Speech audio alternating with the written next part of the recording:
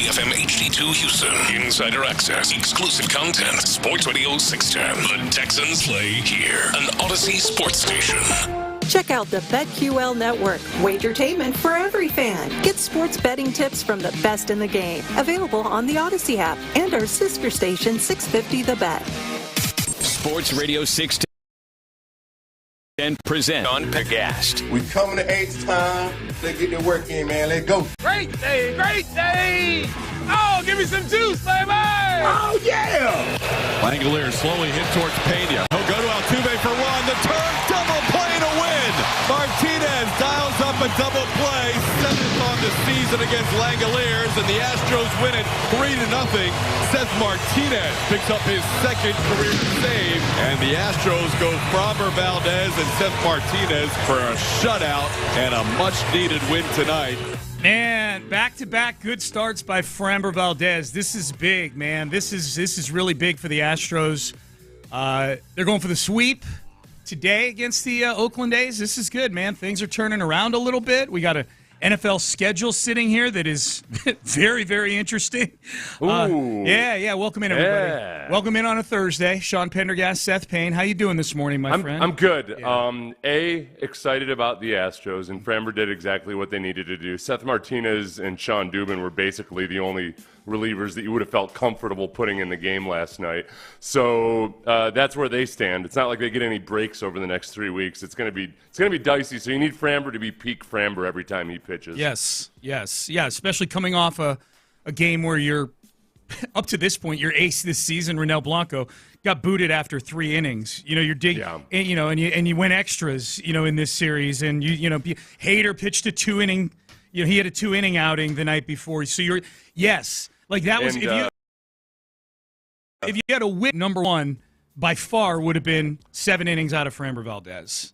And the update for any of those of you who didn't watch or hear last night, Blanco will get a 10-game suspension. He will not be appealing it. Because baseball does this stupid thing, too, where if you appeal it, then they just keep pushing it back. So you don't get credit for time served. No. So you gotta make that decision. Like, all right, do I just take my medicine and get out, or do I roll the dice and potentially be out for 3 weeks? Boy, you're not kidding. On the grid, the game from last night is on the screen in our studio here, and they're showing the grid of bullpen usage over the last few days. Yeah, You're not kidding, man. Like they were on a shoestring last night. Boy, if Framber, if he was early season Framber, there would have been big issues last night. I didn't even. So as they're talking about, and Taylor Scott's been used a lot. Meanwhile, they chose last night to show the highlights of Yiner crushing Taylor Scott several years ago. Yeah. But it was the thing there. I'm trying to be patient with the Astros, and it's a lot easier to be patient right now because they've been playing good baseball. Is that you think about last night with Framber, he's working on varying his speed. At one point, he had thrown a changeup that was 91 miles per hour and another one that was 86 miles per hour. He's changing the speed on his sinker. And every other Astros pitcher is trying to add a changeup to their repertoire. And my guess, everybody's getting a torn UCL every other year these days because everybody's throwing so hard. Maybe becoming a craftier, slower pitcher is the better way to get longevity. But in doing so, there's been a lot of guys that have been a little out of sorts. And then you add on to that all the injuries, the non-UCL injuries that you're dealing with. It's easy to make excuses, but then also look at it as reason for optimism. Look at with Framber, man, now that he's made some changes and is understood a little bit to have better command, or maybe just what he said was just listen to his body more and how he's throwing his sinker and whatnot. That maybe now they'll all start hitting their stride. Yeah, baseball is a wild sport. You think about it, like Framber's a guy who's had a ton of success over the last few years. Alex Bregman's a guy who's had a lot of success, and yet these guys are different crafts, obviously, pitching and hitting. But they're having to constantly go back to the drawing board on things, just little tweaks and changes and stuff like that. It's really interesting to me. Like, Alex Bregman has stunk for the first 6 weeks of the season, and he finally sees something on video about hand placement or whatever it is, getting the knob of the bat through the ball, some little tweak that he made in his swing, and now hopefully he's back to being Bregman again. But this is all coinciding at a good time here for the Astros. They've won 6 out of 7. They go for the sweep. What's the game? Is it tonight a normal game? I believe it's an afternoon game. Is it? Okay. I remember getting excited when I was looking at the schedule this weekend because I love me some afternoon baseball. No, 7:10. It's a night game. I got excited about something else. 7:10. So it's probably some illicit image on my computer that I looked at the same time. Now those two are open. They say like neurons that fire together wire together. So like now that image in the Astros scheduler. Yeah. That's right. The Texans schedule came out yesterday. We'll dig into it in the next segment, a little more granularly. But I think the thing that has everybody talking is the 3-game stretch from December the 15th through Christmas Day, where it's one thing to play on Christmas Day on short rest against the Baltimore Ravens. It's another thing where that game is the culmination of an 11-day stretch where you begin with the Miami Dolphins playoff team, and then on a short week play the Kansas City Chiefs, defending Super Bowl champions, and then 4 days later on Christmas Day you play the Baltimore Ravens. At least the Ravens game is at home. That's kind of my battle cry for that 3-game stretch. That's a brutal 3-game stretch that I'm very excited to see how this team handles late in the season. I'm excited to see how they handle it, but my God, especially late in the year when you're dealing with injuries and everything else. Look, I'm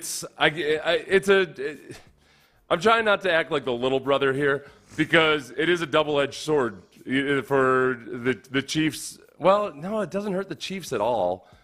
It hurts the Ravens because the Ravens have to do the same thing and then travel. So I guess the fact that I am looking at it, I'm acting like a little brother when it comes to the Ravens.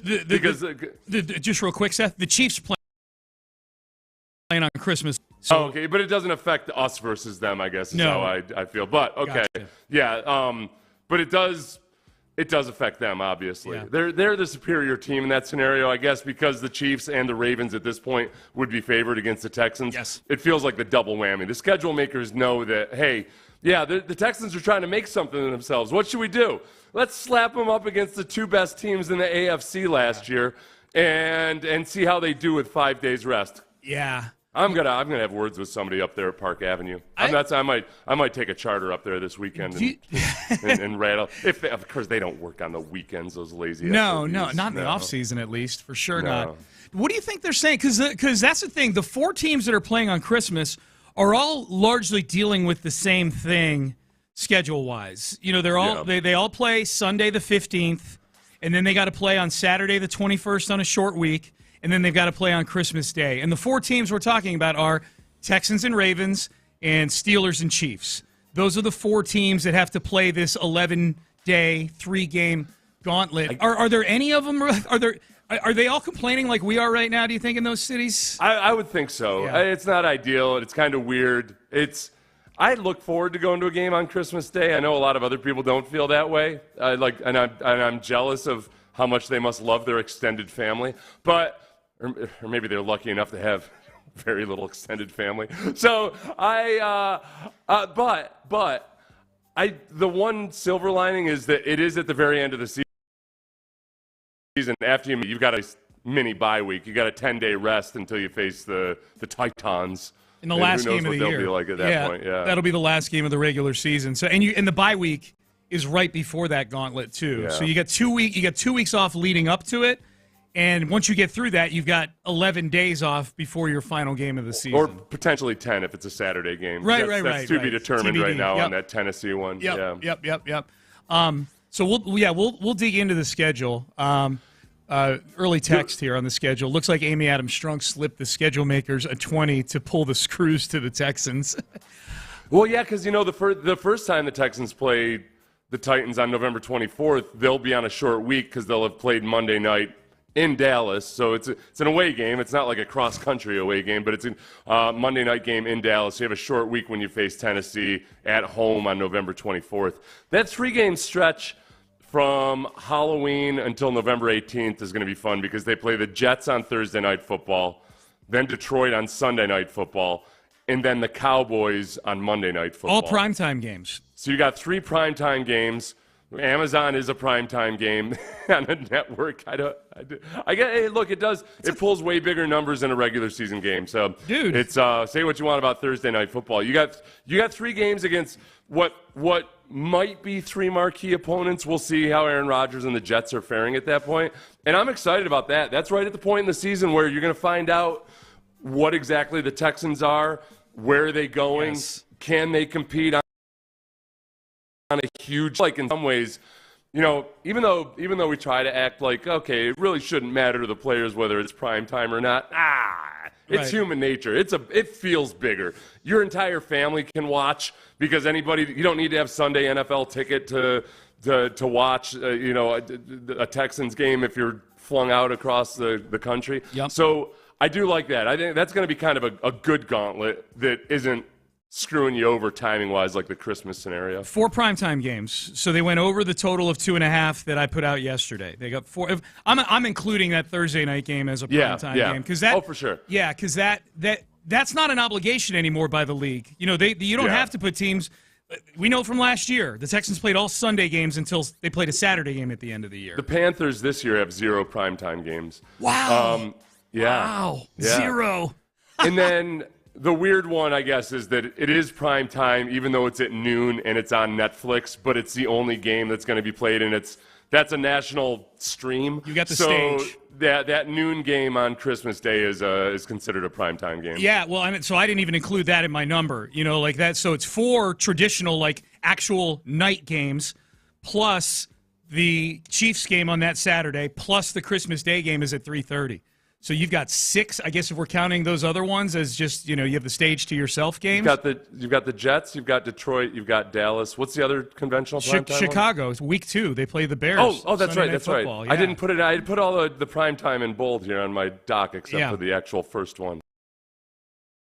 Yeah. Okay. Sounding the noon Saturday, December 21st game and the Christmas Day game. That's 6. You got the stage to yourself. Everybody's watching you games that they've got. As of right now. So I can't call the Baltimore one a primetime, but I will. Yeah, whatever. You can call it whatever you want. But nobody else is playing football at that time. So it's I think the league is saying something about the Texans with this schedule. What are they saying about the Texans with this schedule? And there's something we've kind of dug into the hard parts of this schedule. There is a certain aspect of this schedule that I think is freaking awesome for the Houston Texans. And we'll tell you what that is coming up next. No, what's not awesome is when you get into a fender bender. And what's not awesome is all the words that you say after you get into that.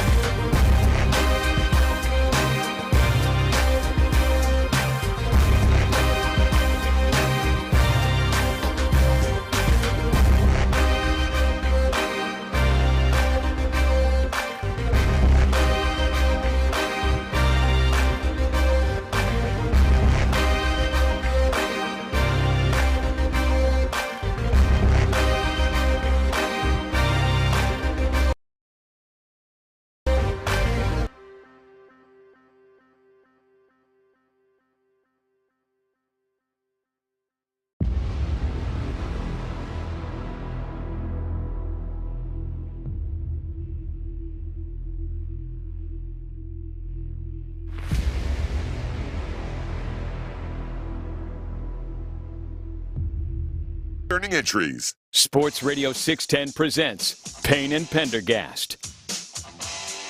Sorry, Seth and I are just sitting here having a hardcore Survivor conversation during the break. Hey, Ben, it was a tense one. Tense one last night. Ben, how late were we coming back? Were we back on time there? Yeah, you're good. Okay, we're good. Okay. All right, just checking. I woke up at 3 a.m. so I could watch the Astros game in full because I chose Survivor last night. It was tense. It was really tense. Dude, it was super tense. Do we say spoiler alert here? No, don't say it. No, let's not even give it away. Just it was very, very tense. Okay. For better or for worse, for the boyfriend of Sean's daughter. Charlie, who is Judy's boyfriend. Yes. It came right down to the wire, and it was it was so anyway. She got some screen time last night, my daughter. She did. I know. Picture of her and Charlie. Yeah. He got a letter from Judy. I think I tell you what. Again, I don't want to put any pressure on these kids, but the fact that they got letters from home and the other two women got letters from their family, where Charlie got one from his girlfriend, I feel like that's notable. Yeah. It's good stuff, man. It's either good for Judy or bad for Charlie's family. What?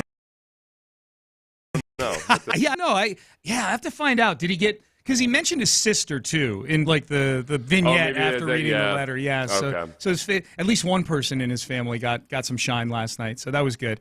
Yeah, man, it was a wild night last night with the Astros beating the A's 3-0, Survivor in my house and Seth's house, and then the schedule release. So if you missed it in the open, if you haven't heard a summary of the schedule yet, I think the highlight of this is the Christmas stretch of Dolphins, Chiefs, Ravens within 11 days. But I'll tell you, Seth, what I love about this schedule is that it is very, very, very manageable right out of the chute. The Texans are set up to get off to a fast start with this schedule. They open at the Colts, which is where their regular season ended last year. So that won't be easy. The Colts are going to be a good football team. Week 2, they get Sunday Night Football, Caleb Williams in his second career start against the Chicago Bears. Then they go to Minnesota. We'll dig into each of these in a second, but just this chunk of the schedule I love for the Texans. The first 6 games, at Indy, home Chicago, at Minnesota, back-to-back home games with the Jags and the Bills, and then at New England. They get 3 of their first 5 at home. They get 3 of the first-round rookies, assuming Drake May starts for New England. They get Caleb Williams, J.J. McCarthy, and Drake May in their first 6 games. And not to mention Anthony Richardson, for what it's worth, has only played fragments. The problem is that in one of those fragments, he scored 2 touchdowns. In one of the smallest of those 4 fragments, he scored 2 touchdowns versus the Texans, virtually untouched and 2 long touchdown runs. He got concussed on one of them, but other than that, but then he went on to perform pretty well with a concussion, too, for a little while after that. So, yeah, there's a part of me that wants to say, hey, they get Anthony Richardson, who's still basically a rookie, but we've seen just how vicious he can be. And I think with a year of just watching and learning Shane Steichen's offense, I'm not going to treat that like he's still a rookie. Right. So I think they're set up to get off to a nice start here. 3 of the first 5 at home. The 6th game is at New England. They're going to be one of the worst teams in the league. Bunch of rookie quarterbacks in there. And even the quarterback, like you said, Anthony Richardson, we don't know what he is. You get Trevor Lawrence at home in there. Trevor Lawrence, we'll see if he bounces back from last year. The first 7 of the first 8 games are noon starts. Like, if you were to look at this schedule and just put your hand over the second half of the season, you would look at this schedule and go, okay, well, they get a primetime game with the Bears. But other than that, man, they're getting treated like same old Texans. The Bills game, which I thought was going to be a primetime game based on graphics that were put out, that's a noon. The Stefon Diggs Bills reunion game is buried with 8 other games on a Sunday in Week 5. It's not the marquee matchup. That's surprising to me. The Green Bay game, at Green Bay, C.J. Stroud and Jordan Love, it's in Green Bay, Lambeau Field, blah, blah, blah. Noon Sunday game. The Colts game, both Colts games are noon Sunday games. So you would look at the first 8 games of this schedule and go, man, I thought the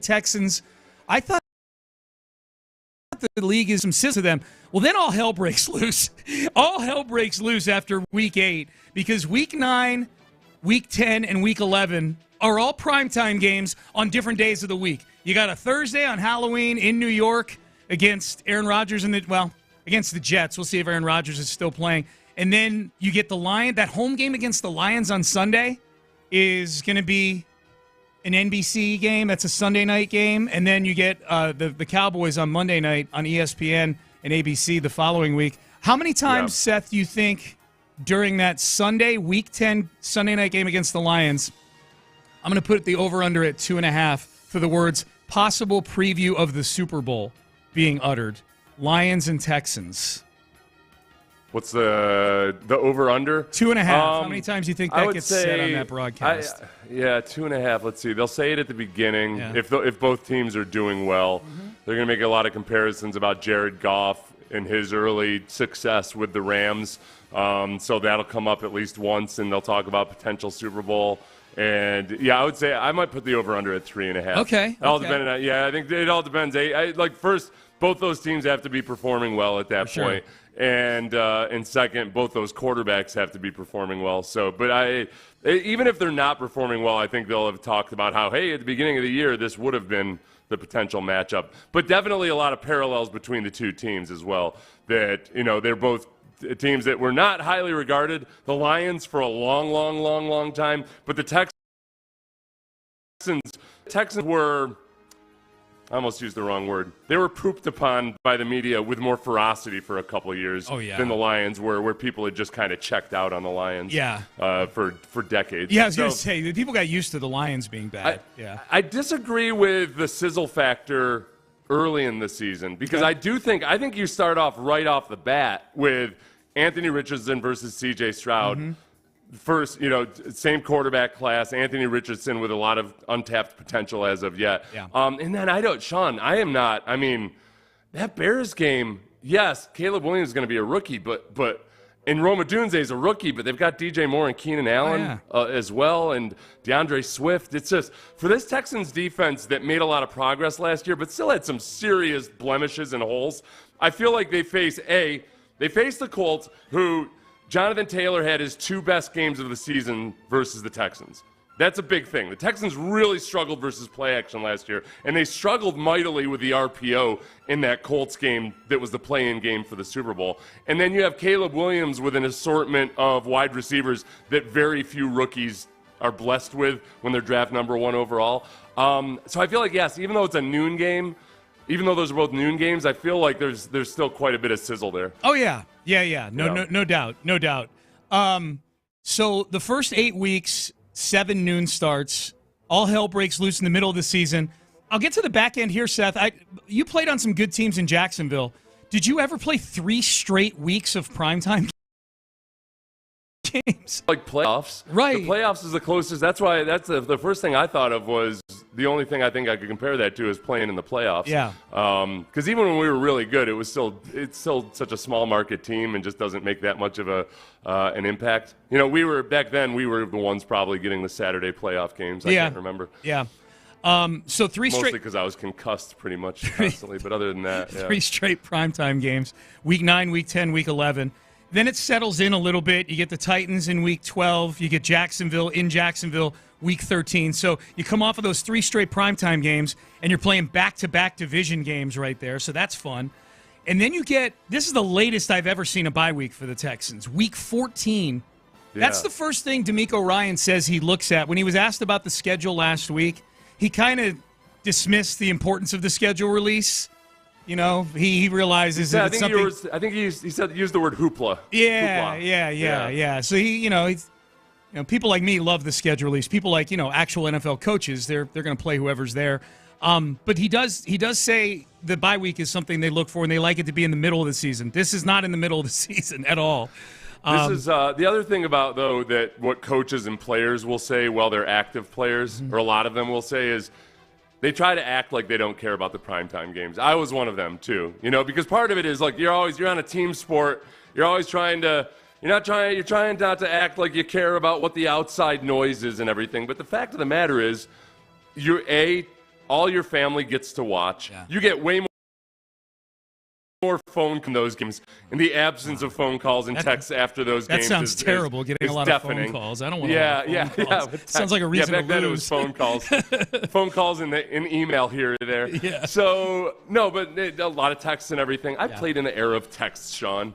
I remember I was phone calls. I was sitting in my home in Bel Air in 2003 when I got my first text ever, and I was so confused.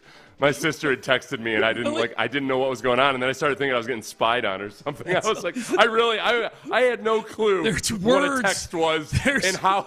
Yes. There's words on my phone. What is this on my BlackBerry? I thought this was for emails and reading the news. Right. Yes. And playing Breakout. Did you ever play the Breakout game on? They had that nice. No, not on the BlackBerry. I was all about Sean. That was a business machine for me. Yes. My BlackBerry. Yes. You see. Yes. But no, the prime time is like, even though the coaches won't admit to it, plus I think there's something about, I like that the 3-game stretch of primetime games comes during that stretch of the season when either boredom or burnout can start to kick in. A lot of the rookies are starting to realize just how long the NFL season is. So something to just kind of change the routine or juice it up a little bit, I think that goes a long way. Yeah, I've mentioned this before, but I did an event with CJ Stroud that I've mentioned a few times back in late March. And one of the things I brought up with him, we did like a fireside chat for a bunch of people, but we got to spend some time in the green room together eating lunch beforehand, and I brought up the schedule to him. And I'm like, man, that's going to be – you guys are going to play a much different schedule. Starts. I'm like, man, you probably were able to get into a routine, and that's going to be really different this year. Is that going to be harder, do you think? Or he's like, no, dude. He's like, playing noon Sunday every week is terrible. He's like, I played at Ohio State. Like, I want to play in front of big crowds. I want to play at I want to play at 7:30. I want to play at 3:30. So I feel good about how our quarterback is looking at this schedule, at least. You know. You know what? That's another thing that you wouldn't think is a big deal. But when I went from Jacksonville to Houston, I thought, okay, whatever. You start at 1 p.m. versus noon. And I'm a morning person, so I didn't think that would affect me at all. Yeah, the time There change. is something about, man, on your local clock, just the getting ready for a football game that much earlier. Yeah. It does. It feels different. It feels weird. Yes. So, and I think likewise for the fans. Again, I'm doing a morning radio. I'm doing a morning pregame show with you. Yep. So we're there 4 hours early anyway, and yet it still feels like, I wish I had a little more time to get ready for this game. Yes, not all hours are created equally, for sure. Yeah, for sure. Yeah. If someone had told me before the season or before the schedule release that the bye was in week 14,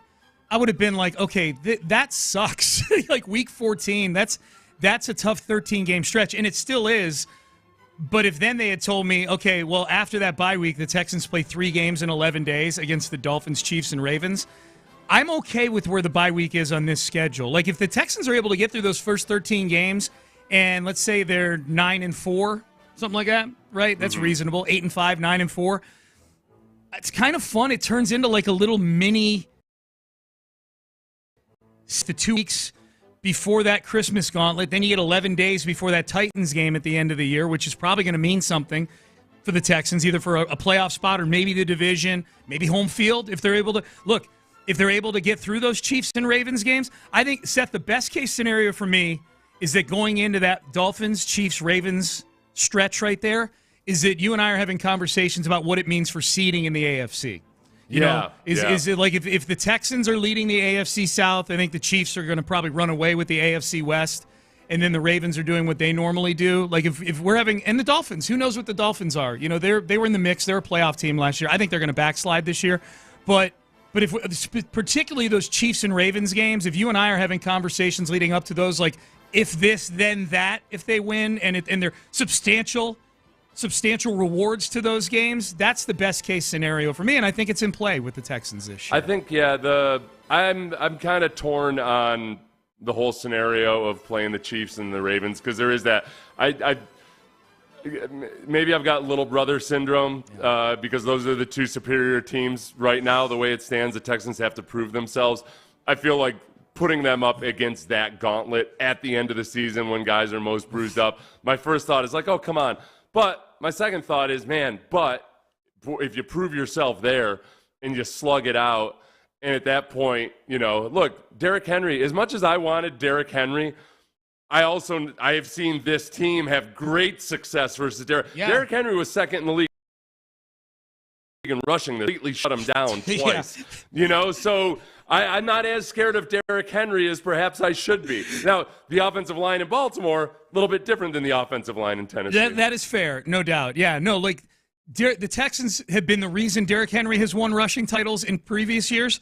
The Texans were the reasons he didn't win the rushing title this past season. You know, they shut him down. I hope he doesn't remember that. I hope he kind of forgets. He seems smart. I think he's going to. I'm going to be so angry if he ends up like playing until he's 35. Oh, if this is a rejuvenation machine for him. I know. All right, Payne and Pendergast with you here on a Thursday, off and running. Schedule's a big topic today. We'll dig into it. Top of the hour. Hey, how is J.J. Watt looking at this schedule? I think a lot of people are wondering that. J.J. Watt gave us a window on Twitter into how he might be looking at this schedule. We'll look at that at the top of the hour. We got your headlines coming up next. How are you looking at your potential for getting yourself a brand new Silverado this summer?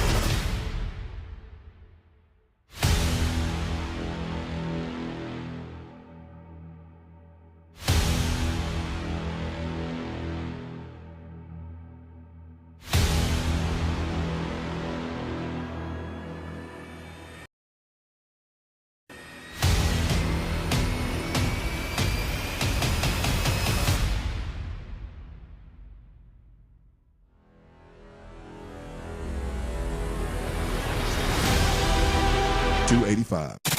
Payne and Pendergast with today's headlines. All right, headlines. Let's get into it. The Astros, they win last night. They beat the Oakland A's. Final score 3-0. Framber Valdez was outstanding last night. This is 2 straight starts now where we've got 2022 Framber back on the radar here. Here's Joe Espada on Framber Valdez. It was a very strong performance. We needed Framber to take us deep in the game, and he did that. That was a really, really good job. The ground balls, we talked to him early in the game about the urgency of, we get deep in the game, we need you to step up, and he knows the condition our bullpen was going into this game, and he did a really good job. Yeah, he was great. You pointed this out earlier, Seth. He's been working on some things, kind of changing the velocity of the sinker and the changeup. That was the big thing. When he was struggling, it's weird. It sounds weird to say this. When he was struggling, it's because his sinker had too much velocity on it. Right. Yeah, and I do think, look, it's also in line with the theme of a lot of what Astros are doing this year. Like, just about every pitcher has added a changeup or leaned more heavily on their changeup. Framber's trying to throw his sinker slower so he gets more action on it. And, over time, hopefully that means, okay, they're not throwing as hard all the time. Maybe it means fewer elbow and shoulder. In terms of last night's performance, Framber, I'll tell you what, the moment that I was most excited about was one of the hits he let up. It was a little dribbler down the third baseline, and he ran for it, and instead of turning around and flailing it wildly towards first base, he held on to it. And it was, old Framber might have just gone for it and blindly thrown it. He held on to it. He practiced discretion and judgment in that moment. Yeah. And last night was another night, too, where the Astros looked like the professional baseball team out there. Like, yes, there's a disparity in talent, obviously, on paper. But right from the beginning, Nevin, their right fielder, forgot that Kyle Tucker was on third base. So Nevin fields a nice, easy, short fly ball and then just holds on to it while Kyle Tucker looks around kind of like, all right, I guess I'm going home. Guess I'll score. Yeah. And that was even the way Tucker had gotten to third, or Tucker got to second stealing, and that's what sent Altuve home early in the game, too. Yep. So it was like there were just a few moments early on where the Astros, unlike early in the season when they looked like a bunch of rookies making all kinds of errors, they looked like the professional baseball team out there. Yeah, this is the season. Like, it's 3 games out of 162, but this feels like this is sort of like the balancing out going on right now at this tier of the stand. The Astros still have a lot of work to do, but like it's one of these things. Like, okay, let's eat what's on our plate here.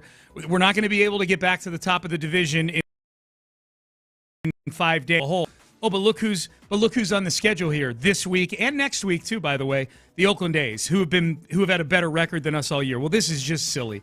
This team is not better than us, and we need to win games, and they've won games different ways too. They win an extra inning game a couple nights ago. Last night they get a great performance from Framber Valdez. They take advantage of some mistakes that a young team is making. They blew them out on Monday. So hopefully a sweep today, and then you got Milwaukee coming in this weekend, and now you're playing a good team, Milwaukee, with a little bit of momentum. They've won 6 out of 7 now, the Astros have, so that's good. Now, bad news yesterday, but not unexpected. Ronel Blanco, 10-game suspension, which is a problem. He's been good this year. He's been their best pitcher this year, Ronel Blanco, and the Astros have a stretch here where they're playing a bunch of games.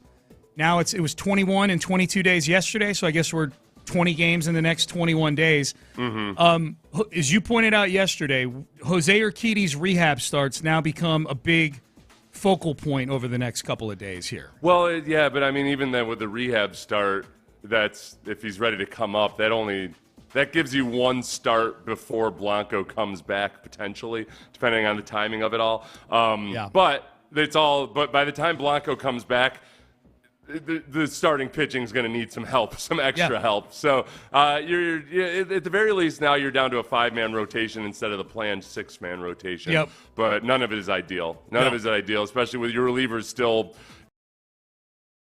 Your relievers break. Like last night, they really only had 2 guys that you would have wanted to use in Sean Dubin and Seth Martinez, and it worked out because Framber was such a horse. Yep. Yep, absolutely. 7 innings out of Framber big last night. Corey Julks traded, by the way. Corey Julks, who spent some time with the big club last year, Houston guy. He is traded to the Chicago White Sox for right-handed pitcher Luis Rodriguez. Texans schedule is out. We've chopped it up already this morning. We'll continue to do that throughout the show today, and I would imagine on the station throughout the day today. The headliners from this schedule, the Texans have 4 traditional primetime type games: Thursday night, Sunday night, Monday Night Football. They play the Chiefs in a standalone game on Saturday before Christmas. That is because on Christmas Day, the Texans will be possibly the first game ever played on Netflix, I think. They play Christmas. They play at 3:30, so I don't know if there's a noon game or a night game on Christmas. I would imagine it's a night game on Christmas. But they play 3:30 on Netflix. So the Texans will be one of the first games played on Netflix because Netflix has the 2 Christmas Day games. But that's the big headliner with this to me, Seth, is that 3-game stretch in December, Dolphins, Chiefs, Ravens in 11 days, which is really, it's going to decide a lot about what this Texans season ends up looking like. That's okay. So the Chronicle has them playing at noon on... Did I mess up by copy and pasting out of the Chronicle? Yeah, I'm looking literally at the press release the Texans sent out. Yeah, the Chronicle said Neil. Yeah. Chronicle's basically as credible as me when it comes to names and times and dates and everything. Yeah, noon for the Chiefs. Noon for the Chiefs. This is according to the Texans press release. Noon for the Chiefs, 3:30 on Christmas Day with the Baltimore Ravens. So I'm just going to delete this whole one that I copied and pasted out of the Chronicle. Do that. I made 2 mistakes based off of it already. Yeah, do that. It disgusts me. Do that. So, come on, Chronicle. Do you guys understand my challenges, what I deal with, and trying to keep my brain straight? I don't need misinformation from you. My God. Let me ask you a question. I'm going to ask you a question that I was asked on the Morning Bull this morning about the schedule. They had me come on for a few minutes to talk about the Texans schedule.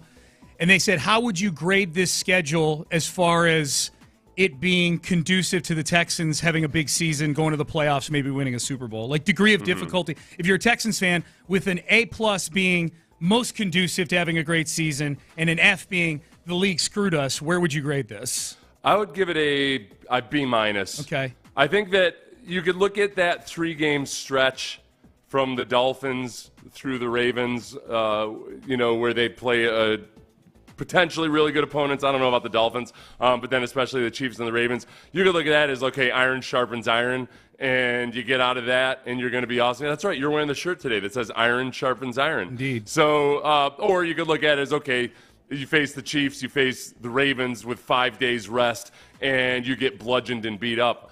The one bright side is that you have a virtual bye week the next week because you play the Titans after all of that. So at the very least, you face the Titans. Will Levis might not even be alive. I don't know because he's trying to prove something to Daddy by trying to run through linebackers. And that's the one silver lining there. Yeah. I got to imagine, like, when DeMeco got a hold of this schedule, like, DeMeco, this is how DeMeco should look at it, I would think, is like he looks at that stretch in December and he's like, let's go.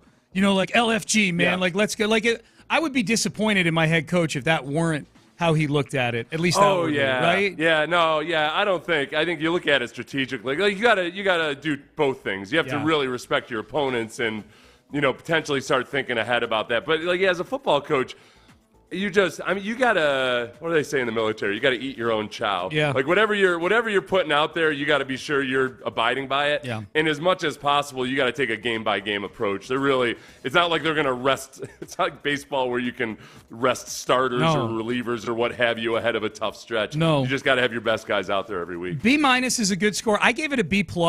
And the main reason was I like the opportunity to get off to a fast start with this schedule.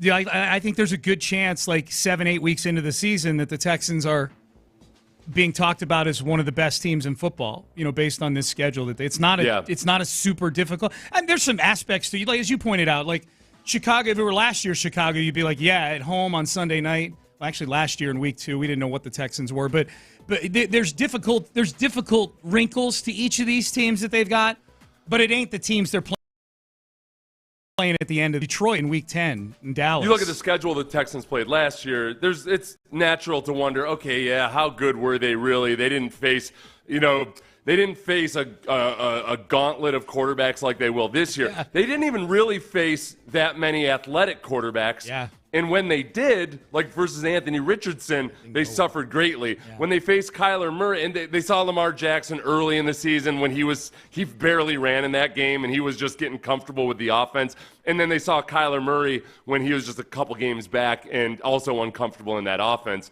This year, they face more total really good quarterbacks to begin with, and then they face more athletic quarterbacks who will probably be their fully athletic selves. Yep. Lamar Jackson is used to this offense. Yes, right now. yeah. By Christmas, he'll be okay. very accustomed to it. Yes. Yeah.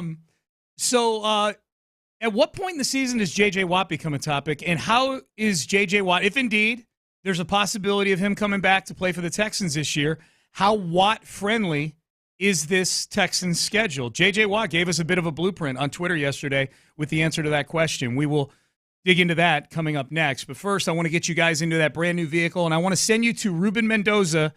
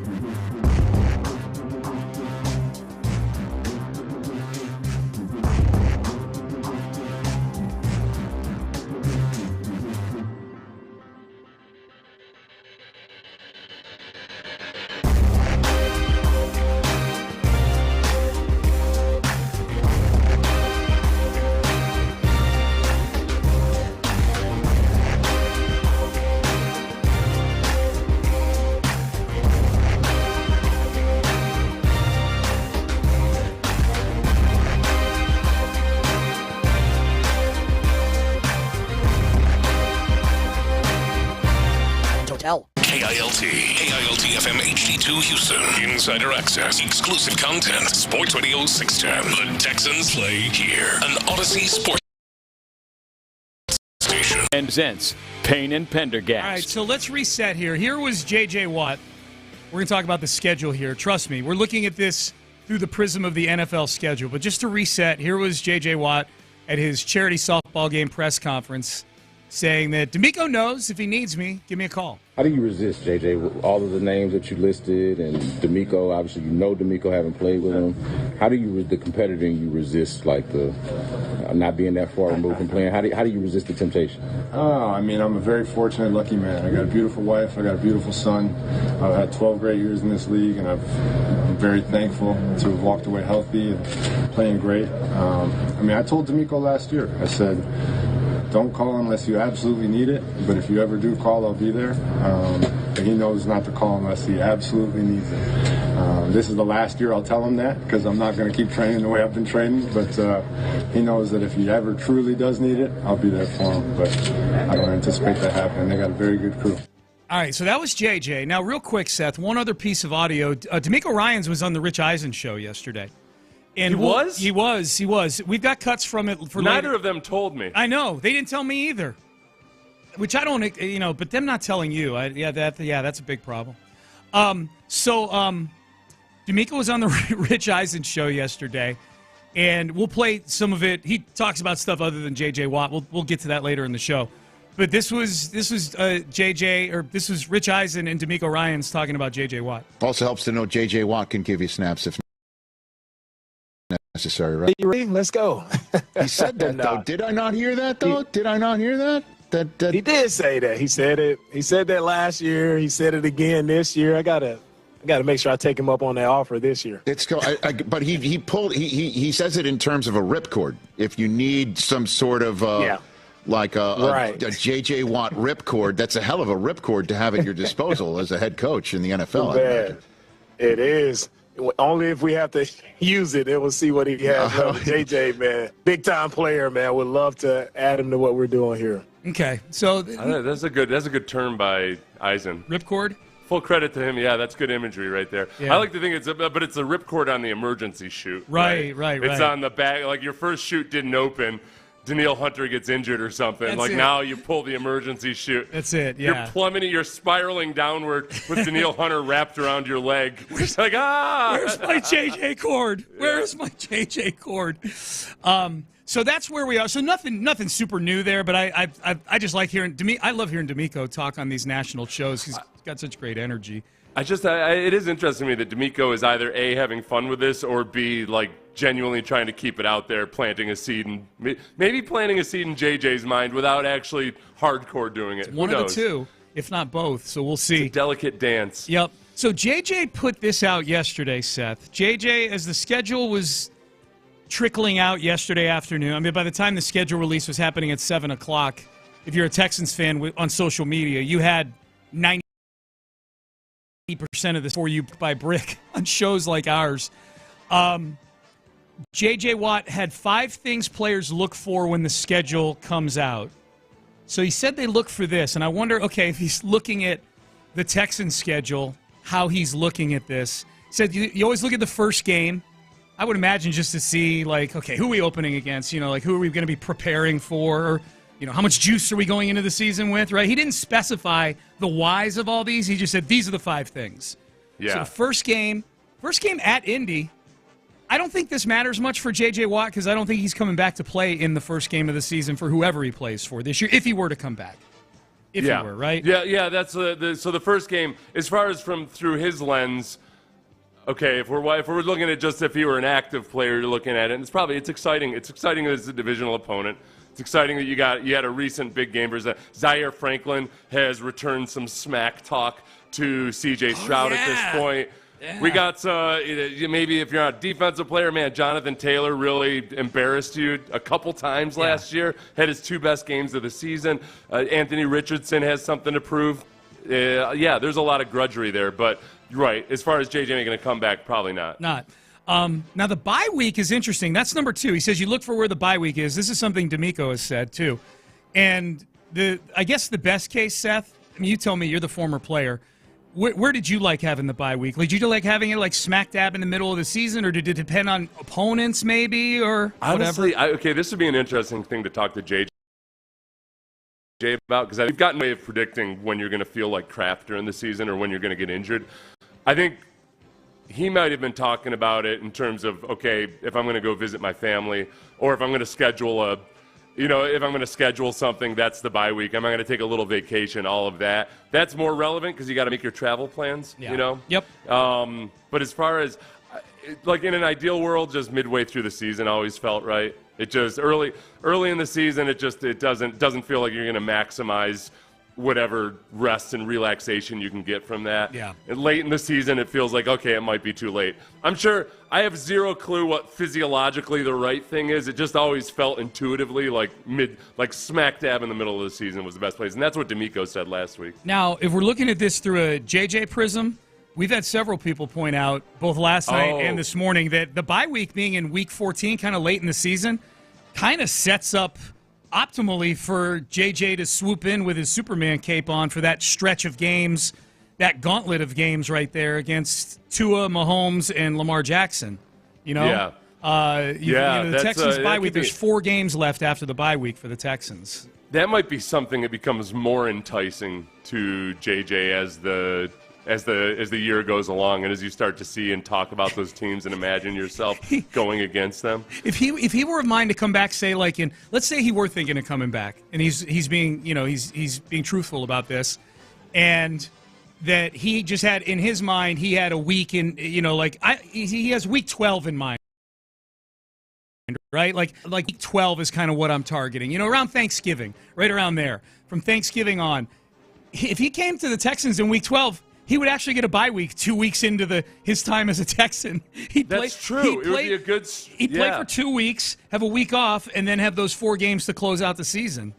But you'd also... And then you've got that after the Ravens game where you have a long layoff, too. So he'd have, some of those rests built in. Yeah, if you think about when JJ came back for the playoffs in the year in which he tore his pec, was it? Pec. Yep. When he tore his pec, you could tell in that second game versus... it was the Bills was his first game back, right? Yep. And then the Chiefs. The Chiefs the next week, he looked like his legs were feeling it. Yep. So he knows how tough it can be to get back into football shape in the middle of a season. Yeah. So it might be that might be very enticing. Thank you, schedule makers. Way to go, schedule makers. Now, so the bye week. So the first game, again, we're going through J.J. Watt's 5 things a players look for when the schedule comes out through the prism of, does this schedule look enticing? The Texans schedule look enticing for a Watt comeback? First game, who's the first game? That's irrelevant. Where is the bye week? I think you and I both agree this might play perfectly for J.J. Watt, that he might actually get to experience a bye week if he were to come back late in the season for the Texans. I'm going to group the next 2 with each other because I think they're sort of the same thing. Number 3, he says you look for when the Thursday night game is. And number 4 is any other games that disrupt routine, like a London trip, a Monday Night Football trip. If those are, then JJ is jumping in on a part of the Texans schedule that is rife with disruption. Right. It is a super disruptive schedule at the end of the season. He didn't really point that out as a negative or anything. I think it's just those are the things that you have to look at, just like with the bye week, where there's logistical concerns. Yeah. And JJ strikes me as somebody, if we're going to compare JJ's career compared to mine, aside from the actual statistics, the one thing that really sticks out, I think he's really good at planning ahead. So I think he seems like the guy that's got all his ducks in a row all the time. Sure. So when you start looking at those weird schedules and everything, JJ's like a guy that wants to be sure that anybody's traveling at the right time and all that. Any whatever charity events he's got going on. I don't think that's necessarily a negative. Okay. I think that was more because are we going to sit here and act like JJ also didn't like the attention of a national game? That's fair. That's fair. He's getting a bunch of those at the tail end of the season. So we'll say that one is we'll call it neutral. We don't know if it's a negative. It's a negative. If not, he's got a lot of attention on there with the national games.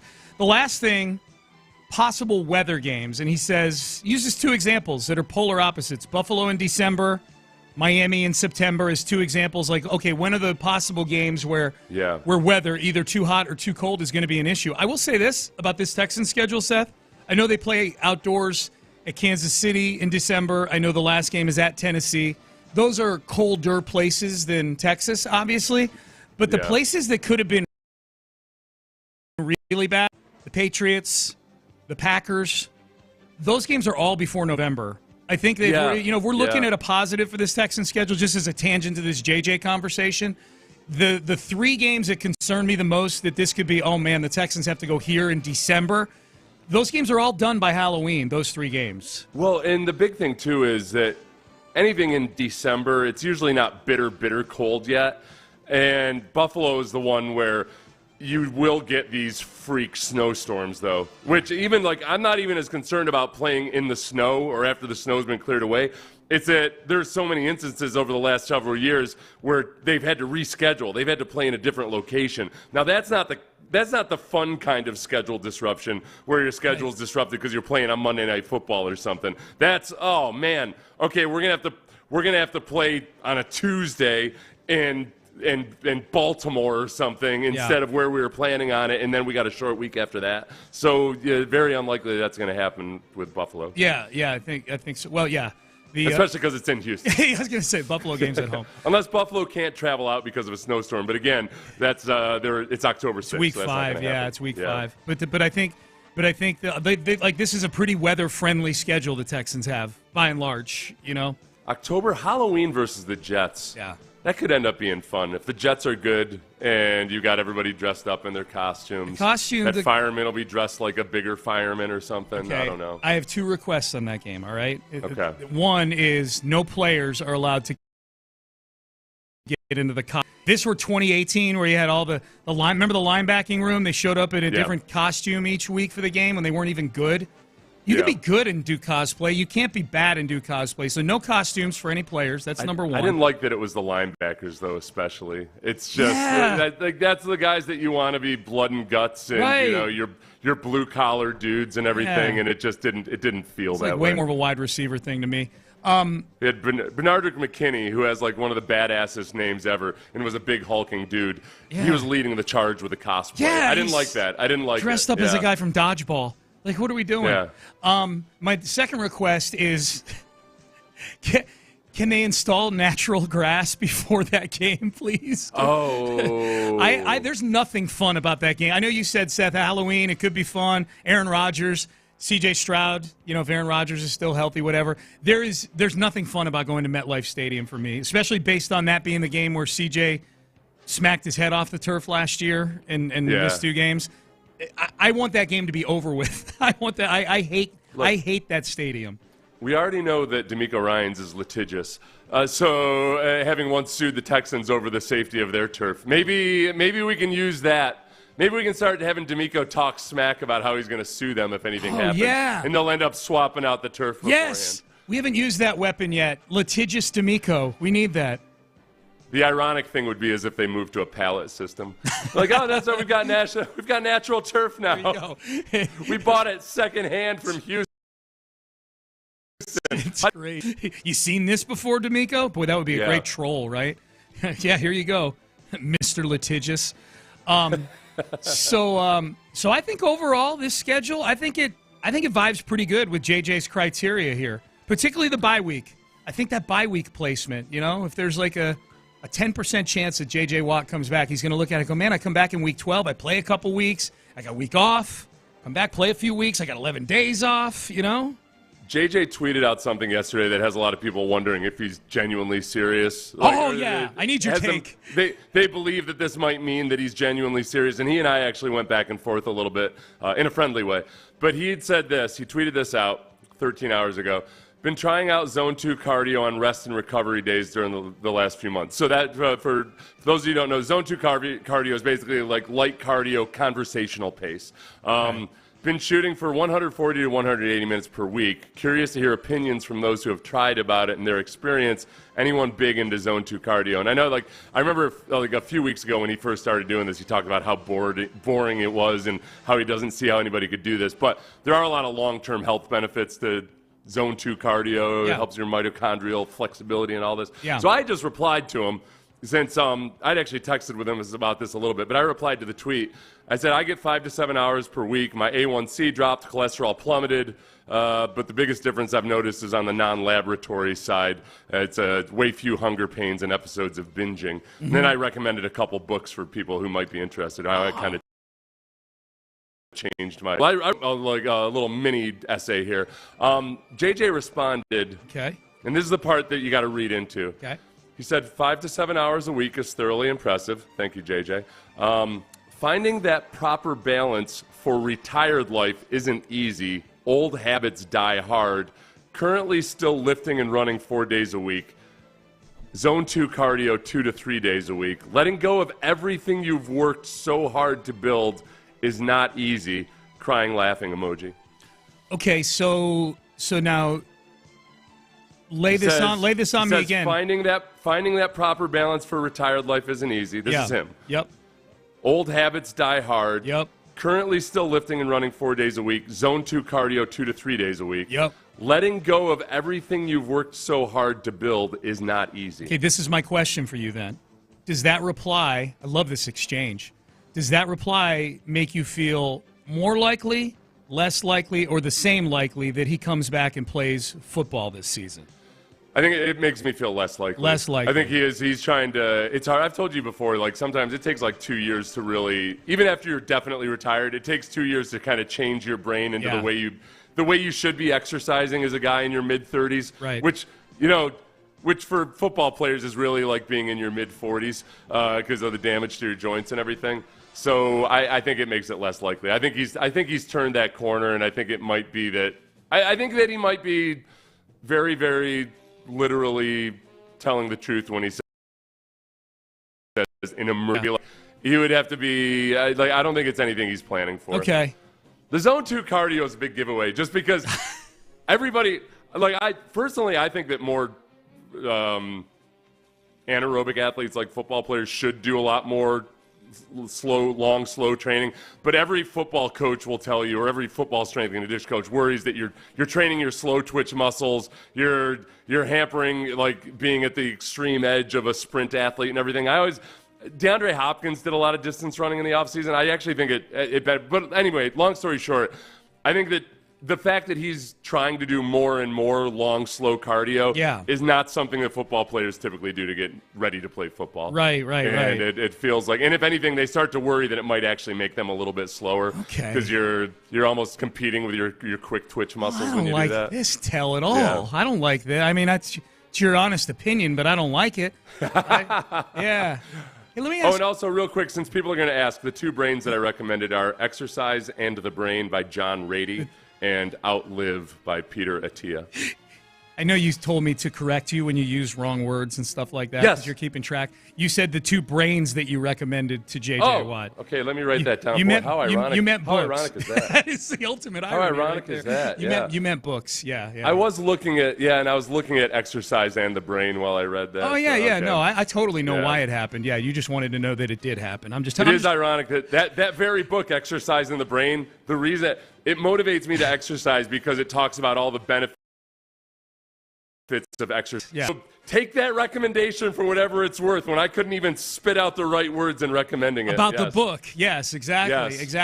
Exactly. Yeah, for those who are wondering, Seth is keeping track of this now. I'm not jumping in to be a jerk about it. He's keeping score on when he gets names wrong or little nouns like that. So I'm up against it today. I've got 2 so far. But they're not names though, Seth. I feel like we need to weight the scoring on this. This is something you took on because of you confusing names of players. Not confusing, but just using the wrong name because you had a different name in your head. I just say the wrong name out of nowhere, You meant Ronell Blanco like 3 times or twice yesterday, and you said Jose Urquidy. Okay. And it just happens, you know? That's right, baby steps. Let's start with that. So far I've got a clean slate on the day. I've gotten all proper nouns correct. Yes, proper nouns, right.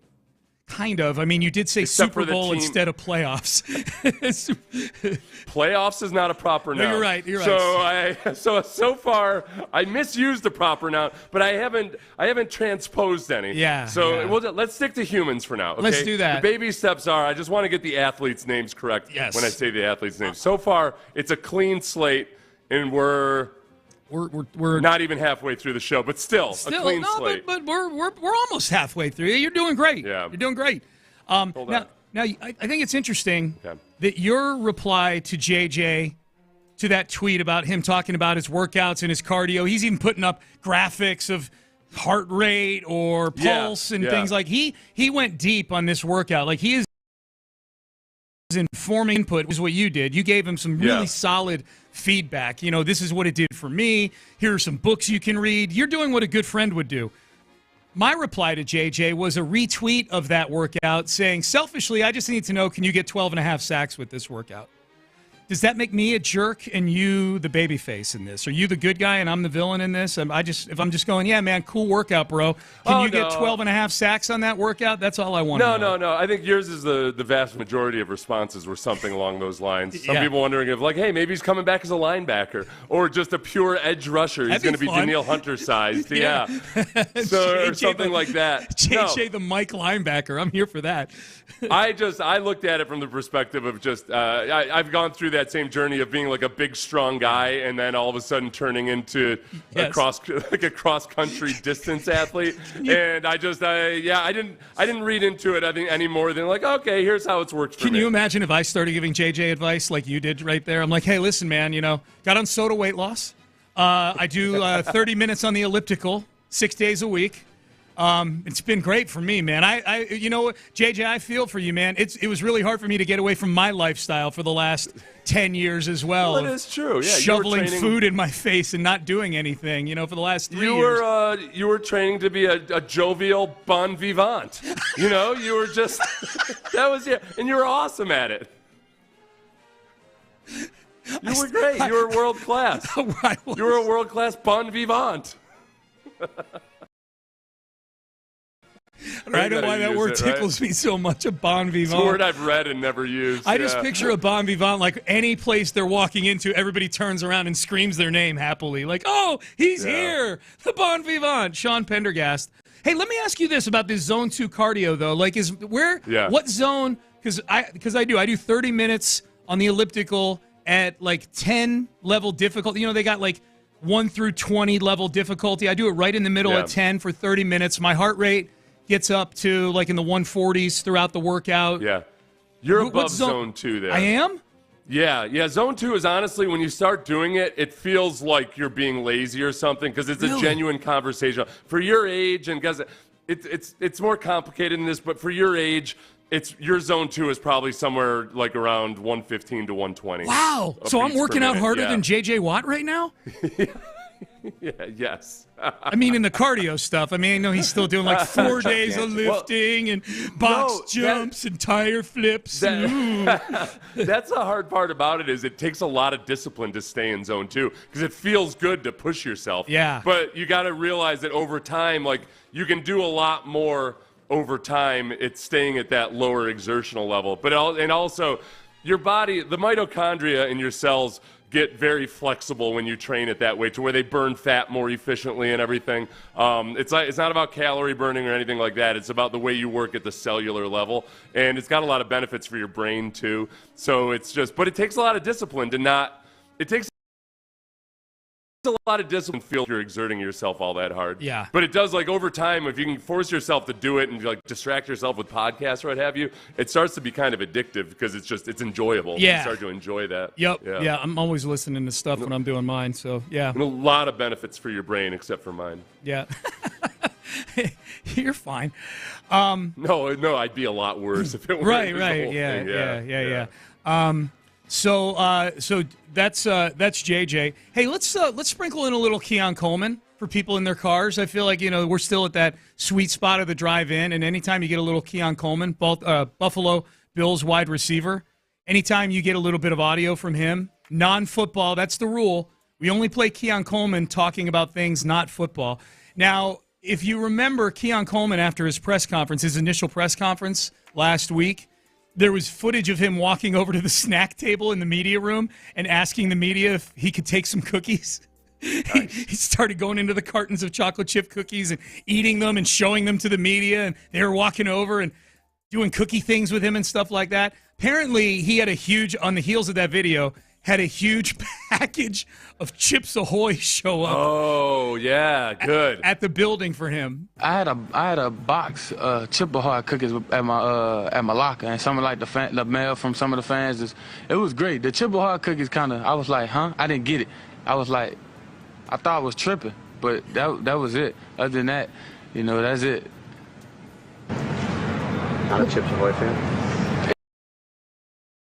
I eat them, but no cookies at my locker, and it was in a box. I was like, what could this possibly be? So I opened it up. I'm like, and it was like a big box. I'm like, yikes! It caught me off guard. So he got fans saying he went like this. Said like the size of the box he made with his hands was like probably like 3 feet long. Like it was a huge box. Yeah. There was like a big. People tried to make a scandal out of him not getting anything from Macy's, where Nike sent him some jackets where Macy's didn't, and Macy's dropped the ball on that. Yeah. Let me ask you this. I've heard this, and this is like I've heard this from old white men. I've heard this from Keon Coleman. I don't think it's like a cultural thing or anything. I think it. Who the hell says? Why do people say Chip Ahoy instead of Chips Ahoy? That annoys the hell out of me. Yeah. I hear some old guy ask for a Chip Ahoy cookie, and I'm like, how did you make it this long in life? I don't know. I felt like with Keon Coleman, he's from Opelousas, Louisiana. I thought that might be a dialect thing, that maybe like in Louisiana they got. I've heard like old dudes from Queens say it. Oh, really? Okay. I don't know. I think there's some people that just don't like the fact that it sounds a little too complicated to say Chips Ahoy for a single cookie. Chip Ahoy. I think that's what they say. They want a Chip Ahoy if they want a single cookie. Okay. But there's still multiple chips in that Chips Ahoy cookie. There are. Boy, Chip Ahoy is much easier to say than Chips Ahoy. I got to side with Keon Coleman on this. I know it's not what it says on the. I know it's not what it says on the label there, but it is Chip Ahoy. God help you if I ever walk in and see you on the elliptical doing your zone 2 card, call it a Chip Ahoy. Don't worry, Seth. I got the Chip Ahoy handled right here. I'm doing the cardio. I'm burning it as I burning speak. this off as we speak. Okay, this one's really good too. This was Keon Coleman on the I think these are both from the Adam Schefter podcast. He was on with Schefter. Adam Schefter asked him, okay, favorite snacks. Keon Coleman's top 3 go-to snacks. Sour punch straw, sweet tart roots, and Skittles, of course. Give me a little bit of background on why you like them so much. The purple Skittles, of course, the purple Skittles. And then the sweet tart roots, you ain't never had them? No. So they got the cherry punch, another pink one, they got twisted ones, and then they got one that come in a blue pack. It might be strawberry. I don't remember. It's a blue, and they got green apples. So they got the blue pack, they got a red pack, a pink pack, and a green pack. All on fire. And then you got the sour punch straws. I've been eating them joints since I was about 6, 7 years old. You got the blue ones, the green ones, the purple ones, the red ones, and you get the watermelon. There's only 5. Order, you gotta give me 5. I can't just give you 3. I'll give you whatever you want. Laffy Taffy, 9 liters. It's a good bit. And Airhead Extreme, the green pack. Yeah, that's my 6 right there. He is. I bet Keon. He should do a podcast or a stream where he has somebody ask him just random questions about things. Yeah. I think he's just naturally entertaining when he talks about anything that he gets excited about. He is fired up about the sweet tart ropes. He loves He's those. He's built for streaming, I think. Yes. I think he really, just even watching old sitcoms or something. Yeah. You know that one of those trends on social media is young people and just being emotionally blown away by stuff and everything. He would be awesome at that. Oh, yeah. We got to find out. I'm sure he's got a stream already. It's going to be a waste if he doesn't. You bring that up. I heard Landry say this yesterday on their show, because that's where I first heard this audio, was on In the Loop yesterday, and it was so funny we needed to use it. But I heard Landry say this, and I thought it was a really good point. Like, he went to Florida State. Keon Coleman did. Like, how are we just now finding out that this kid has this type of personality? Like, how is he not in this day and age of social media and NIL and personalities being embraced even at the collegiate level to that degree? How is it that someone who watches a ton of college football and I'm in this business that I'm in, sports. Well, how am I just finding out about Keon Coleman's personality? How does this happen at Florida State? Well, I think for one, just college athletes just don't get as much camera time. Coaches tend to be a lot more strict about it. And then it's even more so now that NIL is kind of infiltrated to where I bet a lot of the Keon Coleman content has been for NIL-funded podcasts for Florida State people and everything. It's more so. Plus, and then college football in general is just treated differently by the national media now, I think. But I think also maybe he's just pure of soul, and he's got 465,000 Instagram followers. I'd love to know how much he had before the draft. Like, how much did he pick up? You know, like how much? I'm following him now. I wasn't before the draft. Yeah. He's only got 40 posts, but I guess it's all about the stories these days. So a lot of guys don't have that many posts. Yeah. Oh, yeah. That's true. Yeah, it is. It's all about the stories. Keon Coleman, man. Would you be concerned if you were a dietitian with the Buffalo Bills, hearing him give that breakdown of all that sugary, fruity candy that he loves so much? Remember Ezekiel Elliott really loved his Skittles too. That didn't, that wasn't good. I'm looking at Keon Coleman playing basketball at Michigan State and just wondering about the old NBA NFL challenge. But as far as him eating the sweets, who else? Let's see. Dwight Howard was big into the sweets. Yeah. He doesn't seem like he has type 2 diabetes yet. Yeah. I think that, I don't know. I have a general rule that if you've got 3% body fat, your body seems to be metabolizing your body seems to be metabolizing whatever carbohydrates you're bringing in just fine. I don't worry too much about them. Shifting gears here, RG3 was cut loose from Monday Night Football, from Countdown. Jason Kelsey is going to be replacing him. My question is, will RG3 continue to campaign now even harder for an NFL team to sign him like he did in the middle of the season while working for ESPN last year? The Browns should sign me as their starting quarterback, and here's why. 1, at 33 years old, I understand the game better than I ever have in my entire career. I know how to slide, and I know when to slide, and that was a huge issue in my 8 years in the NFL. I've learned from my mistakes, and I'm ready to showcase that I can get it done. I can go out there and manage a game for the Cleveland Browns and help them go on the Super Bowl run that they want to go on. But here's the second thing. I still run a 4.340, people, and I can throw the football 80 yards. I train every week like an NFL football player so I could be ready for moments just like this. So they need to hit my line. If Dorian Thompson-Robinson is going to be their guy and they don't bring me in to be the starter, then they should bring me in to be the backup so I can help him in the same ways that I helped Lamar Jackson. Okay, so that was before the Browns went ahead and signed Joe Flacco, which ended up being obviously the right decision. I know we played that audio on the show last year just because it was so funny. Yeah. And I heard it again. The John and Landry were talking about RG3 getting let go from Monday Night Football and played that audio yesterday. But while I was listening to them, while I was walking, that sounds so much more like inappropriate, maybe too strong a word, but like out of season for whatever reason. It sounds so much more awkward and cringy, and self-serving and unprofessional. Yeah, like during the season, there's so much stuff going on, right? But now, like in this dead period, it's a lot of what people thought of maybe him as an athlete itself, like self-serving, unprofessional, focused on himself, all of that.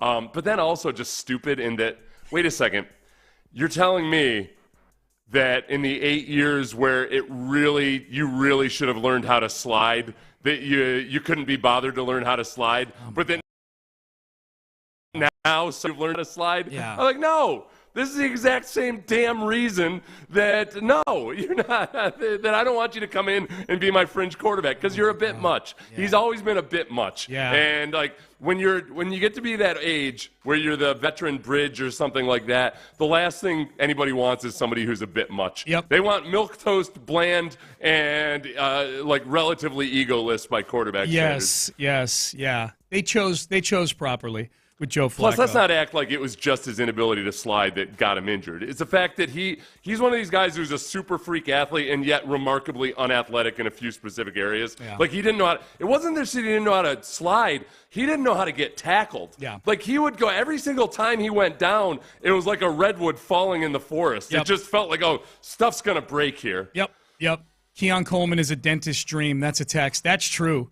You hear that? Like, yeah, that's who he should be getting cards from and cards and letters from, not people sending Chips Ahoy. He should be getting a dentist. hitting him up with all the sweets he's putting into his What's mouth. the worst sweet? I'm guessing Skittles are probably one of the worst ones because they stick to your teeth. Yeah. Now and Or later. then anything that, like hard candy, I bet, because you're just constantly bathing your mouth in sugar. Yeah. Like now and later's are to me, those are the worst ones because they trick you into thinking that you can chew them at some point during their digestion process. You know, they come into your mouth kind of as hard candy. Super hard little discs. Yeah, they're squares. Okay. Yeah, they're squares, and they're hard. But they get to a point where they're kind of chewy, but not really. And you get duped into thinking it's like a Starburst because it. And all you got to do is chew it. I've ever had one. Now and later? Yeah. All right. I mean, they're called now and laters for a reason. They're supposed to just be in there forever, but sometimes you get impatient. You're supposed to be able to suck on it and then keep it for later, or you can chew on it now. You not to go too deep on it. If there's one thing I know that's big amongst candy eaters, it's delayed gratification. So, great move now and later. No wonder I've never heard of you. That's right. So, yeah, I would guess any kind of taffy type thing also probably bad for your teeth. Anything that pulls out your fillings. Yep. Text message. Why are y'all not talking about the Texans schedule release? Sir, we've talked about it 3 times already, and we're talking about it next. We just aren't talking about it. We're accused of being scared of it already on Twitter this morning. Yeah. No, we'll talk about it in the next segment. What does the Texans schedule tell us about what the league thinks of the Houston Texans? I think we've got a couple real good pieces of evidence about what the NFL thinks of the Houston Texans in 2024. Tell you what that is next. But first, Prize Picks. And Prize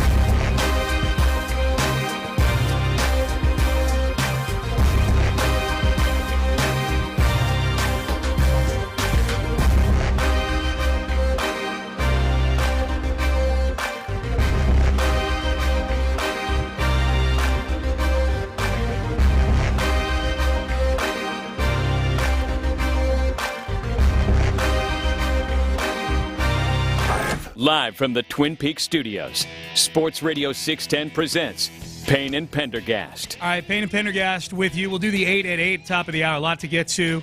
Texans schedule is out, and we're going to continue to dig into it on the show as we have this morning throughout the day today, and I'm sure In the Loop and The Drive and Area 45 will be all over it. Area 45 all over it last night as the schedule dropped in full at 7 o'clock.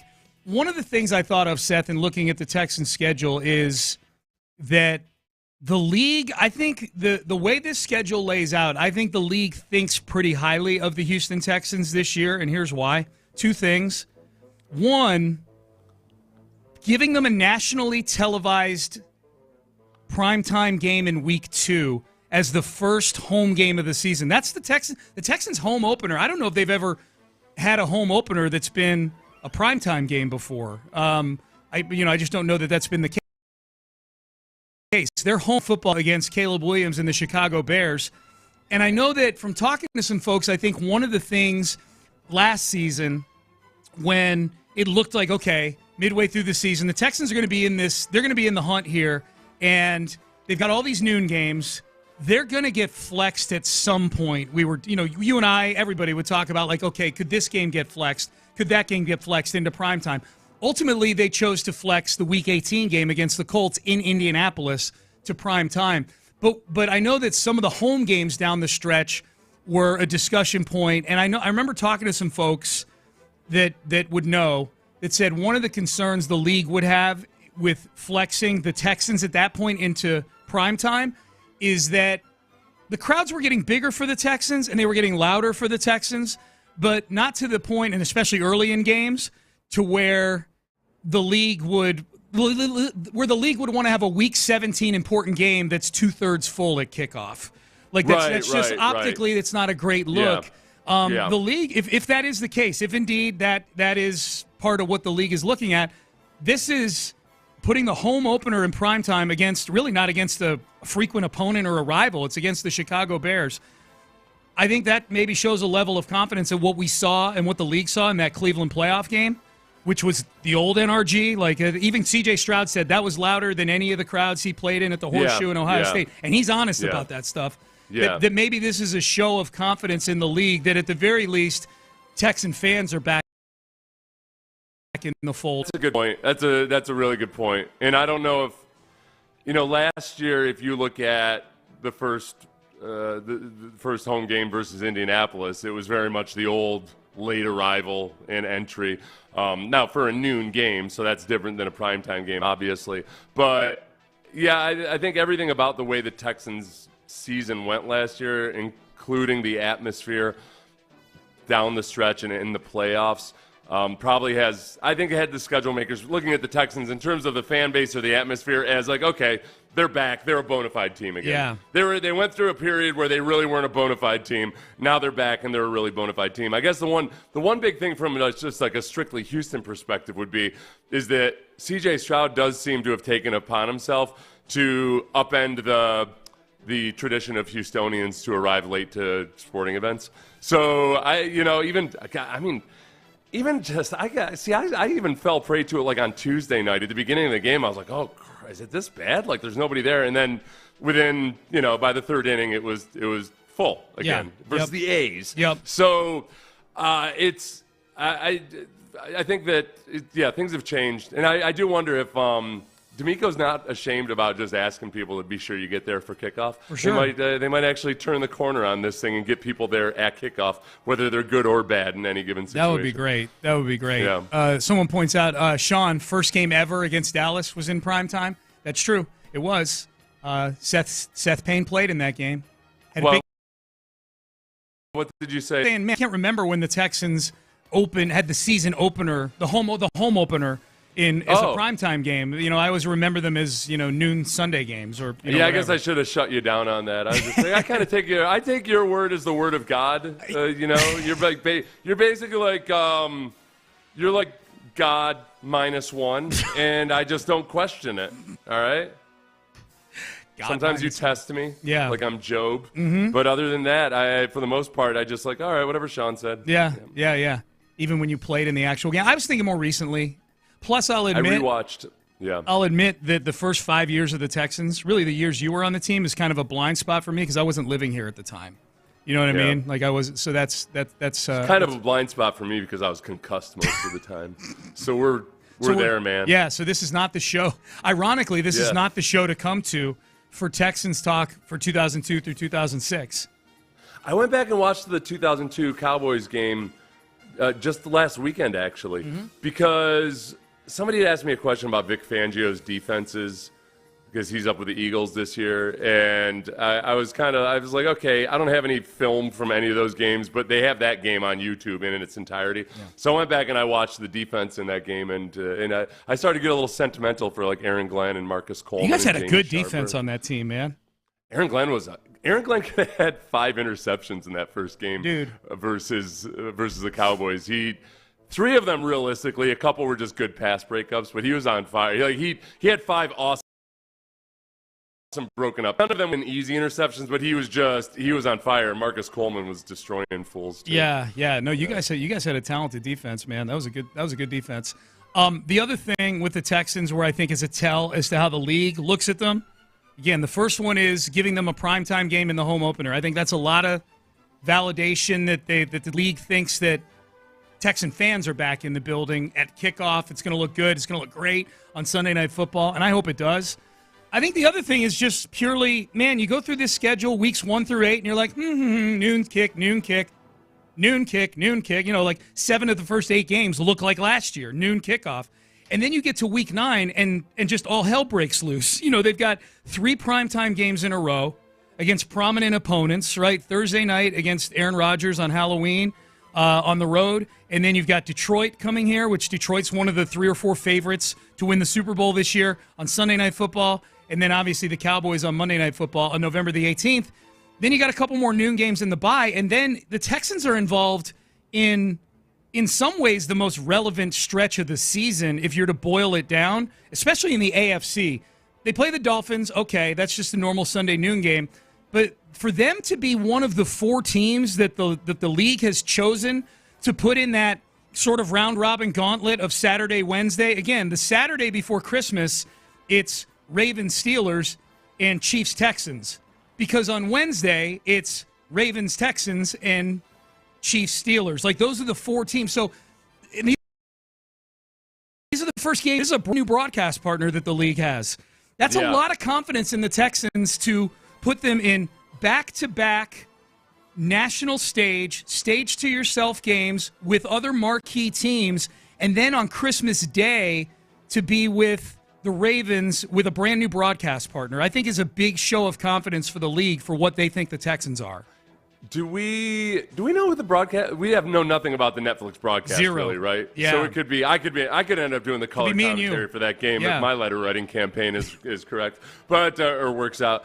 But I'm not saying anything about myself. I'm just trashing everybody else in these letters. Right, that's the way to do it. Yeah. I'm trashing every single color commentator out there. So they hire this guy with no experience. Yep. But I kind of like the symmetry of the Ravens game being so late in the year, so close to the playoffs, when the Ravens were the team that showed you this past year that, okay, you guys have improved a lot, but with or without Tank Dell, you're not beating the Ravens. You could see, all right, they're good, they've improved, but they're not on the Ravens level yet. That was a non-competition last year.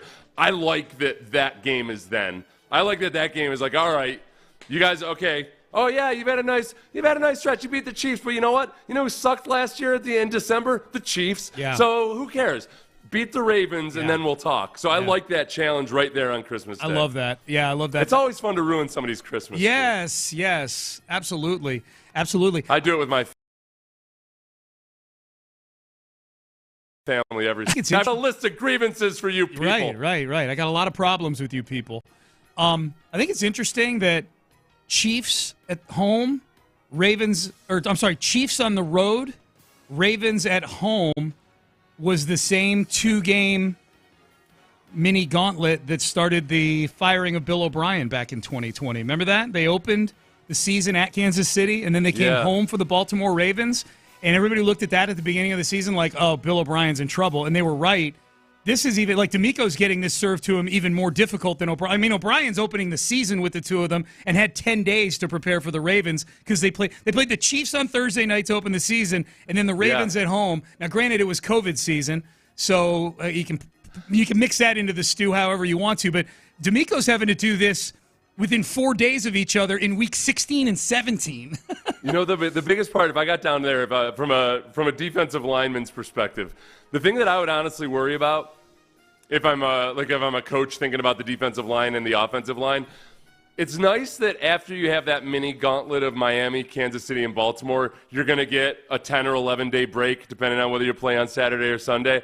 But that is also a whole lot of time for the big fellas to enjoy both Christmas, the day after Christmas, New Year's Eve, and the day after New Year's. Like there's got to be some kind of addressing of the potential for some guys to gain 25 to 30 pounds in that 10 days that they're off. Oh my God. I mean, you'll be practicing, but by that point in the season, you're just trying to keep everybody healthy. You're very rarely in pads, so you gotta start prepping those guys for moderation after you win that Baltimore game. Actually, get to enjoy New Year's this year. Wow, I hadn't thought about that. Do we know what? We don't know what time the Christmas Day game is.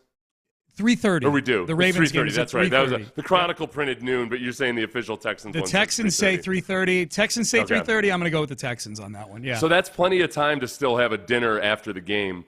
And then a lot of the guys will probably do.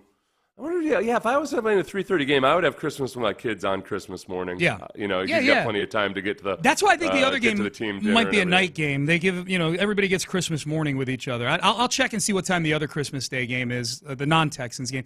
Real quick, Texans schedule says week 1 is at noon. Is that wrong? No, that's at noon. I'm saying the home opener is in prime time. Week 2, the home opener, not the opener against the Colts in Indy.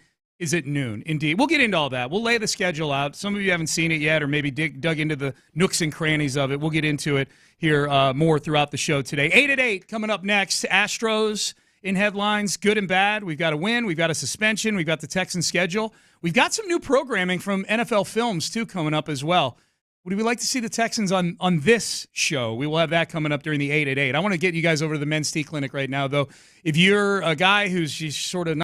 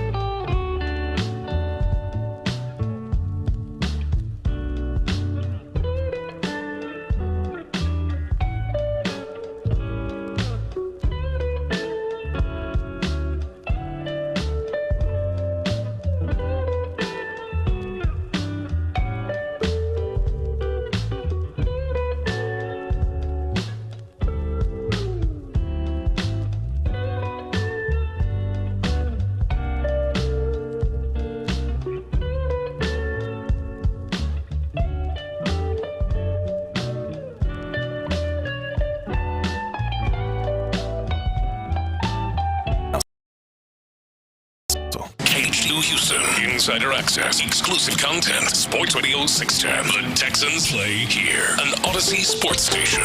Sports Radio 610 presents Payne and Pendergast.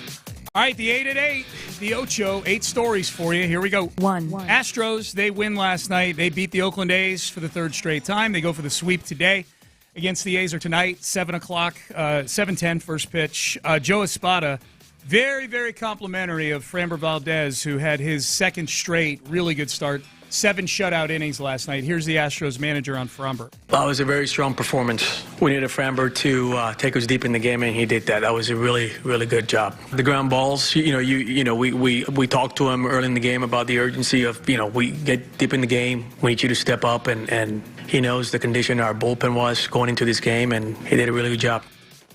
So there you go. Yeah, Framber, 7 shutout innings for that's 2 straight great starts. Yeah. That combined with Verlander's start over the weekend, Seth, has me feeling good about the top of the rotation right now. The one nice thing about Framber that they talked about on the broadcast quite a bit last night was, like, look, for a guy that last year, one of the issues with his slider or his sinker was that he had too much velocity on it. He's backed it off and slowed it down, which given it more action, but he's also able to vary the speed on both that and his changeup. So at one point, he had thrown a changeup that was 91 miles per hour and another changeup that was 86 miles per hour. For a guy that induces a lot of soft contact, it was pretty damn impressive. The other thing, too, and Callis pointed this out, I think the first hit he gave up was to J.D. Davis. Tapper.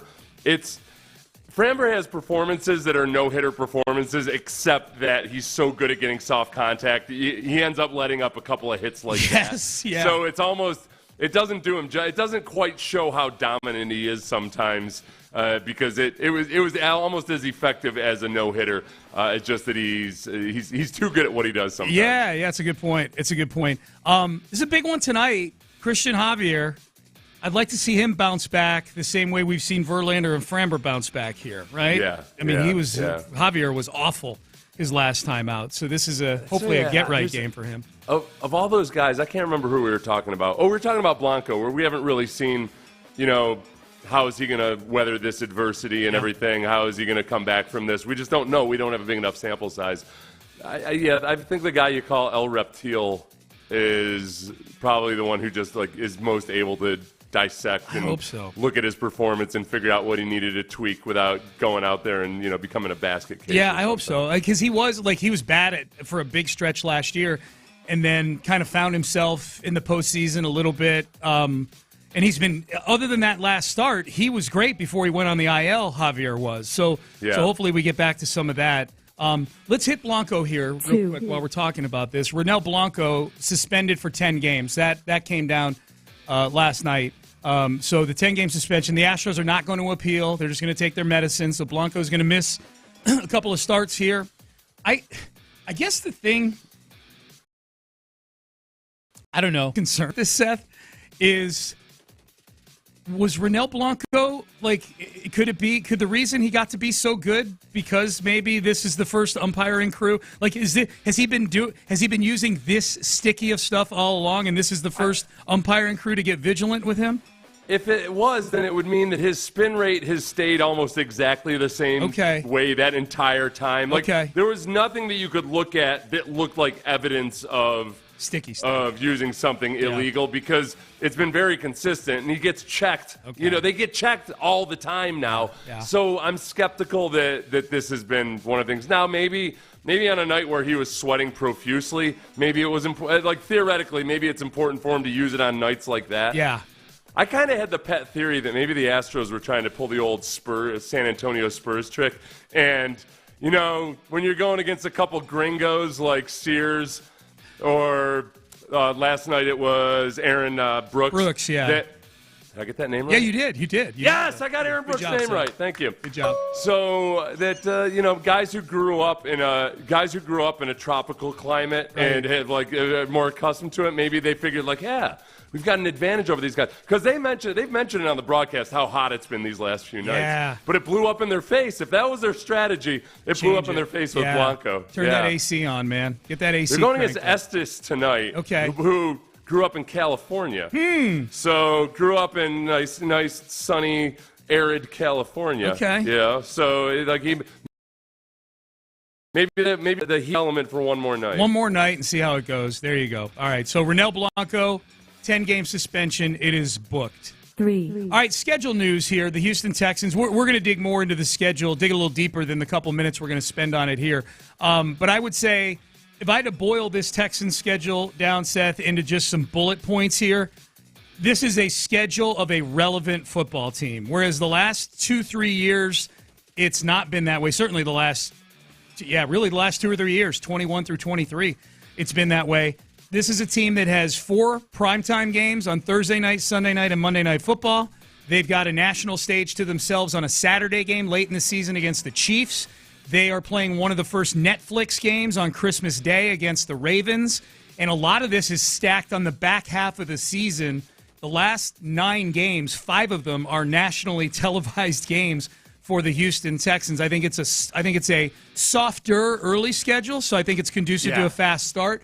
And this Christmas 3-game, 11-day gauntlet is something that people are talking about, not just here in Houston, but all over the place, about all 4 of these teams that are being handed this assignment. I honestly kind of like that it's worked out this way because look, it could be awesome, it could be atrocious, depending on how you make it through that 3-game stretch. But if you're as good as you want to be, then man, those should be a couple battle royales versus the Chiefs, especially the Chiefs and especially the Ravens. Although I mean, like the Chiefs got destroyed on Christmas Day last year versus the Raiders, so it's not like they were awesome in the regular season. They're only a game better than the Texans. Right. And who knows how long Rashee Rice is going to be with the team this year. That's right. So I like that there are 2 really notable pockets. One, you've got that 3-game stretch in November, starting in November, right? Starting on Halloween, primetime games. Yeah. Halloween, that's right. You start on Halloween with the Jets. Yep. You got 3 primetime games in a row. Yep. I love that. That's going to be fun. Yes. And then you've got this 3-game stretch around Christmas. Another holiday, it's centered around a holiday or mixed in there, where you've got a gauntlet of potentially really tough opponents. That's fun. I like it. It's fun. It's going to be tough. I'm not making any bones about it. Right, but nothing in this life is good, worth having. It comes easy, my friend. That's it. Nope. Words of advice from Seth Payne. It's true. Motivational posters have told me. Absolutely. So I'm like, I don't know. There's a few things that come easy that are pretty good. The Thanksgiving games are. I was mildly surprised, I guess, at the Texans. I'm probably more surprised than you were. You kind of laid a non-Texans Thanksgiving case out pretty good yesterday, and it turned out to be the case. The Bears are playing the Lions on Thanksgiving. Turns out the Giants are going to be playing the Cowboys on Thanksgiving. So similar to last year where the Cowboys got the Commanders handed to them, like, okay, we don't know this is going to be a great game, but it's New York, it's Dallas, it's a rivalry, and people are going to watch it anyways. And then the night game is in Green Bay. Thanksgiving night in Green Bay for the Miami Dolphins. Take that, Mike McDaniel. So a cold weather game for the Dolphins. Those are your 3 Thanksgiving Day games. I bet Thanksgiving night is 45 degrees. You think? In Green Bay. Late November in Green Bay? I'm gonna go under 45 degrees. At night. Average lows, Green Bay, Wisconsin. What are you going? You're going under 40 degrees? Under 40 degrees, yeah. At night. Okay, what November? What is that? November 25th or so? Yeah, November. Yeah, like November 28th or something like that. Yeah. Okay. Yeah. What is it? Okay, the average low looks to be in late November. Oh boy. Oh, this looks bad for me. Yeah. This looks bad for me. Yeah. Looks like about 28 degrees. Yeah, or so, way under, degrees. dude. Yeah, I'm stealing. But that's at like 5 a.m. It's usually. Yeah, it's night still games. No, but it's like 32 at 9 p.m. Well, last I checked, 32, also less than 40. Yeah, I'm stealing from you, Okay. dude. Yes, you've got it. Okay, good point there. Good point there. 4. Good, very simple mathematics point there. My main point is that it's not absurdly cold. It's not unbearable. Yeah, no, it's yes. I think that's fair. That's fair. Real quick, playoff scores in NBA basketball. The Celtics close out the Cleveland Cavaliers 113-98. Thanks for coming, Cleveland. And this Dallas OKC series is getting interesting. Dallas goes into OKC, beats the Thunder last night 104-92. Luka Doncic with a triple-double in that game. 5. How about this?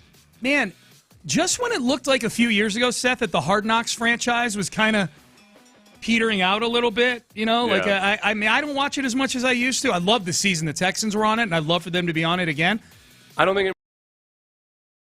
moves the needle, not hear as much about it. You don't, and yet they're adding new Hard Knocks series to the calendar every year. 3 years ago they added the in-season Hard Knocks, which I like better than the training camp Hard Knocks. I like that one. They're adding a new one in July this year, the off-season Hard Knocks. So apparently the Giants have had cameras following them around this off-season, and there's going to be a 5-episode series about the Giants off-season starting on July the 2nd on HBO, or on Max, I guess. Yeah. Sean, we talked about this earlier this week. It's that one thing they're realizing in the content creation business is that it's awesome to have smash hits where tens of millions of people watch, but it's also very profitable to have something that a few people watch a long time. Yes. Yeah, and I think that's what they're realizing with Hard Knocks. Like, oh, Garrett, oh no, only 1 million people watched, but they watched it.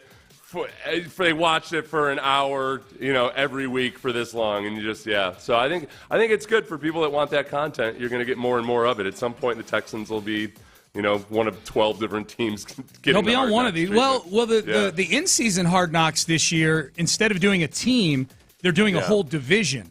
They're following 4 teams around, and so it's not hyper. We know who it is yet? We don't. I've not heard.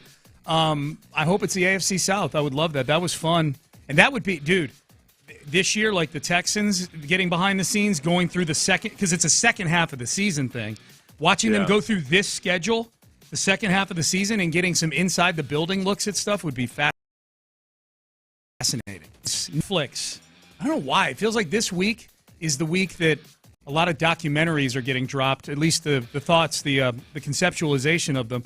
10-part Jerry Jones documentary on Netflix is in the works right now. All right. Okay. Now this is the question though: is this going to be an old school documentary where they've got some journalistic integrity, or is this going to be like that Johnny Manziel documentary where it's like, okay, we're going to float Jerry Jones some nice considerations, and this is the officially sanctioned Jerry Jones documentary? I'm not optimistic that it's going to be something that's hard hitting, 60 Minutes style, Dateline style, and if anybody would have enough stuff to dig into, it would be Jerry Jones. But you mentioned Manziel. The documentary about Urban Meyer's Florida teams, which barely mentioned Aaron Hernandez being on the team. Even the Patriots Dynasty 10-part series on that was on Apple TV, which I enjoyed. I enjoyed it because it relived Deflategate and Aaron Hernandez. They actually did a good job on the Aaron Hernandez stuff. But even that was Kraft Productions. That was a PR machine. Robert Kraft came out looking like Hulk Hogan, like a hero in the whole thing, It's one of the things that's happened in the documentary side of things is that, there are a lot more high-quality documentaries out there right now, but it used to be, taboo to ever pay a subject, in a documentary because it was supposed to be like a piece of journalism, where now it's not anymore. We'll pay you $1 million and say nice things about you. Yeah, come sit in the studio. We'll ply you with champagne. Yeah, it's documentary with air quotes now for sure. Yeah. 7. Some odds I saw yesterday on his website, that would stand to reason because it's hockey related. There is still talk, even with Arizona moving to Utah, the Arizona Coyotes moving to Utah, Houston not being able to get that team, and the NHL being at a nice, clean 32-team league right now, I believe, if I'm not mistaken. There's still talk of expansion in the NHL right now, that a lot of these warm-weather cities and other cities that have had NHL hockey before, like Quebec City, they want to get in on hockey. The 2 favorites on the odds board right now to get an NHL expansion team are Atlanta -300. They're the heavy favorite. And then Houston -200 is still a pretty good favorite. The 2 favorite teams are Atlanta and Houston right now. Or cities, From what I've read about it, people in the NHL look at Houston, it's 4th largest, soon to be 3rd largest city in the country, and they really want to put a hockey team there. It doesn't seem like the NHL is scared of whether it's a good hockey market or not. It's a matter of finding the right owner that's willing to do all those things to really juice it and obviously give the right arena and everything. So I don't know if that ends up being Tillman Fertitta or not. Yeah, that's the hang-up. I mean, Tillman controls the building that has a hockey rink in it right now. I mean, if you had some other super, super rich dude that wanted to build a separate hockey arena. Yeah. Which you can also use to – the nice thing about these hockey and basketball arenas are they churn out revenue in the form of concerts and trade shows and everything else like that, more so than an NFL stadium or a baseball stadium. 8. All right, last one. The Arena Football League. You know what, Seth? That they built a new down here in the league team as well if we wanted to have one. Yeah. And if they did, the commissioner of that league, at least on an interim basis, would be Jeff Fisher, former Titans and Rams coach and Oilers. He's got a new football gig. He's the interim commissioner of the Arena Football League. He serves as president of football operations for the AFL's Nashville Cats. So that feels like a little slimy, right? He's working for one of the teams, and he's the commissioner. What is this, WWE? At any rate, he says this: I don't have any experience. This is Fisher's quote. I don't have any experience in the league as a commissioner, but I do have experience as I was involved in the Alliance of American Football, which lasted like 8 weeks. And I was involved in the USFL, and I moved a couple of NFL franchises, Houston to Tennessee, St. Louis to L.A. Okay, you moved them. You were with them when they moved. Might as well have said, look, people recognize my face and name. I've got puppet masters who'll tell me what to do. Yeah, he says, I've got that kind of experience. I have relationships. That's Jeff Fisher, yeah. I worry for Jeff Fisher because I feel like he might be too solid a dude or too nice a guy for a job like that, where it really just involves pissing a lot of people off all the time. I don't know if he's built for it. His biggest flaw might be that he's just too solid a dude. Yes. That, and he normally finishes somewhere between 7-9 and 9-7 every year. Which is what every sports league does. That's right. They all finish with a combined 500 record. So there you go. I want Jeff Fisher to mandate that every team finish with an 8-8 record in this league in honor of himself. That's what I want. All right, that's your 8 at 8. 8 stories, get your day going. DeMeco Ryans was on made his final plea, not final, but made a plea to J.J. Watt. We'll get to that, but he also had some interesting things to say about some of the new pickups for the Texans, including what did he say to Stefon Diggs when the Texans were in the process of acquiring him. We will hear from DeMeco Ryans coming up next. If you have been in an auto accident and it was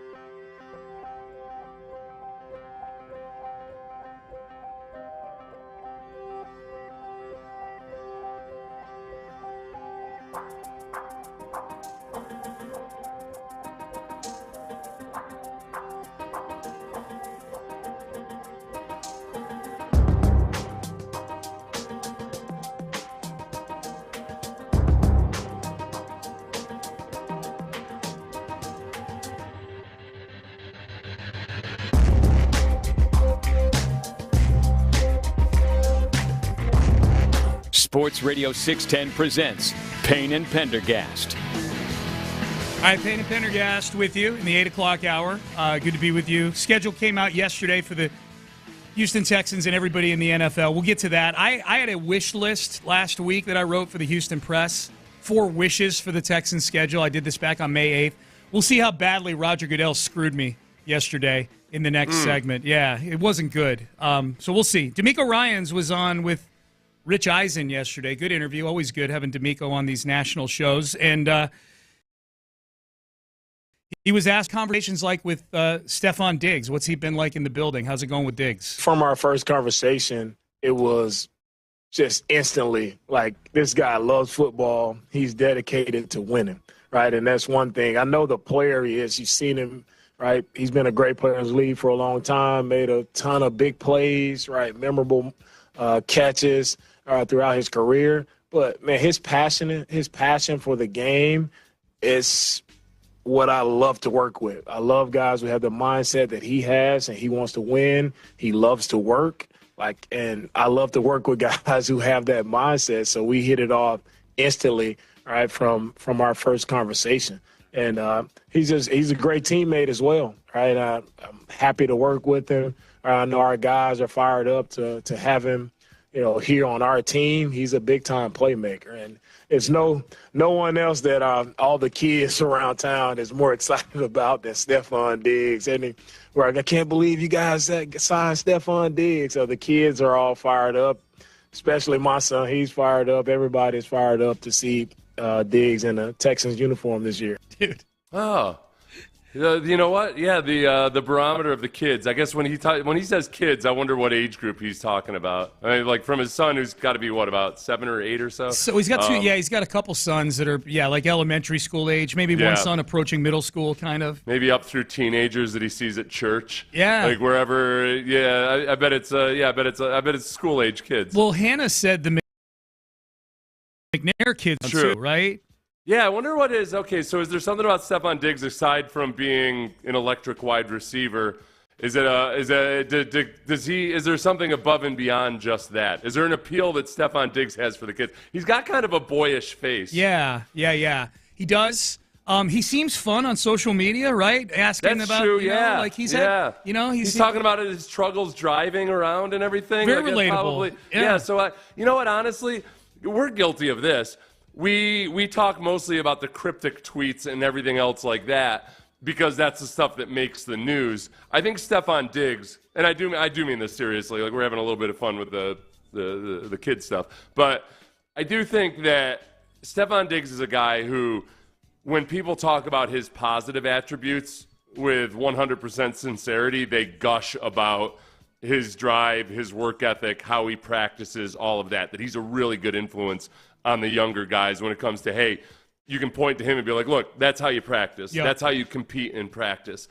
But it's just that on the other side of the coin, when he's having a bad moment or a bad day, or he is cryptically tweeting, it's also pretty exaggerated.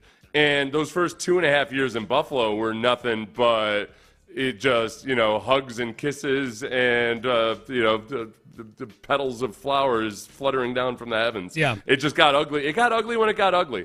And I think as long as you don't anticipate it or allow it to get ugly, I don't think you have to worry about it. It's one of those things where if you're entirely practical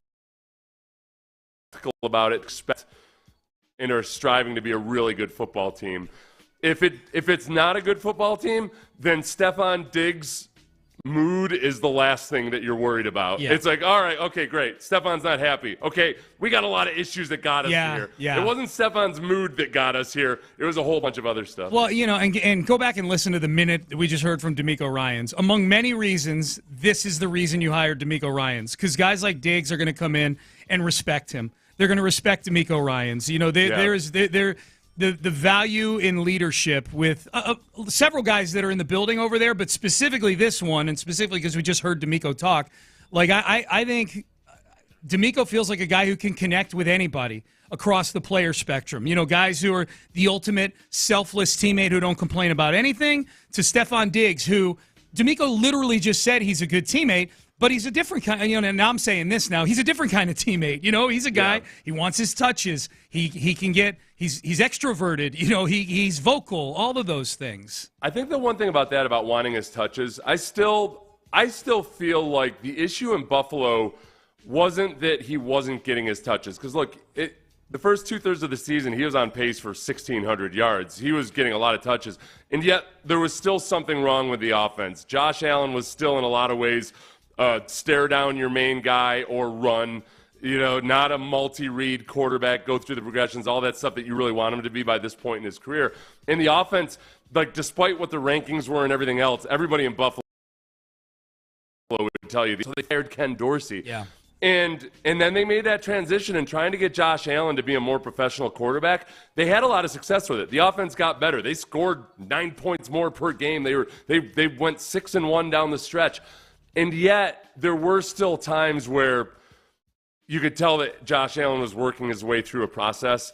And Stefon Diggs, there's times where Stefon Diggs should have been getting the ball. Like, he was definitely the go-to read. You know, like he's singled up on, you know, as the X receiver, and he's open, and he's not getting the ball where Josh Allen's forcing it somewhere else. I think that's where he started to get frustrated again this season. And so it's just, like, I don't anticipate those types of issues. And if we do have those types of issues, then there are a lot of other issues that are more important and more pressing. Oh, yeah. And Diggs is on a 1-year deal. Yep, for sure. Here was DeMeco Ryans on the Rich Eisen show yesterday on the newly acquired edge rusher, Danielle Hunter. First thing first, man, we get a hometown guy, right? We get Danielle, he's from here in Houston, and it was very important to him, right, to be able to play in front of his family, play in front of all of his friends. Like, that was important to him, right? Because Houston means a lot to him. But the type of player that he is, you talk about a guy who's been a double-digit sack guy multiple times in his career, and it was I tell our guys that pass rush, we need all the pass rushes we can get here. So getting Danielle and being able to get him here, he's going to be a huge boost for our defense. And what we're trying to do, having him opposite Will Anderson. Did they choose wisely by going for the edge rusher instead of the interior guy? If it came down to an Armstead versus Hunter thing? Yeah, and I saw that our station account had tweeted out the conversation we had about this last week, where I think that the way that it was framed, a lot of people thought I was saying that, like, an interior pass rush doesn't matter, which that's not what I was saying at all. It's that the best way to really put an offense in a bind schematically is to have two guys on opposite sides. Yes, that interior pass rush is gruesome and hard to deal with for any quarterback, whether you're Tom Brady or anybody else. But it's also, like, there's more ways to account for it with your pass protection.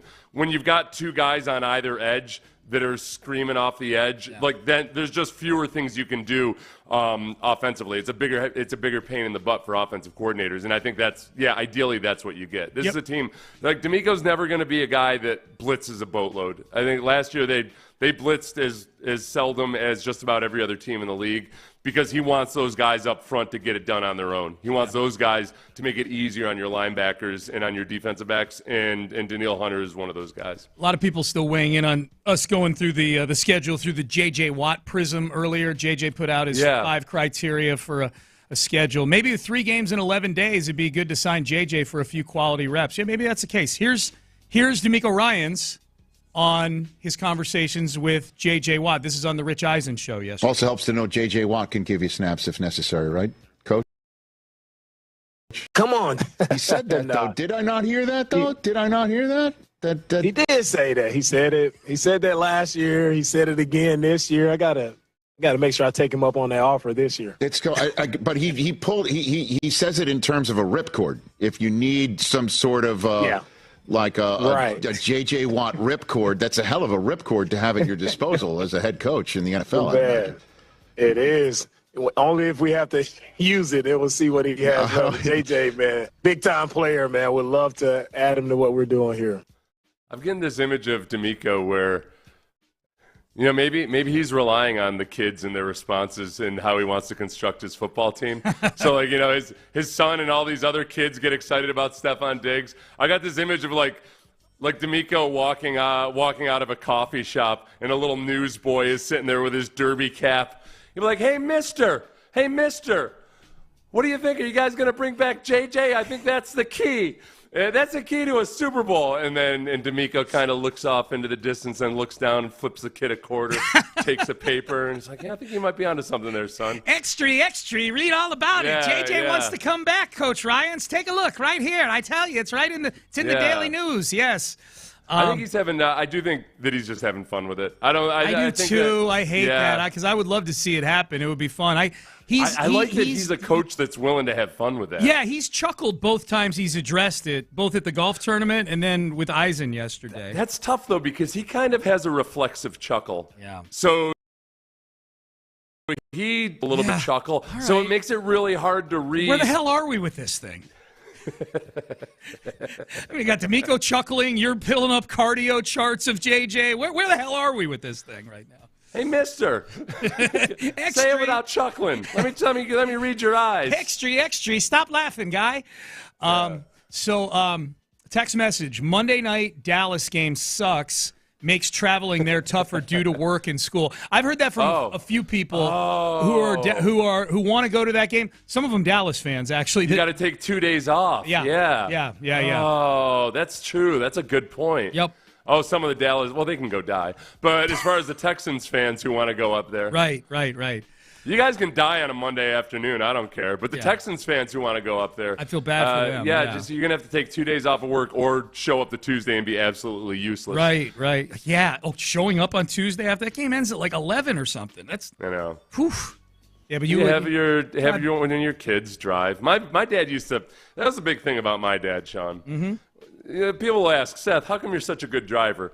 Well, because my dad, when he wanted to drive somewhere, he did not want to stop for anything. You peed in a jar, you stopped for gas and got immediately back in the car. Oh wow! And if all you had as a riding companion was your 14-year-old son, your 14-year-old son was driving a good stretch of the way. So that would be my answer. Yeah, kid. Hey, you want school off tomorrow? That's good, but you're driving home. It's you and I-45. I'll be admit to D1 scholarships. That was Seth Payne driving back in the day. It was only through like the more rural areas of the interstate. That's fair. You weren't endangering anybody but the two of you. Yeah. Certainly not. Your dad would have hated Buc-ee's. Right? Like, how would your dad have done it? Because when you stop at Buc-ee's, the rule is you got to stop for like at least 20 minutes. You got to go to the bathroom. You got to go get some beaver nuggets there. Yeah, no, he was pissed. It wasn't a successful road trip unless he was hallucinating by the end of it. Okay, yeah. for non-drug reasons. Gotcha. Fatigue. Yep, fatigue. The drug hallucination started when we got to Myrtle Beach. Sure. When you weren't driving anymore. All right, Payne and Pendergast with you. Okay, so I had 4 wishes for the Texans schedule back on May 8th. What's today, the 16th? A week ago. I had 4 wishes. How badly did Roger Goodell screw me over with my wishes for the Texans schedule? We'll go through them next. Bayway Ram on 225 in Pasadena.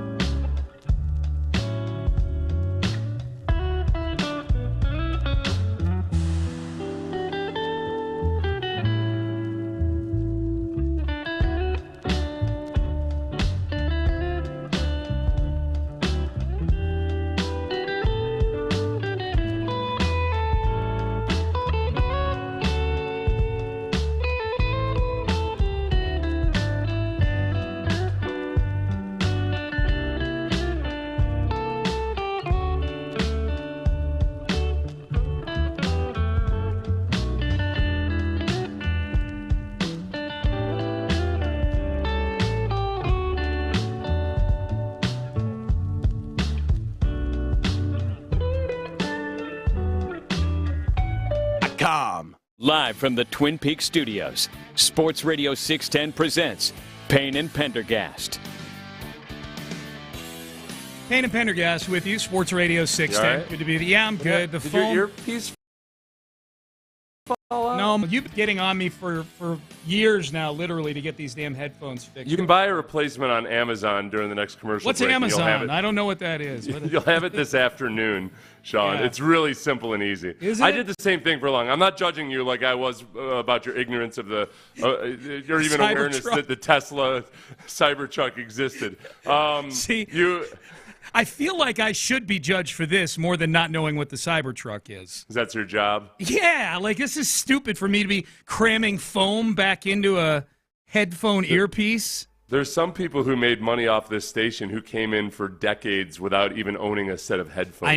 I know, yeah. So actually just you not having new earpieces. Honestly, though, during the next commercial break, go to Amazon and just get some replacement earphones. I'll do it. Whatever, the headphone pads. I'm writing it. I'll do it after the show. I don't want to do it during the break because we're kind of still like doing stuff. So I'll do it after the show, and I promise you I will do it. Unless Amazon can deliver it by 9:15 or something like that. You know, if they I'm can. pretty sure they can. Yeah, they probably could if I ask nicely. We'll send somebody down to. There's some lockers down there at the Whole Foods on Kirby there, right? Yeah, well, on Bel Kirby, Air. right across the street from our building. We got But Amazon. the one down lockers. in Bel Air is closer to our station. Yeah, it's close. Yeah, maybe. So I had 4 wishes for the schedule, Seth. We're gonna get top of the hour. We're gonna get to the good, the bad, and the surprising about the Texans schedule. But thinking selfishly, I had 4 things that I wanted for this schedule. I sent it in a strongly worded letter to Roger Goodell, as well as writing on the Houston Press about it. So let's see how it worked. Here were the 4 things I wanted for the Texans schedule. I wanted, number one, I did not want to play the opener in Kansas City. I did not want that smoke. Would I rather play Kansas City on a short week, the week before playing the Ravens? No, but Ben, we got that one. So Roger Goodell said, fine, Sean. Oh, Ben's got a bell too. I forgot. Okay, I was wondering what that was. Oh, is that a little bell. is that like a hotel desk clerk bell right there? This is I'm a little Pavlov's dog is what I am. And I reward myself when I'm trying to form a habit. When I do the habit, I do a little, because it makes me happy. Do you really? Yeah. We're simple creatures, Sean. Yeah, so let's not act otherwise. Yeah. No, I got to go buy a bell now. So Okay, headphone, foam rubber, and bell. I do. There's one thing that, like, when I take a shower, said my wife likes me to turn the overhead fan on to help to dry everything off after I leave. Yeah. Not the exhaust fan, but the overhead fan. Yeah. And I had the hardest time in the world doing it, so I brought this little bell in, and for like a month, every time I remembered to turn the fan on, I'd go and smile. That's the dopamine hit right there. Yeah. The bell. Yeah. Okay. Oh, man, learning a lot today. People love it on airplanes. Number 2, the number 2 thing I wished for from Roger Goodell. I said, Cowboys on Thanksgiving. Yes, please. He did not give me that. I don't have a buzzer. I'm not big into negative reinforcement. Okay. So no, we did not get the Cowboys on Thanksgiving. I wasn't as confident as you were. I wasn't too wrapped up in it. I prefer a Monday night game to a Thanksgiving Day game, just because it's like you're not interfering with whatever your normal family obligations might be. I don't want any extra stress. I enjoy watching football on Thanksgiving, but I don't need the extra stress of saying, "Hey, Grandma, I'm working here." Right. Yeah. Get your ass back in the kitchen. Yeah. Right. Poor Grandma. And then you hit your ding. No, they're both dead. You're cool. Scolded Grandma. Good. Ding. Yeah. So, no Cowboys on Thanksgiving. I was hoping for it just because I like to get Sundays to watch game. Now, the game's on a Monday, so I still get the Sunday to watch games that weekend. But Thanksgiving would have been fun. Would have been different. It is, as you pointed out earlier, a lot of the listeners have said that they'd wanted to go to that game. Yeah. And it just kind of stinks now. A lot of them wanted to go on a Sunday, but now with it being Monday night, you got to miss 2 days. Well, you don't have to miss that Monday. I mean, it's a lot more fun if you miss that Monday of work. But at the very least, you got to miss a Tuesday of work. Yep. You probably do. So no Cowboys on Thanksgiving. My 3rd wish was give us a London game. And that did not happen. I'm not that distraught about that one. That was more just a lot of this is just we've done so much noon Sunday. We've been so missionary, Seth, the last 2 years that I wanted to get into some of the freaky stuff schedule-wise. You know what I mean? The Brits are off into over there. Yeah, London, little Thanksgiving. A whole different moral code. Yes. You know. Yeah. Before, like where Americans they've got a whole culture built around having sex in cars. Yes. There, you know. Yes, they do. They got words for it and everything. Mm-hmm. So we didn't get a London game, unfortunately. The last thing I was hoping for was. Can I tell you one thing real quick about the London game? Seriously, it's kind of like a bad weather game for me in that. Okay, I know a lot of people love playing in the snow or playing in the mud or whatever. I don't like it because it makes everything so random. Yeah. And I just and likewise, these European games tend to be really sloppy games and low scoring and everything. Like I'm not a total purist, but I want the game to be played with some level of it's our skill versus your skill without having to introduce all these extra elements to it. Yeah, they're not sending a lot of good teams over to London and Germany this year. It's all teams it's all non-playoff teams from last year that they're sending over there. That's what London's getting. Sorry, London. That's what you get for taxing us without representation back in the late 1700s. You get crappy football in 2024. Sounds like the most British passive-aggressive comeback ever. Yes. Sure. Oh, you murdered millions of me, huh? Well, how about I sneer at you and make fun of your outfit? Yeah. 3 centuries later, we're going to give you bad football at Wembley Stadium. My last wish, my fourth wish. No Christmas game, please. That was the one I thought I would get just based sheerly on percentages. Right. Only 4 teams are going to be playing on Christmas. How could the Texans possibly be one of those 4 teams? This through the course of the morning, I'm really starting to relish the idea of a huge showdown on Christmas Day. Oh, it's so nicknameable. Yeah. It could be the Christmas Day Massacre. It could be you could come up with all kinds of things after this game, depending on how it goes. Nothing says Christmas. It could be the Ravens getting massacred, Sean. Yeah. No, I know who would be getting. There's nothing says Christmas like a good old massacre. It's very. Joy of the holiday. Yeah, well, I mean, it led to eventually. Well, yeah. Yeah. The actual, for whatever it's worth, he wasn't actually born on the 25th, so we're good. Okay, gotcha. That's when you commemorate it, but that's not when he was actually born. Right. So no Christmas game, please. We did not get that wish. When I first saw that, the reaction I think was the reaction everybody had, like, holy crap. Like the more I look at it. Maybe I'll feel differently once the season starts and we get the injury list each week. And if it's anything like, can you imagine if it's anything like last year with the injuries and now you got to go play 3 games in 11 days in mid-December? This is where I have to hold 2 different things in the same hand, Sean. Yeah. It's one, I loved that the Texans absolutely destroyed and shut down Derrick Henry this past season. Yes. And yet, at the same time, I really wanted Derrick Henry to come to the Texans. I blamed the offensive line for the Titans, which was the worst in the league. I mean, it just was. It was almost it's hard to get objective about stuff like that. I can almost say objectively it was the worst offensive line in the league last year for the Titans. Yep. And yet Derrick Henry was second and will be really good against him.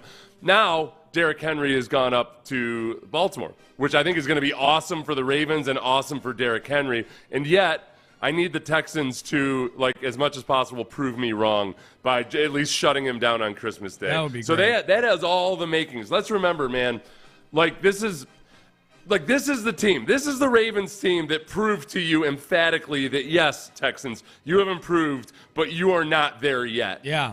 Just almost, by the time it's Christmas, it'll be almost a year later. I love the symmetry and the symbolism of potentially beating the Ravens on Christmas Day after they're the team that showed you that you weren't ready for prime time. Yes. They were Clubber Lang, and they beat you up in the first fight, and now you've gone and you've trained for a year with Apollo Creed, and now you're back. Yeah. And a year later, you're going to smoke them on Christmas Day. Did Rocky fight Clubber Lang twice? He did. Yeah, he lost to him in the first fight. Remember, because he was knocked out. He got knocked out in the second round. Oh, that's right. Because he was dancing, training with bubbles and balloons. And then he fought Apollo Creed. No, or was it Drago? Drago fought Apollo Creed. Yeah, Drago fought Apollo Creed in the next Rocky movie. For him. Apollo trained Rocky to beat Clubber Lang because Mickey died. Remember? In Rocky 3. In Rocky 3, Mickey died the heart attack. right before the first fight with Clubber Lang. So Apollo said, hey, let me manage you, and let's go to L.A. in Deep Compton, where I used to train. And now you're gonna feel what it's like to get the eye of the tiger, and now you're gonna beat Clubber Lang. I got a long rewatch the Rocky franchise, as long as I can convince my 13-year-old nephew to drive for me. Yeah, there you go. I'll be able to sit in the back with no stops. And watch. With no stops, in honor of your old man. Yeah. I'll get him some adult diapers, and here we go. There you go. You want to be an adult? Here's some diapers, a cigarette, and a manual transmission. Let's go. That's a manual transmission. All right, Texan schedule. The good, the bad, the surprising. I've got 2 of each on the Texan schedule, and eventually I need the listeners to help me out. Seth, you know I do that bye week trip. Amy and I do every year. So I've got 3 games for the Texans bye week on December the 8th. Okay. So I need a little help from you and the listeners to pick one for our trip. So we'll do that in the 9 o'clock hour as well. Stay there. But first, leaf filter. Okay, now I'm talking to you guys that are – I still –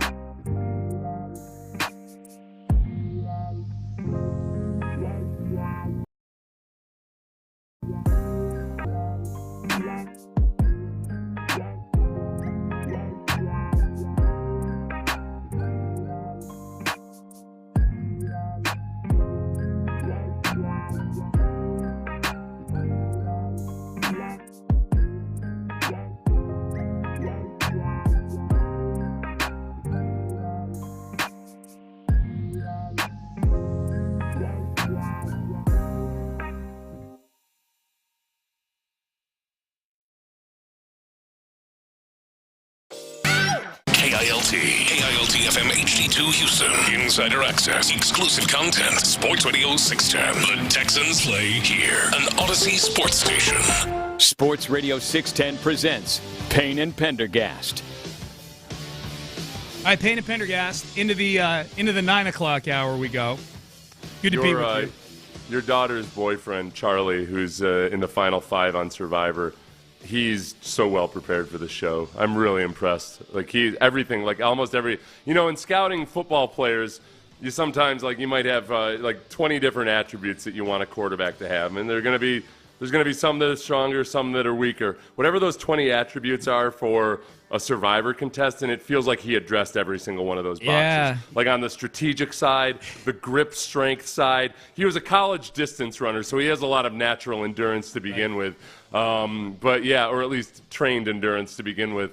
But it's just he's playing a masterful game. A masterful game. He thing you're talking about, that was one of the immunity challenges that he won. He had super strong grip strength, like holding a weight up on a pulley longer than anybody else. Everybody else, like, their hand strength ran out and he dropped it. And so I said, man, I didn't know Charlie had that kind of grip strength. And Judy said he's been working on his hand strength for 3 years now in case he gets on Survivor. Like, that's and she sent me a picture from when they were, like, in class together, like 3 years ago in college, and he's got a grip strength thing. One of those grippers. Yeah. So Did you get one of those when you were a kid, when you were like too young to actually? Were you too young to actually be able to squeeze it? Pretty much, yeah. That used to be. I used to get so frustrated. I think that was what set me down the path I did, which is I was deeply insecure about the fact that I couldn't even get this thing to budge when I was like 5 or 6 years old. And from that day, I was like, I need to be stronger. That fueled you. I need to get stronger. That fueled you. And now it turns out your cross distance running daughter's boyfriend could probably crush my hand in a handshake. Might be able to. A lot of good it did me. Might be able to. It worked out for you. I asked her, though, I guess, and if you watch Survivor, you know this, but when it gets down to, like, the final 4 or 5, like, to get down to the final 3, somebody wins a challenge to get into the final 3. They're allowed to bring somebody with them. Yeah. And then the third finalist is decided by who can start a fire first, just by scratching stuff together amongst the other contestants. So I asked her, I said, can Charlie make fire? I asked her this last night. She said, yes. That's all she says. Yes. She doesn't tell it, yeah. She said, I didn't ask if he had to do it. He was capable of it going into the show. If she was excited about answering this, there would have been multiple exclamation points, but she's probably had to answer it several times. Yes. Did he practice for 2 years like the hand exercises? Yes. Yeah. And then she said, you think I'm kidding? No, he's been working on making fire. Is he like taking her camping a bunch or anything? I don't know. It's a good question. He better have asked my permission if he was going to. I think the hardest thing would probably, like, he does this through running cross country because he's got to run, like his body's burning fat a lot when they're doing their training and everything. So, like, I'm guessing the hunger probably didn't affect him as much because his body just naturally burns fat as a distance runner a lot more efficiently than most other I asked people. him about the hunger last week. I texted him, and he said he said for him, it just becomes like this latent thing you just sort of have. It's just there. Yeah, it's just your there. buddy. Yep. It's your companion. Yeah, for him. It's not that way for everybody on the show, but for him, that's how it is. So yeah, we'll Liz see. went flat out crazy.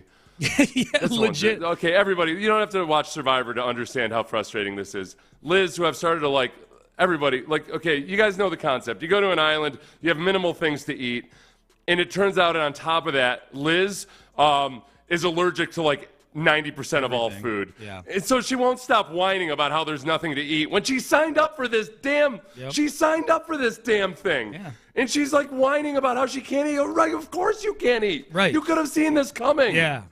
Dummy. Yep. And she's making out with somebody who has a pussy cold sore and then acting shocked that you got herpes afterwards. Same exact thing. Right. I'm told. That sound bad. Yeah. So Texans schedule, the good, the bad, the surprising. Texans schedule. The good, manageable first 6 weeks, including potentially three rookie quarterbacks.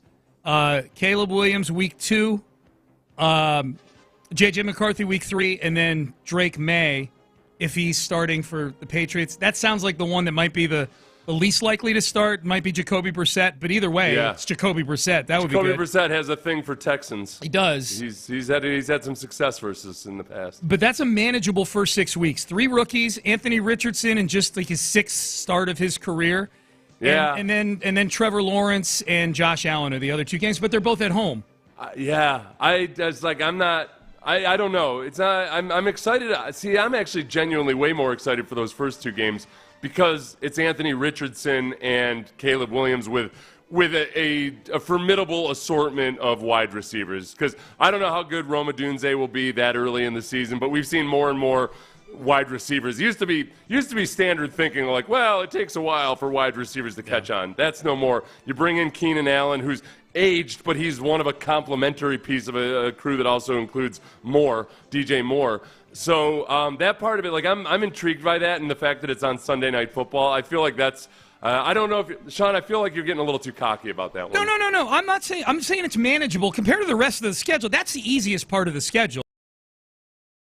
I think we can 3 key quarterbacks. You're looking at it as it is right now, but also knowing and understanding that, like, okay, some of these good teams are going to be bad, and some of these bad teams are going to be good. Understood. This is on May the 16th. On paper, this looks like the softer portion of the schedule.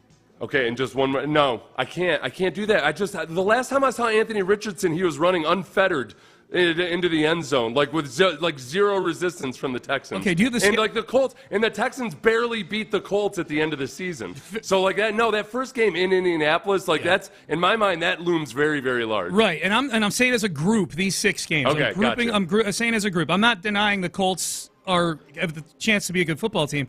That part of the schedule, because I would say, I was going to ask if you have the schedule in front of you right now, because I can't find another chunk of the schedule where I feel better about the Texans going 4-2 over 6 games. Where there isn't, You know what I mean? Like, that's all I'm saying is, like, that part of the schedule is a little bit easier, but you're right. No, there's challenges on there. And the other thing, the 3 cold weather games that I would have been really nervous about if they were in December, New England, Green Bay, the Jets, they're all in October, which I think is that October cold weather is much more manageable for an indoor team like the Texans than December bad weather. That's actually like super comfortable cold weather. Yeah, it's football weather. There's a chill in the air. Yeah. It's October 31st in New York City. New Jersey technically. There's a nip in the air, and it feels like football weather. Yep. Yes. Yeah, I like that. So that's the good.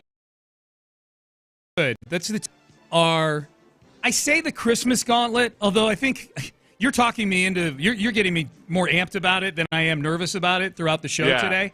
And make no mistake, I'll be amped about it when the season rolls around. That's not optimal though. Like if we were looking at the Texans, let's put it this way, if I had a ticket, a 22-1 ticket on the Texans to win the Super Bowl, and that's all I'm worried about is them winning the Super Bowl.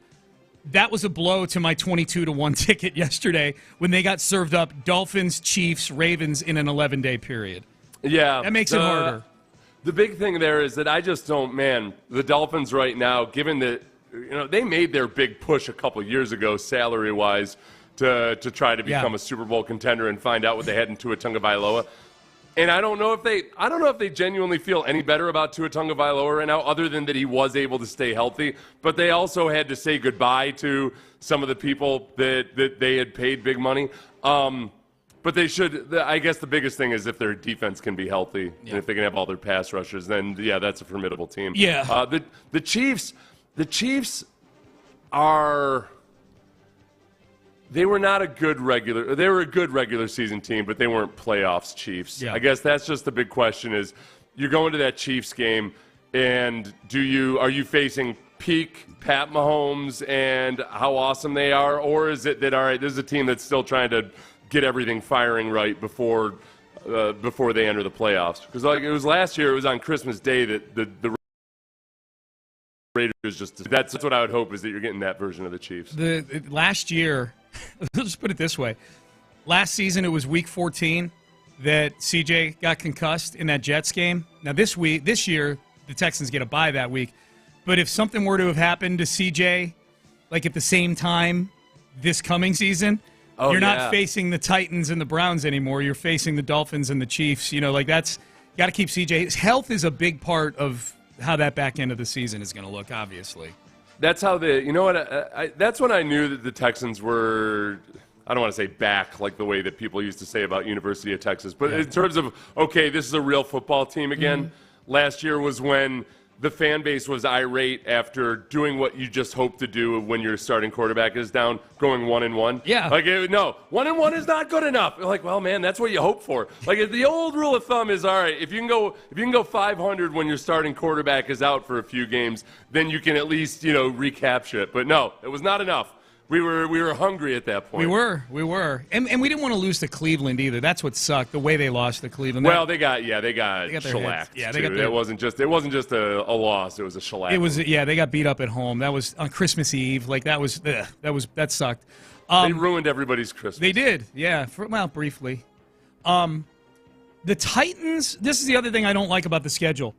The Titans game, the first Titans game is after that 3 primetime game in a row gauntlet in the middle of the season. You're going to play. Do you fear a letdown? Yeah, a little bit maybe. There's hatred going on at all levels of both organizations for each other. Yeah. That maybe that focuses everybody. But it's the Titans on a short week, right? Because you're coming off a Monday in Dallas. Oh, okay, so yes. It's a short week. You're going to play the Jets on Halloween primetime. Yeah. That's a national game. That Lions game is going to have a lot of juice on November the 10th at home, Sunday Night Football.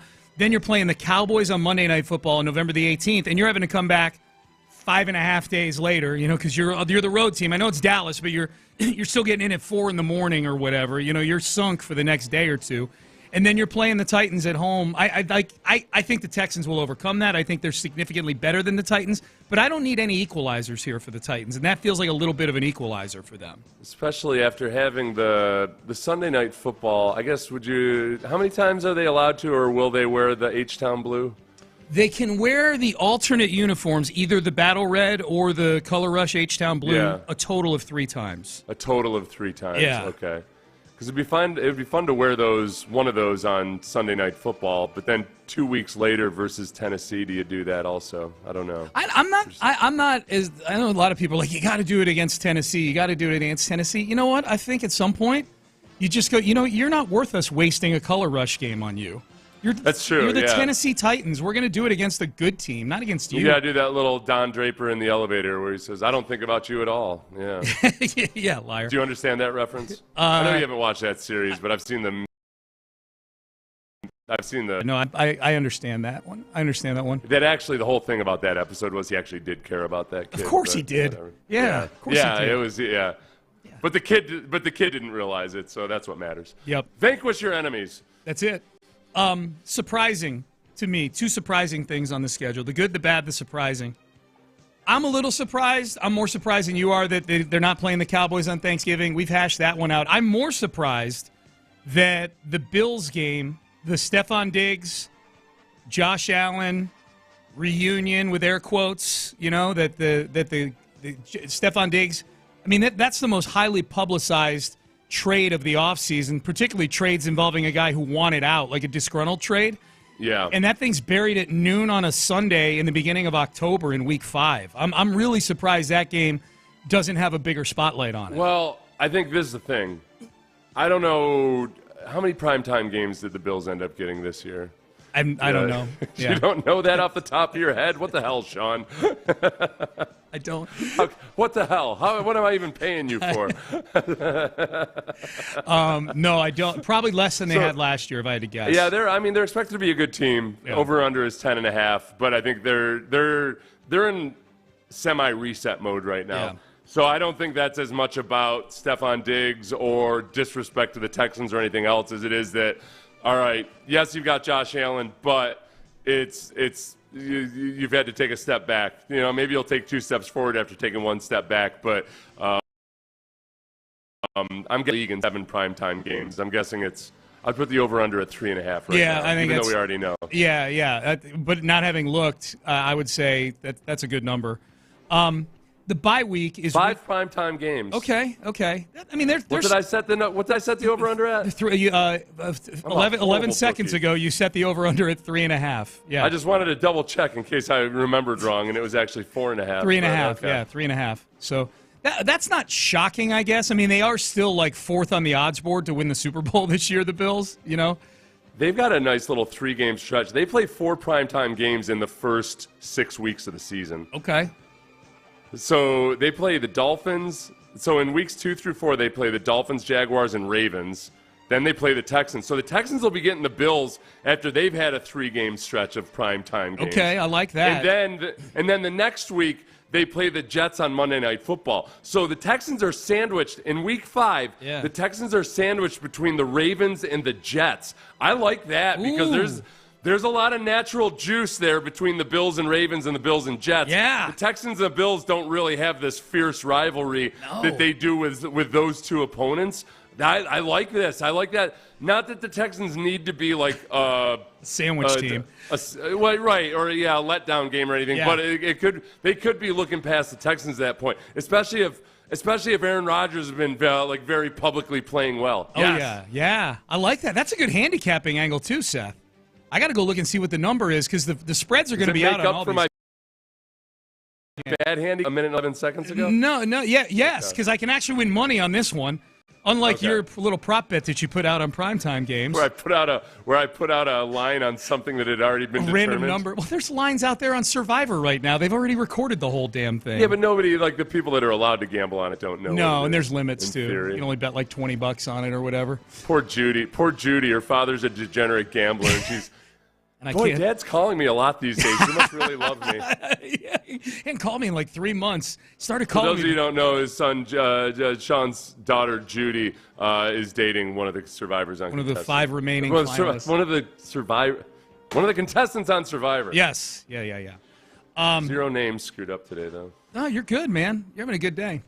All right, Payne and Pendergast. The bye week is week 14. Need a little help from the audience. We've narrowed it down, Amy and I have, to 3 games that we're going to go to. We go to a different NFL city and a different NFL game on the bye week each season. I've narrowed it down to 3. I want to get Seth's selection, and I want to throw it to the audience. We will do that next. One of the reasons I can make all these trips that we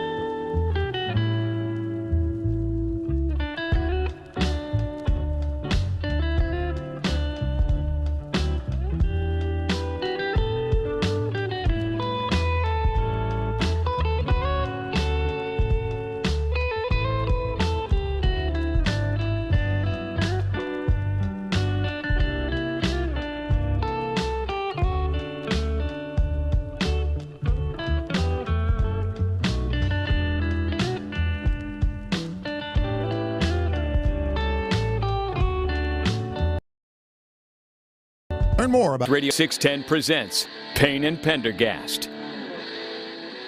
Payne and Pendergast with you. Getting some questions on the text page about the alternate uniforms. You brought that up in the previous segment, Seth. Apparently the color rush uniform, which I know many of you want the Texans to sport that in the home game against the Titans. At least one of the games where they're going to wear it will be against the Bills in Week 5. So, the Bills in Week 5 and the Lions game. So that's the H-Town blue, the Bills game. The Bills in Week 5, the color rush with the H-Town blue around the numbers and the letters, and it has that'll be the first game that we play with the Texans play with the alternate helmet with the H on the side of it. Yeah. That Bills game. That I think people like better now that they've seen it with a full uniform instead of some rogue FedEx shipper pulling it out of a box in some warehouse. It needs to be seen with the uniform for it to make sense too. Yeah. So, and then there's also whether you have a connection to some of like the album covers from the Houston rap artists or what have you. There's that. There's some people are going to feel more. You just might have more of a natural response to it than other people. More connected, yeah. The Lions game, the Sunday night game, which is, I believe, Week 10, that is the Battle Red game. So if you like those Battle Red unis with the red helmet with the horns on the side of it, that'll be the unveiling of that one. Will be the Lions game. The Lions game, the Sunday night football game, will be Battle Red. All right. Ooh, that's going to look good. That's going to be a clean look with both those teams because I like the Lions uniform. The Lions. Well, you know what? The Tigers too. The Detroit Tigers. Yeah. They had some badass uniforms. Did you? Even their whites looked different somehow. Hats off to the Detroit Tigers. Did you like you talking about the city ones where they were all like dark blue? They were. They looked like the city ones, but they wore them on consecutive days. Right. It wasn't their City Connect, but it was their City Connect. They were allowed to wear them 2 days because that was the first time they wore them. They said on the broadcast, and is that what it was? They let them wear them an extra day so they could move more merch. Oh, okay, all right. Okay, good. I'm glad you picked up on that. Yeah. I like those a lot. But then even their whites looked just extra clean. And I have no idea how or why. They just looked different. Maybe it was because I had a positive impression from the previous 2 days. Yep. For what it's worth, the opener against the Bears, Liberty White. So they'll be in the white unis for the I don't know if it's white on white or if it's white on the dark pants, but the jersey will be white that day. It all depends on how the Colts game goes. That's right. If they beat the Colts, go ahead and wear all white. If they lose the Colts, I don't want anything to do with that scumbag team that wears their pretty white uniforms. I like where your head's at. That's good. The bye week is Week 14, exceptionally late this year. But I like where it is, given what they've got after the bye week. That I think I'm okay with it, given that they've got those 3 games in 11 days after the bye week. Get your body right, They play in Jacksonville on December 1st, then they have their bye week, and then they play Miami, Kansas City, and Baltimore over the span of 11 days. Getting that it'll be nice to hopefully get everybody fresh for a new onslaught. Yes. Send them to the rear, get them bandaged up, and send them back out to the front. Amen. So the bye week, Amy and I go to a different NFL city for a game for the bye week. We've been doing this. We've done it 3 times now. We made that promise to ourselves when we got married in 2020 because we rarely get to spend a Sunday together watching football. We had it written into our vows that we would go to a different. We didn't do that, but it would have been funny if we did. But we did promise each other for the bye week we're going to go to a different NFL city. First time, 2021, we went to Green Bay. The year after that, we went to Kansas City for Buffalo and Kansas City. That was a whole lot of fun. And then last year, we went to Tampa Bay for Atlanta and Tampa Bay. It wasn't a great slate of games last year. So it was really, we went to Disney World and then we went to a football game. 3 games pop out at me for that weekend this year, Seth. Yeah. And with us, it's always a combination of going to a great stadium for a good game and what you can do around that.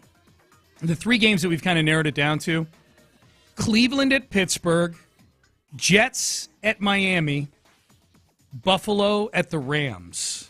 Okay. I'm going to use at least 2 criteria here. Okay. One is just, are you going to go, like if you were to go and really want to actively cheer for one of the teams, I feel like Cleveland at Pittsburgh, it would be fun to go and and potentially Deshaun Watson. There's like a 40% chance he'll be playing in that game. Right, yeah. He's got everybody, he's got a brand new tattoo that covers his entire back. That's what he's been working on during the offseason. So my head hurt looking at that thing. It's got a lot of different references. A lot going on, yeah. So I feel like that because Miami, you're gonna go cheer for the Dolphins versus the Jets, or the Rams, are you gonna cheer for the Rams versus Buffalo? That doesn't quite feel as good as cheering for Pittsburgh versus Cleveland. Yep. The other would be just simply the weather, and I feel like L.A. in December obviously has nice weather, but it's not that great of a tourist city. Right. There's a lot to do, but it's Yeah, there's a lot to do. You drive around a lot and everything, and then you go to. It'd be cool to go to that stadium, though. Yes. Have you been to that stadium yet? No, I have not. Oh boy, I'm not. I feel like for the weather, I'd go Miami, but for the stadium experience and just to see that, I might want to go watch Buffalo at the Rams. Buffalo at the Rams. Now, Rams tickets are very expensive. I do know that. At least they were last year. The Rams and the Steelers. The weather's so nice in Miami this time of year. That's a draw. We haven't decided yet. I'm going to put it to a poll on Twitter as well, but you lay it out pretty good. Ultimately, with Amy and I, it comes down to more the football and the quality of the football matchup than it does the ancillary stuff. Last year was an exception going to Tampa Bay just because there were really no good games like Cleveland at Pittsburgh that weekend. I think Cleveland at Pittsburgh is what it's going to end up being if I had to guess, because that could be a rivals. If you go Jets at Miami, since that's before the Texans play Miami, and then write some blog posts and do some podcasts on it, then it's a business expense. Scouting, yeah. You're scouting Miami, Sean. That's good financial advice. All right, I got a lot to process now, man. You got to be sure, but you got to do it for your own self, not for our company, because they don't let you. Yeah. And I'll do it for my freelancing stuff. It's for us. That's all I'll do. I'll write it for my freelancing stuff. A lot of people echoing what you said. The scouting the Dolphins thing. Pittsburgh could be super duper cold. Thank you, Texter. December the 8th in Pittsburgh. Yes, it could be. It could be super duper cold. That sounds like a Pittsburgher that said that, using the term super duper. Yeah. But it's an environment, man. It's a vibe, right? Have you been to their museum that they have there? No, they have a museum. Formerly Three Rivers at hard to pronounce Bank Stadium. They have a kind of like the Packers Hall of Fame. I believe so. Yeah. When they redid everything, they've got a really cool stadium if I remember correctly. So then it's a unique. I used to love playing at Pittsburgh as a player just because of the environment. It was so unique in that, like, for one, they don't do any of the pomp and circumstance. They don't have cheerleaders, for instance. It's like it's just a whole different feeling to it, and it's right in the city. It's cool. It's one of those older stadiums that's like right in the city. There's a lot about going to a game at Pittsburgh that's really cool, and it's like, not to mention Deshaun's coming to town. You got terrible towels everywhere. Like there's so much. There's going to be so much natural, just. And talk for fans that I think you'll have a lot of fun. Pittsburgh's getting a lot of love. Someone says no to Pittsburgh, too effing cold, but then the next few texts, Pittsburgh is a fun city. They have a casino downtown. Oh, yeah. They have a casino. It is, that's another one where it's, like with Houston, okay, there are limited options for entertainment once you leave NRG. Yeah. Pittsburgh, it's right in the city. Yeah. And you can walk lots of places and everything, and it's a cool environment. It's just such a unique little city too. I love, like, as a player, I would say hands down that was my favorite place to play, because we used to play them twice a year in the old AFC Central, and obviously once a year in Pittsburgh. But I loved it. The opinion I'm really seeking is Brandy's. What would Brandy do? Which of those three would she pick? She's a big sports fan. She's a wannabe Yinzer. So like, she grew up just her parents' farm is like almost abuts the Pennsylvania border, and she's a Yinzer. WWBD. What would Brandy do? So she would do. What would Brandy do? She would be Cleveland at Pittsburgh. But she also lived in Pittsburgh for a while too, and like she feels the same way about going to Steelers games. Yeah, I think that's what it's going to wind up being. A lot of people are saying it's too cold. That's your decision. Like we don't mind the cold weather. I kind of like the cold weather for football games because we never get to experience the elements here. Plus it's not a stadium that's like Cleveland. Cleveland is right on the lake, and it just funnels. Like Cleveland, it's just miserable. It's miserable to play there. This is why. It's scary to be a quarterback in Cleveland, because you remember even the time Deshaun Watson had played against the Browns before he was Brown downpour where there were like rivers going down the aisles. It's just brutal, but it's nothing like that. That was another one when Brandy went to a Browns game once, and I've never seen her so cold after the game. It's like when I went out to see her, everybody was just miserable. Yeah.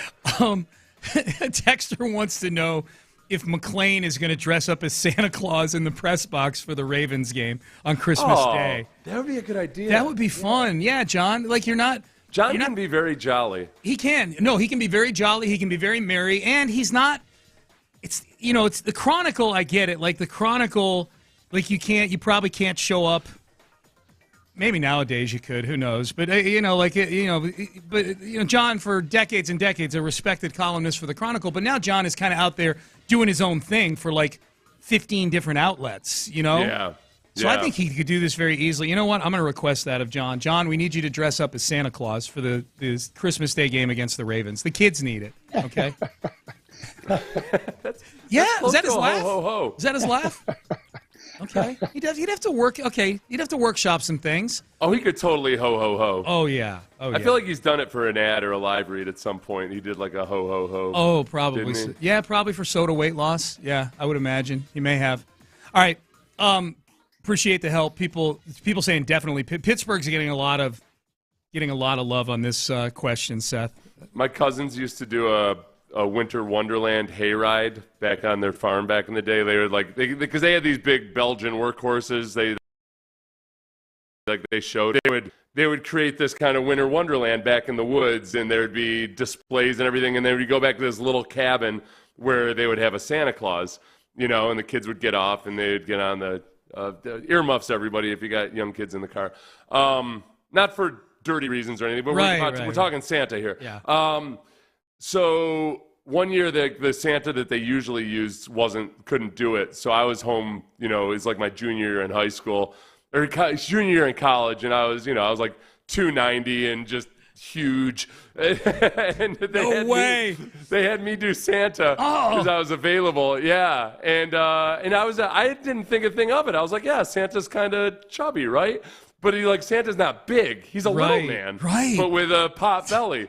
And it was almost like some of the kids were frightened of me. And I choose to think it was just because they would have been scared of any Santa, but it might have also been that it looked like I was about to burst out of that little cabin. I was like Buddy the Elf, but as Santa Claus, Bigfoot dressed as Santa is what it looked like to them. Oh, and without my junk suppressed like Buddy the Elf's was. Right.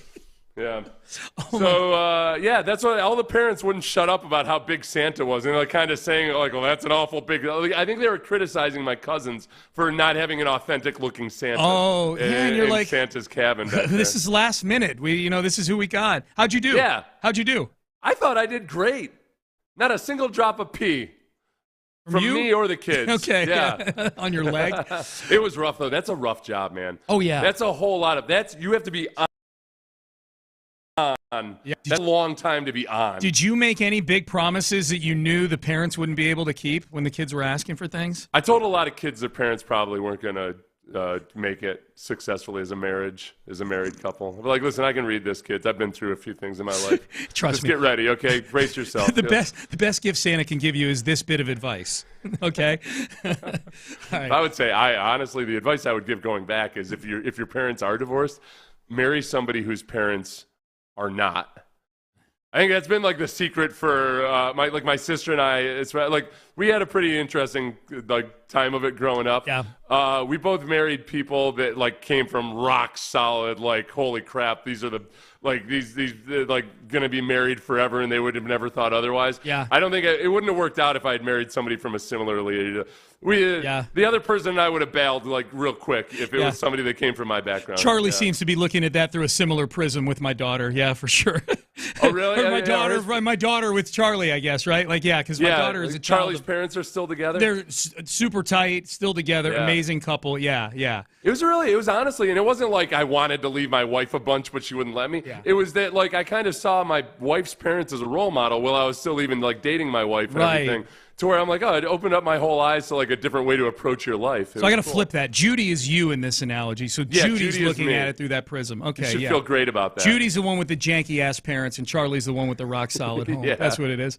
All right, Payne and Pendergast with you. Final segment. Simple question from a Texan fan. on the home games. Which home game are you most looking forward to now that we know when they are going to be played? We will get to that coming up next. West Point.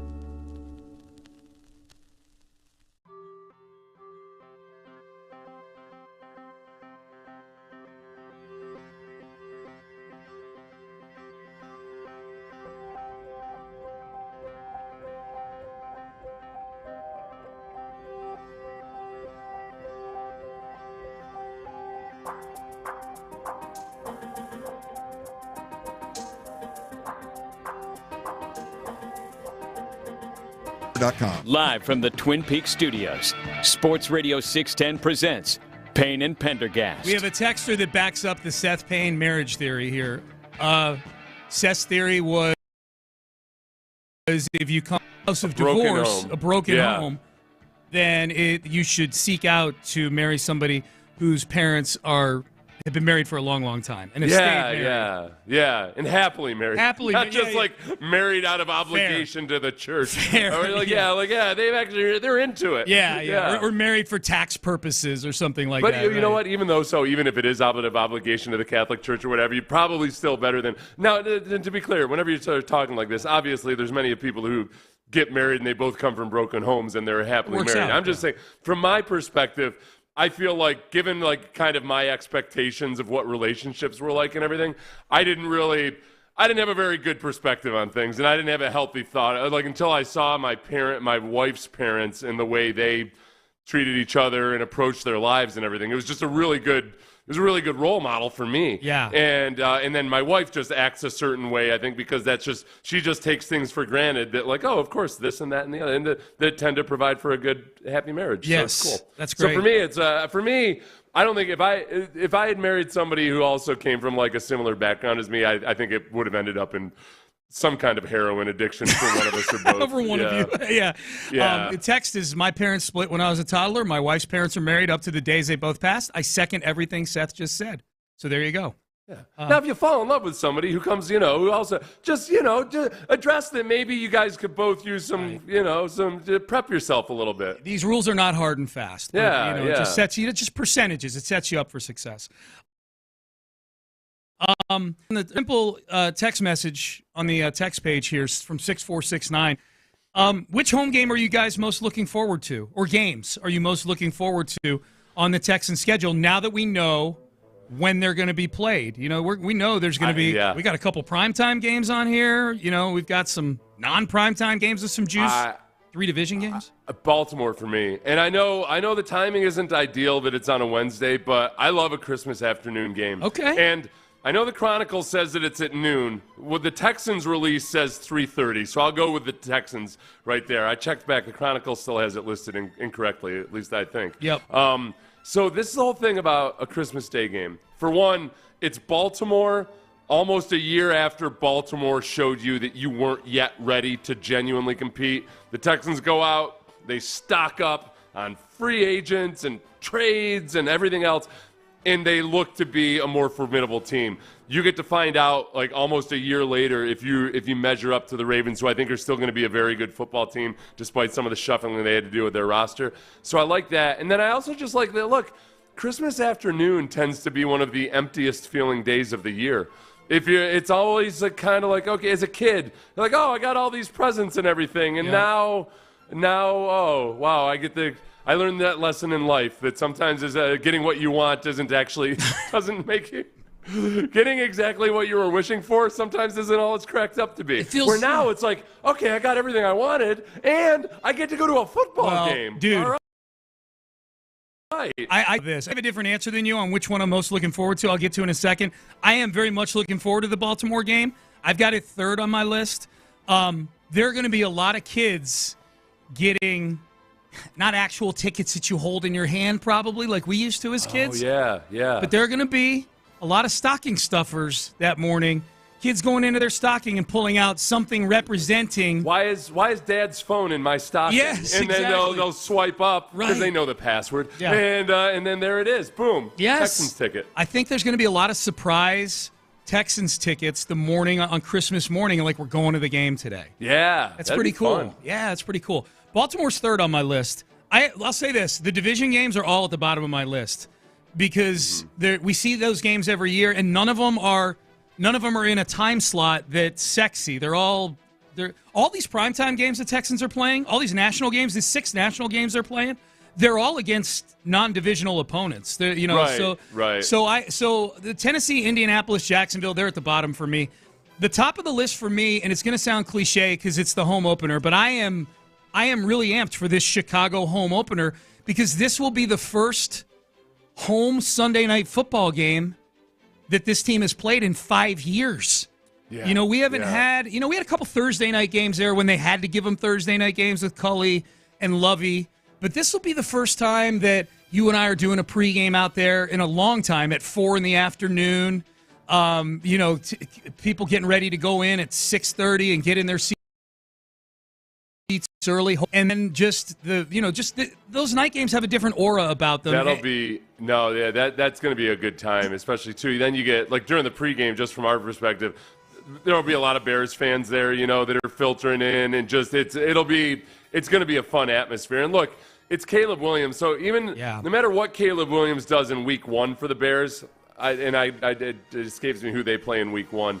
But Caleb Williams, either he might have an auspicious beginning. He's got a lot of weaponry there in his wide receiving core. They added DeAndre Swift. Who do they open up with? They open at home against the Tennessee Titans. Okay. Yeah. So, either way, Caleb Williams is going to come in. Maybe he has a really promising opening week game. So then there's going to be a lot of juice between C.J. Stroud, last year's Rookie of the Year, versus Caleb Williams, the guy that they, in effect, chose over C.J. Stroud. Kind of, yeah. Yeah, I mean, the Bears could have had C.J. Stroud easily. So they, that's going to be fun. That's going to be fun. Yep. That's going to be a lot of fun. I have Detroit number 2 on my list. The Sunday night game, again, a Sunday night game. Right in the middle of the season. You're coming off a long week after playing the Jets the week before. So you've got that long stretch.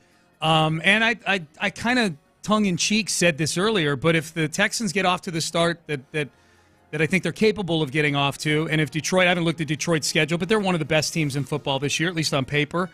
If these two teams have the start that everybody expects them to, then the over-under on, hey, this could be a preview of the Super Bowl, I said at 2.5, they've got off to good starts. I think it was. It's one of those natural. As long as both teams are performing to be in playoff contention. Yes. I think there's some connections between the C.J. Stroud and Jared Goff story too. Where if you look at Jared Goff as a guy that was able to go to a Super Bowl very early in his career, but then, either sputtered or got arrested development, didn't quite work out with Sean McVay, and then went through a long hiatus before he was mentioned in those same breaths again. I think that they'll draw a lot of connections between that. Now, CJ's doing it differently than Jared Goff did when he was a young quarterback, so I'm not trying to say that, CJ's going to be good for a couple years, and then everybody's going to think he's a bum. I'm not saying that at all. But that's going to make that'll be a topic of conversation at least a few times. If I had not known the dates and times of the game, like if you and I did this same exercise on Monday, and they said, which home game are you most excited for? We probably did this when we knew who they were going to be playing. It would be Buffalo for sure. Like Buffalo with Stefon Diggs and Josh Allen coming in, like not knowing the date and time. But Buffalo's buried at 4th on my list because I loved having 2 Sunday night games and that Christmas Day game. Like that changes the calculus on the excitement of those games. Sean Lopez is here. Hi. Simple question. Which home game are you most excited for now that we know when they're going to be played? I would have to say Lions is on the list. Lions is 2 for me. Lions is definitely on the list, and I'm trying to think who else it might be. More Christmas made a really good case for it, and mine is Chicago in the opener, just because this is the first time we will have had Sunday night football or Monday night football, any variety of like the good primetime football, in 5 years at NRG Stadium. Yeah, I think one is Detroit, and then you can argue too on all those. Yeah, on all those. I think Detroit is going to be good. I've been saying all the last 2 weeks. Super Bowl preview. Yeah. Well, it's a little early, but it's not too early. Week 10. Yeah, they both get off to like a be a double homecoming for Aaron Glenn, the defensive coordinator of the Lions, both as a player and also he's from Humble. So there's that. I was just John. I was watching. Somebody asked me a question about Vic Fangio. Long story, but I had to go back to watch the 2002 game because they have the whole game on YouTube with that opener, the Texans versus the Cowboys, and Aaron Glenn just absolutely went off in that game. He was a monster. He was a monster. He doesn't get enough credit as a Texan. Yeah, he gets a lot of credit. but he doesn't get enough credit as a Texan. Right. He was one of those guys like Gary Walker and a few of those other guys. It was kind of wasted. Like they went to Pro Bowls and everything, but it was like, okay, this is expansion team. Exactly. Yep. Exactly. One of the pictures my brother has in his house from when he was kicking in college, he kicked that field goal against you guys. I do recall. And the vaguely. one Aggie player in the picture, Aaron Glenn. He was held. Diving across. He was held. Diving across, trying to block the field goal. It's a cool. He was held. Cool pick. I'm a little disappointed in you that you didn't take me up on my offer to do the Jeff Van. Absolute joke. It's dumb. Absolute joke. Yeah, dumb. The Van Gundy cut bet. You are. You gutless, could grow Lopez. hair on your side at first. Oh yeah, they would. The Van Gundy cut, but if I shaved the middle of my head, are you kidding me? Sean's willing to do Notre Dame versus A&M, Seth, the Van Gundy cut. Sean has to grow the Van Gundy cut if Notre Dame loses. Lopez has to cut into it, and Sean is down, and Lopez won't do it because he's not a team player. I am absolutely a team player. The least team player here. You would look like Larry David. I'll take it up a notch and tell you, like, this is all gray. If it grows in, I'll even dye it black just to look even sillier. I'll up the stakes. You wear the glasses? Don't you go out a lot? Aren't you out among the people a lot? Of course he is. I'll think about that later. Socialite. Think about that later. Yeah. I'll go with the whole look. Yeah, the glasses. By the way, Seth, it did not pass me by. You watching your old game tape? You just admitted to watching your old game tape 3 minutes ago. Look at me. Yeah, I did. Yeah, it was, when I brought it up earlier, who did I mention, Sean? Aaron Glenn, Marcus Coleman, Jamie Sharper. Teammates. Right, yeah. Good old Marcus. I was the one. Somebody has a question about how different like the Fangio defense was now versus then. It's not that much different. It's just the offenses have changed. So they did, there were 3 wide receiver sets were far. That was something you did on your anniversary back in the day. That wasn't something on your anniversary. Empty backfield. Yeah. What are you, Lutherans? Where'd you get that? Smoochies? Vic, it's our anniversary, Vic. You know what that means. Did you get that backfield at Cindy's? What? All right, we're done. Seth, antibodies to you, my friend. Antibodies. Scheduled here, I'm sure, on the show today. In the Loop, The Drive, Area 45. Got you covered all day long here on Sports Radio 610. You're listening to KILT and KILT HD2, an Odyssey station. Landry Locker, John Lopez, Figgy Fig. They're in the Loop, and they start now. The Texans schedule is out, and as anticipated, a lot more popularity with the Texans. 6 games on national TV, the solo. Yeah, and it's going to be a really, really, really interesting season for the Texans. It's going to be a really exciting season, and as expected, you got the national TV love. What exactly do you think is the opportunity here? Because you've been talking about opportunity when it comes to the Texans, the layout of the schedule. Is it a pounce early schedule as many people anticipate? It is exactly what I was hoping for. Like when you take in the context of you have a very difficult schedule, the 4th toughest schedule in the NFL when it comes to last year's winning percentage, then you have to that's the background. At the front, I was saying, get a fast start, get off to a good start, and get those legs under you. Get a good record going early. Landry, I'm not trying to overstate things here. I think it's about the perfect schedule. The first 6 games is perfect. Perfect. Absolutely perfect. Perfection. Huh? And let me explain. Okay, if you can go, I've said if you can go. I think I was using the example. Consecutive road games one time, by the way. Exactly. Consecutive road games one time. Exactly. But I was using the example of you can go 6-1, all of a sudden everything falls in place. Damn. I'm going to go 5-1. Okay. Because I think it's a 6-game stretch to start the season. That's greedy, man. No, it's not. Hear me out. Like week 1 at Indianapolis, week 3 is at Minnesota. Let's say you split those road games. Yeah. And in my example, I said they lose the opener at Indy. Whatever. I just did kind of threw a dart there. But let's say you split. That's going to be a toughie. Yeah. Let's say you split one of those 2 first road games. Then you have, after Indy, let's say that's a loss. The Bears at home, rookie quarterback at home in your opener. Yeah. At Minnesota, rookie quarterback. Maybe. Probably a rookie quarterback by week 3. But maybe is if you want to be exact, yes. Then week 4, Jacksonville at home. Yeah. That's another dub. Oh, wow. Buffalo at home. That's a dub. Oh wow, that's okay. That's a dub. That's the Diggs game. They don't have any receivers. They all that good stuff. And then week 6 at New England. Let's go smack around Bob Greasy while we're at it. Let's just run the table. I'm telling you, 5-1. 70s Dolphins. If I had to pick the schedule today before I even see a single play at training camp, I'm going to say 5-1 to start. Split those 2 tougher road games in your first 3, and then dubs the rest of the way. Bears at home, Jacksonville at home, Buffalo at home, and at New England. It's perfect. I'm enjoying this. Yeah, it's perfect. It's laid out, and the good start right there. I'm enjoying this. It is the day after the schedule, which you know what it means. It is the world famous in the loop schedule. It's gonna be a lot of drama. Perhaps the biggest scandal in the history of sports will happen during the schedule simulation. OJ would like a word. Well, hey. Stand by. Okay. No, because OJ might have to take a back seat here. And it ain't in no Bronco. Trust me, biggest scandal in the history of sports during the schedule simulation. Payne and Pendergast, near breakup. Oh, wow. Yeah, the drama with Payne and Pendergast. We actually got the audio. I thought they were on a rock-solid foundation. It's not. Sports brings it all out on us, so we have that. Yeah. It's gonna be the schedule simulation. By the way, if you take the schedule simulation too serious, I mean, it's at your own risk. At your own risk, okay? Yeah. At your own risk. Just don't say 6:10. Good, bad, ugly.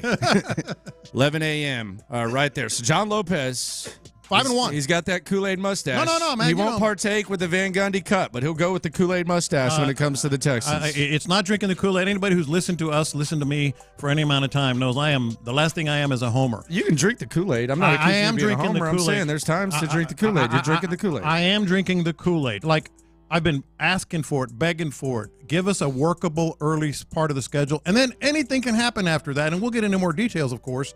But I could not love the first 6 games anymore than I do. Like, perfect for this team.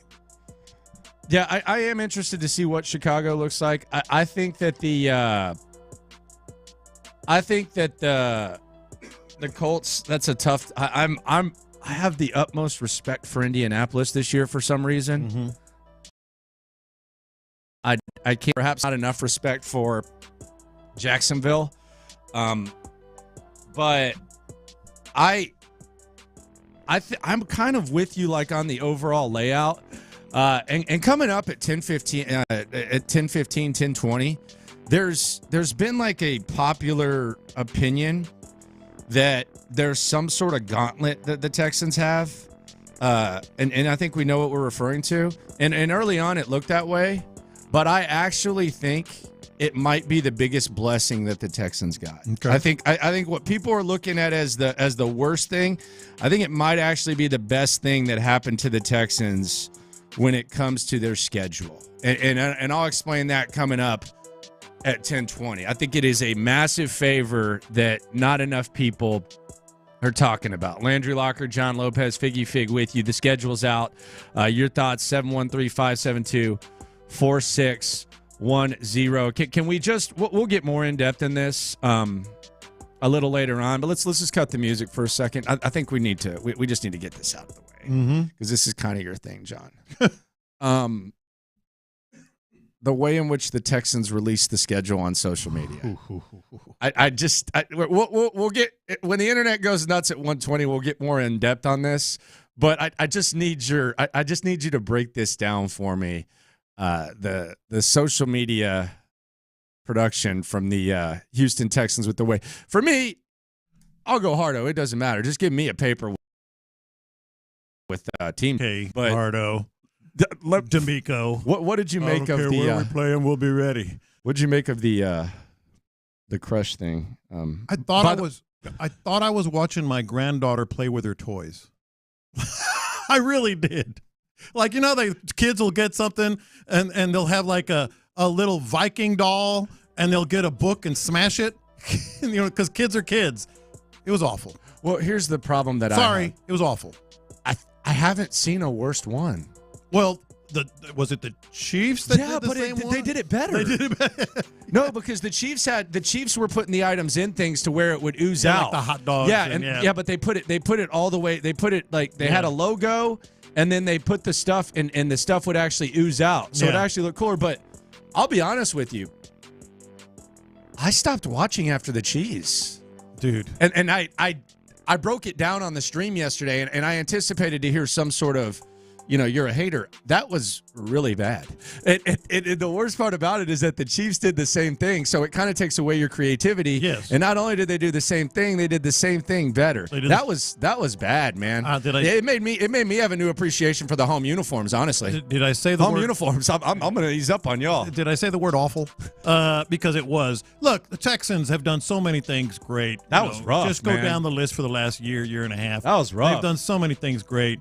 This is. What is going on with your digital team and your video team? Whoa, shots fired. No, I mean, look at what the Chiefs had the logo. The cheese just went to the side. Yeah. With the Chiefs, they at least put it in a compact thing, and then they crush it, and it would ooze out with the holes. Yeah. What is the crush thing? What's the significance of that? I don't know. You're am I not crushing hip it. to it? But what was? Is there That's it. Is there a movement or something viral with crushing stuff? I don't think so. I think it's just So the Chiefs and Texans just happen to do that same thing? Yeah, because they're crushing it. No, there's got to be more to it than that. This has got to be us just kind of being out of touch. I don't think so. By the way, I'm such a nerd on the schedule now. Over the last 3 or 4 years, I actually rank the top 5 videos in schedule. Yeah, releases. That's the internet going nuts. Yeah, we're going to do that. It's pretty amazing. There is a dynasty. I think there's a few. There's at least one dynasty. Chargers are pretty high up there. That's the dynasty. Yeah, Chargers are up there. I thought New England was sick. Oh, so good. New England was badass. Goodwill Hunting. Although some people might not get it, which I get. I think everybody's seen it. Maybe not. It's kind of. Yeah. But even then, it's still entertaining. Oh yeah. I thought it was still funny. Wicked smart. The Broncos, that was great. That was actually my favorite. Was it really? Yeah, I mean they had the owner try foods. Yeah, he's a Brit. The Brit adds to it. I thought the Browns killed it. Titans killed it too. Titans were right on the fringe of my top 5. It's street trash talk. You got the chick out there doing her thing. Yeah, because she was in the video last year. Yeah. She's working it, and now she's working it. So it was very good. It was 6 or 7 if I had to go that far. Jags was good. Bears was fantastic. Yeah, Bears was fantastic. Yeah, a little bit. And then there were the Texans. Come on. It was rough. Fair is fair. We're fair that was bad. When they sucked. We're fair when they're awesome, and we're fair with their video release. Yeah, it was awful. Bad. That was bad. Yeah. Figgy, did you enjoy it? I mean, you gonna be a hipster and say how great it was? Nah, I kind of want to try to get in touch with somebody over there so we can try to make something better for next year. Figgy could do it. I mean, you can get better. I mean, I feel like we got to be a little more creative, man. Well, I mean, when the Chiefs do the same thing and they do it better, that just eliminates it. I think it's so much potential you can do with releasing a schedule like that, man. You could. Oh yeah. I don't know. I got some ideas, man. All right. I'm gonna have to. All right. Try to talk to somebody over there, man. I mean, you could have just been real simple, and you could have even just gone. Have J.J. Watt announce the opponents, and then with each opponent show a J.J. Watt highlighted of him sacking the quarterback. But if you want to go something like that, I'm just saying something even simple. Yes, but if you want to go create a buzz, I mean that's what it's all about. Look at the Chargers. If you want to create a buzz, you have to embrace something that's about you or make fun of yourself. All these ones that we listed, they're either making the Browns had freaking Deshaun Watson at the very beginning. They're embracing it. Someone said that the Texans should have had sketch involved. Why not? Why not? I mean, that would have been great. I'm sure he would have been down for it. Yeah, he could have just simply said, "All right, we're playing so and so, brother." Yeah. It would have been I mean, he could have just. They could have had him read the schedule. They could have did a NFL draft type of style. No, you could have him playing video games, and it could be who are we playing, brother? And then it just shows Madden where the team pops up, or have the team something on like that, and then he says one wise ass crack, and then boom, boom, boom, boom. And then he can go on those stupid rants that he does Tuesday. Yeah. He does Yeah. Thanksgiving, like that, and then do that. Yeah, easy. There you go. Boom, problem solved. Figgy, you're a genius. Because you said sketch. Here's the other thing about it. Here's the other thing about it. I'll give a loophole credit. They said sketch. Okay. But here's the other thing about it that I think is that I do want to at least say, and not just crap on it. That took a lot of time what they did. Yeah. That's what's even crazier about it, is that took a lot of time. Yeah, a lot of time and thought. Well, I mean, at least planning. But look, I mean, you're not going to be perfect at everything. The Texans have been damn near close to perfect for the last year and a half. Take your lumps, man. Take the L sometimes, right? Because that was just not good. I mean, look around the league. Look at 30, 31 other teams. Yeah, it's not really it's not really that big of a deal, to be honest. But I was going to say that was a tough performance, man. But it is a deal now. Well, I mean, it is a deal. I mean, they got to start planning for next year. Yes, people look forward to next year. They need to be thinking right now. What can we do next year? They're 0 for 2. Yeah, the last 2 years. Yeah, they're 0 for 2. It's not something you mail in. Yeah. Well, I mean, and they can't. The digital game is strong. The Patriots did a whole movie, man. No, Chicago's was great. Ferris Bueller's Day Off. They took some time for that one. It was awesome, man. There's no way they're over there. I mean, you can't. There's no way they're even trying to convince themselves that they did a good job. Yeah. Of that. Maybe they wasn't really worried about that. They don't need to be. Yeah. I mean, if they maybe they're on the Chiefs level. Maybe it's just like, hey, we'll crush ish. No, but see, I think we're on the Chiefs level. I think they do need to be. Like you said, and we all agree, it's not a big deal in the grand scheme. Nobody's going to remember the. Yeah, maybe they just want to keep it simple this year. But it is a deal. It is something that creates buzz for your organization. I mean, they already got the buzz. Well, more buzz. They might need. Maybe they just needed a water. Maybe there's too much buzzing going on. I just want to here. brainstorm with them for next year, man. Biggie, I'm with you, man. They just needed a water. Yeah. There you go. Let's just crush it. Crushed it. You know what that was? It was like when someone says crush it and they didn't crush it. Like you have a job interview and you absolutely nailed it. Hey, crushed it. No, you didn't.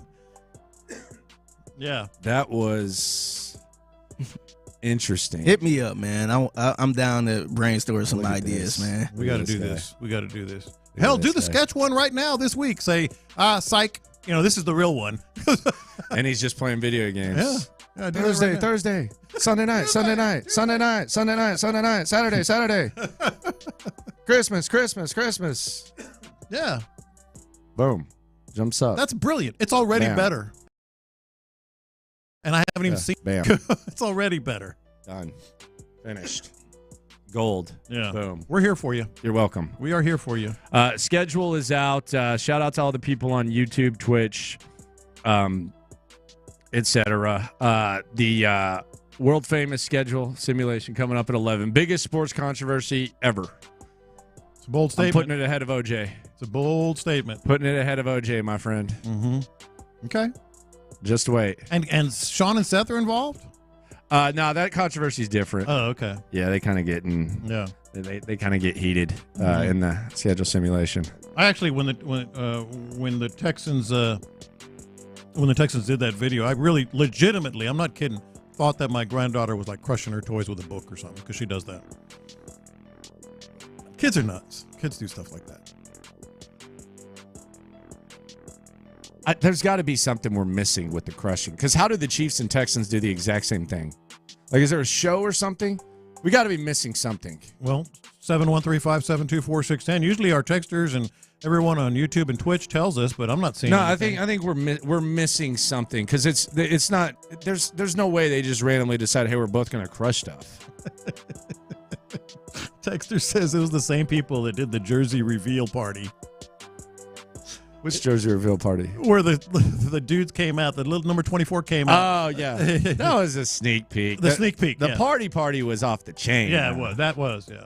That was really, really off the chain, for sure. Mm-hmm. Landry Locker, here you go. Hardo. I knew this was coming from the 832.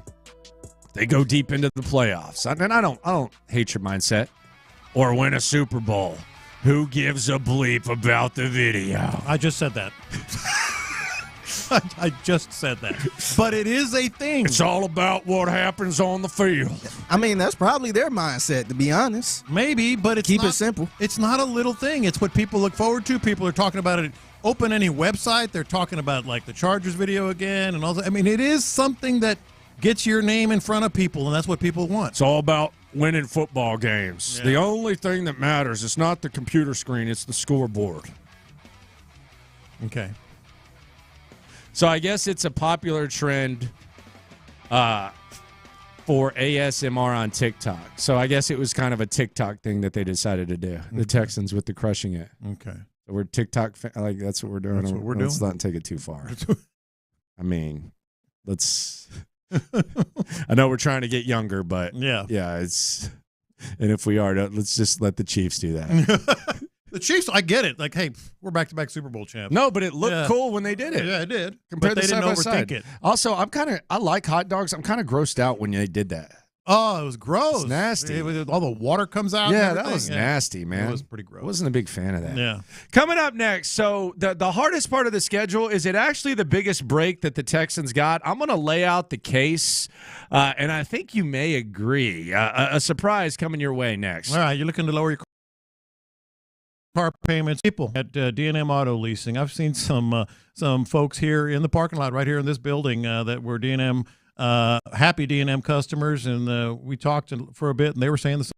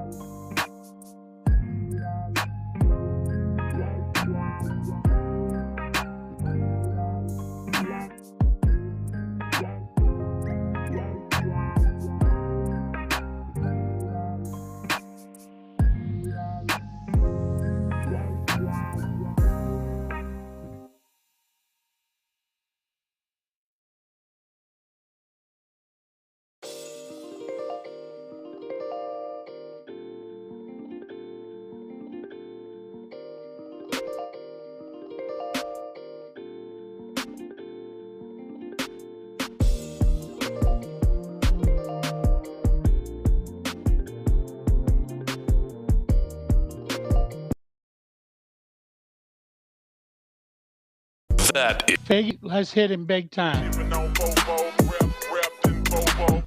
Houston, let's get in the loop. Oh, the jokes are coming fast and furious every time y'all talk about this guy. With Landry Locker. Landry, I mean, you're going to be in midday forever now. And John Lopez. On occasion, Lopez makes a statement that's so ludicrous, it makes me pick my phone up and call you guys. You're in the loop on Houston's sports leader. Your champ, 610. Sports Radio 610. So I keep hearing about this, Murderers Row, Gauntlet, all that the Texans got in December, and I don't disagree with it. I get it. You're playing 3 playoff teams, 3 of the highly regarded, potentially best teams in the AFC in December. You got the Miami Dolphins on the 15th, then you got the Chiefs on Saturday the 21st, and then you got to turn around and a few days later on a Wednesday on Christmas, you got to face the Ravens at NRG. So it's looked at as almost like a murderer's row of, man, this is a gauntlet. Oh my God, that is the tough part of the schedule. Oh my God, the Texans, they might be in trouble. That's where you really got to figure your stuff out. And I'm thinking about this, John, and I actually think December might be the most potentially favorable portion of the Texans schedule. And let me lay this out for you in 713-572-4610, YouTube, Twitch. Shout out to all the loopholes. If you listen, if I'm crazy. But this is how I look at it. Week 14, you have the bye. December 8th, you have the bye.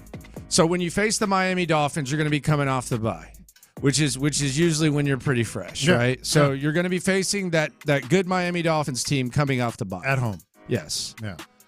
Then you're going to face the Chiefs on a Saturday, which not ideal. I'm not going to sit here and try to sell you on Kansas City. We don't know what's going to happen with Kansas City. We don't know what's going to happen with Rashee Rice. We don't know all that. But you're going to face Kansas City on Saturday. So I'm not going to sit here and try to sell you on that. Then you're going to face the Ravens, though, on Christmas. And the scared side of you will look at it and say, man, damn, you got to face the Ravens on short rest. And, that's a tough opponent to face, which is true. But there's a huge advantage to being the home team on a Thursday night. And there's an even bigger advantage to being the home team on a holiday on a Wednesday. And last year I heard Seth mention this, and I thought this was a good point. The Chiefs got their ass whooped by the Raiders on Christmas. Yes. Like, they absolutely got their ass whooped by a very bad Raiders football team on Christmas Day.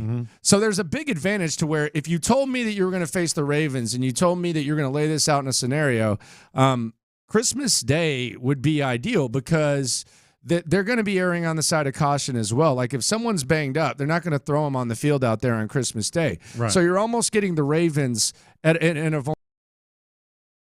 vulnerable state. This is the biggest favor because this is where it gets really interesting.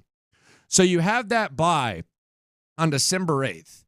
After that Ravens game, which is week 17, you're going to have 11 days of rest between your next game against the Tennessee Titans, which is damn near a bye.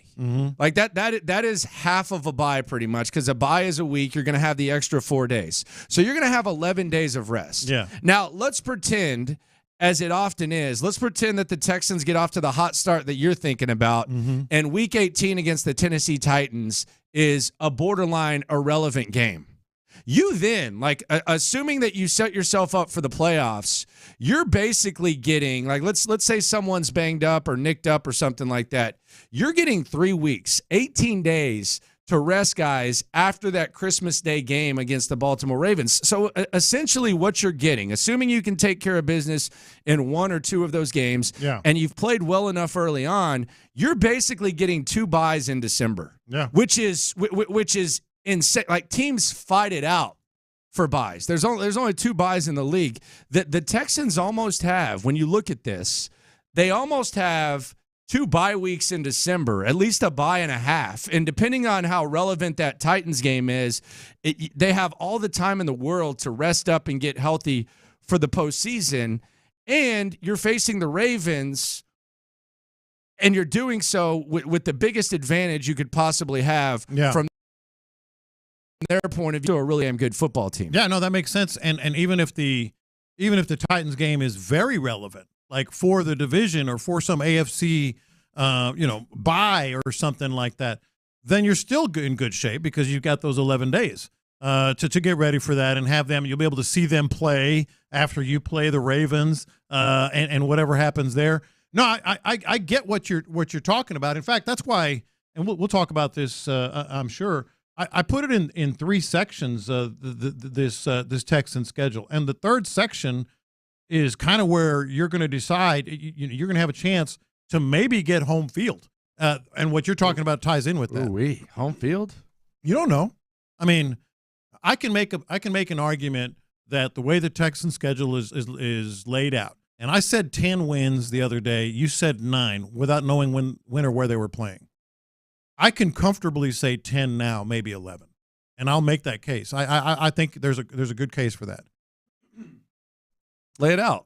Well, let's assume that they start 5-1, and I think big assumption. I don't think it's that big assumption. I think if we think this team is what it is, and you split the two games, the two road games in your first 3, that's at Indy and at Minnesota. Well, there's one loss. I think you can win the other 5. Bears at home, Jacksonville at home, Buffalo at home, and then at New England. So let's say you go 5-1 right there. There's one loss.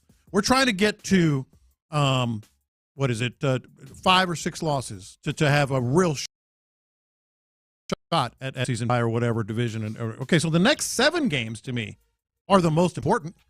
The next 7 games to me are the ones that really, I think you could lose 4 of the next 7 and still be in good shape. You go, obviously you have the Green Bay, Jets, Dallas at Dallas, Jacksonville, and then you golden heading into the bye week. So that middle 7 games to me is going to be the difference between 9 or 10 wins or 11 or 12 wins. Because after that, then you just laid it out. You could split the final 4. Like if you lose 3 of the middle 7 games and you start out 5-1, there's 4 losses. Yeah. All right? Yeah. If you split the final 4, it's only 6 losses, man. That's 11-6. And that's a layout. Like even without talking about the first round bye, like let's pretend that the Texans have the division wrapped up by week 18. You're getting 18 days of rest. Mm-hmm. Mm-hmm. You're getting 18 days of rest before the playoffs. Like I said, let's assume that Laramie Tunsil's banged up or Nico Collins is banged up or something like that. From the Ravens game on Christmas to when the playoffs start, this isn't even talking about and getting greedy with the bye. You're getting 18 days of rest, and that's coming off a December bye on the 8th. And oh, by the way, you're going to face Baltimore. They're gonna have to travel to you. So like if you look at it on the surface and you just say, okay, they're playing the Dolphins, Chiefs, and Ravens in a 10-day stretch. You can look at that and say, well, that sucks. Yeah. We're facing Miami coming off a bye, and we're facing Baltimore when they're going to be going through a hell of a grind. God, that cold weather, AFC North, just grinding-ass football. They're on a short weekend traveling. Dude, they're going to have to travel during Christmas to your spot on a Wednesday. It's not even like their bodies are used to it on Thursdays. They're going to have to do it on a freaking Wednesday on Christmas Day. Yeah. So I look at it as that stretch right there. When you factor in that the bye is right before the Dolphins and you factor in that Week 18 a lot of times is meaningless, man, I think you got a break from the NFL here. I really, really do. I think the best break you could get, like I said, we know how tough the schedule is going to be. We knew that before yesterday. But now, as it's laid out, you couldn't have laid it out any better. We're all going to look at our schedules, and we're going to be able to point to something and say this is tough. Let's look at did you see what the NFL did to the Chiefs? Did you see what they did to the 49ers? Did you see what they did to some of these other teams? If you think it's bad for the Texans in December, just wait till you hear what the NFL did to some of the Texans' opponents, and it might open your eyes a little bit. The Chiefs play every day of the week except Tuesday. T's ruined. Localizing it next. The Texans' schedule is here.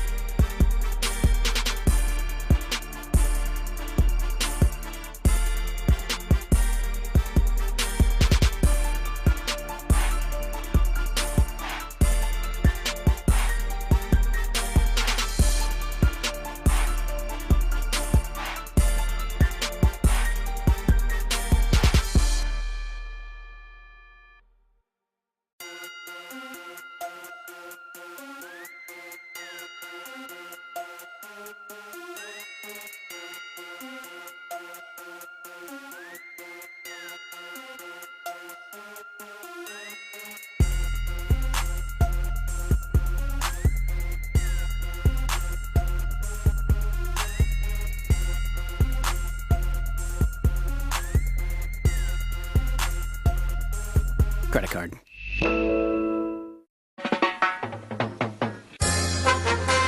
We're making the stories from outside the loop matter to you. This is Localize It. Don't you know I'm local? You're in the loop on Houston's sports leader.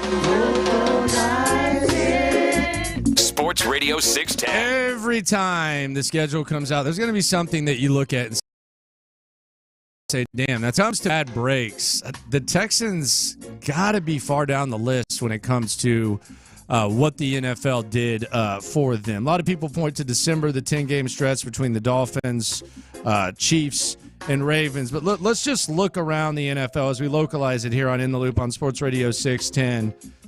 The NFL and what they did to the two participants in the Super Bowl last year. This one's interesting. Kansas City plays they play literally every day of the week except Tuesday, and I don't even know if Tuesday was a possibility.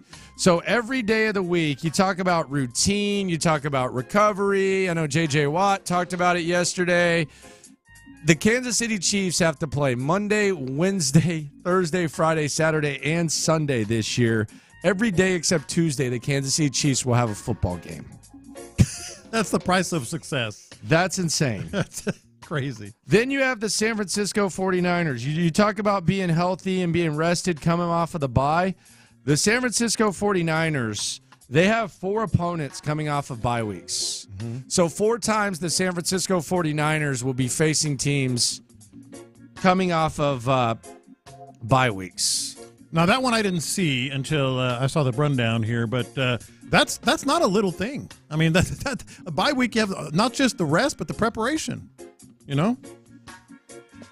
Then you have the Carolina Panthers, man. Carolina Panthers. Poor Carolina Panthers. Poor Bryce Young. Mm-hmm. I remember. Now C.J. Stroud's playing 6 national TV games, I should say. Carolina Panthers, the only team in the NFL without a primetime game. I don't feel sorry for him. I don't feel sorry for him. Hey, stay low and build, man. Stay low and build. Yeah. It's hard out there in the streets, man. And I know the NFL wanted no part of the Texans in primetime, but that does seem just wild. Like, not a single primetime game for them. Other games of note, speaking of primetime, the NFL passed on a couple of primetime games. Stefon Diggs and the Bills, Week 5, at early slate. Yeah. Saquon Barkley versus the Giants, Week 7, early slate.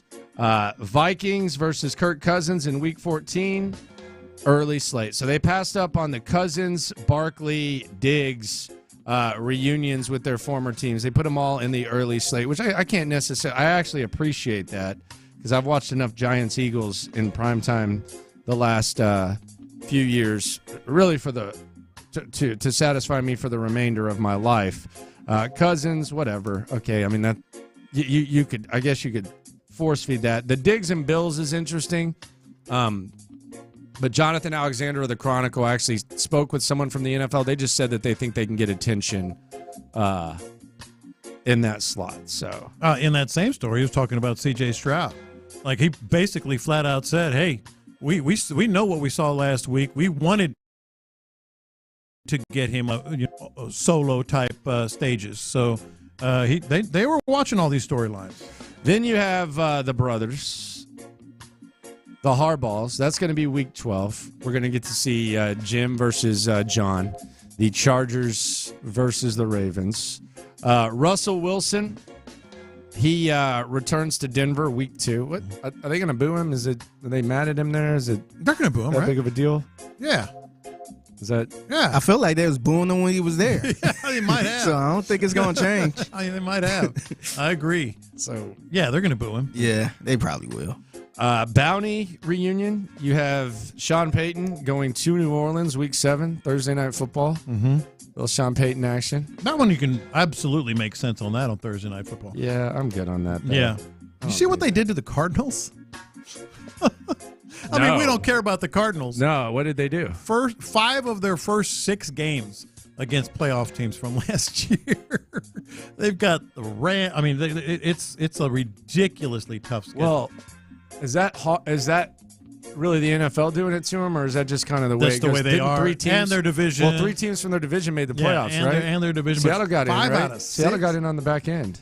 5 out of 6, though? God, Well, they were right there on the edge of making the playoffs. I know Seattle, and then the Rams and 49ers made it. That's just kind of hard to talk about. That's a tough division, man. Yeah. Hard to avoid for them. World famous In the Loop schedule simulation coming up. The biggest controversy in the history of sports.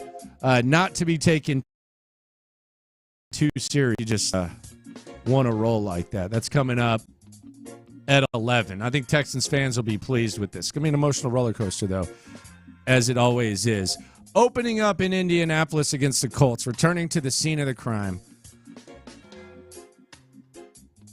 This is going to be a tough way to open the season. And we saw what the atmosphere was like last year in Indianapolis. I think Indianapolis is, look, if you were telling me that Indianapolis was, 1.5, 2 to 1 to win the division, I would say, okay. I would say, all right. I mean, that's about right. Yeah. But when you start telling me that Indianapolis is 3.5 to 1, you factor in that Jonathan Taylor's healthy for the entire duration. I think they added something they really needed, which was a good receiver opposite of Michael Pittman Jr. with Adonai Mitchell.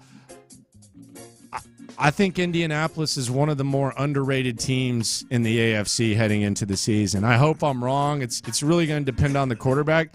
I'm not the biggest Anthony Richardson guy, but I'm a big Shane Steichen guy, and I just feel like Shane Steichen can maximize, assuming that Richardson can stay on the field. I feel like he can maximize him. And then they brought in Joe Flacco as the backup, and it was pretty clear last year, despite the beatdown at the end of the season at NRG in the playoff game, that Joe Flacco has a little bit of ball left in him to where if you ask him to just manage a game, he'll be able to do that. Yeah, this is one, first of all, when I saw that they opened at the Colts, this is one we should have seen coming. What game goes where, Cowboys on Thanksgiving, etc. We should have seen at Indy coming, after the way the season ended last year. And then I seen it. Yeah, you did. You did call that, didn't you? I did. Yeah, that was one that I felt dumb. We said, oh, man, that makes too much sense. Second thing on the Colts, if you can separate what you think of the Texans and how their schedule lays out, and again, if you weren't listening earlier, I think it laid out perfectly considering the opponents. But if you can separate what you think of the Texans with the best gambling advice, I would bet on the Colts with that value. With what'd you say, 3.5 right now? 3.5 to 1. That's just great value. The line opened as the Texans -1.5, which I think is kind of crazy too. I figured Indianapolis would be like a small favorite just because they're the home team, like a -1, -2. Yeah, that's where I thought it would be. Look, I have the utmost respect for Shane Steichen. I think the Texans are good. I think the Texans can beat the Colts. I just think the Colts are. I think they're good, man. Mm-hmm. I think they're a good team. Especially with Jonathan Taylor for the entire duration of the season. We saw how he ran last year. I mean, we saw how he ran in that final game. He was the best player on the field. By far. Yeah. So, yeah, I have a lot of respect for Indianapolis and what they do, and I think this is a sign of two very, very good coaches, two long-term coaches. I don't know if Anthony Richardson's a long-term quarterback for the Colts, but I do think Shane Steichen's the long-term coach. So I think this is going to be really exciting. I feel like there could potentially be a little bit of a kick to the junk because who knows what Tennessee is going to be. Seems like some people are starting to kind of, point to them as a sleeper. Okay, we'll see.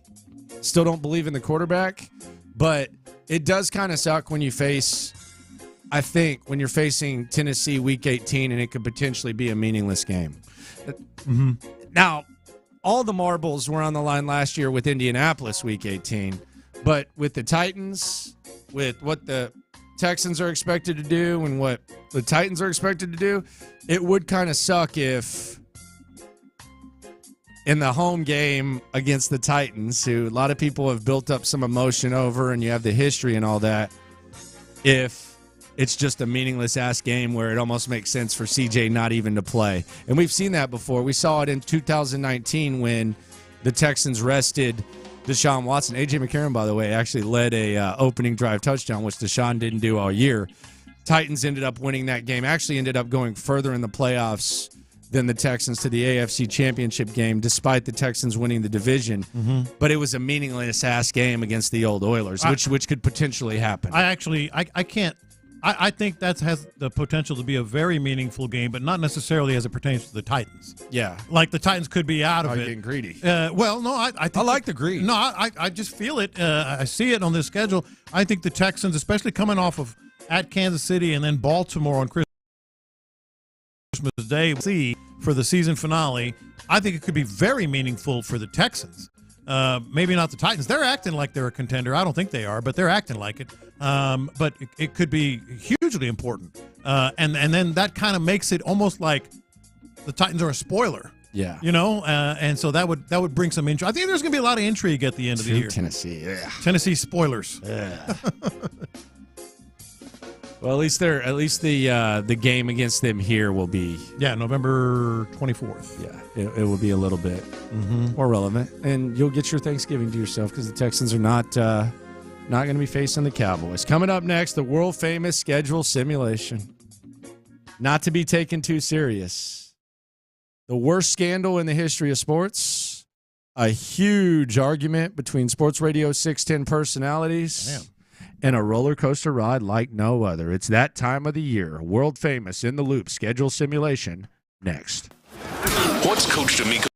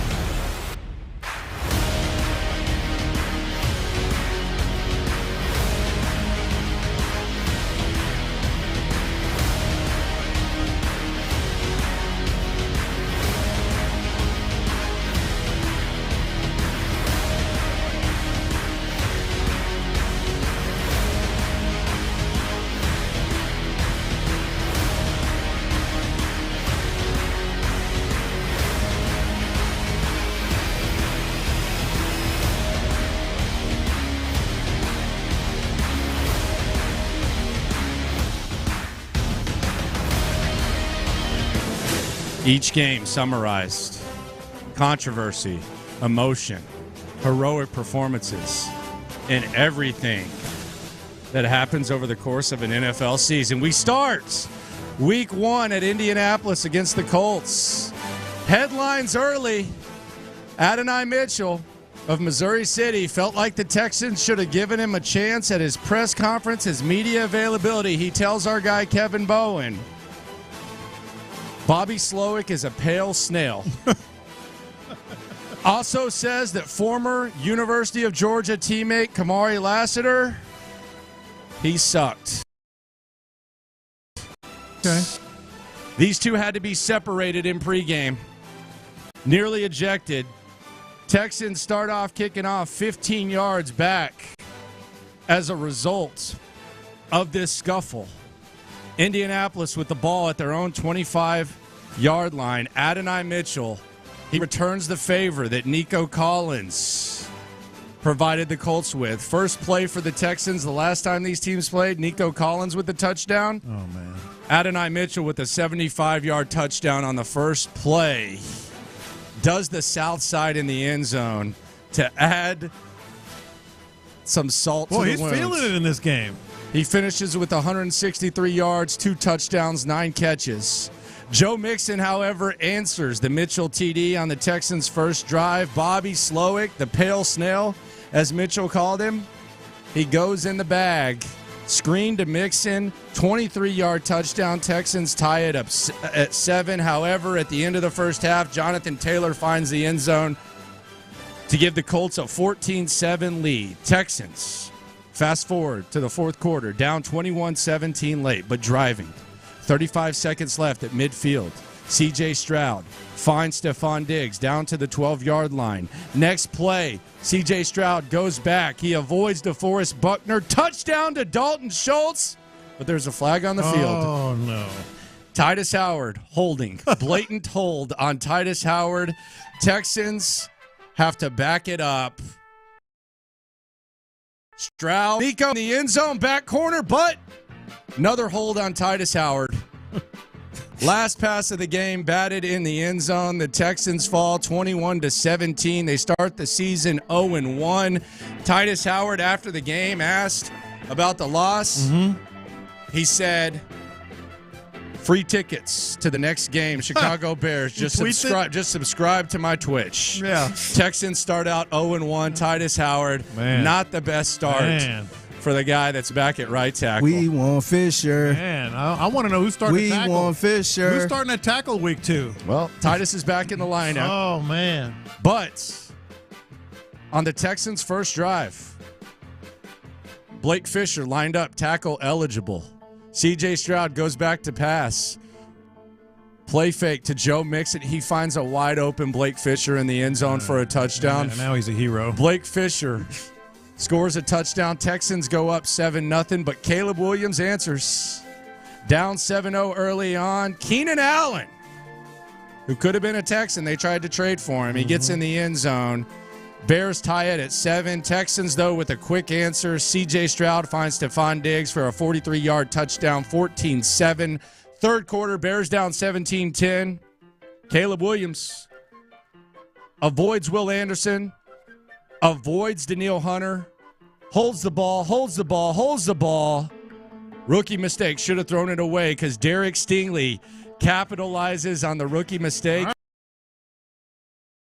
With plays later, C.J. Stroud finds Stefon Diggs again. Texans win 27-20 to improve to 1-1. All right. Heading into Minnesota. I can feel that one.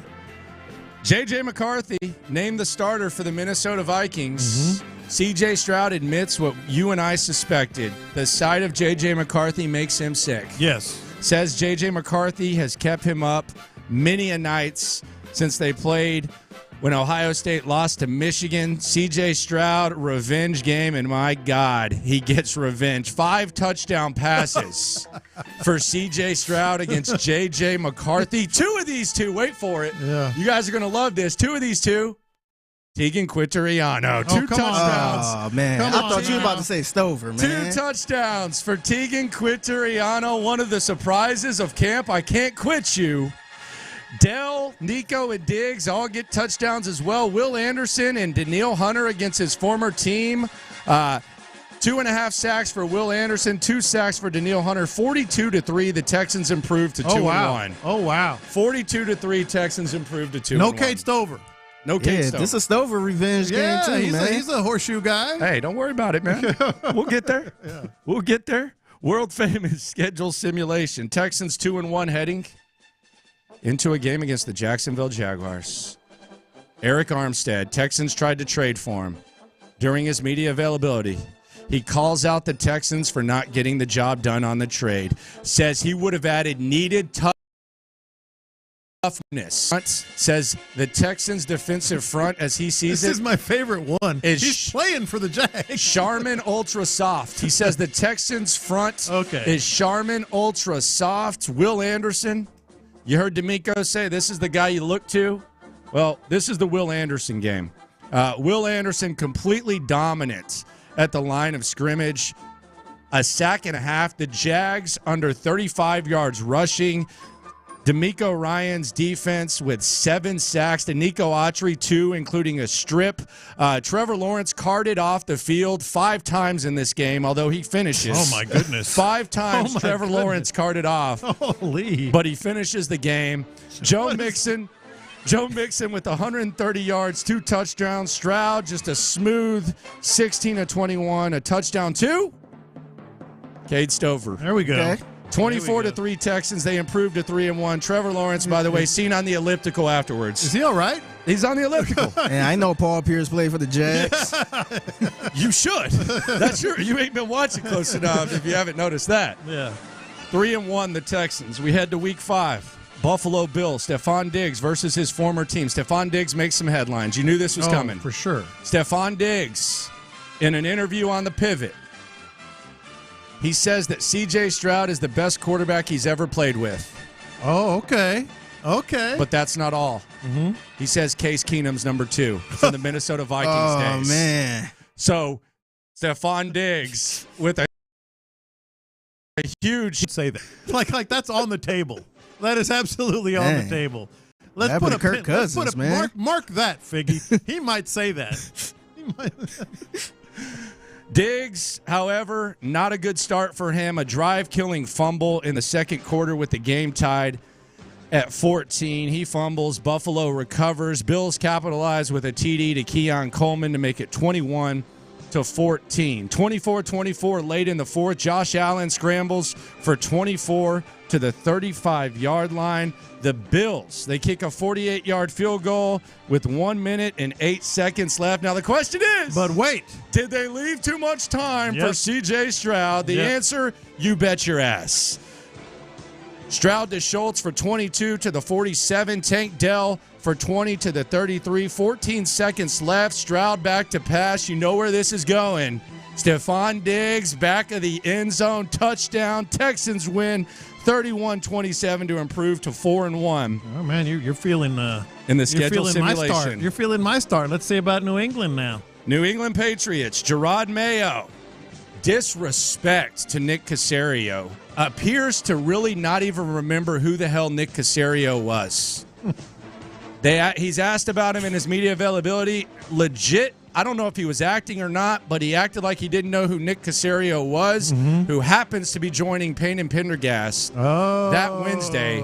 This time, instead of 30, 48-minute interview with Nick Caserio. Angry as guarantees a victory.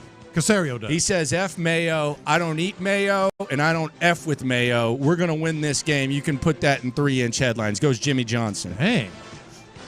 Caserio says that. Caserio says that. All right. Texans respond to their GM. They are all over Drake May. 3 interceptions, 2 fumbles. Kamari Lassiter with a pick 6. After the game, Kamari Lassiter asked about Drake May. This is what he had to say. Quote, "Call me Kendrick Lamar because I'm the Drake killer." Texans win 35-7. There's your 5-1 start. To 5-1. There's your 5-1 start. That's what I was saying. So the schedule simulation lines up with John Lopez. He said, quote, "They not like us." Yeah. Week 7, Packers. Now, let's just relive some of this history between Jair Alexander and Stefon Diggs. This is a little bit of their history, and it's gotten pretty chippy before.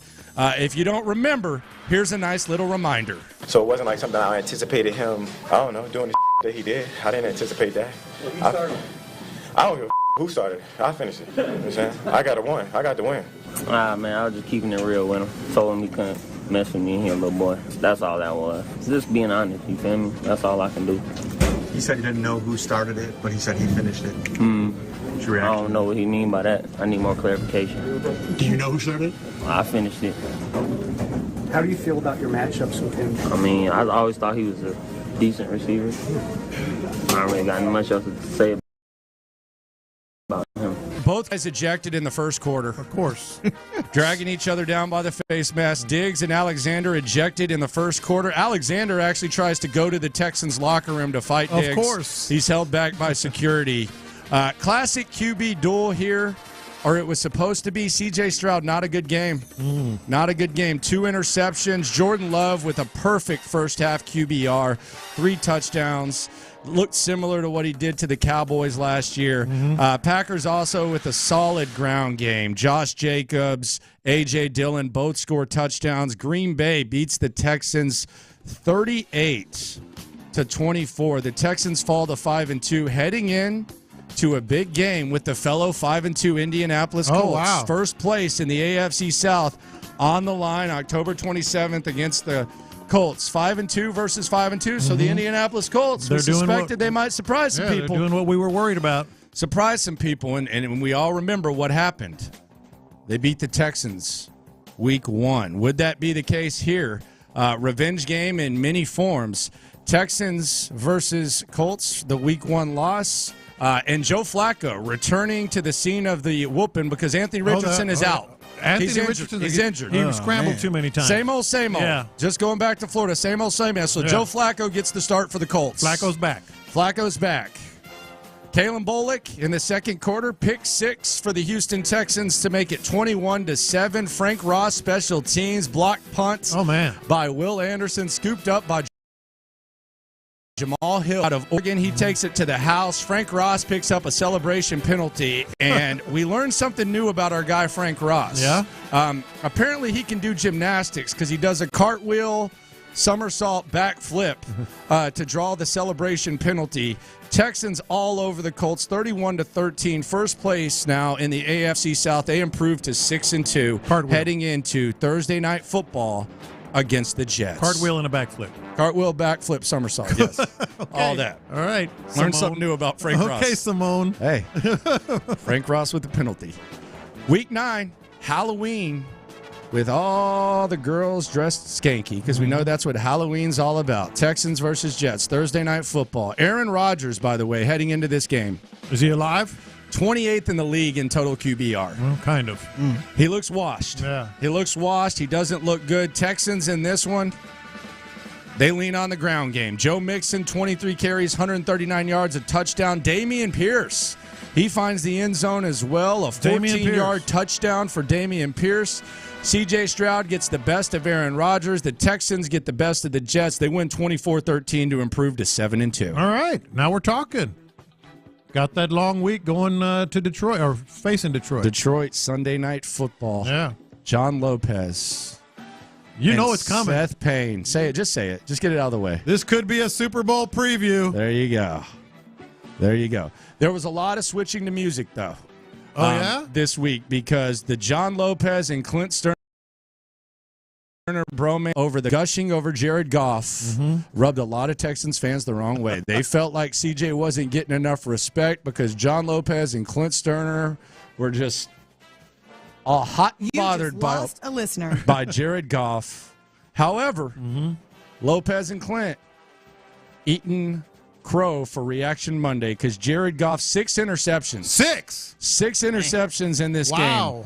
2 for Stingley, 2 for Jeff Okudah, 1 for Danielle Hunter, which was led to a touchdown, and Caleb Bullock adds another. The Texans improved to 8-2. Jared Goff with 6 INT. Jared Goff, 6 interceptions. 6 INT. How did Hayden Hooker look? That's the real question. 8-2. Texans heading into a Monday night game against those hated Dallas Cowboys. All right, we've been waiting. Now, this is random. Mm-hmm. You know when they list the actives and inactives? Yeah. Titus Howard inactive for this game. Good. When asked why, it was about the rest. Nick Caserio said he just wanted to get Blake Fisher some work, so Blake Fisher gets the start at right tackle because the 2-7 Cowboys are one of the worst teams in football. Oh, wow. And the Texans feel Titus Howard, who's a little bit banged up, could use the rest. So Blake Fisher gets the start at right tackle. Mm-hmm.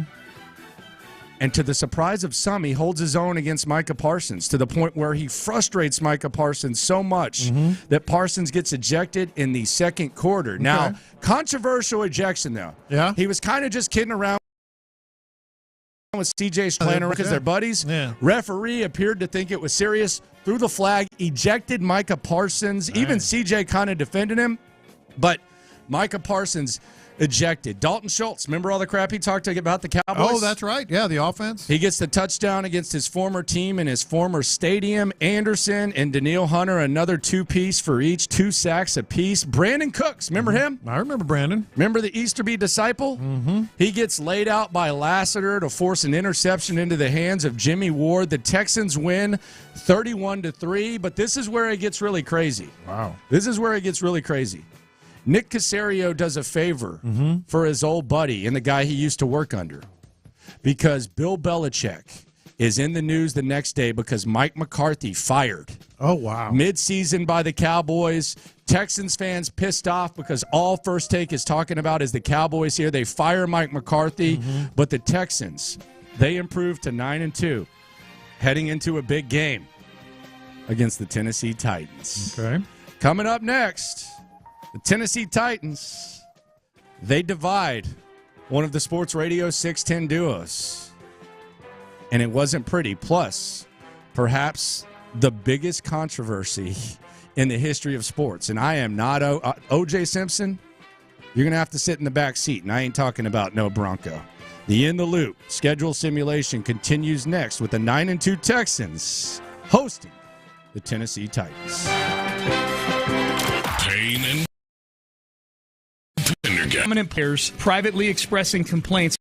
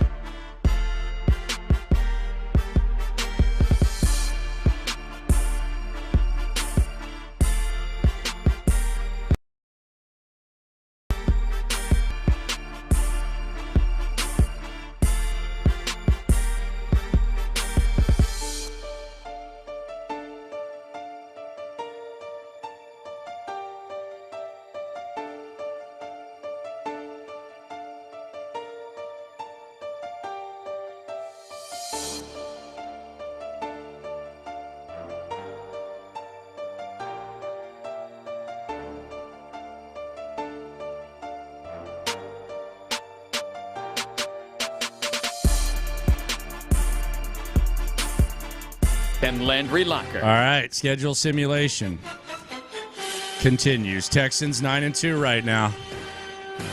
Heading into a matchup against the Tennessee Titans. We've heard Hannah McNair right in here with some strong words about the Tennessee Titans. Well, it gets intense in this studio leading up to the game because This studio, Seth Payne, Sean Pendergast, okay, they get into it to the point where Seth Payne storms out of the studio, much like he's done in the past with Mike Meltzer. Is he insufferable?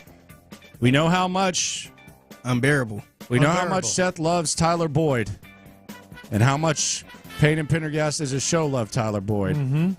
A debate over Tyler Boyd versus Cooper Kupp. Best slot receiver in the league.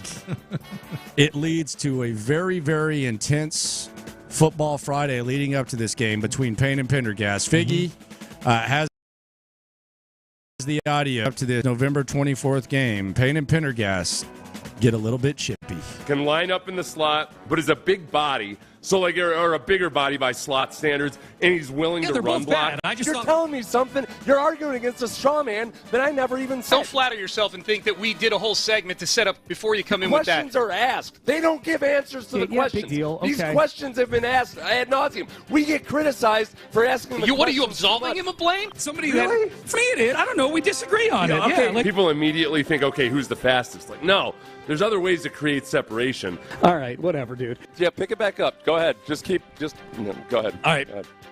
All right. Man, that got intense. Damn, man. Yeah. Don't know if they're going to be back. We don't. Who knows? That's crazy. Tyler Boyd, Titans receiver. Some drama leading up to this one in the stands. Amy Adams Stank, the stanky one. Okay. She has a special guest in her suite. One of your best friends. Oh, really? One of your best friends in her suite. Are you making something up again? I'm not. Okay. One of your best friends. Okay. Ed Emmett.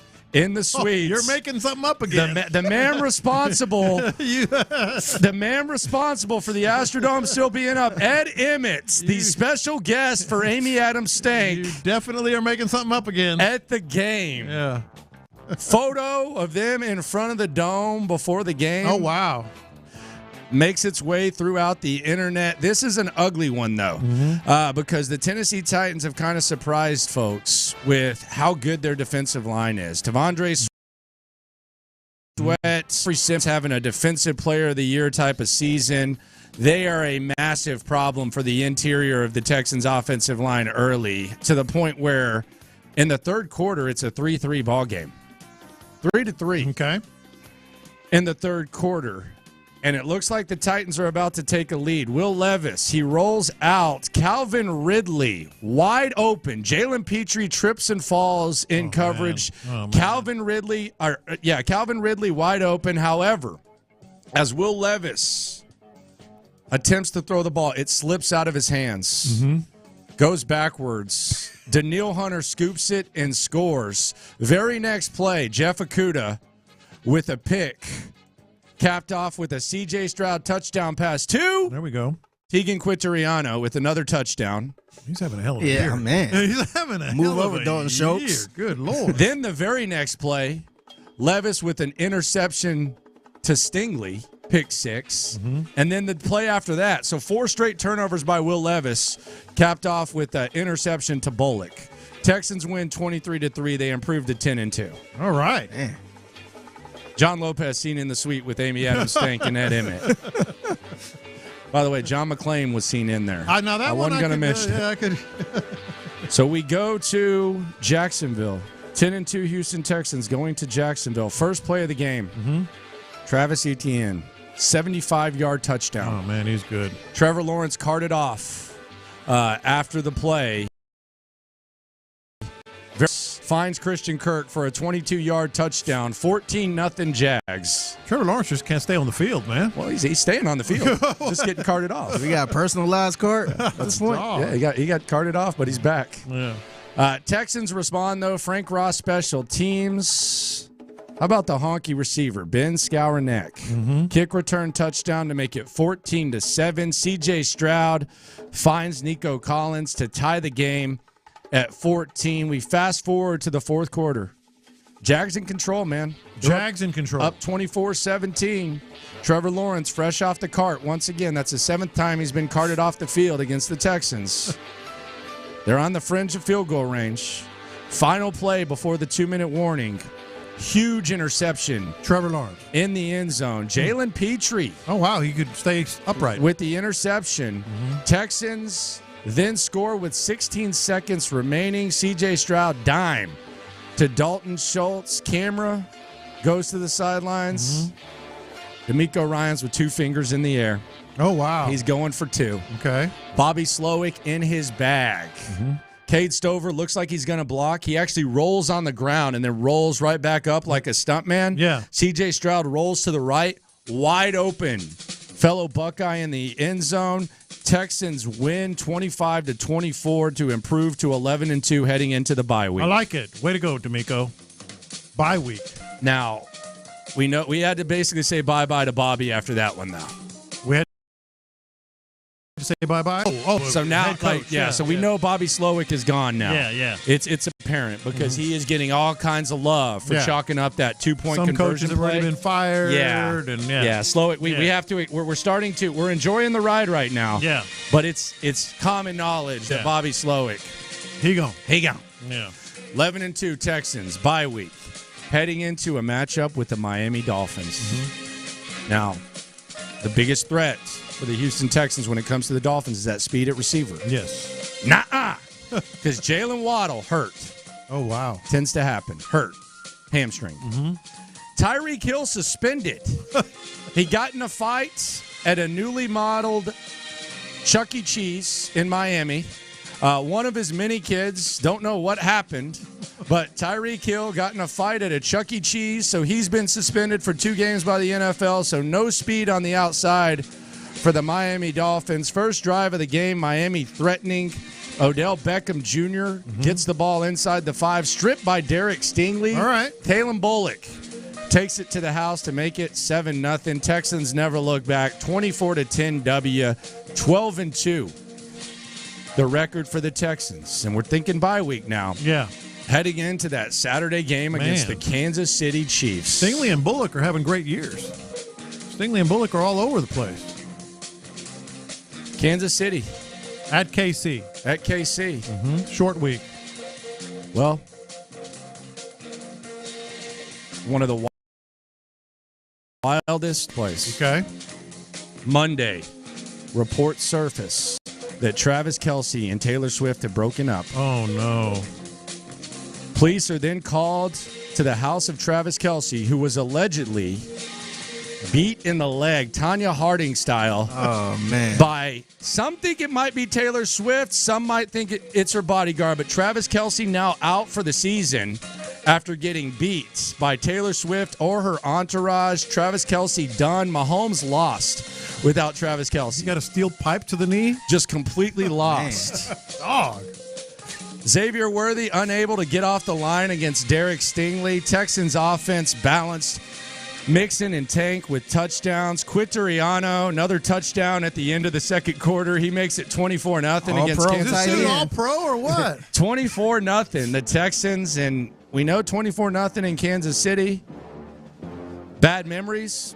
Not this time. No looking back. C.J. Stroud, 27 of 36, 2 touchdowns. Davis Mills actually plays the fourth quarter. He finds Noah Brown for a touchdown. Texans win 34-24. The score closer than it actually was. 34-24. Texans improved to 13-2. 13-2 going into the last 2 weeks of the season. All right. Ravens coming to town on Christmas. And they established themselves as the Texans' absolute kryptonite. Oh, no. The interior of the Texans' offense line, C.J. Stroud sacked 6 times. Derrick Henry, 203 yards on 22 carries and a touchdown. Ravens and Lamar Jackson now 3-0 against C.J. Stroud and the Texans. And here's where it gets crazy. The Ravens now 13-3, same record as the Texans, but in control of their own destiny when it comes to that bye week we've talked about heading into the final week of the season. And Derrick Henry with 200-plus yards at NRG, huh? Yeah, that tends to happen. That does tend to happen. Week 18 at the Titans. A favor from an unsuspected guy, Deshaun Watson. What? And the Cleveland Browns beat the Ravens, which means the Texans have home field advantage in the playoffs as a result of crazy tiebreakers. This game against the Titans now meaningless. All right. Which means it's Case Keenum time. The final game of Case Keenum's career, and my man is cooking. What a story. He finds Noah Brown, John Mechie, Cade Stover, all with touchdowns. Mason Rudolph in for the benched Will Levis. 3 interceptions. Texans win 27-3. Case Keenum carried off the field. Texans finish the season at 14-3, heading into the playoffs with a bye. Wow, 14-3. Dang. The schedule simulation here on In the Loop. Well, one thing I learned is I guess Tegan Quatoriano is going to be an all-pro. Yeah, move over Travis Kelce. Has Howard played down the stretch? That's the thing we need to find out. You didn't mention Tank too often. Man, you mentioned Noah Brown more than Tank. Yep. Yeah. Yep. Just kind of how it goes, man. All right. He had a good year. Going to be a wild year. Just didn't make the highlights. Yeah, okay. He had a good year. Text line 713 on the simulation. I thought you were an idiot, but if you think the Texans are going to beat the Chiefs at Arrowhead, that makes you even more of a moron. Yeah. Oh, brother. He must have missed the part where Travis Kelce got Nancy Kerrigan. This is exactly how it's going to go. This is exactly how it's going to go. And Taylor Swift. Yeah. And Taylor Swift is under investigation. Yes, with a steel pipe in her hand. Oh, my God. That's it. I'm switching to music. There's so many dumb people in the world. Coming up next, greed or the best sports bar day ever? That is the question. Plus, the bus continues to get backed up on a local athlete. The hits are lit next.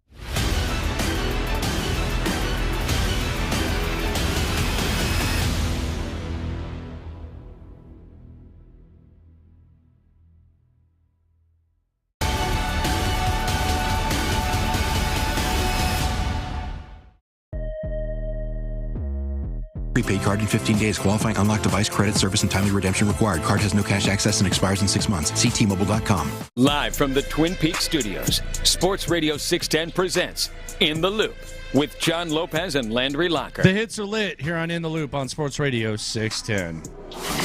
Playing all the hits. These are the hot stories of the day. You're listening to In the Loop with Houston's sports leader, Sports Radio 610. All right, this might be one of the best days that I can remember when it comes to going to a sports bar. This is an absolute must. The NFL ain't even trying to hide anymore. Because on December 21st, let me lay this out for you, as the NFL schedule dropped yesterday. The Texans and Chiefs will be on NBC at noon. The Steelers and Ravens will be on at 3:30.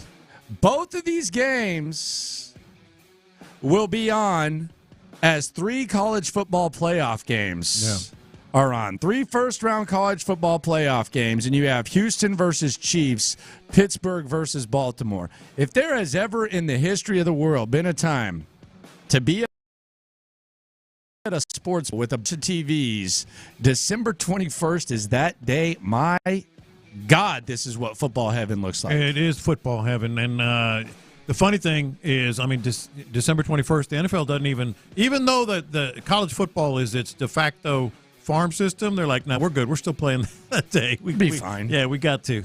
Fine. But it's going to be nonstop.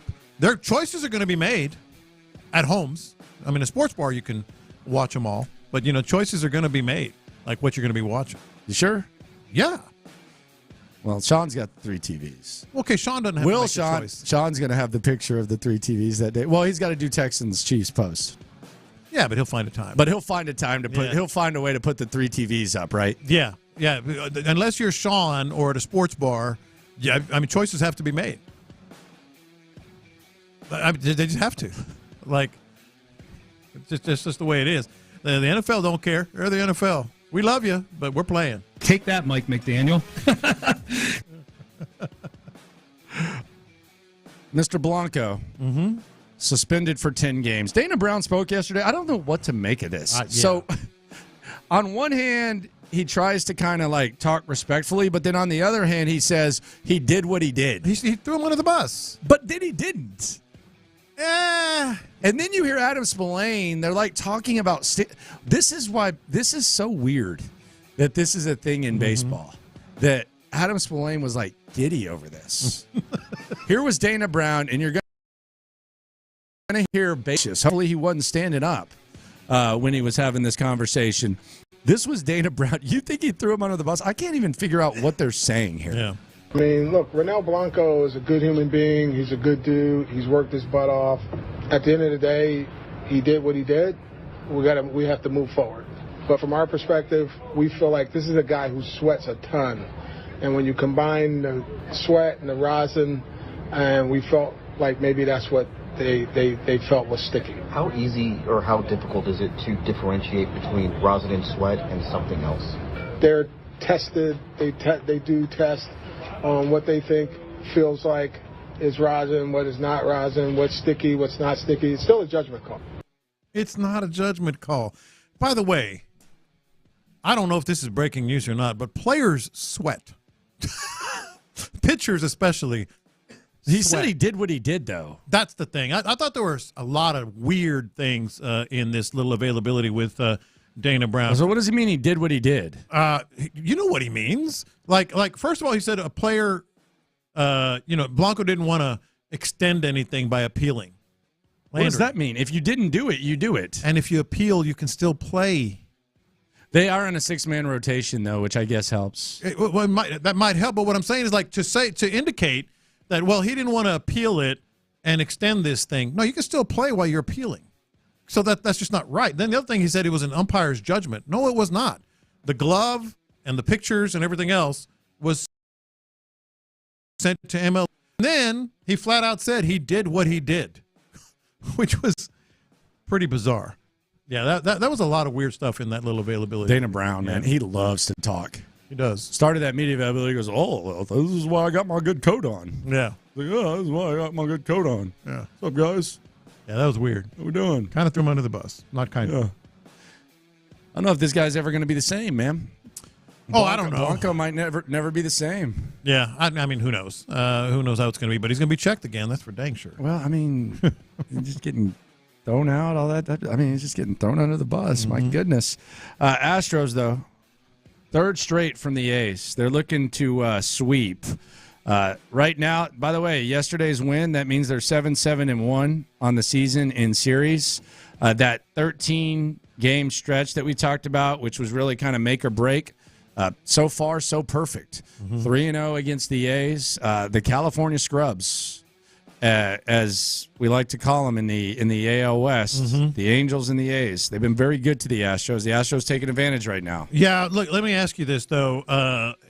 Has Astros pitching been good, or has it been the A's? The A's. That's what we got to find out. Both. Yeah, it could be both. But we're going to find that out. I got the A's today, and then first place Brewers. Yeah, basically what you're trying to do these next 13 games is you're just trying to get to a point where when things intensify, you give yourself kind of a puncher's chance. And that's what they're doing right now with that. Yeah. By the way, Brandon Belak traded to the A's. Know you're upset about that? Heartbroken. Your guy. Yeah. I kind of feel like he's been there for the Astros when they've needed him. A lot of times that dude's going out there doing his thing, eating innings. Yeah, he's had some moments. Hey, Seth I'll always Martinez. remember you from the shout COVID out year. to Seth Martinez. Salute, man, coming in and finishing that thing yesterday. That was pretty dang good. But yeah, they've got A's, and then the Brewers. You're going to have Hunter Brown, Justin Verlander, and Spencer Arrighetti. So that's going to be the biggest test right there in the middle of all this. Man, I'm a fan of Seth Martinez. Yeah, shout out. He's good, man. Yeah. Shout out to him. He's been really good for them. 3-0, man. Yeah. Sweep. Figure it out. NBA, the Boston Celtics, they advance as we play the hits. 113-98 dub over the Cavs. We knew that was happening. They await the Knicks, who look to advance tomorrow in Dallas. The game wasn't in Dallas, but the Mavs right now, they're in the driver's seat following their Game 5 win over OKC. Luka with a triple-double. Yeah. Here was Luka talking about all of the hate. It was basically a F you, Luka type of vibe in Oklahoma City with the chance. Let's find out if he likes that or not. This Oklahoma City fan base has taken a little bit of a liking to you, so to speak. As a competitor, do you thrive on just being able to silence the crowd the way you did in the game that you had? I love it. And when the chant Lucas sucks, it gets better. What did Bregman say? Cream rises to the top. I mean, you got the Joker, you got Luka. Cream is rising. That was a great effort, and I guess they're gonna be moving on. If I had to guess today, that's for dang sure. The Nuggets? No, the Mavericks. Oh, well, 82% of the time, man. Yeah, 82% of the time, the team that wins Game 5 in a 2-2 wins the series. Yeah. So you think the Nuggets advance today? That's the one NBA game right now. You got Nuggets T-Wolves. You think the Nuggets finish it off? Yeah, I do. I think we're going 7. Yeah, I think. Who was it that said was it Draymond talking about when they were walking off the floor they were already beat? Yeah, he said that Karl Anthony Towns playing the whole game and then limping off. Yeah, I'm buying that. I think he goes 7, man. You do? He goes 7. That'd be cool. I think we get a Game 7. That'd be cool. Biggie, place your bet. Nah, I think it's over, man. Yeah. Denver sitting locked in right now, man. Start out 0-2 at home, and then you win in 6? Mm-hmm. The hell is that? That's a championship locked team. in, man. That's the heart of a champion. But that's a meltdown for the It's Nuggets. a meltdown, but it's also the old heart of a champion. They talked about it. Do you think that there's 3 teams that have a chance to win a championship right now? Boston, Denver, 3. Yeah. And Dallas? Mm-hmm. Luka versus Joker, that'd be nice. That's going to be nice. They got a crazy relationship. Really? They're buddies. Like they're friends. Like they like to mess with each other. Okay. Like throw ball, like throwing the basketball off each other's heads and all that type of stuff. I mean, man, Denver's going to have, if they close it out, they're going to have some time to rest. They're going to be able to, home court. They'll have it all. Dallas is pretty strong, though. No, Dallas is strong. Like I said, cream is rising. I mean, Luka, he's been hurt too.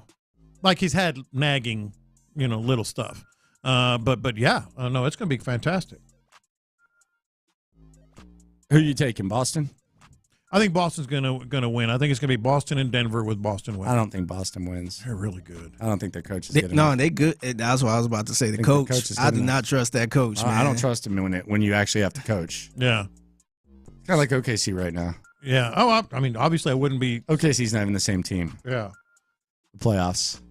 I don't know how Jason Kidd's gonna do in the against Malone. I think Malone's a better coach. Mm-hmm. I mean, Denver has the best coach. Malone is the best coach. Denver has the best coach. It's not even close. Yeah, he's been fantastic. I mean, it's obvious. But the Celtics, man, they're really good. Hey, Sam Cassell, he's helping out too. They've been good the last couple of years, man. Yeah, they lost last year. That they kind of the coaching. It matters. Yeah. So we get to that point. And that dude don't be doing nothing either, man. We saw him live, remember? Yeah, we did. And Cassell was coaching. Them players was not listening. Players were looking at Sam Cassell. Yeah, that's what I'm saying. He's still there. Sam Cassell was behind his back. Like, look, really wanted. Nah, come here. Yeah, here's Listen what to you me. really want to When's do. Sam Cassell going to get a gig? Probably this year, especially if they win it. I feel like I've heard that a few times. Especially if they win a championship. Like I've been hearing that a few times. Yeah. No, well, he was up for this job. Golf going on right now. Satisfy the OG. Sprinkle it on. What do we got going right now? I got my pool going. Oh, okay. Third place right now after about half the first round. That's what you're doing over there. I was like, what is this? I'm Lopez keeping up with the gambling, or what are PGA you doing? You Championship. Playing a video game or something? Dude, I love golf. Goodness gracious. We don't talk about it, but I what love are you golf. doing? Just hitting refresh or what? Look at that. Third Playing place. Tiger Woods over there. Halfway through the first round, the Chupacabra right there. Okay. Yeah. That's awesome, man. I got a first place. I got a fourth place. And now I'm going to have another first place. I'm making some money in golf this year. Are you? I am. Well, yeah, I've showed you the receipts. Figgy, I showed you the receipts. I got $950 at the Masters on my golf pool. Oh yeah, because you took. I didn't take Scotty this game. I mean this tournament. I got Rory to win it. Oh, he's 4-pack. Yeah, Rory's in good 5-pack. shape. Yeah, and I got Zalatoris is back on my team this week too. All right, we just satisfied the quota here on Inbelieve Sports Radio 16. There you go. Let's talk some hockey next. Got a lot of golf fans. No, we don't. Whether you respect No, we do not. Golf fan or not, 713-572-4610. No, 713-572-4610. That is a lie. Golf fan or not. We do not. We have a ton of golf fans. We do not. A ton. Guys. See them texting in. Hey, guys, flip up, scroll to text message. 713. He always does this, and it's so wrong. 572-4610. Okay. How did being a golf fan become a boomer thing? You probably have to push the ABC. You probably have to go ABC on your buttons. Press it 3 times. Yeah, press it 3 times. Yeah, they'll probably send a text within the hour. Yeah. Take about an hour. I really want to know how being a golf fan is a boomer thing. So find a way to pull the text up, and then what do we got to do here? You got to press 9 3 times for the Y, then press 3 2 times for the E, and then press 7 4 times for the S. Just and send it in. Just let Lopez know how you feel. This is really one of the most fascinating. There you go. This is really one of the most fascinating things about our show. Let the people know. This is really one of the most fascinating things about our show. That you think golf fans is a boomer thing. For sure. Not even close. 100%. As far as talking about it, yes, 100%. Absolutely not. Like breaking down golf, 100%. Absolutely not. 100%. Well, you may want to open the text board. Yeah, I'm seeing plenty of it. They're scrolling in. I'm seeing plenty of it. Yeah. That's selective looking by John Lopez. Okay, just go from top down. Go from the top down. No selective looking. Yeah, I'm just doing good radio here now. Coming up next, John Lopez has some observations. Some really good observations about the Texans' schedule, and it'll have you thinking. There's a lot of hurdles. Hope the OG will lay it down for you. Coming up next. First, I want to talk about Orchard. Man.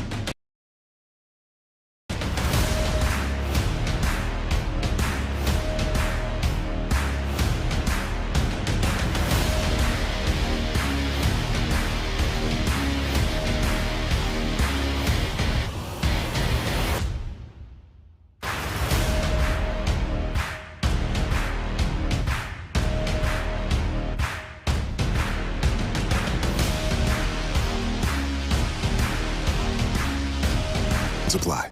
KILT FM HD2 Houston. Insider access, exclusive content. Sports Radio 610. The Texans play here. An Odyssey sports station.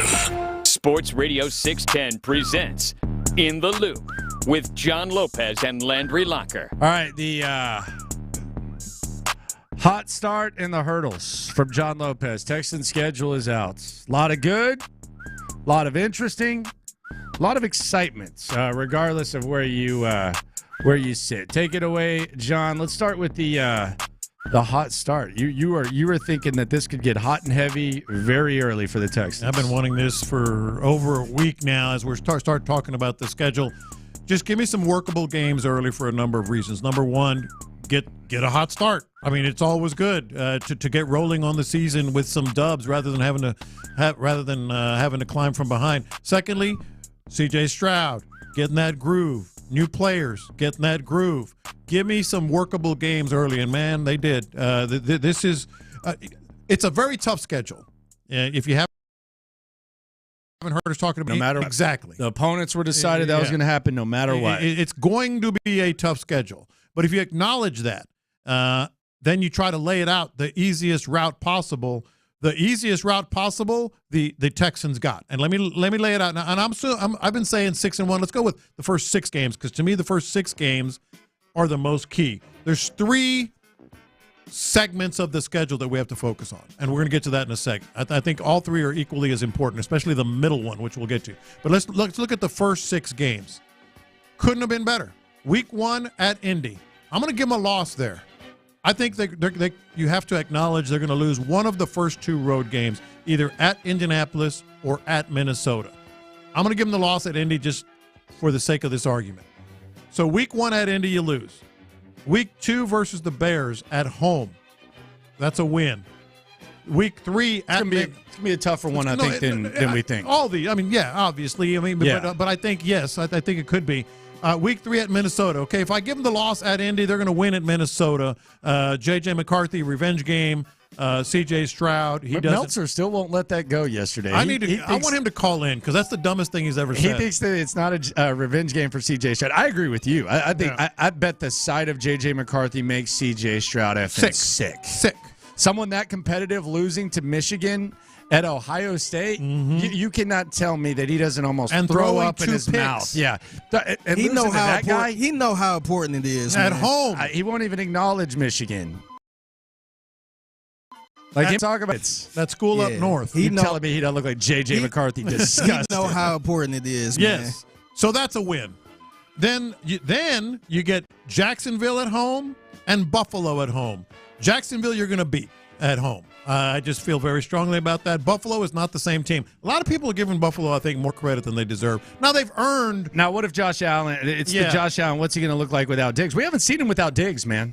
We haven't. I mean, we have. It wasn't great. It wasn't good. It was early, but it wasn't great. And their receivers that they've replaced their receiving. They had to get rid of a lot of players, man. Not good. They had to get rid of a lot of players. They were gutting the roster because of the cap. They're going to beat Buffalo, and then you go to New England. Come on, cupcake. That's the only cupcake up there. For sure. So you start 5-1. Couldn't ask for more. Now let's get into the other 2 segments because I think this is what's going to separate the Texans from being a team that might win the division to a team that might have the best record in the AFC. Now let me explain that for you. So the middle stretch of games, it's 7 games is the middle stretch, and I actually highlighted them on my schedule. You go to Green Bay. That's hard. Colts at home. To the Jets on a Thursday night. Detroit at home. This could be a Super Bowl preview. It's a bunny. At Dallas on Monday Night Football. Titans at home, and then at Jacksonville. Always tough division game. Yeah. At Jacksonville. So that's a stretch of 7 games. Yeah. You know what? I'm going to give the Texans 4 out of those losses out of those 7. I'm going to say 4 losses. What I'm going to say is if you just win your home games in that 7-game stretch. Home games against Indy, Detroit, and Tennessee. You can go 3-4, and I'll explain it in a second. Because if you go 3-4 in that 7-game stretch, obviously that's only 5 losses for the season to that point. Well, then you get to the third phase, the third segment. Split it. Just split the 4-game stretch. The 4 games, that's not getting greedy. No, that's cool. That's not being greedy. If you split the last 4 games versus Miami at home after a bye week. After a bye, yes. By the way. You basically could get 2 bye weeks if things are laid out. Yeah. I think it's actually, and you're getting Baltimore in the right situation. Yeah, the last 4 games are Miami at home, at KC on a Saturday. The Ravens come to NRG on Netflix on a short week on Christmas, and then at Tennessee. If you just split those games right there, that's only 7 losses. So you're 10-7, and if you can steal some of those other games, then you're looking at 11-6, 12-5. This is a very, very workable schedule. Yeah, I'm looking forward to this. Yeah, you got to look at it in those 3 segments right there. The first one being go 5-1. Let's go to Mike Meltzer. Mike Meltzer texted me yesterday. I actually defended you on this. Meltzer, why do you have exception with it being the J.J. McCarthy revenge game? You know, it is part of my job, obviously, to stand up for myself and argue. But I have to admit, when Figgy just called that I didn't make the link, for whatever reason, that the revenge game was C.J. Stroud against J.J. McCarthy. That's a poor job by me. But what I will attempt to do to defend myself, John, is twofold. Number one, I think there's a very realistic chance that it is Sam Darnold, not J.J. McCarthy, starting that game for Minnesota. Plus, listen, I love C.J. Stroud. I'm glad we have C.J. Stroud. But let's be honest here. Like, if the Texans beat Vikings, as they should in Week 3, that to me would not represent much level of revenge from what happened not if in Sam Darnold is 2021 and playing. 2022. Well, yes, no, exactly. I'm talking about J.J. McCarthy. It's not like you saying you would trade beating J.J. McCarthy and the Vikings for the Michigan-Ohio State game. Dude. Sure. Dude. I'm gonna say to your face, so to speak, what I said off the air. That's the dumbest thing I've ever heard you say. Because like they were at the Horseshoe against Michigan, and he threw 2 interceptions, and JJ comes in there and beats him. There's no way CJ doesn't look at JJ McCarthy and just almost throw up in his mouth. What is there to throw up about? CJ didn't lost play to well Michigan. He lost to JJ McCarthy. That make me sick. I have to admit that it's a poor job by me that I didn't make the connection initially. But I maintain I would be a little surprised, and I think Landry would back me up on this. If I were Minnesota, I would not start J.J. McCarthy much this season, and I certainly wouldn't do it Week 3 against the Houston Texans. Well, look, if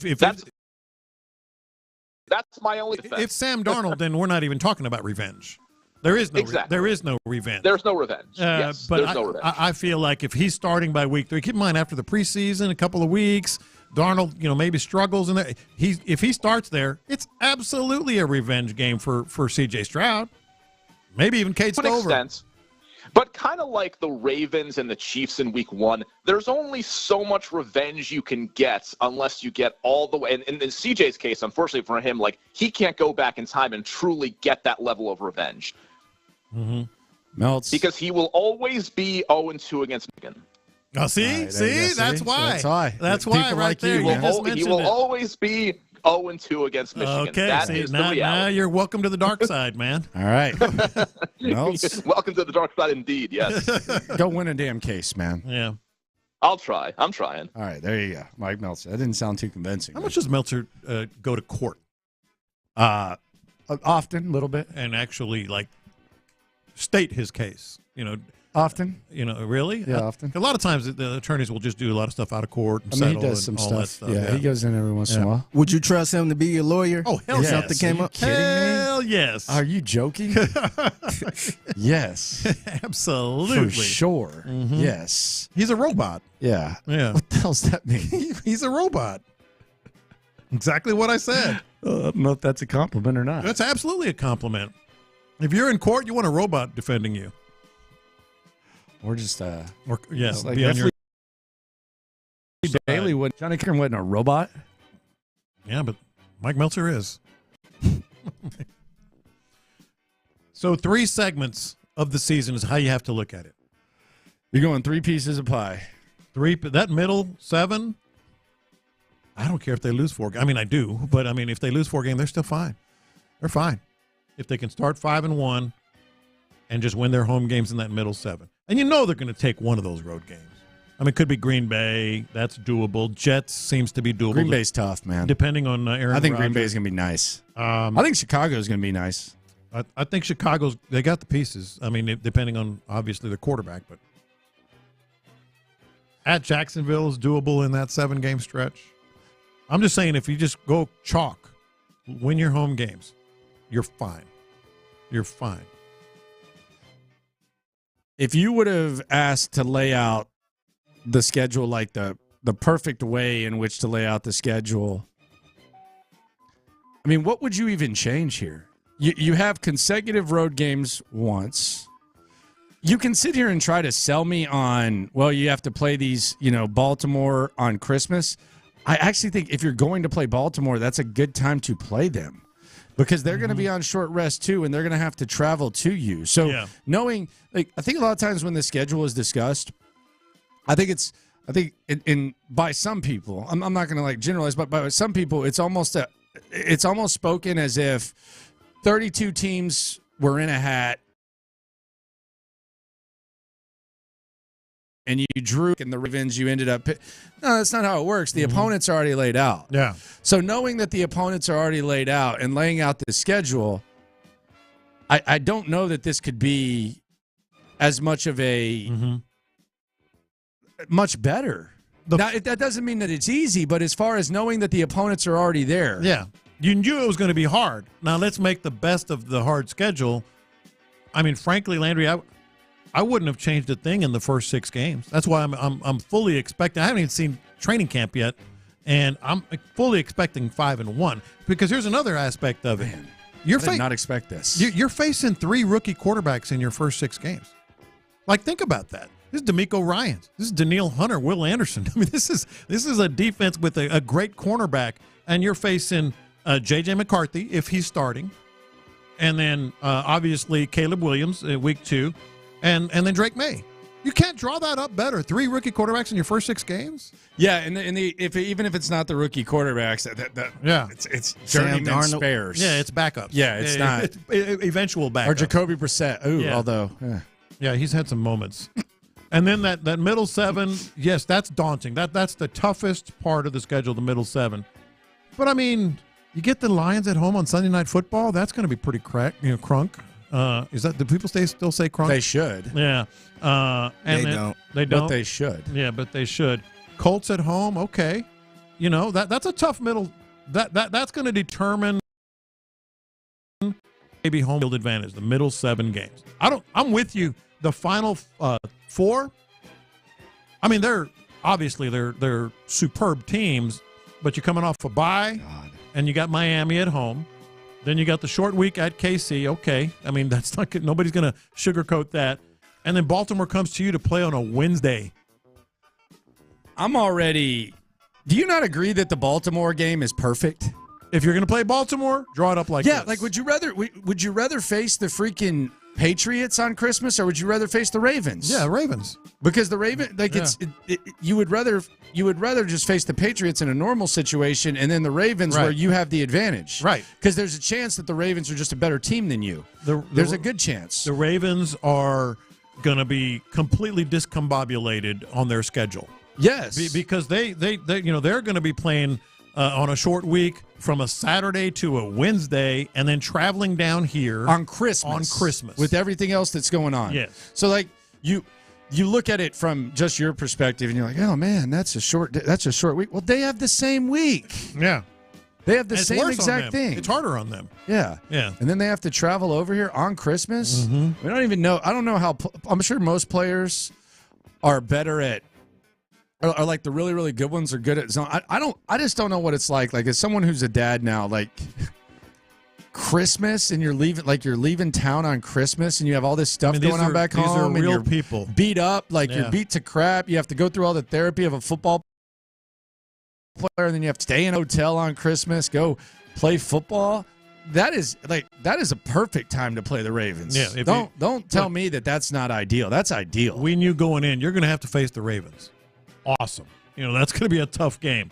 So now let's make it as manageable as possible when you do face the Ravens. This is it. Because yesterday when this came out, it's like, okay, that's a tough stretch.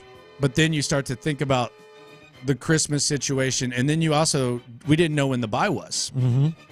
The fact that the bye is right before that Miami game, that gives you an advantage there. So if you look at it, and again, Texans might not be as good as any of these teams.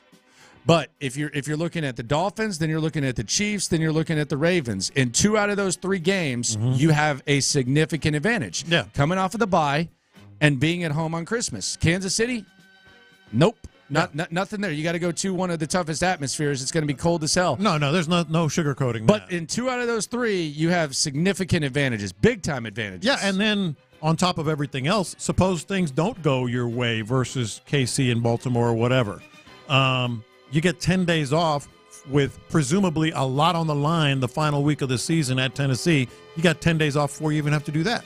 So, and you're familiar with Tennessee. You've been there. You've won there as recently It's as different last Tennessee, year. though. No Derrick Henry. It is. It's a little different. Yeah. It's not. So, give me those 10 days off. You're actually going to be able to see them play, and then you're preparing for them. Coming up, lunchtime confessions here on In the Loop on Sports Radio 610. I couldn't get through something yesterday. People agree. Next. Payne and Pendergast.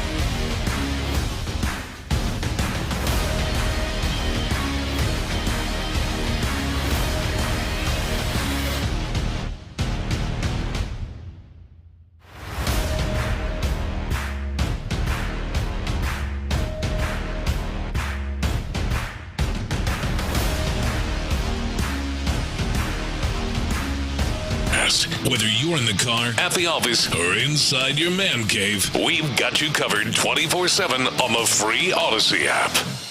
Watch this. These are my confessions. Lunchtime Confessions. We confess our sins to you, the loophole. Shout out to the loopholes. If you listen, you are one. Some of these confessions have to do with sports. Some have nothing to do with sports. We're transparent with you 24/7. Let it hang a little bit lower during Lunchtime Confessions. It is time to confess.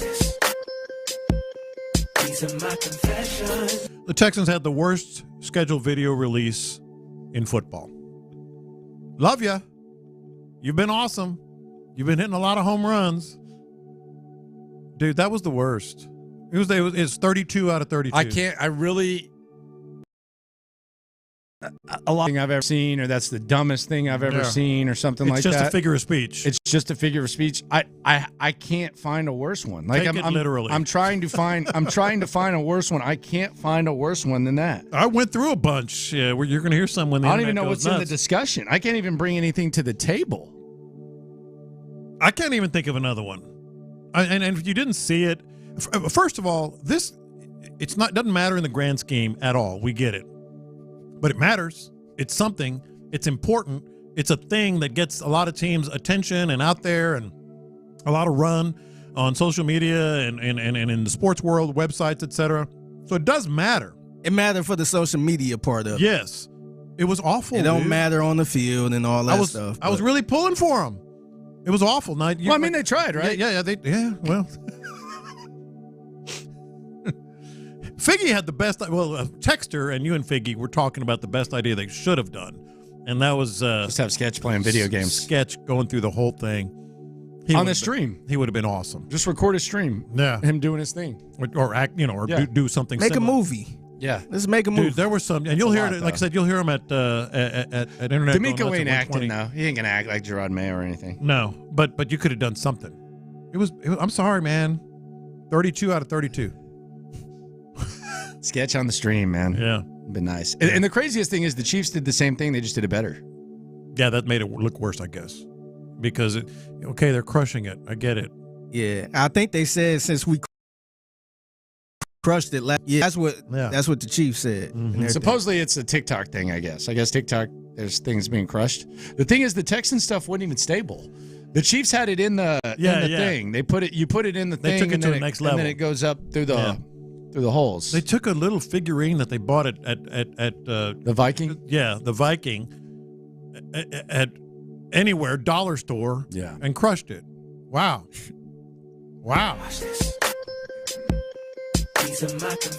I'll be honest, I didn't even watch past the cheese the first time. I'm confessing. The first time that they showed it, I stopped at the cheese. I was just like, man, what is this? Mm-hmm. It was rough. I hit him with the Kim K and skimmed through it. She's big on them skims, isn't she? Yeah. All right, so the same rules apply. This is a public service confession. The same rules apply. So I was doing my little walk, jog, old man thing yesterday, and I was doing it at a park that had those little outdoor things that you can do chin-ups on and a little inclined bench. You've seen them, right? Yeah. Sweatiest dude of all is in front of me. Gets on the incline bench, does some sit-ups. Good for him. And gets up. Good for him. And starts jogging again. Good for you. The same rules apply at an outdoor gym as an indoor gym. Was he like in a prime shape? It doesn't matter. Here's what I'm asking. Was he in prime shape? He was okay. Yeah. He had a good upper body. Like all of us. Yeah. Like how old was he? Probably 38, 40, somewhere in there. Yeah.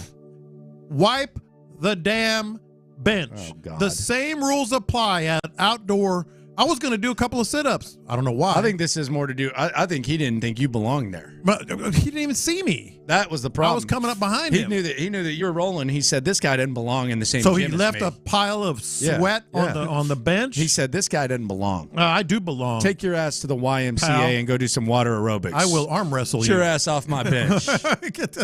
But why do people at outdoor benches refuse to wipe the equipment?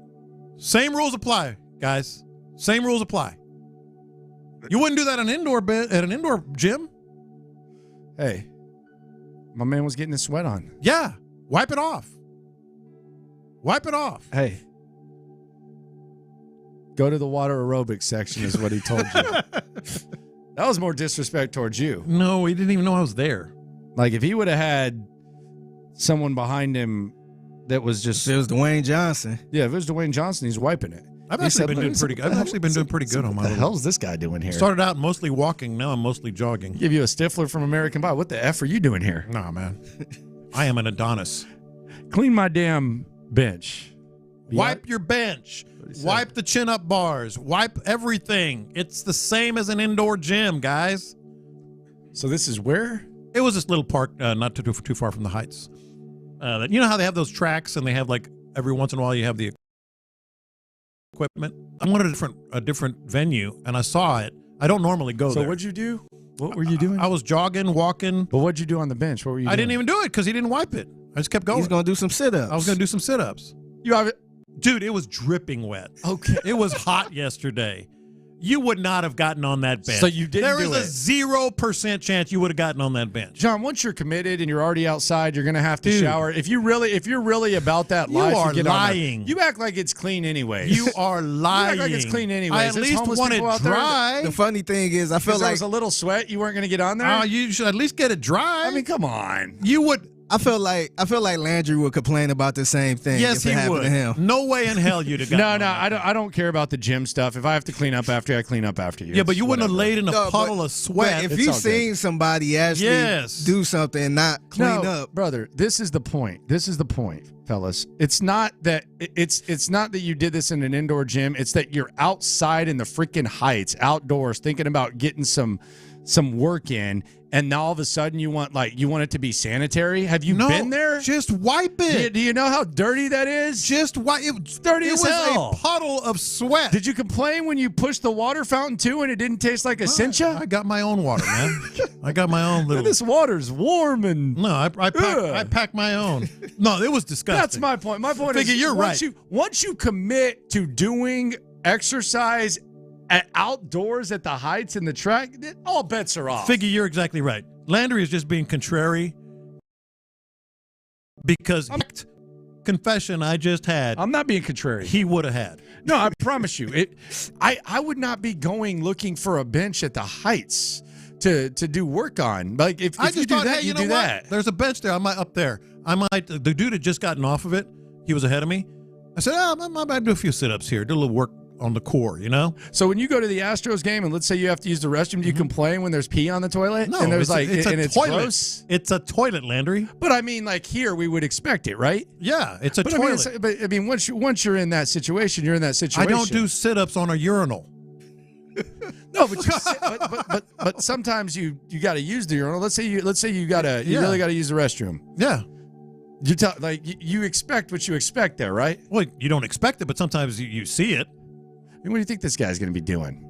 Wiping the bench. Were there paper towels? He had his shirt tied around his head. Well, get your shirt and wipe the bench. It was disgusting. Don't listen to Landry. Let me tell you, people, loopholes. The same rules apply. Outdoor equipment and indoor. I don't think so. Yes, it does. I don't think so. Yes, it does. Watch this. These are my confessions.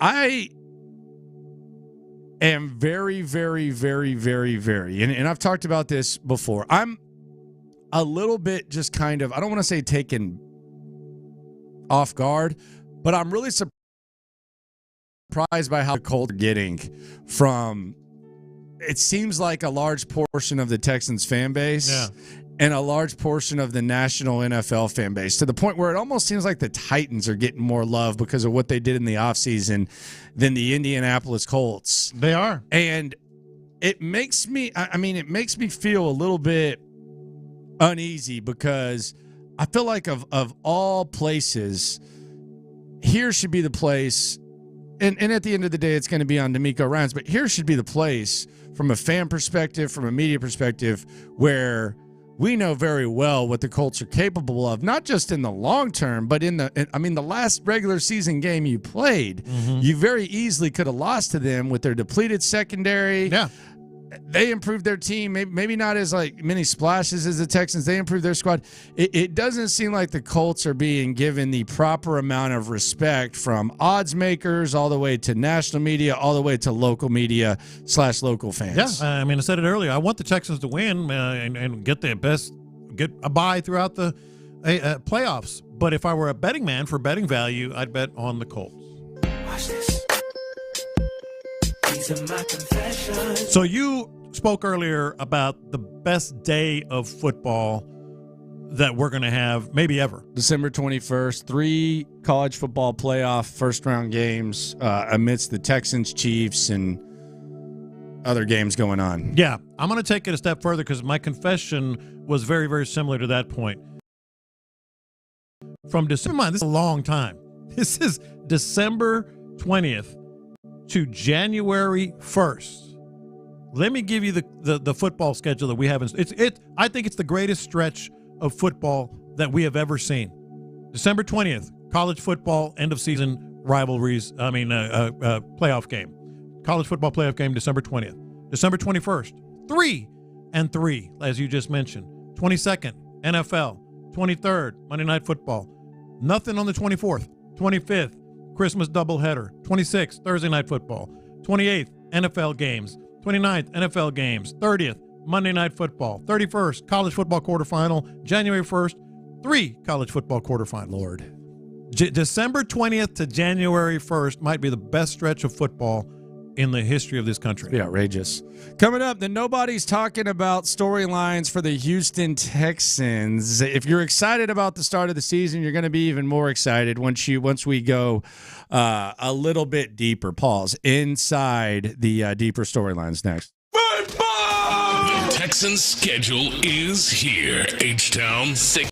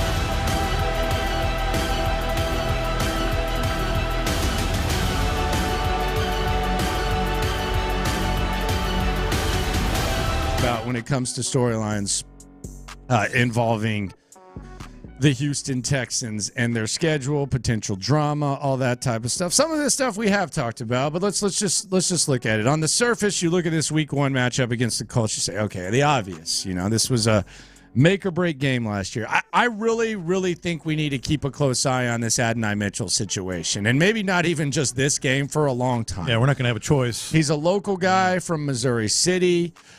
He's a guy who a lot of people thought perhaps the Texans would draft a receiver. He slid in the draft, and he ends up in Indianapolis. He's wearing the number 10. He's going the Amon-Ra St. Brown route, where you wear the jersey number with the amount of guys that went in front of you. The guy that you selected was actually a teammate of his at Georgia, Kamari Lassiter, before he transferred to Texas. I really think that this, as we go through the nobody's talking about storylines, I think the Adonai Mitchell connection with the Texans, regardless of what happens, I think this is going to be something that we keep an eye on, not just in the short term, but like in the long term. This is one of those storylines. Yeah, we're not going to have much of a choice because he's there. He's in the division, and you're going to see him twice.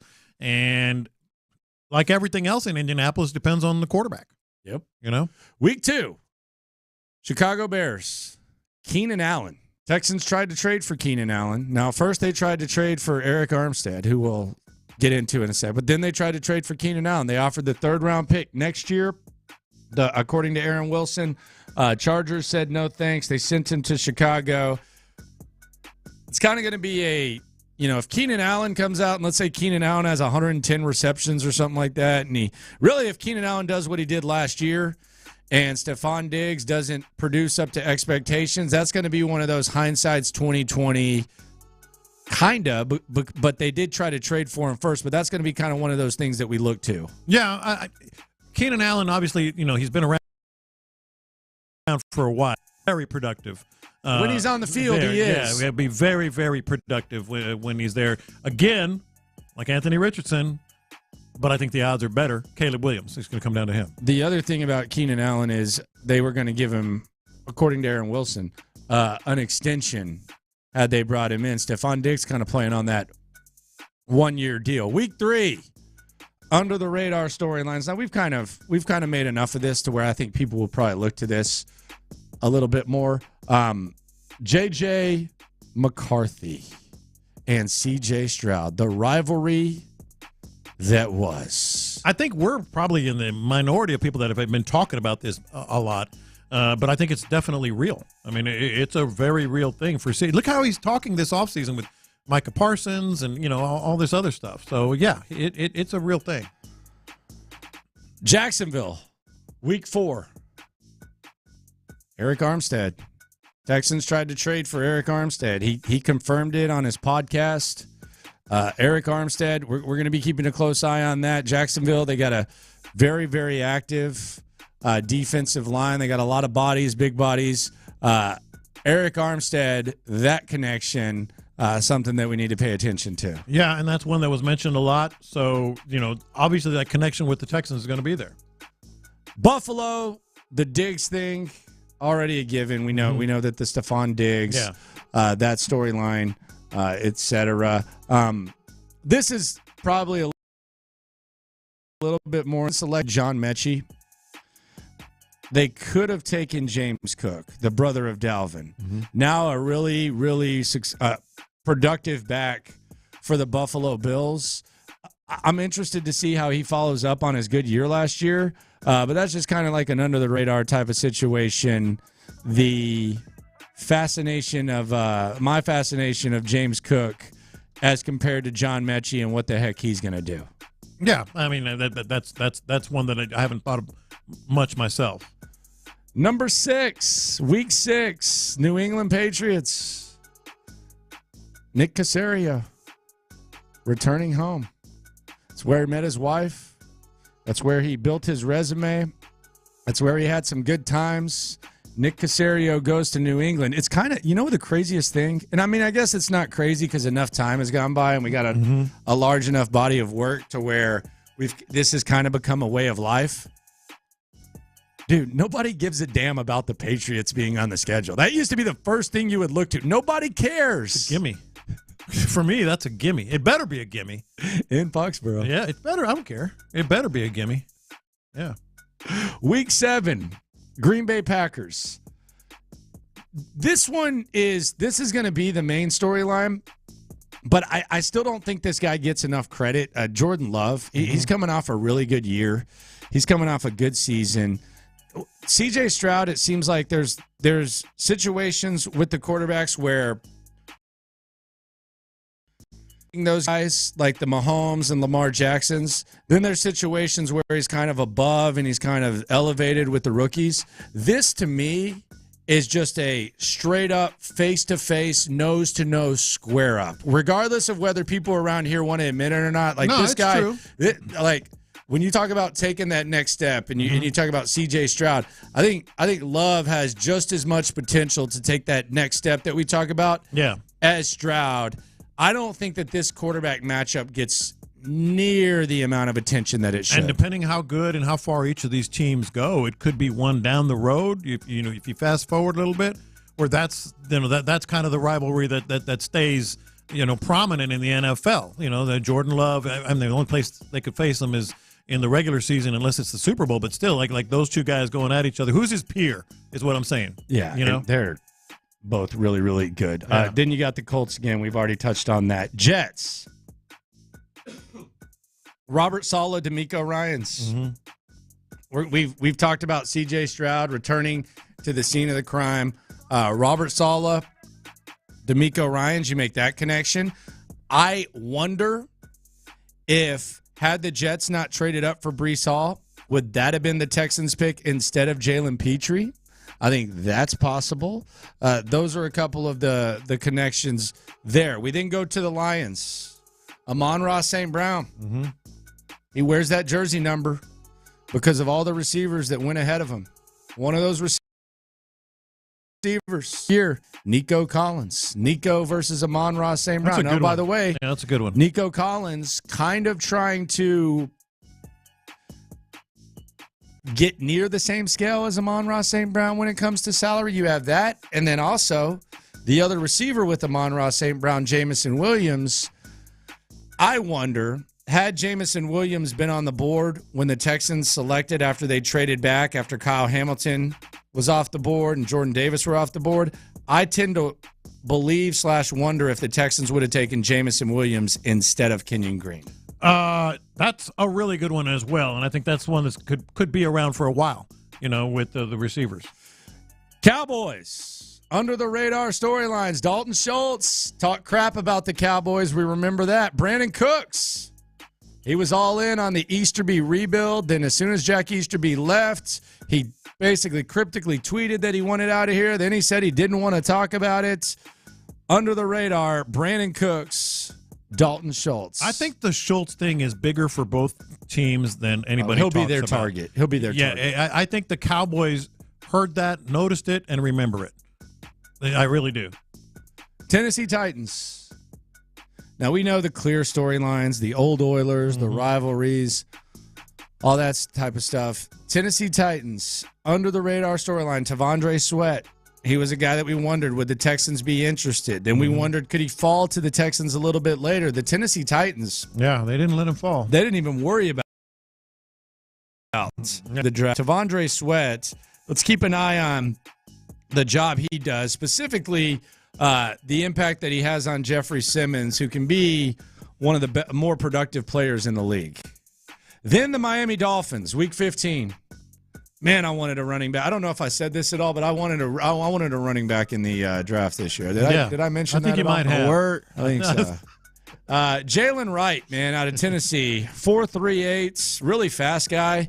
The Miami Dolphins decided that they were going to trade up for him. Despite having a nice array of running backs that can run, they decided they wanted another one. They have a very nice array of running backs. Now, do the Texans have multiple running backs that can make plays? Who knows? But if Jalen Wright ends up being a stud and the Texans don't have multiple running backs, this one's going to hurt even worse. Yeah, absolutely. You obviously have the Jalen Waddle connection, all There's that. a lot riding on the Texans running backs, specifically Dameon Pierce. There's a lot riding on him. And then you have the DeMeco, Mike McDaniel coached together in San Francisco. Mm-hmm. That's a little more up front. Type of vibe. Out front. Yeah. Take that, Mike McDaniel. Texans Chiefs on a Saturday. Now, we know the connections. The C.J. Stroud versus Patrick Mahomes for the first time.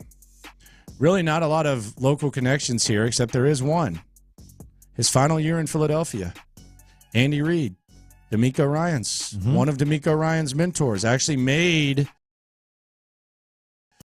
you have that connection, Andy Reid, DeMeco Ryans. Yeah, that's another good one that has not been talked about a lot, but that week it definitely will be. Ravens versus Texans. We know that the Texans lost to the Ravens to start their season and to end their season last year. That one kind of sits on the surface. That one kind of speaks for itself. Really not much more to say there than that. You really don't have to try too hard to make that anything. Ravens looking for 3 straight. Yeah. Might be the kryptonite. Yeah. Christmas kryptonite. Those are the storylines nobody's talking about. Coming up, let's go around the NFL. Tom Brady is regretting getting roasted. We'll tell you why. Plus, we'll also look at some of the crazy stuff the NFL did with the schedule, as well as intense argument involving a former Houston Texans player and media type. Round the league next. First, let's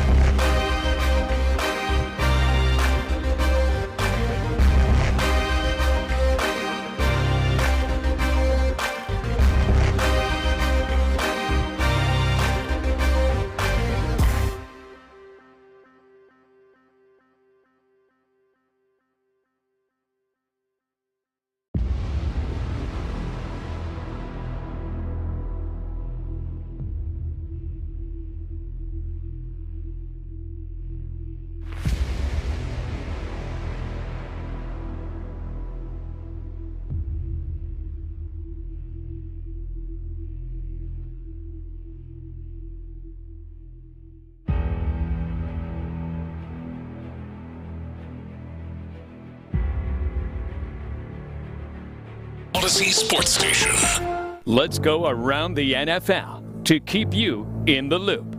This is Houston's sports leader, Sports Radio 610. Might be the most random argument that I can remember. This is involving a former Houston Texan and in sports media, Adam Schefter and Dan Orlovsky. They were arguing about T. Higgins, franchise tag, getting paid, all that type of stuff. Got a little bit intense, kind of like when Schefter gets a little bit chippy in there. Here's what it sounded like on ESPN. Loss of Boyd, and I will say, questions about T. Higgins, because he is going to the last year of his contract. But he wants money. He's not going to get the money. But he's going to get it from someone. Okay, right. So what's going to happen middle of the season if and when his knee's creaky, his hamstring's tight, his shoulder's sore? Is he playing through those injuries weeks before he becomes a free agent, or is he going to be making a business decision? But here's the thing, Chef. Oh, yeah? Yeah, absolutely. You got to go get your. You think a team is randomly going to pay you if you're not healthy? So what you want? Absolutely. He's getting paid. No. Oh, he's getting paid. Chef, wow. If he goes and plays the way that T. Higgins has, you're going to tell me if T. Higgins, if he plays. How many times have we seen this play out? I'll go back to Jarris Bird, a safety in Buffalo. Oh, wow. Injury issues, becomes a free agent. New Orleans makes him the highest paid safety in football. Somebody, no matter what season T. Higgins has, is going to pay him. First of all, I can't believe that he got that exercised about it all, but I think he makes a good point, too. Somebody always does. There's always someone that's going to do it. You don't agree? I don't know. I mean, like, how much are we talking? What does pay mean? You know, it's really what is that? What is he saying? Like, how much are they going to, how much is T. Higgins getting? Is he getting like what Calvin Ridley got this year? When you say pay, what does pay mean? Yeah, that's always the biggest point. 15? Yeah, because then they could both argue that they won the argument after they see the contract. Yeah. You know? But I mean, is he going to be playing through like injuries or anything like that? I doubt it. That's what I'm saying. I like the fact that Schefter was was standing his ground that because I think he's right. Yeah, and I mean, it's a Mulligetta guy as well, so who knows? One team will not have a primetime game. There's only one, man. Only one. There's 31 teams have a primetime game. We've been there. Been there. Last year. Yeah. Now it's the Carolina Panthers. Bryce Young, no primetime game. I'm a little the Carolina surprised. Panthers. Really? Because, yeah, a little bit. Stay low and build, man. A little bit. I hear you, Figgy, but, I mean, he was still the number one pick, and it's still Bryce Young. I would have thought they'd give him, throw him a bone, right? They didn't. I was a little surprised they didn't get any. What? Really? Yeah, a little bit. Number one pick, Bryce Young. I mean, it's like, are they giving up on him already? I think they're giving up. I just think they're kind of Yeah. Who cares? Speaking of no primetime, Kirk Cousins versus the Vikings, Week 14. Early game. Saquon Barkley versus the Giants in Week 7. Early game. Stefon Diggs versus his former team, the Buffalo Bills, Week 5. Early game. NFL says no thanks to those being primetime games. Oh, my gosh, type moments. A little surprised that the Saquon, even though we see Eagles and Giants all the time, just that's an extra story that, New York and Philadelphia, East Coast media would just be eaten up, Harbaugh brothers, Week 12. Not going to lie, I'm actually looking forward to this. I like their personalities. I like their dynamic. I like the whole family dynamic when you factor in the dad and mom and all that. Week 12, Harbaugh brothers. This is a dream for the network. These two guys going toe-to-toe. Oh, by the way, I also think the Chargers are going to be pretty decent. I think Jim Harbaugh, he just wins, man. He does. He just wins, especially in the NFL. 3 out of the 4 years he's coached in the NFL, he's been in the NFC Championship game. Yeah, and we'll see. Obviously he's been changing the roster a little bit, and we'll see about Herbert. Also, the Chargers' social media team did not disappoint when it came to the Harbaugh brothers, and we'll get to that in about 18 minutes. Yeah, John Lopez power rankings of the schedules being unveiled. Russell Wilson, he's going back to Denver. Week 2. What does that do for you there? Nothing. I'm so over Russell Wilson. He's just an eye roll to me and a scroll through. Like, you just keep scrolling. Russell Wilson, I get it. We know what it is. Whatever. He's going to say all kinds of cool stuff. Cool? Well, he thinks cool stuff, and we're going to roll our eyes. Bountygate, a reunion. Sean Payton. Go New Orleans Saints Week 7. I got to think he's going to get a pretty nice little reception there. Oh, for sure. But it's also there's no blood. There's no blood there, right? No. They're cool, right? No, I think he's going to get a great reception there, and it's going to be, and that's a perfect Thursday night game. For him to go Al back. Michaels. Yeah, for all them to go back there. Al Michaels do his thing. Stuff. Your guy. Well, used to be. Is this the last year for Al? No, it doesn't seem like it. He wants to just keep going.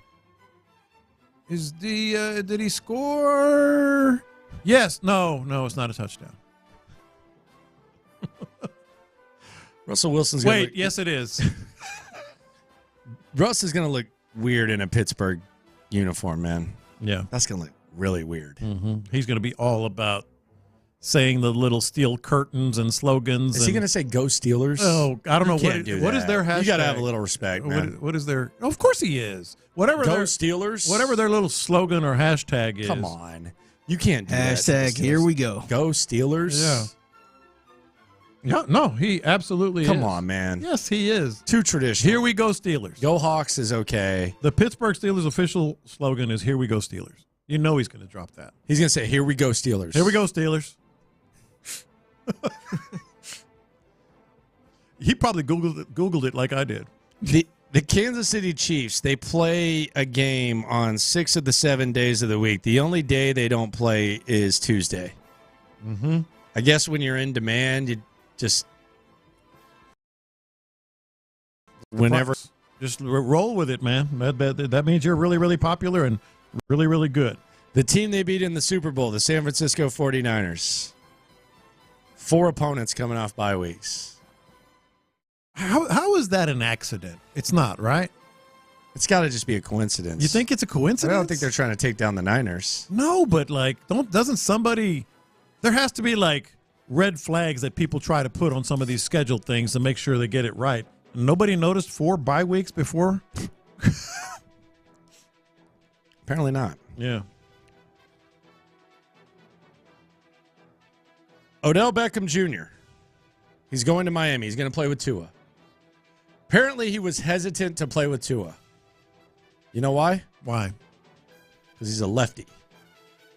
He's never played with a left-handed quarterback. Odell Beckham Jr. apparently was not overly excited about playing with a left-handed quarterback. That was apparently one of the things that led to a bit of a standoff between OBJ and the Miami Dolphins. I've heard that, and probably not too many teams want him, if we're being honest. Well, maybe, but I've heard that complaint or whatever adjustment that people have to make about left-handed quarterbacks a lot. I don't know how much you have, but for some, it's weird. It's a real thing. It's got to be weird. To me, it doesn't seem weird, but it has to be weird because a lot of guys I've heard it over the years.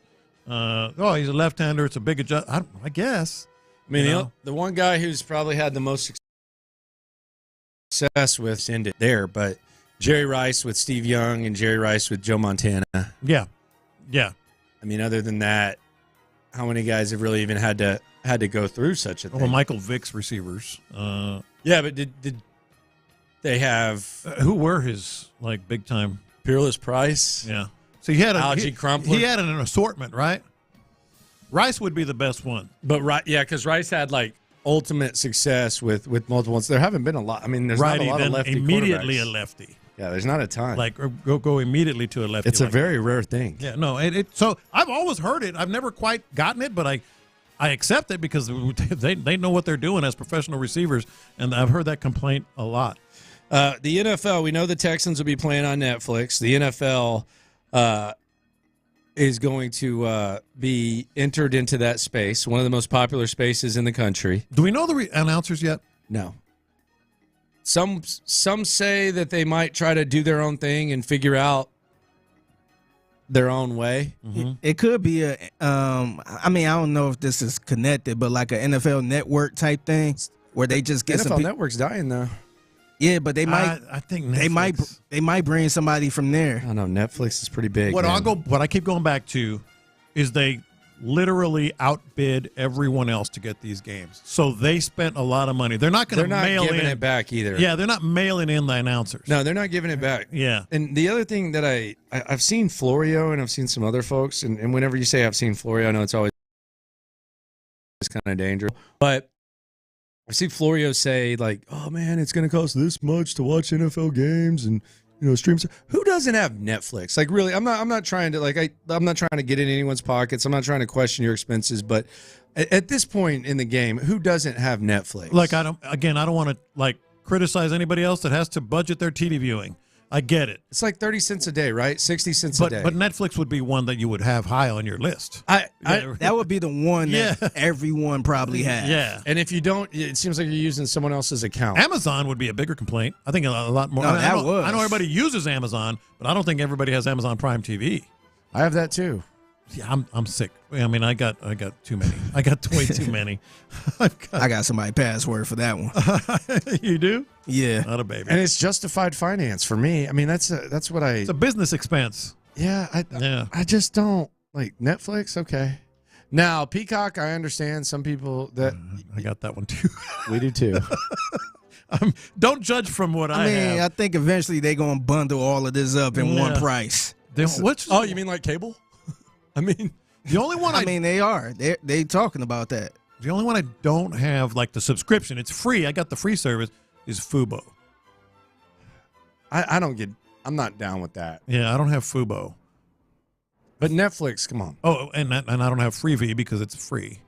But everything else I think I got, which I'm not bragging. It's just you got to in our business.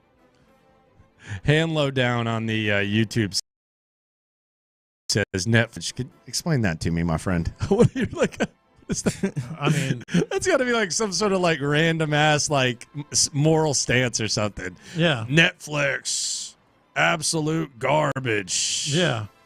I don't know about or that. you just a nerd when it comes to TV shows. Yeah, and all I think, that and stuff. that's what it is. Yeah, Tubi, YouTube, because you got free some for people all that's you need. you got some people that's like, oh, Netflix don't have great shows anymore. It's like goes in streaks, man. Netflix can go like 6 or 8 months, and you're watching 3 or 4 shows, and then you're like, they ain't nothing on it. The increasing rates of YouTube. That's what LOL down whatever says on the YouTube. Shout out to you, my friend. Appreciate you for riding along with us on the YouTube or on the Twitch. Increasing rates for nothing. I disagree. I feel like YouTube's increasing their rates and they're actually improving the product. I think they're growing big time. Yes. No. Or YouTube Netflix. too, but Netflix. Okay.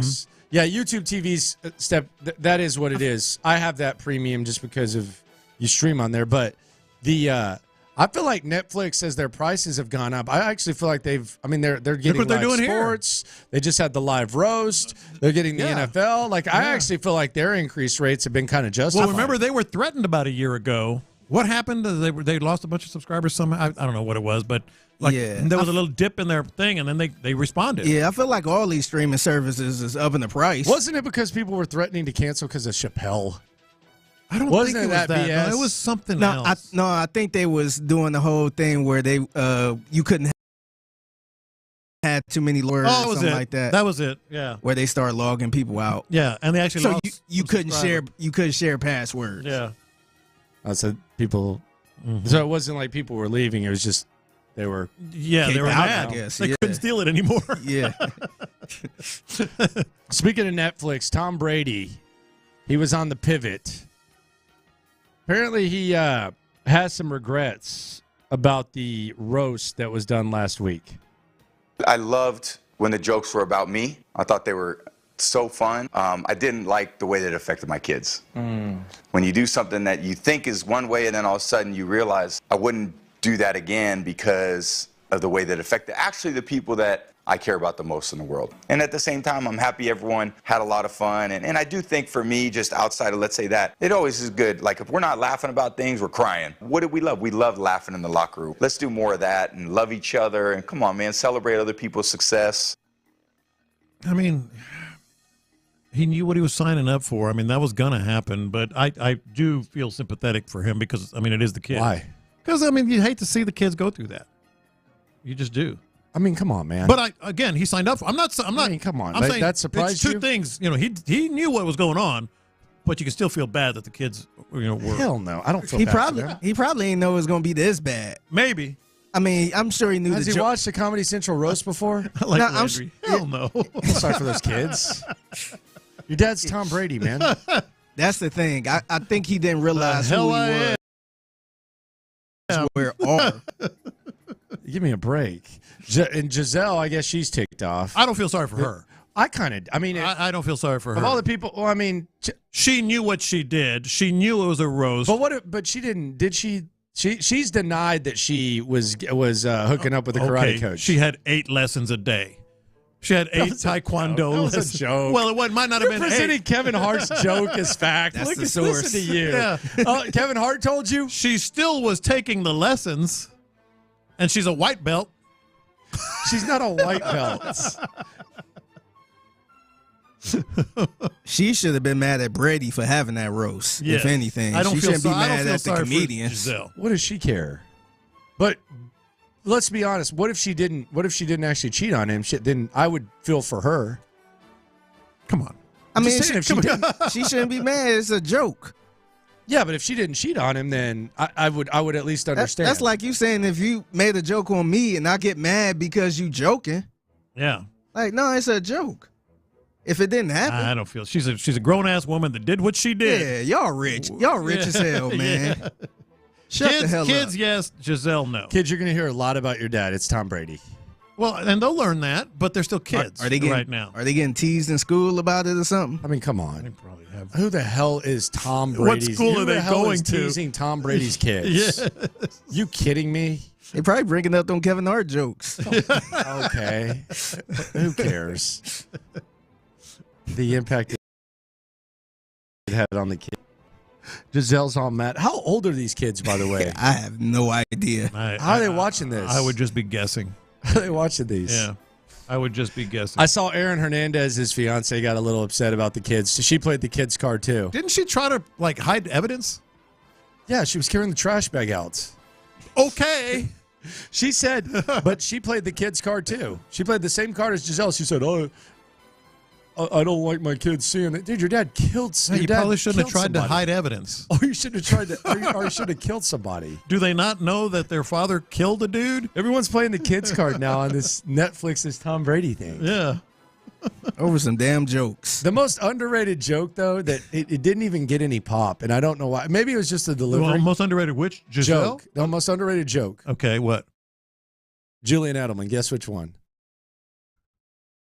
Don't know. His first one where he goes up there and he goes, "Wow, there's a lot of my former teammates and a lot of Patriot greats up here. Next time I'll see these guys, it'll be at Robert Kraft's funeral." Oh, yeah. Yeah. A little bit tough. Harsh. And Robert Kraft's, that's funny. That's funny. There's a certain point where you don't need to be wearing Jordans. Robert Kraft, you got to move on, brother. Yeah, you got to be like go get you those $2,000 designer shoes. If you even want to rock loafers, that's fine. Yeah. But sir, like even you pulled off yours very nicely. Well, I will say I was this. just about to ask you, what's the age range? But I will say Robert this. Kraft, come on, man. I've picked my spots on the Jordans. Yeah. Because these are awesome Jordans. They're like from 1985. I mean, these are they're worth wearing, but I wore them at the Final Four. Yeah. Like it's stuff like that. Yeah. You know, like But Robert Kraft, yeah. I mean, hey. I'm not going to wear them to go bop, go out to the club or something. That's a little much, Robert. Yeah. You don't need that. Yeah. Looking like Tales from the Crypt with $1,000 Jordans on your feet. Coming up next, the internet goes nuts. The schedule releases. It's one of the best days in sports social media. The Texans, their performance was blank. Next.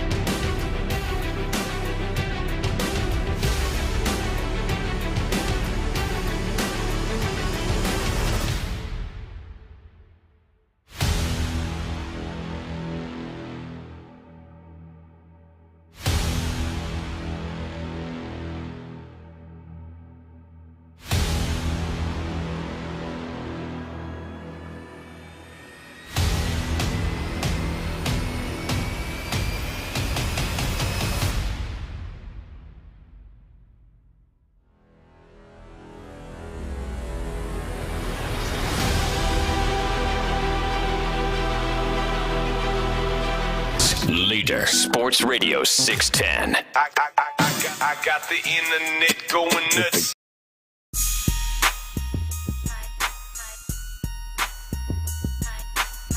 Internet going nuts here on In the Loop on Sports Radio 610. Landry Locker, John Lopez, Figgy Fig with you. Internet goes nuts big time on NFL schedule day. There's leaks, and there is the schedule release videos. Texans, they did the crush TikTok thing. Now, they didn't do it as good as the Chiefs. The Chiefs one was, but the Chiefs actually had the stuff that was being crushed go inside a structure and it kind of oozed out instead of just like separating. Yeah. I'll be honest, I'm yet to find a worse one than the Texans. I've seen Cowboys thrown out there. I've seen Jags thrown out there. I think the Jags comic was way better. Yeah. I think the Cowboys They went off of X-Men 95. and the Cowboys had all the cameos and they had Post Malone and all that type of stuff. I thought that was better. It doesn't matter in the big scheme of things, although it kind of does for what they're trying to do. I thought if I were grading it, the Texans, like the release video, given the fact that another team did it better, like I'm not even judging the crush alone. I have a visual of the crush with another team, and I didn't even think that one was that good. I give them an F. I give them an F. CJ Stroud might end up being one of one. They were 32 of 32 when it came to the videos. they were 32 of 32. And I because here's the thing, like you say, okay, all right, it's video schedule releases. All right, who cares if they win on the field? It doesn't matter. Exactly, I get it. But you know what? They do it. You know who it matters to? Them. It matters to the NFL. It matters to every individual team. It matters to the brand, as people like to say. This is a digital world that we are living in. It is part of your business plan, to have a great presence digitally. And they were 32 of 32. Look, we have been and a half work. This was last. This was bad. I looked at it and I posed the question, like, where does it rank? Brown Chubby Bear says bottom 5 for sure. Okay, give me the 4 ones in the conversation. He said Cowboys and Jags. I don't even think that's close. I thought the Jags look cool. I thought it was tight. Taylor says just watch after y'all talked about it, and yikes, that's brutal. Said Chiefs did it better as well. And the Texans, you could hear like some cheering too, which was weird. Like they didn't even have the sound. Beltway Boys, Walker says, I haven't seen all of them, but got to be bottom 5. Again, give me the 5. Where were you just putting in the bottom? You scared to say that it was the worst? Corey Barrett says 32, 31st, last, but thankfully it's not a big deal. One of the worst for this year's. I like the concept, but needed something else. Texans Jack 58 says number 1. It was funny. You are an absolute goofball. Number 1. Good Lord, you got to be a bot. Was bad. Not a fan of all bottom 3. It was awful. You could hear the people in the background, embarrassing and terrible. Someone says dirt. Someone says it was pretty weak. Also, you could hear the people. Yeah. Someone praises the Chargers, which I'm sure Lopez will do. DFL, dead last. What the hell was the Colts pie supposed to represent? The Dallas jar? Someone else. So it's not like when I come out and say I don't like the Texans home uniform. Yeah. It gets pushback. Sure. I mean, I get some pushback. Yeah. There is no pushback to There's this. not a lot of pushback. Except one guy. On this. Well, he thought it was the best. So. I got your top 5, though. You got the top 5? I got your top 5. There were 32 of 32. Here is top 5. And I want to start with number 1. We're not going to play any audio with the Chargers. Yeah. Oh, yeah. Because it was mostly just as they were doing their Sims thing. Brilliant. I mean, just freaking brilliant. They are back-to-back champions. They are on the brink of a dynasty, maybe not on the football field, but in terms of losing this. They made fun of Taylor Swift's private jet. The Harbaugh brothers I talked about earlier, they had them in their room with Jim and John signs like handwritten in a pillow fight, like they would when they were kids or something. It was pretty cool. And then the chef's kiss at the end was they put Harrison Butker in a kitchen. Yeah, they put Butker in the kitchen. Harrison Butker. He's having a day, man. He's getting a lot of heat, isn't he? It's been a day. It's been a week. A lot of attention for a kicker. It's been a week. Hell of a lot of attention for a kicker. Chargers. They need him, though. God, they do. They needed him in the playoffs. Yeah. They needed him in very big moments. So they're number one, not worth playing. Chargers, numero uno. I like the Bears, number 2. Fantastic. Bears was sick. Ferris Bueller's Day Off, cameos, Annie Agar. Yeah. I mean, that was pretty sweet. Like, she's getting a lot. Matt Eberflus was that wink that you just said when I you said didn't Annie wink. Agar. Oh, okay. I didn't wink. Check the tape. Although, I mean, now that I think about it, Matt Eberflus was in it. Spice Adams was kind of one of the main characters. Absolute gold from the Bears and their use of Ferris Bueller's Day Off. Then where are we going here? Browns, baby. Browns, okay. Browns were, I thought, the third. They embraced. This is what I like when people, and I always say it, own it, lean into it.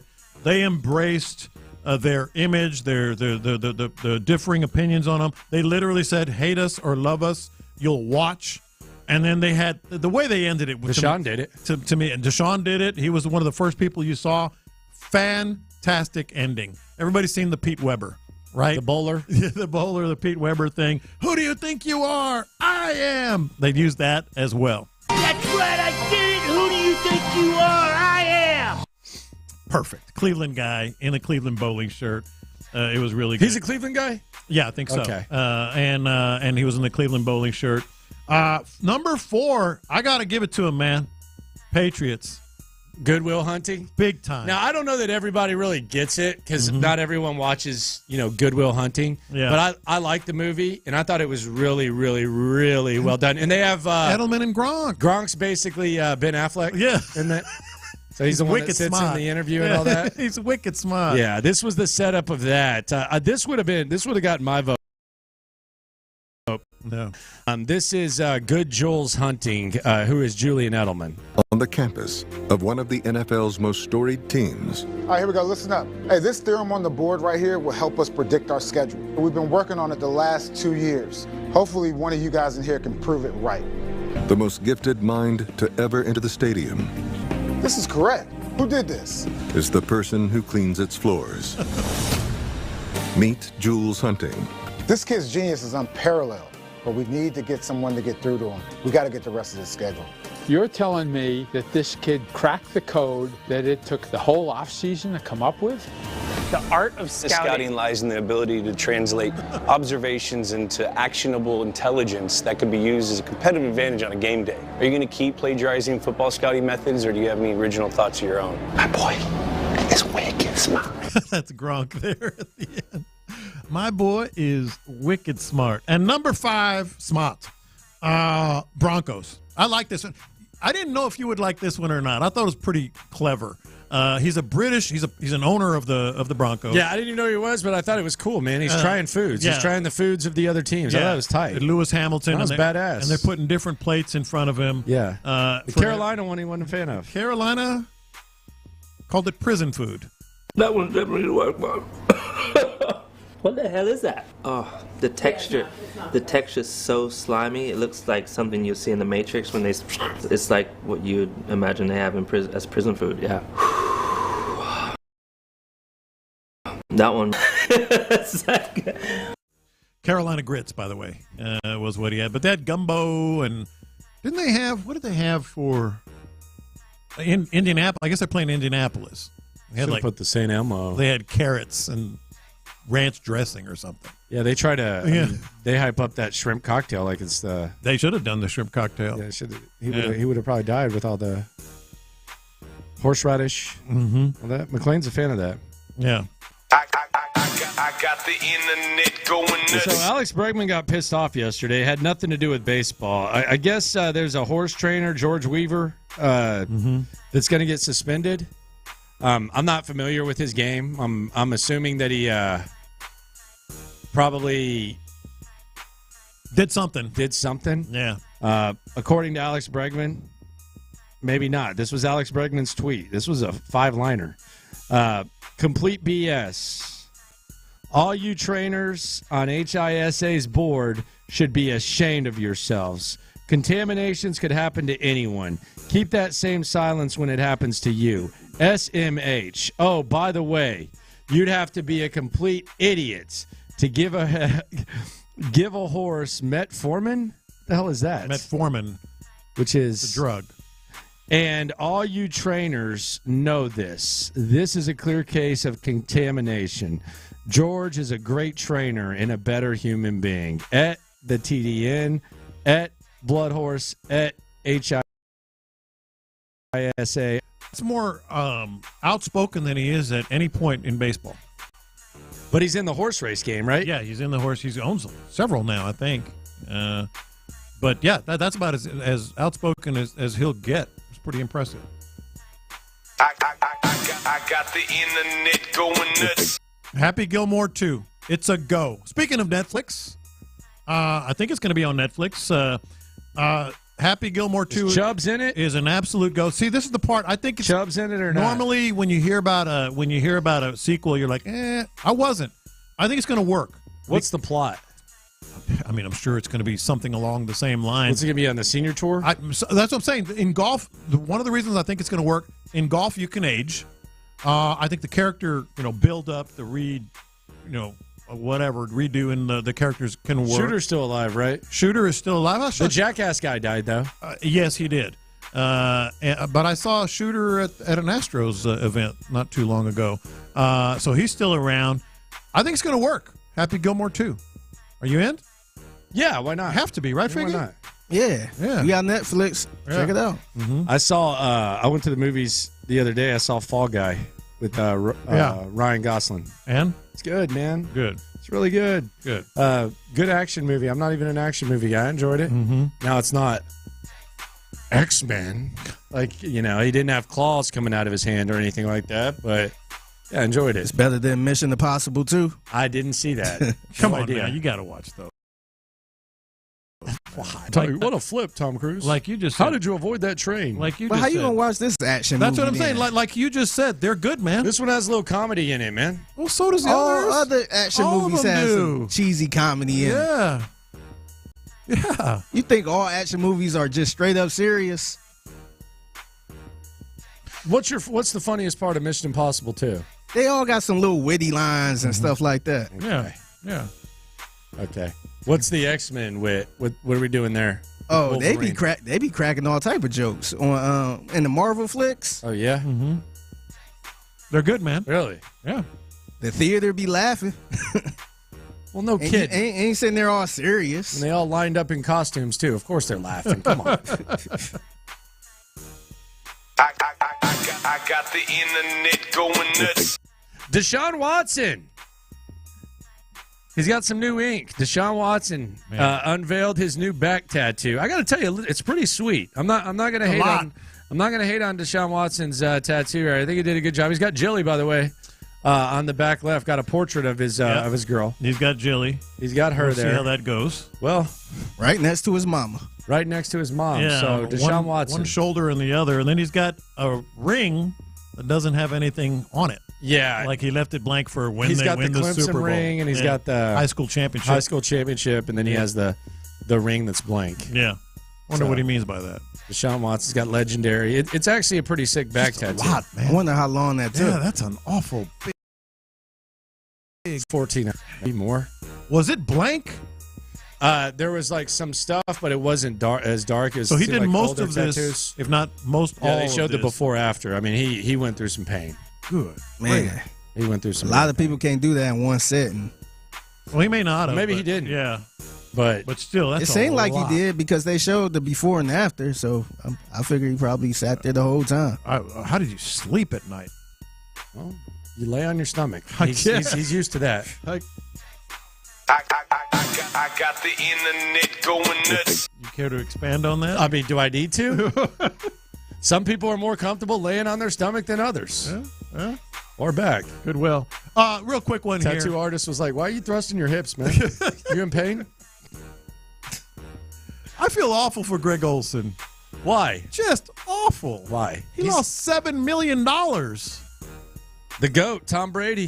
He's getting benched or demoted by Tom Brady, which is one thing, and he's going to still be great. He's working with Joe Davis. I didn't know they were going to take $7 million away. Yeah, I didn't know he lost money. I just assumed they just... I thought it was like, hey, good job. You were awesome. You may even better than Tom Brady, but we got to put him on the first team. Here you go. Go kick ass. Then they're taking $7 million away from him? You better try to go to Netflix. God. Oh, Figgy. You might have stumbled upon something there. Oh, yeah, Greg Olsen could be the Netflix guy. Yeah. It's a good choice. On the text line, I guess Deadpool's hilarious, I hear. I think I saw like 15 minutes of it. That was pretty. It was pretty funny. Yeah, sure. A lot of Marvel lovers. Shout out to Marvel Comics. Just not my thing, but hey, if you like Marvel Comics, props to you. It's good. I don't pass Good judgment. for you, man. It's not my thing. Go ahead. Yeah. Wear your X-Men thing to the theater. Stay after for the tease of the next movie. Good job. Enjoy those reality shows. Hey, I'm enjoying the hell out of them. You got to, man. Lean into it, man. Damn right. I'm all about it. Coming up next, speaking of all about it, the Texans. They were spoken to yesterday. What were they told? There are a few things that we need to address before we get out of here next. What's Coach DeMeco's focus as he's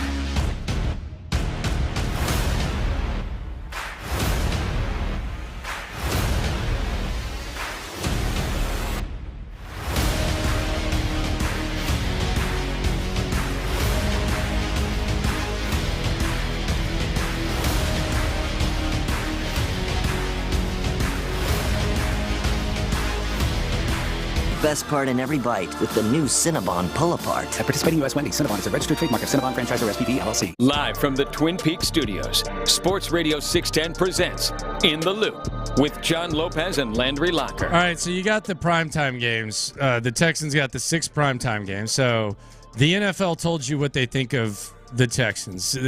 Everybody wanted a piece of them. The Sunday night, Monday night, Thursday night, Netflix.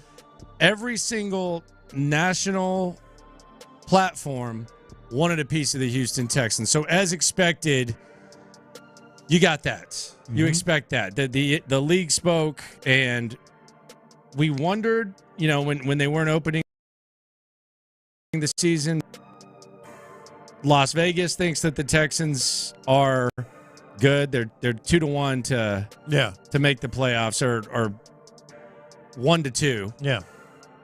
And the league wanted a piece of the Texans as well. I was surprised to come in here, though, and see and hear that John Lopez was talking about buys and fast starts and all that type of stuff. That was really interesting to me. The fast start is what I was kind of fingers crossed, that the Texans could get to a fast start for obvious reasons that we've mentioned. C.J. Stroud getting going, the team getting going, new faces, new receivers, all that stuff. I don't think you could have drawn it. I wouldn't have. I couldn't have drawn it up any better than what the Texans did. I fully expect. Spoiler alert. We don't even know anything about anything on this squad as far as keep putting eyes on it. I fully expect a 5-1 start right now, today, May 16th, 1:48 p.m. I expect the Texans to go 5-1, and it's an easy sell. Like, even if you say you got 2 road games in your first 3 games, you're going to lose one of those. Okay, I'm cool with that. Let's say they lose the first one. Other than that, you got the Bears at home in a featured game. Which is the game I'm most excited for, by the way. Yeah. I want to see Caleb Williams. And it's going to be the home opener. It's going to be nuts, and the expectations around this team and SNF. All that stuff, Sunday Night Football, new uniforms, all that. So that's a dub, Bears at home. The other road games would be a dub. The one that you don't at home, that's a dub. I know it's a division game. Anything can happen, but that's a dub. Buffalo at home, they're a mess. They're gutting their roster. Yeah, they have Josh Allen. Anything can happen. I get that on all this any given Sunday. I get all that. But if you're just handicapping these games, they're going to beat Buffalo at home, and Stefon Diggs and all that. And then you go to New England. That's a gimme. That's a bunny, or at least it should be for a team that fancies itself as a contending team like we think and they think they are. The Texans are going to go 5-1 to start the year, in my opinion. And so what that does is it sets you up for a special season, not just 10-7, 9-8. Let's see what we do. It sets you up for a special season because then you can break it up into 2 more parts. I broke up the season in thirds. You go 5-1 to start the year. You're set as far as getting going. Then you have That's huge, though. What if we just go? What if you don't? What if you're going? Well, you can always 4-2. Like I said, there's going to be the any given Sunday thing. But if we go by what we should expect, I'm expecting 5-1. Then you go the toughest part of the schedule, and I'm with you on this for a different reason than you are. The toughest part of the schedule to me is not the last 4 games; it's the middle 7, and that's at Green Bay, Colts, at Jets, Lions Sunday Night Football, at Dallas Monday Night Football, Tennessee at home, and then at Jacksonville. Those 7 games are the toughest stretch. I'll even give you 4 losses. I'll say that the Texans only win 3 out of those 7 games if they just win their home games. So those 4 losses, 6 games, dude, that's only 5 losses. You're in business. If you can go into those last 4 games, bye week, by the way, before you get to those last 4 games, which helps, with only 5 losses, and I think it's very reasonable. I'm giving you 4 losses in that 7-game stretch, which may sound weird, but I'm saying you're going to lose the road games, win the home games. All right. I think the what's considered the hardest part is actually the most favorable part of the schedule. Yeah, and that's because you're playing those teams no matter what. Mm-hmm. So you're playing Miami, you're playing Kansas City, you're playing Baltimore no matter what. And you need when we talk about the schedule, we got to understand that because a lot of times lay it out because. You got the bye week at the start of December before Miami, and you get to so you're facing Miami coming off the bye week at home. At home, which is one of the biggest advantages you can have, is coming off of the bye week. Mm-hmm. And that's in December. That's late in the season when there's a lot of wear and tear. And we've seen Miami kind of beat up late in seasons with Mike McDaniel. So you're coming off of the bye week. Then you're facing the Baltimore Ravens. Now, it's a quick turnaround from Kansas City, but they have the exact same turnaround you did. So they're getting the same amount of rest. They're not going to – I don't think they're coming off the bye week like you were. The bye week was as recent. And they have to travel to your place on a Wednesday on Christmas. So 3 of your toughest games right there that you were going to have to play no matter what, you have a significant advantage in 2 out of the 3. And after the Baltimore game – you have an extra 11 if you have the playoffs locked up. And let's say you're not in the running for the number 1 overall seed. If you have the playoffs locked up, then you could wait 18 days, rest some guys 18 days before the playoffs. So I actually think that final stretch, while you look at it and you say, oh, those are some tough games, you have the advantage over 2 of those 3 teams, and you almost make a case that you might have almost 2 bye weeks. Yeah, and that's why I said, like, your reasoning is very sound, but it's a little different reasoning than mine. Mine is, I get what you're saying, especially with the bye week, because that makes a lot of sense to me, and that's going to be a big advantage for the Texans.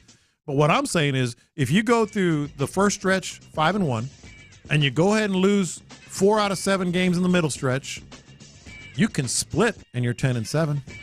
You can split those last 4 games. And you're still 10-7. So if you just steal a game here and there, whether it's in that middle stretch on the road or go 3-1 at the end of the season because of the advantages that you just laid out, then you're looking at an 11 or 12 win season. Like, it is there. It is there for them to get an 11 or 12 win season. Now, there are some things that could happen to where you look at it and you just say, okay, they have film on C.J. Stroud. You've heard this. Yeah. And they got 16 games on him, and, they got film on him, which could be true. There could be some struggles. We also don't know what DeMeco Ryan's weakness is right now. It really wasn't on display last year. Like, there's certain instances you can point to and say, DeMeco coulda, woulda, shoulda done this, but we don't know that. So those things could kind of emerge as well. We really don't know. Like, we're kind of still in the honeymoon phase. Mm-hmm. But I have no problem drinking the Kool-Aid at this point. Like, if you're following this squad, if you're feeling the vibe, feeling the scene, I have no problem with Lopez drinking the Kool-Aid. It's a little bit different than what we've become used to, but you seem to like the layout of the schedule. I'm with you. Get hot early, find ways to win, and then on the back end, when the schedule gets tougher, there's often variables, there's injuries, there's bugs. They can work both ways. Yeah.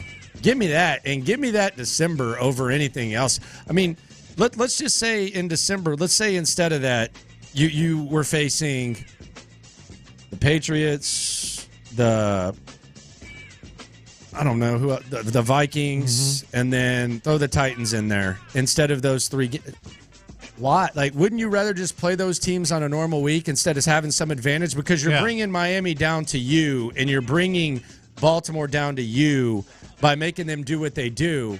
So that's why I actually think the December thing is very favorable. I can guarantee you, if you just asked an either or of Miami, would you rather face the Texans after a bye week or no? They would say no. And I guarantee you, if you ask the Ravens, would you want to go to Houston on a Wednesday on Christmas Day to face the Texans? They would say no. So that's what you're talking about. Yeah, right I think there. the December part is favorable. I think it's an advantage over the teams that are better than you. And I'm not saying that means you're better than them. Yeah. But Baltimore having to do what they're going to have to do, and coming off the bye against Miami, they still might be better football teams. It might not be enough. I would take that advantage, and you can almost look at it. It could essentially turn into 2 bye weeks. So that's just how I look at it. And again, this is knowing that you have to face those teams no matter what. You didn't draw a hat. Well, that's the whole premise. Like your right thumb didn't touch the Carolina Panthers, and then you grabbed the Chiefs. Yeah, no. You're going to have to face them no matter what. That's the whole premise of why I think it's favorable. It's favorable in the context of you've got a really tough schedule no matter what, and you knew that coming in. But if you had to draw it up, I'd have drawn it up something like this. I just would have. Landry Locker, John Lopez, Figgy Fig with you. We got Clint Stoerner, Ron Hughley here. Man, y'all, I enjoyed y'all's quarterback talk yesterday. I think y'all crazy for this December thing. About what do you mean? What's crazy? Why? What's crazy about it? I wouldn't have drawn up the Dolphins at Chiefs Ravens in 11 days. That is like that sucks. That's from the Texans. It's coming off a bye though. It's coming off a bye with Miami. You have to play them no matter what. That's a perspective. Now I know you. Yeah, I know what you're saying. Like for me, the two toughest games on the schedule to me, arguably, were Kansas City and Baltimore. You got to play those two in 4 days. Like I get that Baltimore's got to travel and stuff, and you got, but that I would have stayed away. If you'd have said 4 days, I would have. Nah. The other thing I said is that middle seven is the most important. The most important, and you can even lose 4 of them, and you'll still be in good shape. And you could split the Final Four. I'm not saying they're going to win the Final Four. I'm saying you could split them, and there are some definite advantages given. I guarantee you Baltimore doesn't want to come here and play on a Wednesday on Christmas. Like if they had, would you rather play the Texans, in that middle 7 games or on a Wednesday at Christmas? They'd say, hell no, give me the middle 7 games. Because if you told me you're going to face the Tennessee Titans like on a normal Sunday, or you're going to face the Baltimore Ravens on a normal Sunday, I think there's a good chance you get your ass whooped. Like there's a good chance there. But if you face the Tennessee Titans just on a normal Sunday, I think you feel good about it. If Baltimore's having the same amount of rest that you have and they're having to travel here, that's an advantage. And I don't know how many advantages the Texans have over the Ravens, but that's an advantage. I mean, you making it sound good, and I hear you. But you'd have told me you got to play Tyreek Hill and the Dolphins and Pat Mahomes and that crew and Lamar and that crew in 11 days. Well, you're going to anyway. You got to play, but you wasn't necessarily going to have to play those 3 in 11 days. Yeah. That part and have that murderer's row that looks like it could be murderer's row if everybody stayed healthy in that and that front part. Yeah, that's the toughie right there. Like you got both of them. Yeah. I mean, you got at Jacksonville, that bye is huge right there. Yeah. Another team who has a similar deal to you got to buy in week 6 for some reason. But that bye in week 14 is big. But Jacksonville bye at Kansas City, Baltimore. Whew. Yeah. And you got that 7 up top. 13 straight's going to be a monster, boys. Now that's tough. Woo. But you would trade that. You trade that for a December bye. Boy. Some people would like to buy a little closer to the middle. No, especially when you start training camp second week of July. Because you're playing on the Hall of Fame game. It's going to be. I'll trade that. They ain't playing in the Hall of Fame game. Well, I know, but they're going to training camp. I'd trade that 13 for a December bye. In a row, boy, that is 13 for a December bye. I'd make that trade. You mean you would trade? What am I missing here? I'm confused. I'm easily confused. No. I'm saying because you play such a long stretch and your season is so long. You'd accept it because you buy want it going into December. I think I want it going into December. When I get there, I do. I just hope my ass gets there. But hear what you're saying. I think hell, it looks. I'm looking at all these schedules. They need another bye. You're listening to KILT AM, KILT HD2. The Drive is very live. But I mean, the Drive is, everybody. Like, I'm looking in there. They need another bye. I agree wholeheartedly. 13 in a row. And you would get no pushback from the players. Right? 13 in a row. Pay me on a bye week? Come on. I'm just saying that this is interesting. All right, we got a lot to get to. We'll get into the schedule because now, you've had some time, man. Now we saw the complete full schedule since we last talked, and now we'll get our thoughts after having a little time to look it over real quick. Listen up. You'll want to be here for this. An important show announcement, a very important show announcement at 3:00. Boy, holy cow! Knowing us, maybe 3:01, but a very important show announcement at 3:00. Very important. So stay tuned for that at 3:00. Can't give you any hints on what it is, but you're not getting fired, are you? I can't give you any hints on what it is. Tyler, you didn't do nothing illegal last night, did you? I plead the fifth. But a very important show announcement coming up at 3:00. So stay tuned for that. By the way, folks, I love to acknowledge this.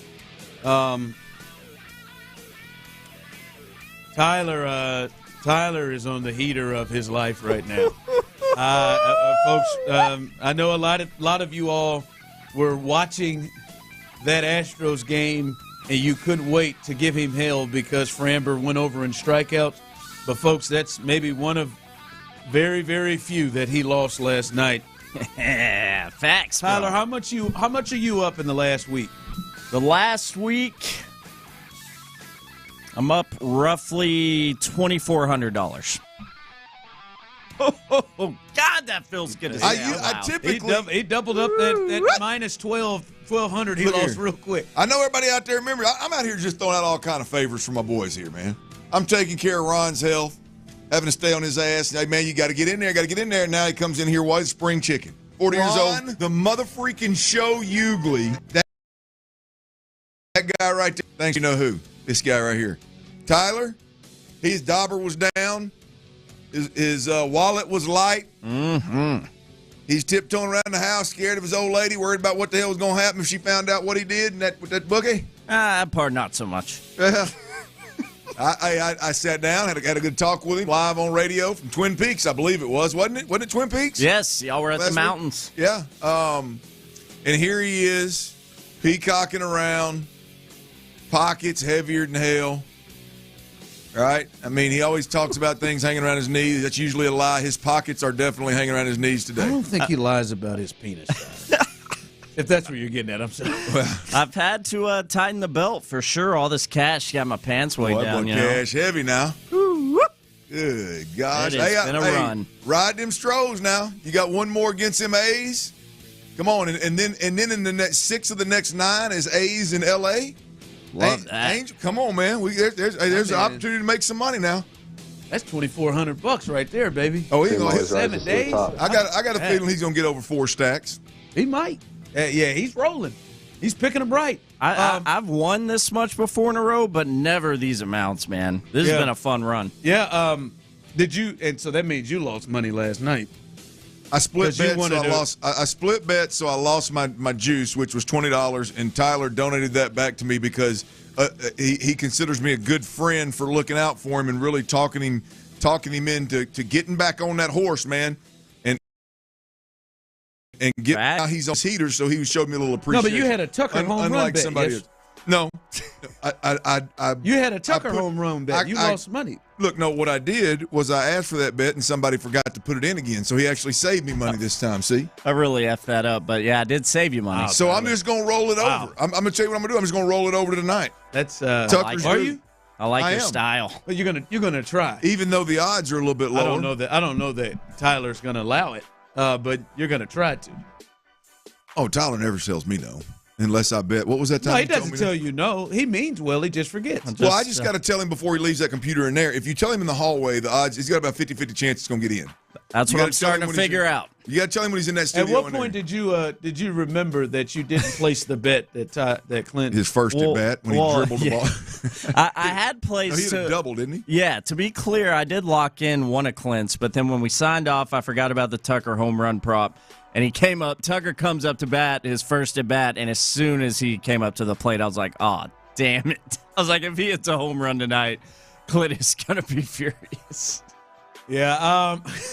It wouldn't be the first time, so Tyler low-key was hoping for doubles and triples last night for Kyle Tucker. Hey, it worked out. No homers. Got to win. Can I tell y'all real quick while you're on that topic, Ron? You got to write this down or something, Tyler. Ron, I'm embarrassed of how I watch a game when I make a bet like that. Like once the Astros went up 3-0, like I'm going, whoa, boys. Whoa, run away with the thing too much, and Tucker's gonna get yanked out in the 5th. Tucker's gonna get yanked out in the 7th. I need that 9th inning at bat now. So you want to stay a little close? Yeah, I don't want him to run away with it. Not when I got that bet out there, because the spot will be resting guys. I mean, all them outfielders he got, Tucker's liable to be on the bench. You don't know what Joe's thinking. So I'm trying to do the best I can. Joe may rest one day. Joe might just say, hell, let's play them all. Yeah, I think I'm going to roll it over today. All right, well, hopefully Tyler remembers. Let's see if the lineup's out before we do that. Okay. Because he'll put you in right now. Well, he don't rest. Tyler puts Tucker you in. Don't rest. Tucker don't. No, he doesn't rest. Should be good. You're staying with Tucker. I'm just saying Jordan's probably due for a homer. Just saying. Might go that route. Anyway, but good for you, man. I'll go both.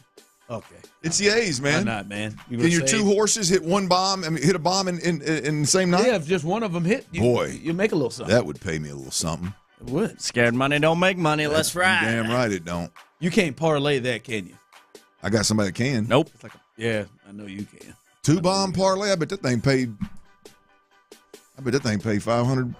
Well, listen, I'm happy for you, Tyler. I was really feeling for you.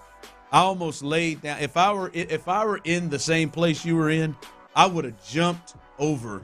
I would not allowed you to make those bets that day against the Yankees. I wanted to stop. Yeah, you were telling me, no, like, man, just hold on, take a break. I'm glad that you've made this money, doubled this money back from when you lost that, because I had heart palpitations when I heard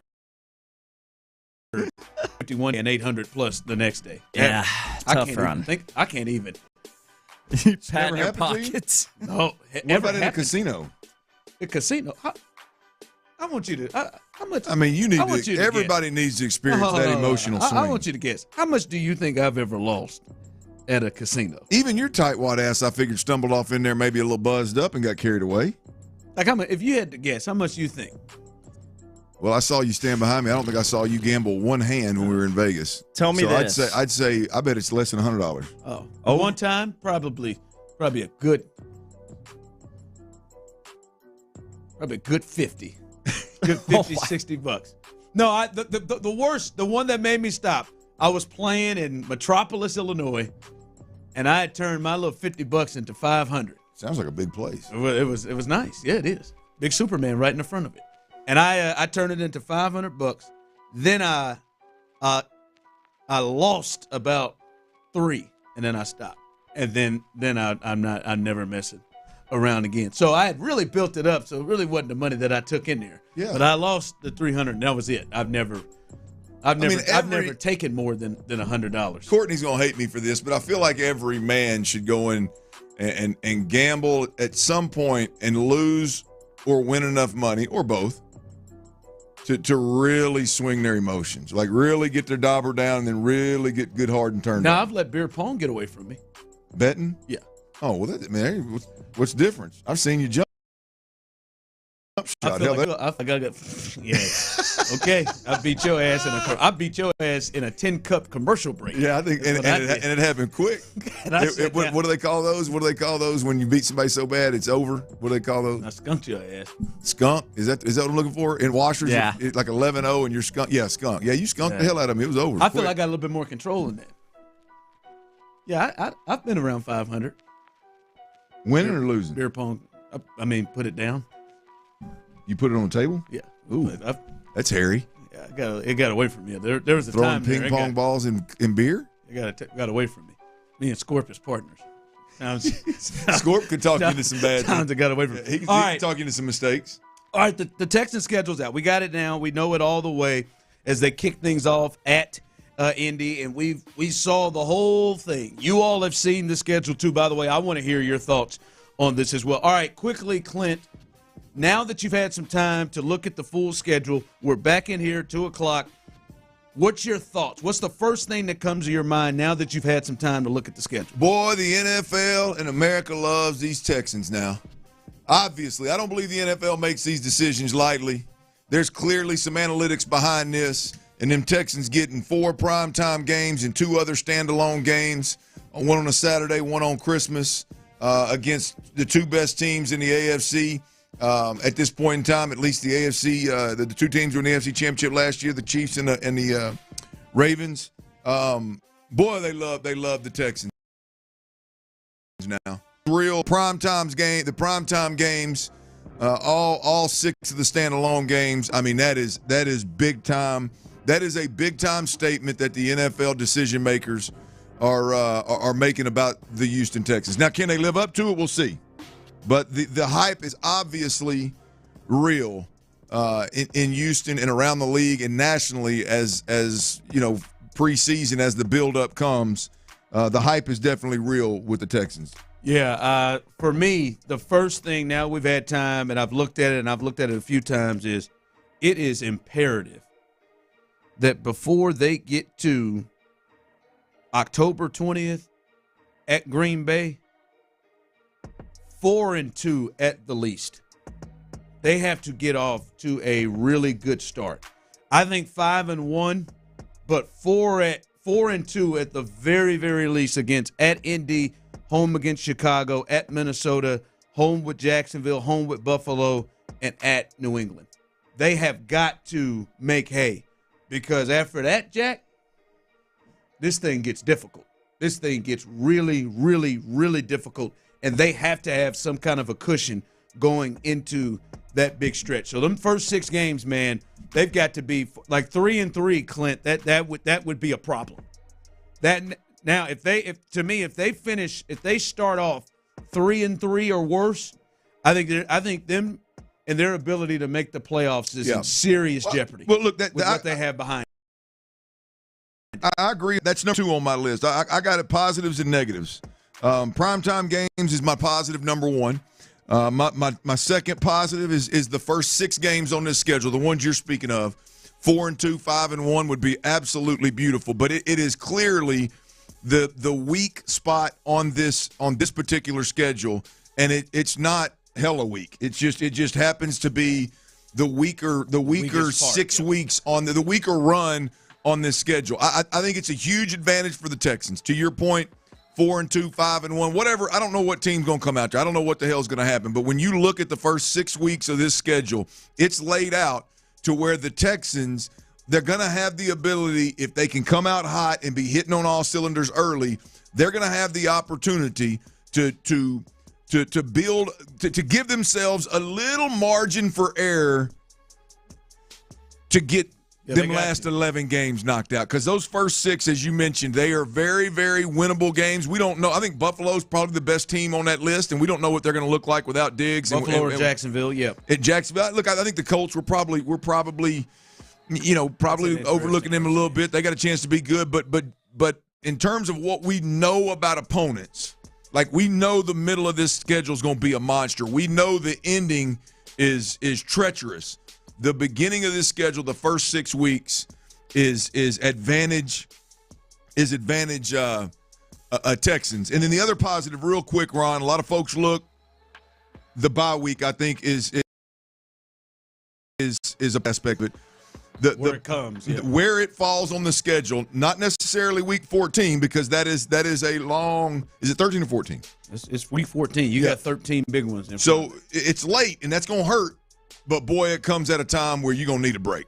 You're going to need some time to lay around a while, put a little ice on something, bleed a bit before you stand up and go back to battle. And that bye week falls at a perfect time. The positive of the bye week is it's right before you go Miami, Kansas City, Baltimore. In 11 days. In 11 days. And then potentially, what is it, Titans to wrap the season up? Yep. That game could be for the division. And maybe not specifically with the Titans. Maybe you got to beat the Titans to finish a game ahead or to stay a game ahead of the Jacksonville Jaguars or the Colts. That game, the odds are that game is going to mean something, hopefully for the Houston Texans. So the bye week is a positive as well. I got you. I got a list of negatives whenever you're get ready to get there too now. Yeah, we hold on. I'll let y'all calm down. I got him, baby. Come on, man. Cowboy. Yeah, I'm with you, man. That the bye week, you'd like it earlier, but if it were to come right before, those games, but man, I'm telling you, I think that's a good point that you made. I'm looking at that top 6, and I'm thinking to myself, all right, that's the part of the schedule you have to make some hay in, but it's not like a complete walk in the park. It ain't a bunch of games against the Patriots. Like at the Colts, they're I think a lot closer to the Colts or to the Texans, and I think maybe some people look at it, right? And the Bears, they got a ton of talent. Now, I don't think they'll be ready. They got a ton of talent. I think the Texans should win that game at home, but that's not an easy game. It's not an easy game because what the Bears are going to be able to do is they're going to be able to come out. There's going to be 5 or 6 games in a 17-game stretch where they come out and they look like Super Bowl champions. They're going to light it up, Ron. Now, the problem is they're going to do what the Texans did last year. They're going to turn around and lose to Carolina or whoever the low man on the totem pole is. They're going to be inconsistent, but they are definitely going to have the ability to light this thing up now. And Sunday Night Football probably a game that they'll be up and alert for. But that is a good point. Like we're saying, the tough part of or the easy part of the schedule where I'm saying they got to go at the very least 4-2, 5-1. And as you said, it still includes Josh Allen, Trevor Lawrence, and then two really young quarterbacks that you think could really be something, and the Vikings, right? Like the Vikings and the Patriots, those are just W's. But yeah, it is an interesting set to the schedule. All right, we all said what win total we thought the Texans would have before we saw the order of the schedule. I believe Clint was in the 9 range. I said 11. Tyler said 12.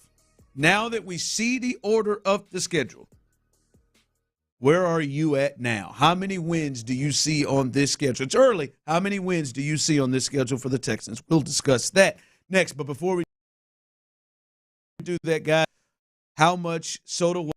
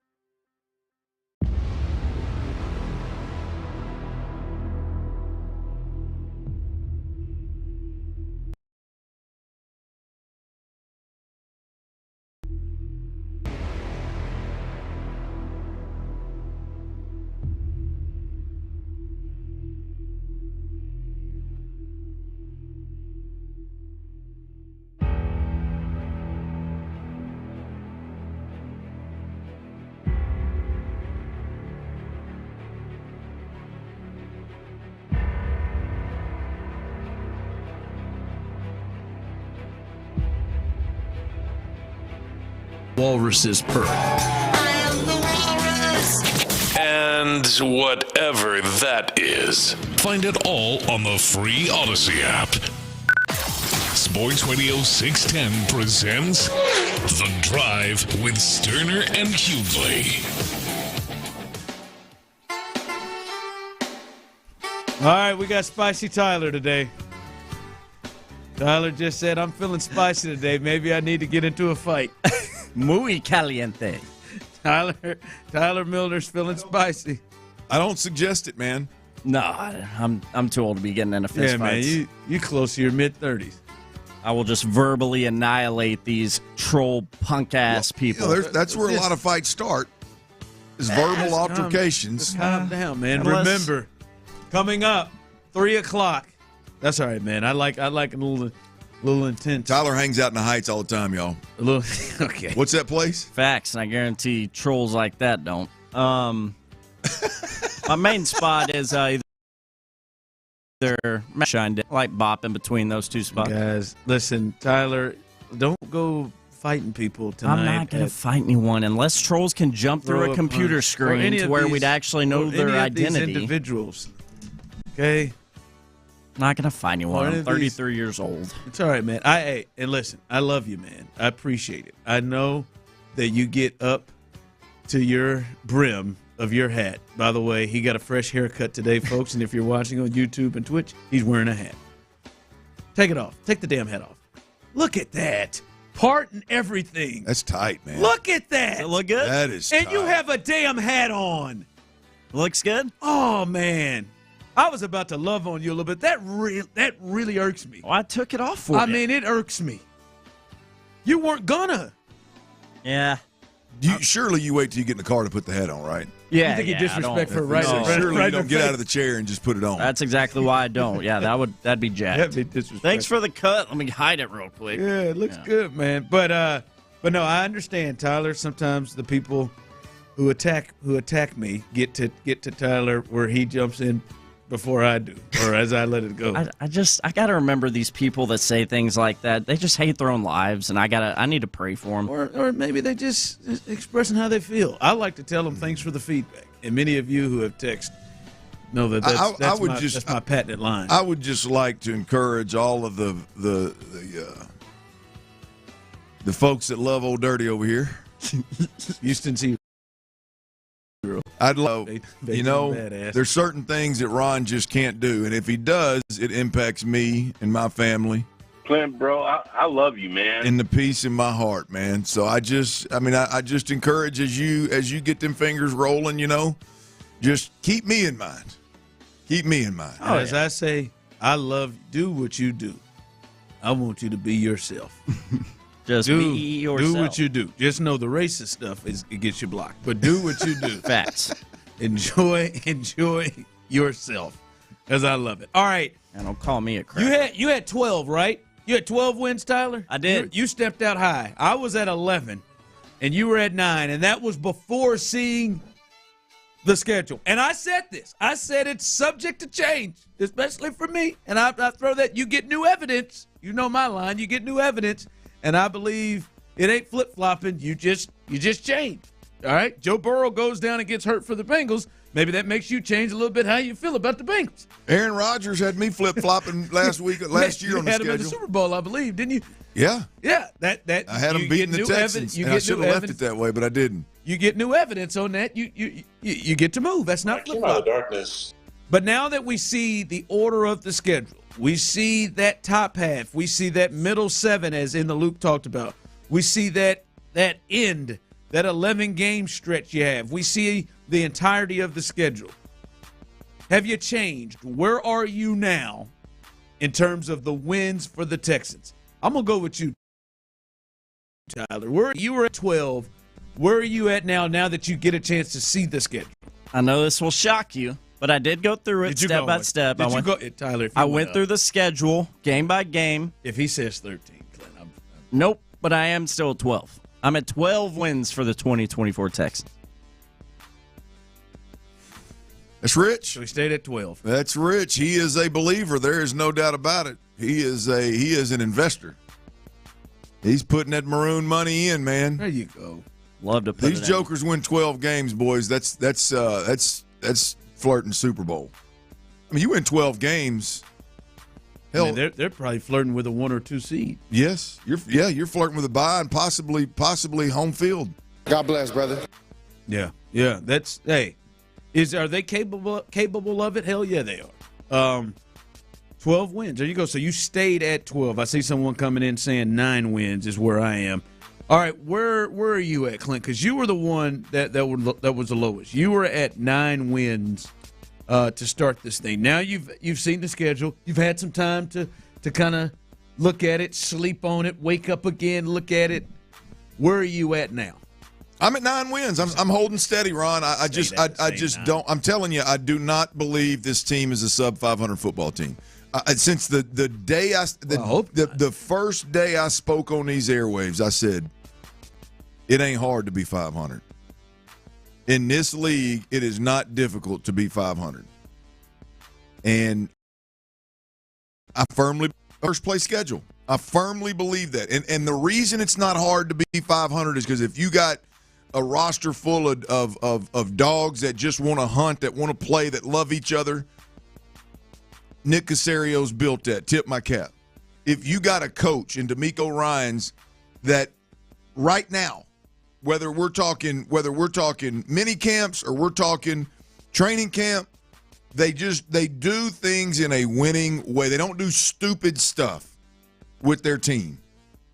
And as they're making decisions in free agency, and as DeMeco he's got that's checked. I ain't worried about that one bit with DeMeco Ryans. And then you get into the game, and if you just do things, the simple things savagely well, which he coaches day in, day out. And then you go out there, you manage the game well. If your coordinators, your offensive coordinator, your defensive coordinator, your play callers are weapons from the sideline, those guys know how to put the players in position to have success. If they know how to deploy each player's strengths versus their weaknesses, I just firmly believe that you can win 8 or 9 games in your damn sleep if you're doing them things. And I think the Texans right now, I'm at 9 games with this difficult-ass schedule. That's where I'm at with the Texans, 9 and 8. I'm with you. Even though really when you look at last year's schedule, it doesn't actually say that when you look at some of the games they did lose, I do feel really good about the thought that the Texans staff and DeMeco and how much they pay attention to a lot of the details. As you just kind of said in your way, I think they're going to win a lot of games where it comes down to who executes the best and who doesn't make the most mistakes. Like I think they'll win a lot of those type games because they'll have an advantage with that. Even though, as I said, last year they lost some of those games, but I just have a feel that they are going to be as prepared as any team they play. I think they are as well coached as any team in the NFL. And I think year 2 probably even enhances it. Well, yeah, because they're all together again. Because that plays into the development of players, and again, learning those players and figuring out how to have them play to their strengths and not end up playing left-handed and getting beat. Like, that only gets better with time and experience, right? I just, when it comes down to this squad, man, they are, and I'm talking top to bottom. I'm not just talking about DeMeco. I mean, one of the most admirable things, respectful things, and one of his best traits, like DeMeco is not intimidated by anybody being on his staff. Like, there's coaches out there that don't want, future head coaches on their staff, guys that would quote unquote threaten them for their job. DeMeco says, hell, bring me the best coaches in America, and I expect him to move on and be head coaches. He's surrounded himself with tremendous football coaches, which that's in-game, obviously, as well as developing players, whether you're talking about developing young players, just in the developing a group of guys in your offense or in your defense, in your scheme, in your game plan. They are second to nobody in the league in that department, and that's just a unbelievably powerful thing to be able to say. All right, so you're at 9. Both of you all stay where you are. I'll let you know a little bit later on where I am because I started at 11 before seeing the schedule. I'll let you know where I am a little bit later on. But we got to go talk to our guy, Tony Gwynn Jr. Since we last talked to him, the Astros have been on a roll, including winning another one last night. Tony Gwynn Jr., our MLB insider, will get his thoughts. Is this just a good stretch for the Astros, or have they turned the corner to actually start to look like the team we expected to see? That's coming up next. All right, selling a house right now is a mess, man. It's more volatile and more uncertain than it's ever been. And that's why, look, if you own a home, renting it out,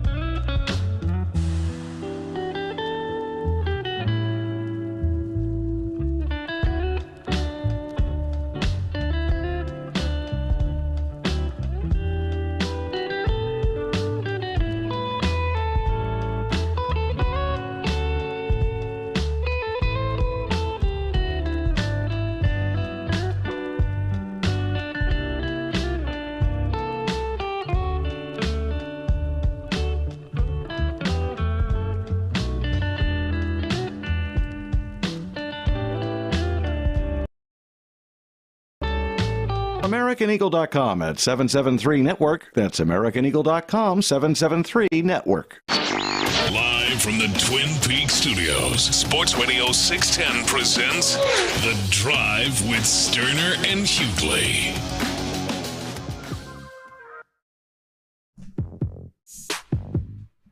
All right, welcome back into The Drive as we are rolling here. Remember, coming up, 3 o'clock, next segment, and a very important show announcement.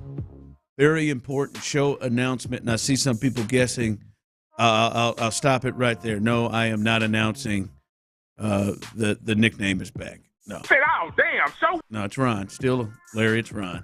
But showman. Important announcement. Thanks, Bill. Important announcement coming up at 3 o'clock, so stay tuned with us. But on the line now is our Odyssey Sports Radio 610 MLB insider, Tony Gwynn Jr., and we're joined by him. And remember, insider calls are presented by Grainger with supplies and solutions for every industry. Grainger has the right product for you. Call, click, Grainger.com, or just stop by. All right, man, last time we talked to you, you calmed some of the people. We had people texting that said, I get calmed when Tony comes on. And they were, I believe, 12 games under 500 when we last talked to you. And now they are on a roll, winning 6 out of 7, and just won the first 3 in this 4-game set against the A's. And certain guys are looking better or playing better. And when you look at this, as they come through their 100, which is still something there. Do you believe that the Astros are just in a really good stretch right now, or do you see them starting to become the team that we thought they were going to be? I don't know if we're there yet in terms of seeing them become the team that I think everybody thought. I think the one thing that we talked about last time that had to change was the pitching. Yep. And that's gotten better. And it's not by chance that they've gotten healthier in that department as they've started to play better. So I still have some concerns in terms of the offense. I know some guys are starting to swing it better, which is good, but you want to start to see it become a little more consistent. And so I think as long as the pitching is still, progressing upwards, they're going to be in it. You're looking at the division right now. No one is really, again, running away with it. So it buys them time to kind of get the offense going in the right direction. But the pitching certainly looks like it's getting healthier, and they're throwing the ball better. T, I was just fixing to ask you that question, and so I want you to dig a little deeper with that. In the division, we've seen the Astros in the past take advantage of a weak division by feeling pretty damn good about their ability to turn it on and turn it off and stay at the top and maybe stretch the lead out late in the season to where they could stay comfortable, and they had a luxury of playing in a weak division. I'm looking at this now that they're finally turning the corner and appear to be playing some better baseball. I don't give a damn who they're playing. They're playing better baseball. For the Astros to, again, from a little different angle, take advantage of the luxury of playing in a weak division. How do you feel about, and I think you just mentioned it to a certain degree, but how do you feel about their ability to legit climb out of this hole? They're 5.5 back the Mariners, and I think it's, 4 back the of the Rangers. I mean, they're within striking distance with a lot of baseball to play. Yeah, and that's why it's especially early on in the season, it's better to take it in week increments, because 1 week will be bad, 1 week will be good. You might have a couple weeks bad, but it also depends on what else is happening in your division. And I think, Clint, you hit it right on the head. In terms of the American League West, they have often had the luxury of kind of being able to kind of just hit their stride when they want to. And that has proved, at least this year so far, to still be the same. I mean, the Mariners are 4 games over 500. They're at the top. The Rangers aren't doing what I think everybody expected. They're only 1 game over 500. You see what Oakland has in front of you. So they have, whether you want to call it luck or whatever, the division sets up in a way that buys them some time to kind of get it going should they have a slow start. And they certainly have had that this year. If they can get it going, I still think they're in striking distance here in May. Yeah, Tony Gwynn joining us, our Odyssey MLB insider. And, Tony, I don't think it's a this team has started to go. I know you talked about the pitching, but Alex Bregman has started to look like himself. And I know we talked about for the last couple of years he gets off to slow starts. This one looked a bit different, but here in the last I guess week now, he has really turned it up. And Clint's wondered if he still had the ability to carry a lineup. He has started to do a little bit of that this week, and I think that changes a lot of things right now if Alex Bregman can look anywhere close to the Alex Bregman we're accustomed to seeing. I mean, that's who I'm referring to really when it comes to the offensive side, because I mean he's in that lineup. I mean he's the one common denominator that has not left that lineup as long as that team has been successful, and so it's nice. I saw him talking about some of the mechanical changes he made in terms of how his hands are slotting as he starts to approach the baseball. And, you know, clearly he's on it. He knows what he's looking for in terms of his swing. And once he gets going, and we've had this conversation in years past, right? I mean, he at least in the last couple of years, he has gotten off to, like, slow starts. And it's been a gradual climb for him to get going. But there's no doubt when he's going good, he's one of those type of players that can carry an offense, not for like a week, but for like a month. And those guys are rare in this league. T, I call it that audio when it happens on the gridiron, man. I call it, and I'm gonna be honest with you, man. I've landed with when it's baseball. I've landed on baseball boner, and I'm telling you that damn Bregman audio just turned me on now. I mean, I don't know about you. I'm an old school guy. Like I had to be great mechanically in order to even compete at that level, right? I mean, just draw a check, right? So when I see these guys, man, that are breaking this thing down and they're trying all this new age stuff and they're overworking, they're overthinking, they just go back to one of the old school ways of thinking, which he described as getting the knob past the ball in his swing. I mean, that is just absolutely beautiful, man. I'm with you. I'm a baseball nerd myself. So especially as it pertains to the science of hitting, and sometimes we overcomplicate things. No, not you. No, not Tony Gwynn. Not you. You wouldn't be a baseball nerd to hitting. Yeah, I'm just saying, like, sometimes hitters overcomplicate things. And listen, I never had to deal with all the information that these guys are dealing with. So I can only imagine the rabbit holes you can go down, especially if you're a guy who likes to tinker with his mechanics. But, you know, so it never fails. Going back to the basics usually gets you back in the right direction. And it sounds like, listening to Alex, that's kind of what happened. T, well, take us behind the scenes with your pops, man. One of, if not the best hitter the game has seen, man. What was his mindset, or you know, when he was in a little bit of a slump, if ever, you know, what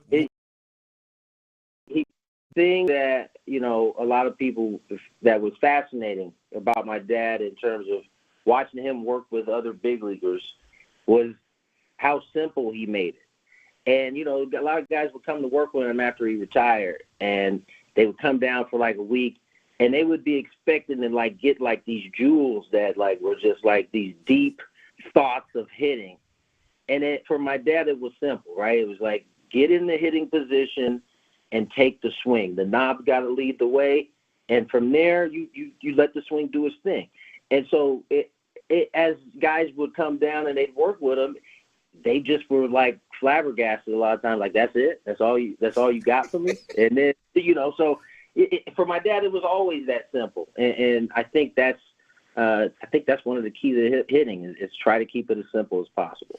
All right, Tony, one of the reasons we love having you on here is not only your expertise, but we know you're going to get real with us. And I didn't believe it for a damn second, but I want to give grace. I don't know. You've been around pitchers and players more than I have. Is there any chance at all that what happened with Ronel Blanco was an accident? That the foreign substance in which the umpire said, this is the stickiest that I have ever seen on the inside of a glove since we have been doing these checks for the last few years. And because he said it's just sweat and rosin. Now, for them to have gotten to that point and suspend him, 10 hours. Is there any way that you could see this could have been accidental? Yeah, I think there's a way it could be accidental. I mean, here's the deal. Like, first of all, every time somebody gets thrown out now, that is like the general statement. This is the stickiest glove or stickiest substance we've ever had out here. So I take those type of comments with a grain of salt. I at once was not a believer that you could create this type of stickiness with just rosin and sweat. I thought for a long time it had to be another substance you were using. But I actually had it demonstrated to me in front of me. If you are one of these guys that just perspirates at a crazy level and you are consistently using rosin, it can get pretty sticky. And I imagine putting it inside the glove, like having it inside your glove, putting that same hand in and out, using the rosin over and over, of course, it can't get that sticky. So, at this point, it's going to be too difficult for umpires to make a decision on whether it's rosin, whether it's spider tech, whatever it is. They're going to have to follow the rule that is put in place. And until Major League Baseball finds a way to define what is too sticky or remove the sticky stuff, period, maybe have the balls come with some type of tack, we're going to be dealing with this problem for a long time. So Ronell didn't do it. I'm with you. I appreciate it. There it is. Hey, I knew it. Hey, knew it the whole way. Look here. Tony may not have heard the audio. I know if you heard Joe Espada answer the question about if Ronell did it. They said, did Ronell know that it was illegal to have that sticky substance on the glove or in the hand? And Joe Espada said, if he'd have known it was illegal, he wouldn't have done it. I'm like, well, that's a good reason not to appeal, man. Just accept that discipline and move on, brother. Take your 2 starts off and just go ahead, take it to the house for a little bit. Hey, I started to read. I started to say, Joe, anything you say can and will be used against you in a court of law. But I wasn't there quick enough, Tony. Oh yeah, Ronell said the night of, Ronell said, I'm appealing this thing. If I get suspended the next day, they had to change of heart. Yeah, no, I bet they did. It's like, hey, man. The hell, Joe. Well, damn, Joe. You put us right on out there. Hell, Joe. All right, man. We appreciate you. And hopefully next week they've made some more ground here in the West, and they're getting closer to 500. Yeah, they certainly seem like they're on their way. But we'll talk next week. All right. That's our Odyssey Sports Radio 610 MLB insider Tony Gwynn Jr. with supplies and solutions for every industry. Grainger has the right product for you. Call, click Grainger.com, or just stop by. All right, coming up, we've talked about it the entire first hour of the show. No, as someone said on the text line, is Ron announcing that he's transitioning to a female? No, that's not what the announcement is coming up at 3 o'clock, but there is an important show announcement. I'm just letting you know what.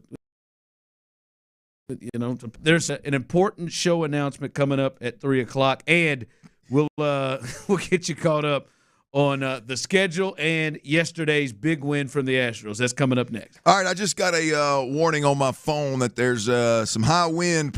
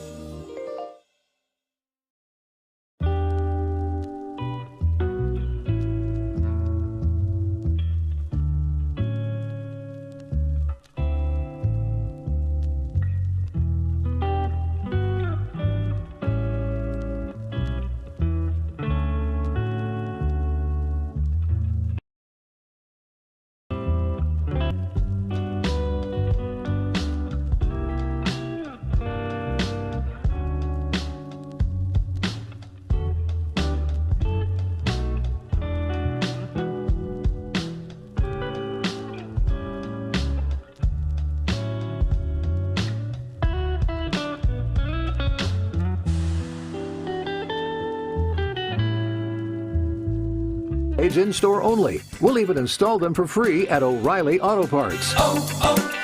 O'Reilly Auto Parts. KILT FM HD2 Houston. Insider access, exclusive content. Sports Radio 610. The Texans play here. An Odyssey sports station. Sports Radio 610 presents The Drive with Stoerner and Hughley. With the biggest stories of the day. It's the Big 3 at 3. Number 1. All right, number 1. As I said, we have a very important show announcement here. And this is it. I would say in my time that I've been here, I have enjoyed Houston immensely. I have enjoyed my time here, and my family has enjoyed our time here. And are you going to break the news to us or something? You leaving? Sound like you're building us up, setting us up to let us down. I'm just saying I enjoyed my time here and have enjoyed my time here and have enjoyed my time working with you, Clint, because I better put him first. And my time working here with Tyler. And I've enjoyed working with you, Bun. With many of the listeners. And with that being said, I am really going to enjoy on Monday because we have talked about the Drive Show 1000 coming. And as we talked about it last week, boy, I'm not so certain if I knew we was going to make it to 1,000 damn shows. It feels huge. But we did, and now the announcement is come hang out with us. We will be at Home Run Dugout in Katy on Monday from 2 to 6. Hey! It's time to party, baby, and really celebrate it. I'm telling you, Houston, come on out, have a good time. We'll be in Katy. I'm going to hit some more dingers. Home Run Dugout. Man, we'll probably hang out a little longer afterwards, too, as well. So get out there. Tyler, I believe you're going to be out there with us. I believe so. Not 100% confirmed yet, but I believe so. I think we need to confirm that, boss man. I'm not going to do the show if Tyler's not there. Well, that's going to put extra work on me. I'll do it from here, but I'm not traveling. I'm traveling wherever Tyler is. Boss man, come around here, man. Give me that thumbs up in the window. I know you're listening, man. I'll do the show from here. All right? We will celebrate with the people. I like that solidarity out of you. Come on now. Now, if they really ask me to be there, Tyler, I may have to think about it, and I probably will have to be there. But I want you to know I'm at least going to. I'll do that. And I'll tell you this, if I am out there on Monday for episode number 1000 of The Drive, I'm going to get hammered drunk. Well, if they were thinking about letting you go, that may have just changed. It may have. No. That makes for great radio. Yeah. No, it'll be a fun time, man. It's going to be a good time. Good food, good drinks. Clint's going to tire himself out. He's going to get at least 120 swings in. I'll get some cuts in. With the way my back situation is negotiating right now, I don't know if I got that one. It's an SI. You got it fixed. You'll be fine, man. Get tomorrow. You got your Saturday. You got your little schedule. You got your little Cairo deal. Did you get a massage? No. What am I doing? I know you didn't. Of course not. Of course not. You didn't follow up. Stages. I mean, a massage between your Cairo would be, that'd be really treating yourself, man. Damn, I think I may do that. I don't have a bad back. No. I'm pumped for this. I've never gotten a massage either. I've never got a professional one. I really do. That blows my mind. She was doing a little bit of a massage on me before, and then it went to another place of cracking bones and. I think she's locating a joint. I don't think she was massaging. Probably not. She had it became massaging because she had to really try hard to locate. She had to dig in that old glute of yours, huh? Yeah. But no, again, if you missed it, May 20th will be our 1000th show of Clint Stoerner and the show, The Drive with Stoerner and Hughley, The Drive with Stoerner and Hughley, T-Mill. So you definitely added dots that time. I did not. I've said the same. I've been very consistent with those dots. So come out, hang with us. Again, this is not possible without you all. Listen, it started off rough at times. I know it. I know we all went home with some, damn, man, what was that? But I think we found our groove with the help of you all, and you have helped us consistently for the last year plus be the number one drive time sports show in all of Houston, and we appreciate you for that. So come hang out with us and let us have a good time with us. In Katy again at Home Run Dugout. All right, fellas, the schedule is out completely. I'll run through it real quick. Kicking it off at Indy, hosting the Bears, at Minnesota, hosting the Jags in Week 4. Week 5, you host the Bills. And then you start to roll through this tough stretch right here, and you have road games at New England, at Green Bay, then Indy at home, and then at the Jets with the Lions coming to NRG for Sunday Night Football, and then the Cowboys at Dallas, which will be a big one in November. Then you get to host the Titans and then travel to the Jags before your bye week, and then that 3 games in 11 days. When you host the Dolphins, then you go to Kansas City on a Saturday and come right back on Christmas Day on Wednesday to play the Ravens, and then you finish things off on the road in Tennessee. That is the schedule at this point. One positive, one negative. Now that you had a little bit of time to look at this, Clint, one positive, one negative about this schedule. The positive for me is the start. I mean, your first 6 weeks of the season is what I would consider your less difficult stretch of football games on the entire schedule. So everybody knows the importance of getting off to a good start and starting fast and building yourself a little bit of grace, if you will, for maybe a couple of mistakes or a couple of tough losses down the stretch. The Texans have the opportunity to do that. The first 6 weeks at the Colts, Chicago Bears at home, at Minnesota, Jacksonville at home, Buffalo at home, at New York.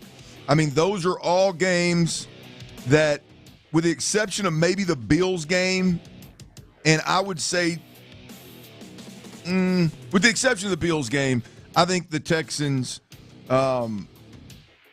should have a chance to win those games and should come out of that 6-game stretch with a winning record, not a 500 record. So 4-2, 5-1, you got a chance to get off to a really fast start, which you're going to need. So that is my number one positive for this particular schedule, Ron.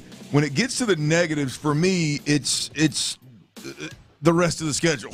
I mean, you've got a middle stretch there, games 7 through 17, that is a monster. I mean, it is an absolute monster. So getting off to a fast start, the positive, that's a must. I mean, out the way it is. Once you get through New England, you go Packers, Colts, Jets, Lions, Cowboys, Titans, Jaguars. The meat of that schedule right there is tough as nails. And then the finish, Dolphins, KC, Baltimore, probably to a Tennessee Titans game to end the season that more than likely will have some level of impact on who wins the division, whether it's the Texans or the Texans staying ahead or the Texans needing to win to get ahead, whatever it may be. That's going to be a monster game in the division. So the first 6, you got a little bit of an opportunity there. The rest of the way, gauntlet. Yeah, it really is. They've got 2. And we talked about it leading into it. How many tough stretches are they going to have? And they have 2, I think, major ones. And compared to other teams, major stretches like this. At Jacksonville, which is big right there. But at Jacksonville, Miami, at Kansas City, Baltimore, that's a hell of a stretch. And that's at the bottom half. And in between, you get the Titans at home. But before that, you have that Green Bay, Indy, Jets, Lions, Cowboys stretch, which is just absolutely insane. So, as you said, I agree. They have to, at the very least, coming at the end of October 13th when they play the New England Patriots, they have to, at the very least, be 4-2. 5-1, 6-0, preferably, but if they're 3-3, their opportunity and chances to get to the playoffs are I think in real jeopardy. Right, I agree with you, man. I mean, but let me make one point. I don't know where I just saw that. I don't know if it's social media or the text line or where it was. Probably social media because I don't have the text line up in front of me. But For those that are responding to the conversations about this schedule and how difficult it is, and you're responding with the thought of like everybody with Super Bowl aspirations has a difficult schedule. The Texans have the fourth most difficult schedule in the NFL this year, right? You look down the list. You drew the AFC East and you drew the NFC North, right? Which are the Well, I want to. There's a handful of teams, and I'm just running down a list here. There's zero research other than what I'm doing right now. The Dolphins are 26th most difficult schedule. The Eagles 22. The Chiefs 18 or 19. The Bengals 15. It looks like. Cowboys 30. So I mean, there's several teams that when you look at strength of schedule, there's several teams that have Super Bowl aspirations that don't have a schedule like the Texans are staring down. You know what I mean? So if you just don't like the schedule conversations, cool. But the reality of it is, you got about 5 or 6 teams, a couple of them which are the biggest Super Bowl favorites, that aren't in the top 5 and nowhere near the schedule that the Texans have right now. This is a big deal. It's the luck of the draw. You'd be in a substantially different spot if AFC West and you got to play, obviously the Chiefs, but you got to play the Chargers, Broncos, and Raiders as opposed to playing the Jets, Bills, Dolphins, the Patriots stink. But those 3 teams, right, that's tougher. And if you played the South like you got last year, instead you're playing the Lions, the Packers, and then the up-and-coming Bears as opposed to the Bucks and Panthers and Saints. And like it's just kind of the draw that they got in terms of the divisions they have to play. So to me, that big start jumps into that gauntlet, man. I'm telling you, I would love to see other schedules, to see stretches like they have, because the Texans, and I think they can handle it, but the Texans, it's a hell of a run that they got to roll through.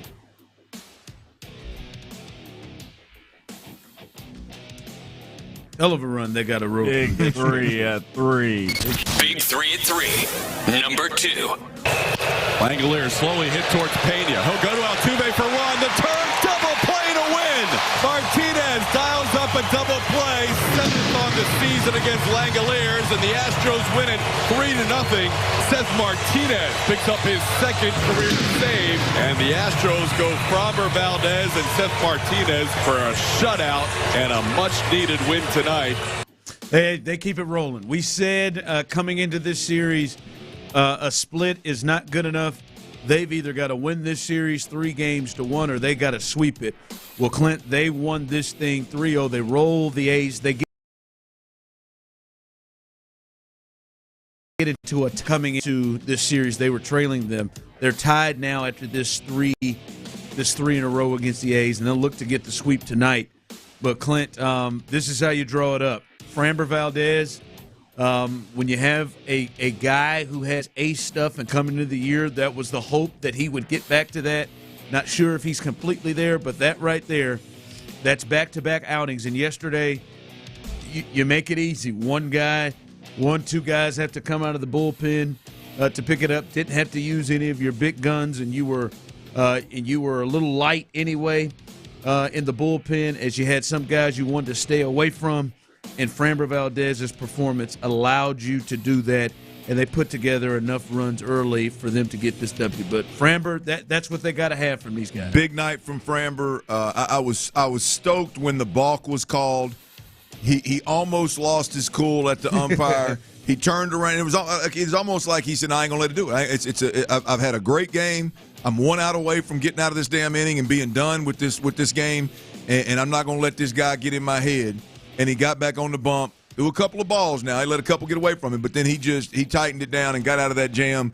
And that was big, man. That was just, as a fan, just watching it, you always wonder how he's going to deal with adversity. You know he's got that greatness in him. I mean, you know it's in there, but how's he going to handle the adversity with no Maldonado behind the plate? How's he going to handle that adversity? And are the wheels going to come off with any little disruption? That was big for him to get through it. And great night for the Astros. Check it out. They won 6 of the last 7, Ron. We talked about it. They're going to have to rattle off 9 of 10. They're going to have to rattle off 15 of 20 in order to get back in this thing. They're in the midst of it. The schedule's going to allow them to do it. They got 1 more against the A's, and they go 3 against the the Brewers, and then you're back into, I believe, a series with the Angels and the A's again. So you've got some opportunity here to rattle off. Shoot 14 of 15 or 13 of 15, and really make a run back into the thick of things in the division. You look at it right now; they're 5.5 back the Mariners. They're 4 back the Rangers right now. So they're climbing a little quicker than I think. As they were struggling, I was afraid that them top 2 teams were going to run away with the damn division. They hadn't done that, and the Astros are climbing at the right time. Yeah, and now tonight, Christian Javier, let's see if he can bounce back. Come on.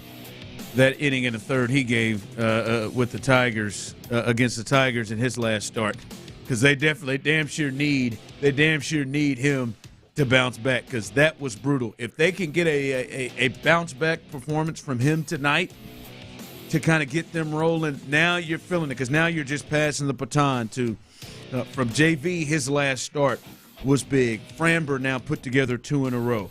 Hell, Spencer Arrighetti got his first win his last time out. Can they keep this thing rolling, right? So we'll see if they can do that tonight, as they will take on the A's to look for a 4-game sweep. This series has already been a success, but get sweeps like this. All right, coming up, I want to hear from the people, Tyler. Let's get it going. 713-572-4610. Clint said he believes that this team will win 9 games looking at the schedule. Tyler is at 12. I'll tell you where I am coming up next, but I want to hear from you all. I feel like when the schedule comes out, when you got a real football team, this is the time to hear from you. 713-572-4610. You can call in. Tyler will take care of you. Where do you see the wins? How many wins do you see this Texans team getting now that the schedule's out? That's coming up next. All right, are you ready to build a dream home? Or are you ready to pull the trigger and make the big-time decision? Or, heck, are you even close? Are you thinking about it? Well, if you are, you need to make sure that you keep Our Vision Homes in mind. They are Houston's premier turnkey custom home builder. They got 17 years in the business, and they built in 200 different communities. What does that mean?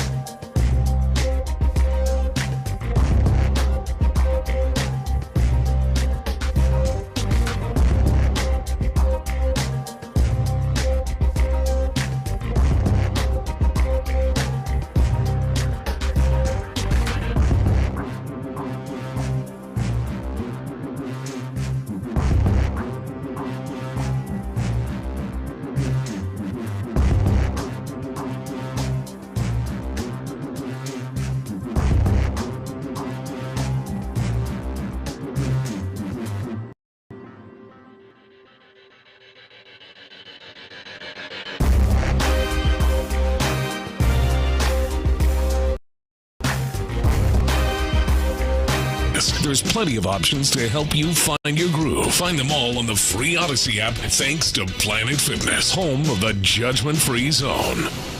You're listening to The Drive with Stoerner and Hughley on Sports Radio 610. Call or text in now to 713-572-4610. Sports Radio 610 presents The Drive with Stoerner and Hughley. All right, let's hear from you, the people. Let's hear from the Drive family, 713-572-4610. Tyler will take care of you.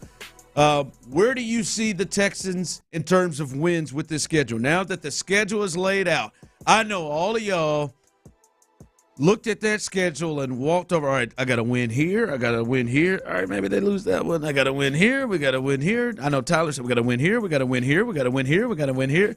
You ain't laying down for nobody. My man on YouTube and Twitch earlier said that he predicted 10 wins last year, and they lost games that he thought they were going to lose. So, man, he's just going to shoot this thing up to 20-0.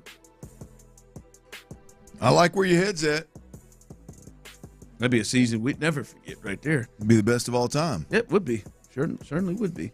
But, yeah, we'll hear from you, 713-572-4610.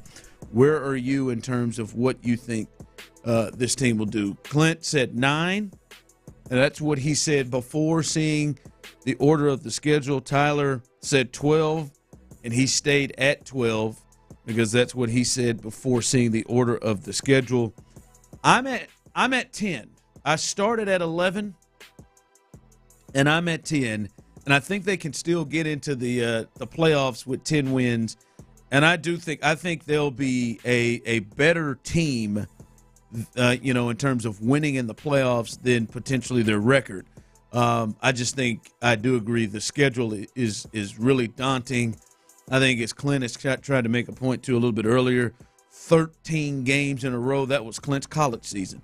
13 games in a row is college season is too, a difficult with a bowl game is a difficult run through that they'll have to negotiate through, and then when they do get their bye, they have a hell of a 3-game stretch. So I look at this as a 10-win team that gets into the playoffs and can make a run in this thing. The way this thing is grouped up it's just not a lot of relief, especially once you get to week 7. So I'm at 10 wins. 713-572-4610. Where are you? Andrew, I'll let you jump in here on this. Where are you at now that you've seen the schedule in terms of wins for the Texans? Honestly, I was scared looking at it first, but after kind of going through it, I actually have a pretty bold prediction. I think we're going to come out the gate pretty hot. Oh, God. What are you about to say? Can you hear me? I can hear you. I'm just nervous on what the hell you're about to say. All right, well, buckle up. I think we're going to go undefeated in the division. Okay. I think we're going to start off 8-0.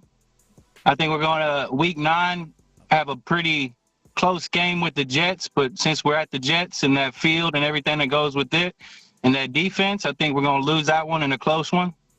And then I think we're going to turn around and lose the Detroit Lions game. And then we're going to bounce back against the Cowboys. And then I think we're roughly between 13 and 14 wins.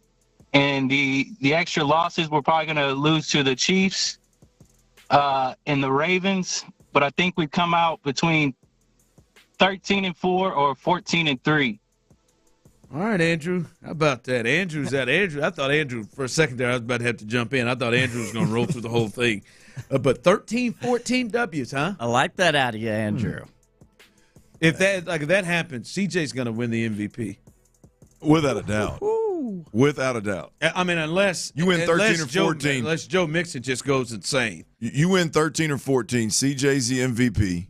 Are we going to get your flowers? You got first round bye, and you got home field advantage throughout.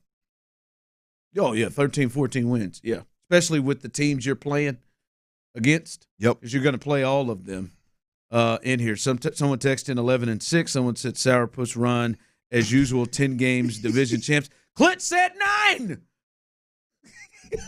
I think Sourpuss is a funny name. It is, man. That's a poet. When's the last time you used Sourpuss? Not sure I ever have, but I want to now. I feel like it's a good substitute for wet blanket, which I've used on you a few times recently. Yeah, 713-572-4610. We'll get you in.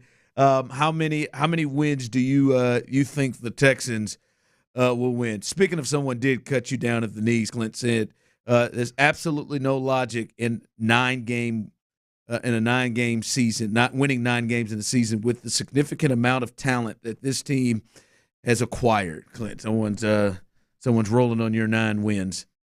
Yeah, I mean, look, it's.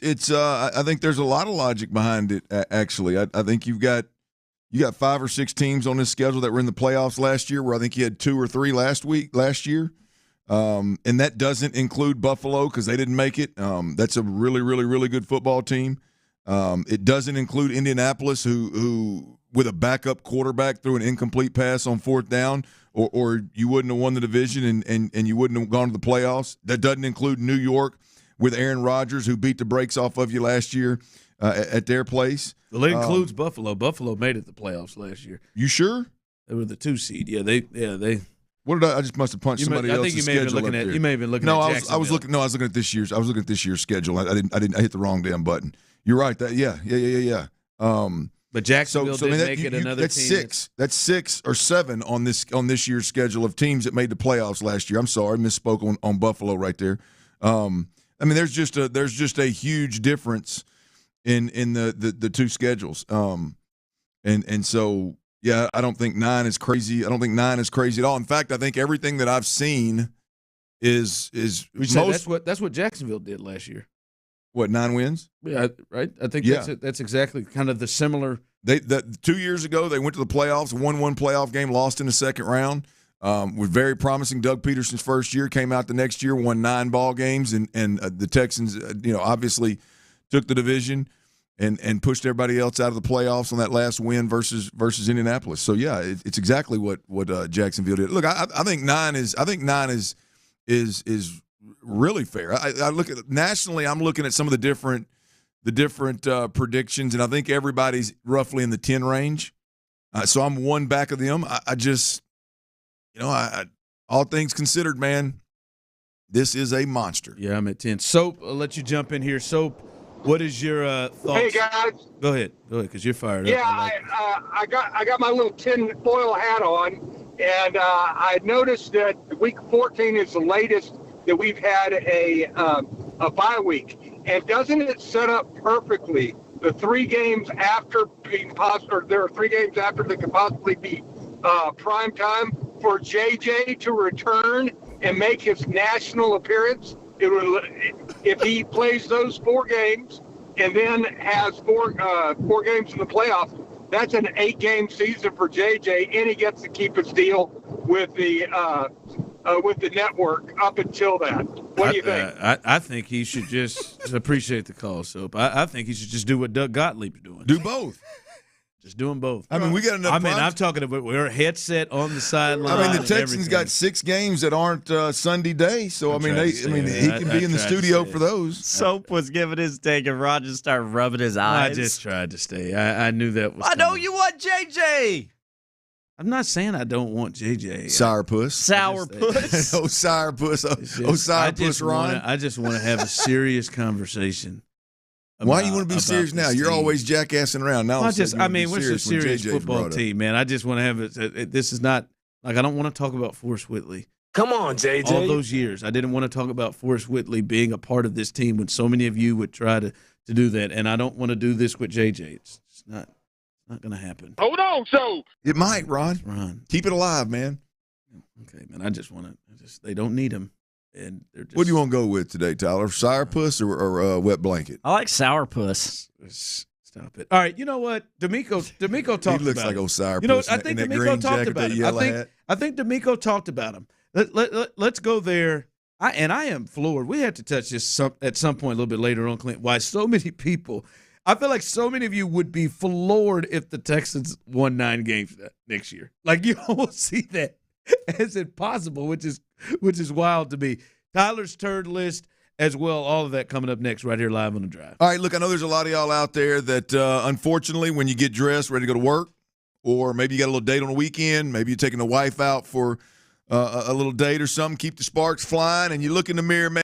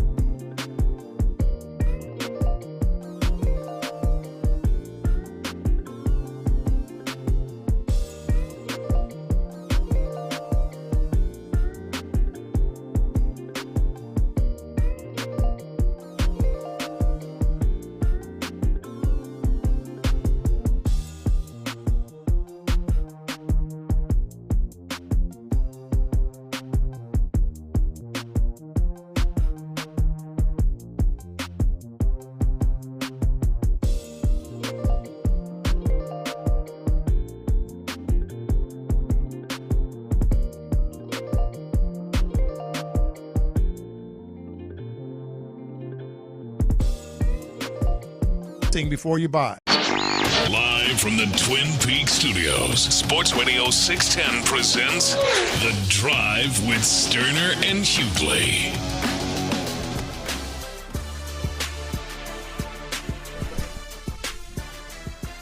All right, welcome back in. Tyler's turd list coming up soon. Remember, guys, as we said, we had an important show announcement.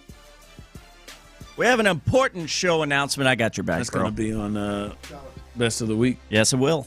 You got to turn your. Oh, I thought I just did. I hit the other button to talk to Tyler. We had an important show announcement at 3:00. Want to make sure I said that. Got it out. Well, if somebody wasn't listening at 3, you gonna tell them what it was? Yeah, I am. It's all about how you start. I just had to really get it out. That's how you finish, bro. So no, we'll be at Home Run Dugout, Katie, Monday, May 20th, Monday 2 to 6. Come celebrate with us. It is the Drive's 1,000th show, and come hang out with us all 4 hours. There will be. We ain't gonna just have you come out there and sit. There will be giveaways, drinks, great food, and you get to kick it and celebrate with us because you all deserve it as much as anybody because you have helped allow us to be here for 1,000 shows. So come on out and hang out with us. Hang out. I'm going to hit a couple bombs. I was thinking about doing some Jaeger bombs too. No, I'm talking about Home Run Dugout. I'm talking about. I got you. Now I'm talking about BP in the cage, man. Buttery nipple. Nope, not doing it. The shotgun. Yeah, not doing it. I think we should start with some tequila shots on Monday, right when we get there. No, Tyler. I'm a Coors Light guy, bub. Silver Bullet. You've had tequila with me. Wolf Killer. Yeah. We've had a little bit of it all. Tyler, bro, we can't. I gotta get home. I got a show to do. I gotta get home. Like, you can't be carrying around trays of shots, all right? I mean, if we take shots before the show even starts, I think you'll be okay. I'll do them with you. It's also Uber. I'll do them with you. Thank you, Ron. I'll bang them out with you. Tyler, I know you don't care, but there's nothing normal. I know the boss is in there. There's nothing I'll do normal. it with you. There's nothing normal right now, about Tyler. There's nothing normal. I ain't scared. Are you through? Yes. There's nothing normal about Ubering 45 minutes to the house and then try to come back. Like, had to go pick your car up the next day. There's nothing normal about that, Tyler. That is a tough Uber. It is safe, yes. Katie, but like you do it 3 times a week. Like, there's nothing normal about that. I mean, I'm safe. You are. I like to have a good time. You're safe. You're here, bub. And I always buckle up for safety in that Uber, too. Hey, if you ever have an accident in that Uber, rideshare accidents do happen. Mokaram Law. Mokaram Law is who you need to call. Number one rideshare attorney in the country. There he is. Maybe it's a state. Maybe it's a state. Either way, you get my point. Country. That would we be keep something. it 100. That right there. Yes, she does. No, but come hang out with us, man. It's a good time, and we want to celebrate with you guys. Someone texted in, JJ comes back week 11. I mean, people are, you know what? I listen. I don't believe it's in any way going to happen, and they're not serious. And I heard, here goes DeMeco. DeMeco spoke again about JJ. Where was he on? Rich Eisen? He was on Rich Eisen. He spoke again about JJ as people are going to continue to try to push this thing. Come on, JJ, you ready? Let's go. He said that, though. Did I not hear that, though? Did I not hear that? Did say that. He said it. He said that last year. He said it again this year. I gotta make sure I take him up on that offer this year. It's but he says it in terms of a ripcord. If you need some sort of a JJ Watt ripcord, that's a hell of a ripcord to have at your disposal as a head coach in the NFL. Man, it is. Only if we have to use it, then we'll see what he has. No, JJ, man.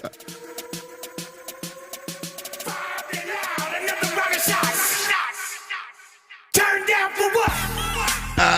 It would be great, man. It would be great. It would be the sickest environment Get good and amped up for Ron and throw this wet blanket on it. Old sour. Come on, man. I'm just telling you, the day that Nick or DeMeco answer this thing with any level of seriousness, I'll take it serious.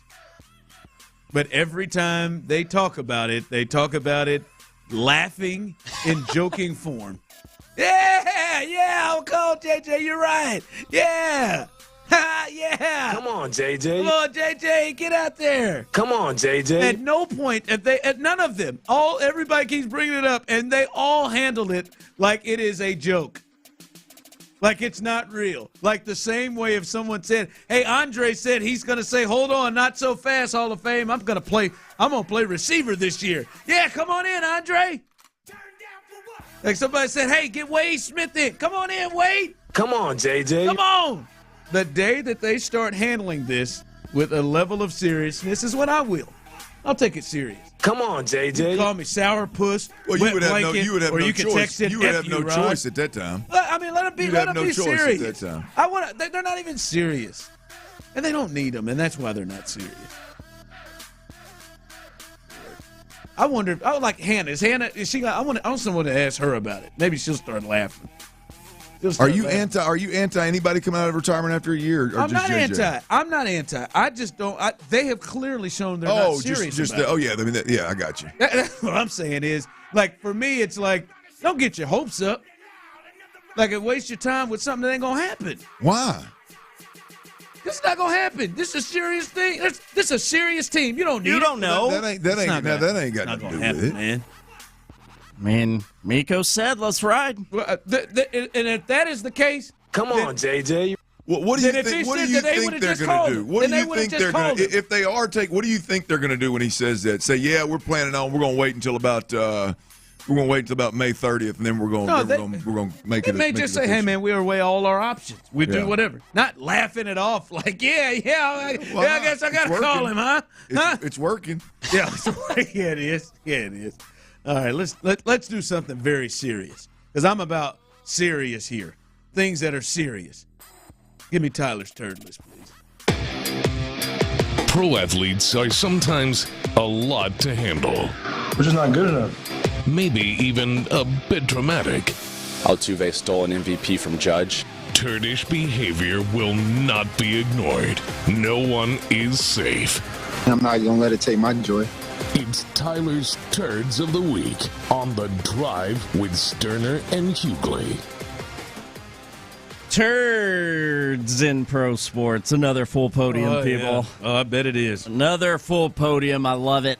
Bronze medal for this week's Turds of the Week. If you didn't know, we got some golf going on. Pretty big tournament. PGA Championships off and rolling on a Thursday. Tiger Woods is in the field, amongst many others. Rory McIlroy, he will hold the bronze medal for Turd of the Week this week. Rory, man, when Rory McIlroy got started into golf, I was a huge fan. I mean, I was borderline fanboy with Rory whenever he started swinging a club because he came out and he was really damn good. When Rory showed up on the scene, everyone was like, holy hell, who is this Irishman? That's a reason I liked him, too. The whole Irish thing. My family is very Irish, very proud of our Irish heritage. And I just like the way they talk, too, so I like to listen to Rory. But I was a big fan of Rory. But, man, this guy's made some questionable decisions, some turdish-like decisions, if you will, over the last several years. If you go back to 2014, all the ladies out there, and ladies love to drive, I know you're listening, all the ladies out there will probably remember, I know my wife was up in arms about this, in 2014 when Rory broke off his engagement with then tennis star Caroline Wozniacki. They had been dating for a while, had been engaged for a while. All of a sudden, this dude breaks the engagement off, and I know ladies were pissed everywhere. Whoa. Hold on. Well, what do you have him? He did it via text, by the way. Yeah. Right. Yeah. Pretty... Well, listen, I don't know what Caroline did. Who knows what, I mean, that if it's just, hey, man, I'm out. I mean, you got to be a man and not do it over text. I mean, you got to do it in person. Hell, at least call her. Y'all don't know the details. But But that's what I said. I don't know the details. Who knows what Caroline did to him? And that's fair. And put that on him. So I don't know, man.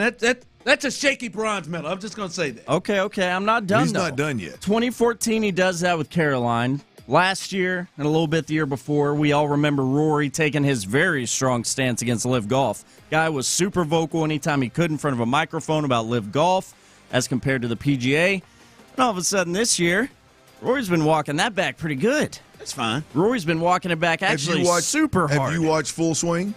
I haven't watched the new season. You need to watch the new season. Okay. They learn some stuff. Just like his wife, just like his first girlfriend, whoever he broke it off with. It's shaky. Well, you don't know the details, Tyler? That live stuff, boy, it was really broke off in Rory now. No, okay, I'm going to check that out. And then you got the most recent activity from Rory. And again, like y'all said a second ago, which I think is very fair, don't know the details, but Rory is now going to be going through a divorce with his wife of 7 years. My thing is this.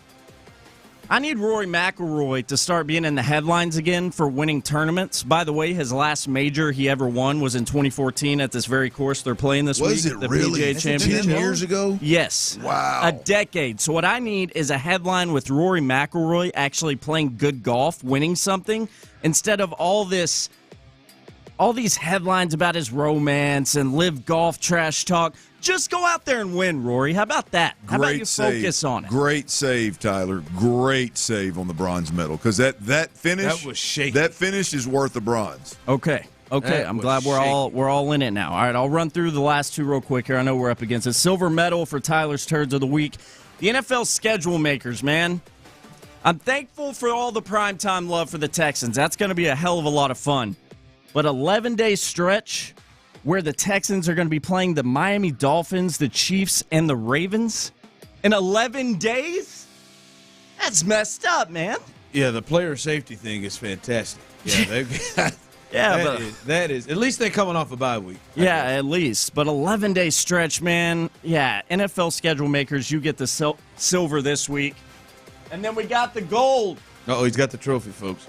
The gold are for all these asshats, primarily I've seen on Twitter, that just wait in the shadows for any given moment they can possibly bring up the 2017 Astros and banging on trash cans.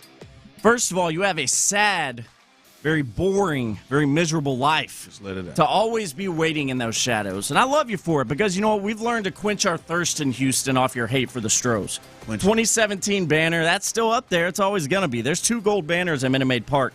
But the second Ronel Blanco got suspended for the substance inside of his glove, I knew it was going to happen, and sure enough, it did. The trolls came out from underneath their bridges. We're all over Twitter. Oh, the Astros, all they do is cheat. This is all they do.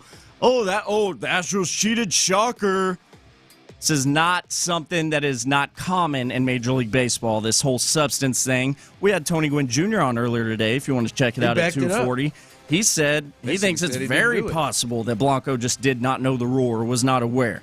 So all of you that just wait in the shadows to hate on the Stros, you get the gold this week. Congratulations. You are the Turd of the Week, but keep it coming because I like it. I thrive off your hate. I appreciate you. That's Turds of the Week. I love that trophy. What do you got coming up in the 4th? That trophy is my great. favorite thing. Absolutely. You want to know about the Texans schedule? I got 3 positives, 3 negatives. Real quick takeaways. Sit in your car right now. We come back from break, I'm going to hit you with it. You'll know everything you need to know about the Texans schedule, and we can move on to the next. And schedule release videos, awful this year. Absolute awful this year. We'll cuss and discuss next right here on Sports Radio 610. Before we do that, though, got to tell you about Dr. Matorn, man. If you're out there and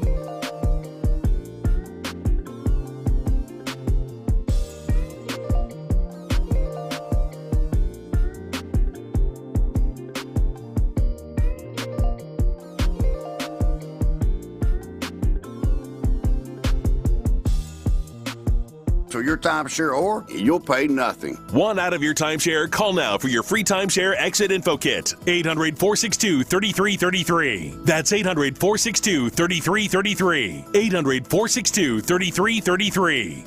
KILT FM HD2 Houston.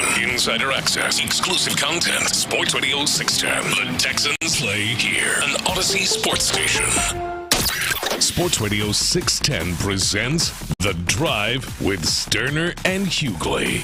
Dive into the mind of former NFL quarterback Clint Stoerner. I like a good time. I like to have a party. I know you do. It's Dirty's Daily. Nothing like following up that old turds list with Dirty's Daily, baby. Always a good time on Thursday. Big show announcement. We've got Home Run Dugout, 1,000th show for the Drive. Come out, hang out with us. Home Run Dugout, Monday afternoon, 2 to 6 p.m. It will be our 1,000th show. I don't know in the big scheme of things how big a deal 1,000 shows is, and you look at some of the careers in the radio business. Probably a blip on the radar. But for us three, hey, it's a reason to have a cold beer or two now. It's a reason to get out amongst the people and have a little party with the people while we do our show. So come on out. There you go. Love that sound. One of the greatest sounds on the planet, by the way. As we know from around here, in this city, there can be some movement on shows. Yeah, there ain't no doubt about that. Just thank the good Lord in 1,000 episodes. It hadn't happened right here from 2 to 6 on Sports Radio 610. We'll keep our fingers crossed. We're gonna do our damnedest to make it to Monday at least. But y'all come hang out with us. Home Run Dugout in Katy. It's a great place. I'm probably gonna give me a couple of cuts. Hit a couple of them Alex Bregmans that we've seen him drop the last couple of games. So come hang out with us and see if you can hit one further than old Dirty, if you know what I mean. All right, the Texans schedule dropped. And a lot of folks like to banter about the schedule. Seems like it turns some folks off. There's some realistic expectations. Old Drew called earlier. Ain't no Andrew going to predict 14 wins. That's a Drew, no doubt about it. Absolutely. Drew just predicted 14-3 or 13-4. That's big. That's C.J. Stroud MVP. That's first round bye and home field advantage and probably the favorite on the books to win the AFC, if not the Super Bowl at that point in time. I hope that is something that's in our future, and I hope it's this year. However, when I look at the schedule, Ron, we've made the point this is a difficult schedule without a doubt. I got 3 positives, 3 negatives. When it comes to the positives, I heard Sean Pendergast say this morning. With 4 primetime games, and really if you count the 2 standalone games, the one Saturday before Christmas, the one on Wednesday Christmas, standalone games, you got 6 primetime games. That's more primetime games than the Texans have had in the last 4, 5, 6 years combined. And so the primetime games are huge. Not only are they huge relative to once the season starts, there's going to be more eyeballs on our team, but to me, it tells you what the NFL really thinks about your team. There's a lot of hype around the Texans, and I'll speak for myself. I questioned, is it real? Does everybody really think this highly of the Texans after they rattled off 10 wins and went to the second round of the playoffs with a weak schedule, getting through some adversity, yada, yada, yada? Do they really think that highly of them? And I said it many a time, the rubber's going to meet the road when the schedule comes out, and you're going to find out if it's true or not. And I'll be damned, Ron. 6 standalone games, 4 legitimate primetime games by title. That's pretty impressive. That's pretty impressive. And so I've got to start there with my positive takeaways of the Texans schedule, without a doubt. Yeah, 2 to 6 or 4 to 6. Yep. Level primetime games in a completely different place. I remember we had Cal and Hannah on, and I said, boy, I would have never guessed in a 3-year period that the Texans would be here at this place. New jerseys, new, complete, different feel from the fan base, connection with the front office, and now the league says, we want to have you on Netflix for the very first time that we're doing football games on Christmas Day. We want to have you on Monday Night Football. We want to have you on Sunday Night Football Week 2 early in the season. Pointed up. Like that is an amazing turnaround. The primetime games tell a story. The hype is real. We'll see if the Texans can live up to it. Then number two on my positive side of this Texans schedule release is the Texans are coming off of a hell of a first season with C.J. Stroud and DeMeco Ryans. There's clearly some momentum that they got rolling. And you look at the way this schedule lays out, the less difficult, because it's all hard, folks, the less difficult part of this schedule is the first 6 ball games. It's at Indy, non-playoff team last year. Chicago Bears at home, embarrassment the last couple of years, but they got some good things cooking, but embarrassment the last couple of years. At Minnesota, missed the playoffs. Jacksonville Jaguars at home, missed the playoffs. Buffalo Bills, second round of the playoffs. New England Patriots, awful last year, fired their head coach. So with the exception of the Buffalo Bills, you got a bunch of teams that were not in the playoffs last year. Now I think you got some good football teams, no disrespect. Indianapolis Colts, Jacksonville Jaguars, I think you get some good football teams. But when it's all said and done, with the exception of the Buffalo Bills, who we don't know who they are without Stefon Diggs, the first 6 games on this schedule, they lay out where the Texans could take the momentum from last year, roll it over into this year, and get off to a really, really good start. Ron, I'm with you.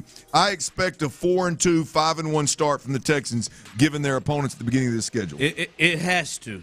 Or we now potentially have to start looking at this team a bit differently to me. If they go 3-3, or less, that with what they have coming down the pike after week 7 or after week 6, they have to get off to a good start.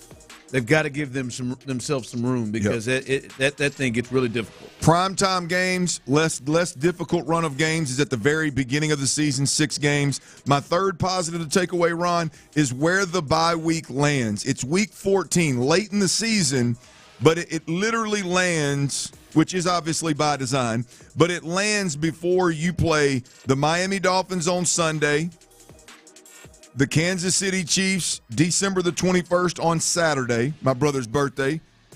Rest in peace, Big Hank. We'll be celebrating your birthday, hopefully, as the Texans beat them damn Chiefs. And then they turn around, 4 days later? 4 days later, and on a Wednesday, Christmas Day, they play the Baltimore Ravens. Dolphins, Chiefs, Ravens in an 11-game span. Thank the good Lord that there is a bye right before that 11-game run. 11-day, 3-game run for the Texans. I know it's a small positive, but it is a positive given where it fell on the schedule, Ron, as it pertains to the three most difficult games on the schedule. Yeah, I'd rather it to have been that than week 6. When we were looking at the schedule, those were the open areas, either with week 6, 13, or 14. I'd rather it be there and in front of those games because they are going to have a hellacious stretch right before that bye week to maybe kind of rest themselves and lick their wounds, and then they're going to have to really get themselves ready for that final finish of things. So it's better. You'd like it 10, like it week 9 or 10, but it's better than being extremely early. Primetime games is number 1. Clearly, the country loves and the NFL loves the Texans. 6 standalone games, 4 of them legitimate primetime games. The first 6 games is a less difficult stretch. Hopefully, you can get off to a quick start. The bye week falls before the 3 most difficult opponents in a row on this schedule: Dolphins, Chiefs, Ravens. Right there. Those are the positives. The negatives. I'm gonna stay right where I left off. You got some negatives? Well, I got some negatives now. I'm gonna stay. You know, hell, I can't be all positive. I stopped with the bye week. Where the bye week landed was positive. It pertains to that last stretch of football. Right. The bye week is also a negative, Ron, because you got to look at that top side. You got 13 straight weeks. You got 13 straight weeks of NFL football. I take that back, Ron. You said a college season. We were 9-3 and 8-4. We played 12 games. We didn't play in the SEC championship. So it's 1 game more than a college football season. So at least for teams that don't play in the conference championships and national championship games. But the bye week falling week 14 means this team's got a run of 13 games to start the season. That is going to be absolutely brutal. That is a stretch of games that's a late bye week. And you have guys on this team that have injury histories that have to stay healthy 13 straight weeks. The guys like Derek Stingley and Titus and Laramie Tunsil, who had injury concerns last year and more. So Nico, yes, those. All those guys. Yeah. So there's a bunch of them, man. We'll see if they can hold on. The bye week is a negative as well. The second negative that I got, Ron, I talked about the first 6 weeks being the less difficult, if you will, where they should get they should build a little bit of room for margin for error and the rest. There ain't gonna be no margin for error the rest of the way. There is the rest of the schedule is how I've got it worded. When you get through 6, right, your week 7 through 18, those 11 games that you have remaining are absolutely brutal. Both the meat of the literally the middle of the schedule, along with the way that this thing ends. The rest of the schedule for the Texans, just the brutality of it as a whole, I think has got to be a negative. Yeah, I mean, and we knew it was, and as you were saying, it's almost impossible to see how they can have them things broken up to where they won't have difficult stretches. Well, it was made even bigger because they put the Vikings and the Patriots, 2 of your easier games, it would look like on the schedule, so tight together. So yeah, it's even, and then the 3 games in 11 days being the Dolphins, the Chiefs and Ravens. Hell, I didn't even see that. That makes it even more difficult. I just saw somebody on the text line saying them having to play those 3 games by the NFL in 11 days is absurd. It is. It's insane that they had to do that. That's a hell of a ride. It's a hell of a ride. And that's where I go with the third negative, Ron, is 3 games in 11 days, which we've already talked about. The one thing we didn't mention, though, Ron, and this is what worries me is because I'm ready. I want to see them play the Dolphins, the Ravens, the Chiefs. Like I want to see that. I don't give a damn if they win, lose, or draw in the regular season. I want to see what they do against them teams in the playoffs. The game that as it pertains to 3 games in 11 weeks. 3 games in 11 days.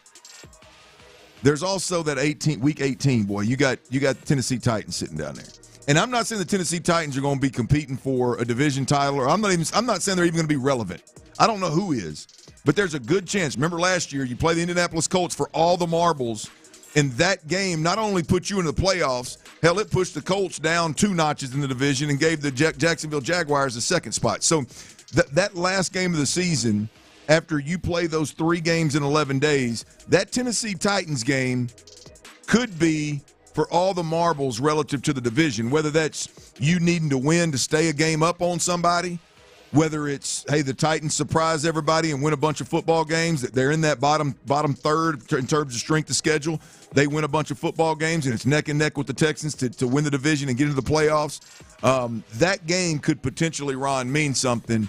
And, boy, coming on the heels of that 3 games in 11 days, that could be absolutely brutal. I know it's going to be brutal, but that game could come at a time where you're just – If they're the Tennessee Titans that we think they're going to be, then they should be able to take care of that business. Agreed. I think that's fair. I think that's fair. There's your schedule. Again, your positives, primetime games are absolutely beautiful. First 6 games, a less difficult stretch. You should get off to a quick start. The bye week falling late, which is right before the most difficult run in the schedule, the 3 games against the Dolphins, the Chiefs, and the Ravens. That's your positives. The negatives, again, that bye week falling so late in the season, you got to play 13 straight games before you get to that, before you get a little bit of a break. The rest of the schedule beyond games 1 through 6 is absolutely brutal. And then we talked about it. I mean, it's just the 3 games to end this thing, or the 3 games in 11 days is a tough pill to swallow. Hey, another thing on schedule release day, boys, is these videos where they schedule release videos. You know, it's become a thing of late. Ron, I don't know if you've seen them, and maybe I've missed something, guys. Tell me if I've missed something. But the videos are awful. Like, I don't even understand. I know some people are really bothered by this. I don't even understand what they're doing. I mean, it's the crazy thing. Like, clearly these. You didn't like the Chargers one? I don't know if I saw that. Which one was that? What were they doing? Chargers one. They did animation. Theirs was pretty detailed. No, they're all. They put some time, and they clearly have a staff doing it. This ain't some random dude. They've got a staff doing it. Now they're all well done, but I just don't. They don't make sense. Like a lot. like one of them was the Atlanta Falcons. I watched about 8 of them this morning, and looking back, I regret the 20 minutes that it took me to watch those things. I was like, you got to be kidding me. But like the Falcons was like a video game. I don't know what you would call that. I guess animated. Bijan Robinson running the football around and kind of running over other football players, I think it was. I can't remember which team it was, but one of them had like a youth football team. I think it was the Jaguars or the Carolina Panthers. Maybe it was a cat. I can't remember who it was. One of those logos. But it was just like the kids running over the mascot of whatever team. It was weird. I'm thinking, this is what y'all come up with? And then people going to hate me for this. I know some of the listeners are going to hate me for this. I know they'd hate you if you said it. Did you see the Cowboys? I have not seen the Cowboys. Jerry wins again, man. Jerry's got and of course it was all staged. Don't give him that look, Tyler. It was. Did you see it, Tyler? Did you watch it after I brought it up? No, bro. It's good. It is a phone, like a video of an iPhone sitting there, right? And it's like Jerry's in the middle, Rowdy the mascot's behind him, a couple of cheerleaders. I think Dak's on one side, and then Post Malone's in. They're kind of sitting in a group, and they got it set up as it's that group of people, and they're FaceTime calling celebrities from said town area, yeah. Right? And that those people are answering. Now I can't tell if some of these are real or not. Who was the Texan celebrity they called? That was That was a low blow of the Texans. It was just some random dude that said Texans fan. Damn. They low blowed us. They didn't. And everybody else had a celebrity. Everybody, like Kay Adams was the Bengals. You know that one mailman that's a comedian now was a big Cincinnati fan. I don't know if you've seen him. He was a Bengal. He's hot right now. He was another one for the Bengals. Jake Paul was the one for the Browns. I think he's a Cleveland guy. Don Staley was apparently he's a big Philadelphia Eagles fan. It was all celebrities. Some of them I didn't know. Except for Houston. Some of them I didn't know. They were singers and stuff like that. But it was tremendous, man. Because Chad Ochocinco was a Bengals. The second, I don't know if they only played them once. I guess they did a bunch of different celebrities for them. But anyway, it was just because the way they're responding, it looks like they really are surprised that they're getting that FaceTime call. And it's Jerry and Post Malone and cheerleaders and stuff just standing there staring at them. So the Cowboys win you like? The Cowboys was slick. It was slick. The other ones I've seen have been just, I mean trash. You are really serious about this. Trash. All right, coming up, the look in your eye. Coming up, Joe Espada has some announcements. And the Astros made an interesting move that's kind of surprising. We'll discuss that coming up next. All right, before we do that, it's Thursday, y'all. I mean, there's never a bad day to drink a cold Coors Light. But, man, look, you talk about Thursday.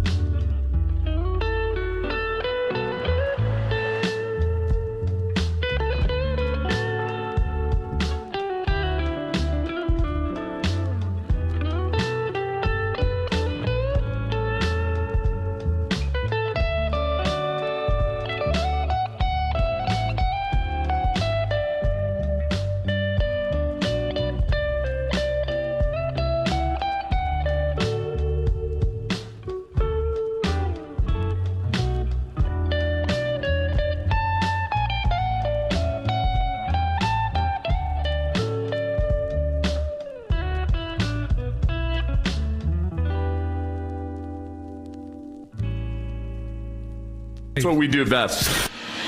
Just download the Odyssey app, search Sports Radio 610, and click on Payne and Pendergast. Whether you're in the car, at the office, or inside your man cave, we've got you covered 24/7 on the free Odyssey app. Sports Radio 610 presents The Drive with Stoerner and Hughley. All right, welcome back in as we are live right here on The Drive. A couple of notes here from your Houston Astros. One, Joe Espada said that you remember Jose Abreu? Who? Yeah, West Palm Jose Abreu. Oh. Isn't yet playing games in West Palm Beach, though that will come. He's just taking live BP right now. It sucks. Reset, Ron. This is a reset, Chief. Seriously. Do you think he beats Lance back? No, I don't think he's coming back. You think he's played his last game for the Astros? I think he has played his last game for the Astros. Period. You don't think he even comes back next year? You don't think we see him again in an Astros uniform? No, I think he's done. I don't mean, look, there's no, I think he's broken. I think he's done. I think the fact that this team has been 10, 11 games under 500 and he's not even playing in games. He's not even, he's literally taking BP. Holy that tells you enough. Like he has no sense of urgency to get back, and they have no sense of urgency in getting him back. I know he's not even playing in games yet. He's chilling. Hey, reset. I told you. Hey, get away. Get 2 weeks away, man. But you said it's about to be more than 2. No, I meant 2 weeks away from the bat, not the Astros. Like just away from baseball. Period. Away from sports. Go down to West Palm and just put your toes up in the hotel for a few, man. Figure this thing out. Get with the damn chiropractor. Yeah, maybe get him deep tissue massage. I could use one right now. What was that again? Deep tissue massage. But how'd you? I got around there. I got excited. Deep tissue, baby. I think you threw 2 other vowels in there before you got but I finally got to it. Deep tissue massage, damn it. Yeah, I'd like to have one right now, boy. Right to the right side of the You need one on that right glute. That lower back, but you got to go ahead and get that left side massage too to keep everything even. Why not? Then you hit that chiro again on Saturday. Game over, man. Someone texted in, Ron, Jose Abreu is done as an Astros player. Crocodile Dundee. Like I'm not going to say he shouldn't be. He was Kiefer struggling. Now he's Crocodile Dundee. Okay, I just wonder if that $20 million going to say anything about it. I just wonder if that's going. He'll give a little bit of that back. I wonder if that's going to be anything about it right now, and I don't know. We'll see. But that's the latest on him. And then I thought this was interesting. The Astros have traded Brandon Bielak to the Oakland A's for cash considerations, and the only reason why I find it interesting is, listen, I'm not going to tell you Brandon Bielak is something special. But Brandon Bielak, the last 2 years have been somebody that's kind of been big in tough spots for them and has pitched as a starter at times, come in and picked up long innings. He's done that multiple times this year. And I'll be honest with you, the last 2 years, I've had to stop talking about Brandon Bielak the way that I thought about Brandon Bielak his first couple of years here with the Astros. He's been a pretty trusted guy in terms of the role of, hey, man, we're short here. We got an injury here. We got, something that happened here. And when you look at Blanco going down with the suspension and the injuries that this team has had in the bullpen and in the rotation, I'm a bit surprised that they traded Brandon Bielak. Just a bit. He has been a guy that he has been the in a pinch guy. Unfortunately, had to rely on to start games, to come out for long relief. They've had to lean into him several times, but I guess with the emergence of Spencer Arrighetti, with the return of Jose Urquidy, ultimately with the return of Blanco in 9 days now. Yeah, boy. How long is Jose? I was going to say, how long is Jose Urquidy got to go before he got up to 80 pitches yet? What are we waiting on, man? Hey, man, Jose Urquidy, that would be fantastic if he finishes the season without having any other moments of having to go on the IL. I'll just be surprised there. He is somebody that they have used a lot. And clearly, they, as you said, Spencer Getty, they feel good about Hunter Brown maybe taking a spot that he would take. So just a bit surprised there. So those were some of the updated moves with the Astros. By the way, I don't know if you all saw that footage, but they're all wearing those Bregman headbands now. Those thick ass. Trying to catch the wave. Those thick ass headbands. They're all wearing. Look, I saw them around batting cages today, and it was about 6 or 7 of them deep. Looked like a bunch of ninjas. I hate it. Oh, I do too. Oh, well, my gosh, guys. Let's be honest. I don't hate it. Old sour pusses. I'm going to tell you. I don't hate it. It's fun. It's baseball. I need to see who all's wearing it. The picture that I saw. I think you saw who's all wearing it. The picture that I saw, Myers, Cabbage, and Loper Fido.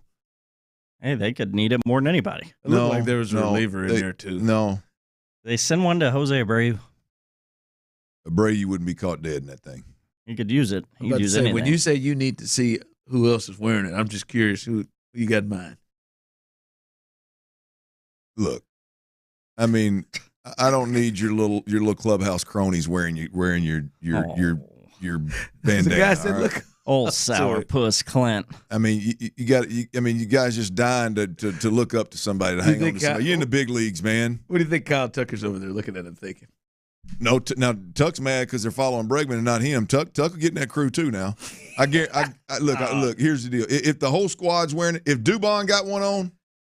I mean, look, I know Dubon ain't. You think Jordan slid one in? Ain't no chance. Ain't no chance. I'm gonna tell you, Dubon, Diaz. I want to say Pena, but their little commercials pretty corny. So that may be, he may slide into one just trying to be funny. He's kind of squirt. Altuve ain't gonna have one of them. I bet you Big John ain't got one of them damn things on. Ain't no damn chance. John going to his own drum. No chance. Nah, come on, man. Hey, the hell we do. I propose that. Who did that? Like, really, who does that though, Ron? Like Ron's gonna have a great day, and somebody's gonna show up a bunch of yellow hats tomorrow. Hey, like Tyler said, it's baseball. They do. Come on, man. The luck thing. Somebody has a 4-for-4 day with their socks pulled up. Somebody may do it too. I just propose, Tyler, that they win and complete this sweep tonight. That we do it tomorrow. Done. Count me in. That we wear those. Hell yeah. We wear those. I got one at the house ready to go. Do you? I'll go to Academy Sports and purchase one. Hell yeah. I love that idea. I can get it from. I know I can get one from there. I'll go and purchase one. I don't have a problem. I don't have a problem with us doing it. I don't personally have a problem with a little gimmick. I'm telling you, if I was a teammate of his, I wouldn't walk my ass out of the dugout with a bandana, a matching bandana on, keying out there. No, I'd do my normal deal. You didn't stare down Aikman and Emmett and say, "Let me wear with." Absolutely not. Absolutely, there wasn't one human being. Now maybe I should have. Now don't get me wrong. Maybe I should have, but there was not one. Let me look at Aikman, how he's wearing his socks or how he's wearing his shoes. Let me do it this way, or No, man, come on, man. Put your damn Stroh's hat on and go out there and get some BP, man. They look. Hey, it looked like it brought them together. Yeah. That steal shot, they had a bunch of smiles and. I don't like it. I mean, look, to each their own, ain't no big deal, but come on, man. All right, we talked about this. This day was going to come. We knew it was going to happen. We looked and we saw, all right, we see the teams they got to play. Look at that schedule. How many games you got them winning? Tyler said a Big 12. Clint said, I'm going to sit here at 9. I said 11.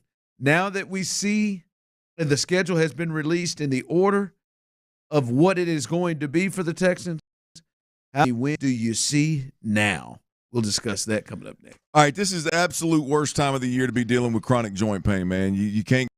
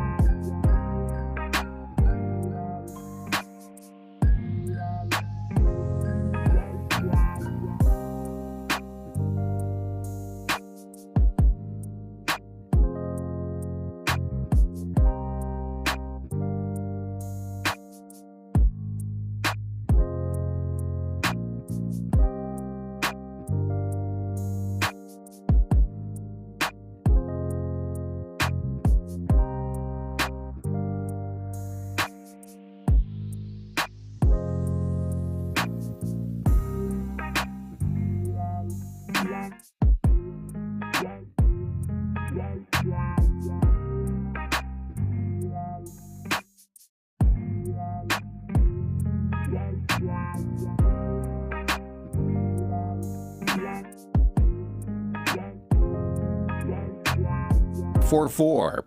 Program and services not available in all states. Live from the Twin Peaks studios, Sports Radio 610 presents The Drive with Stoerner and Hughley.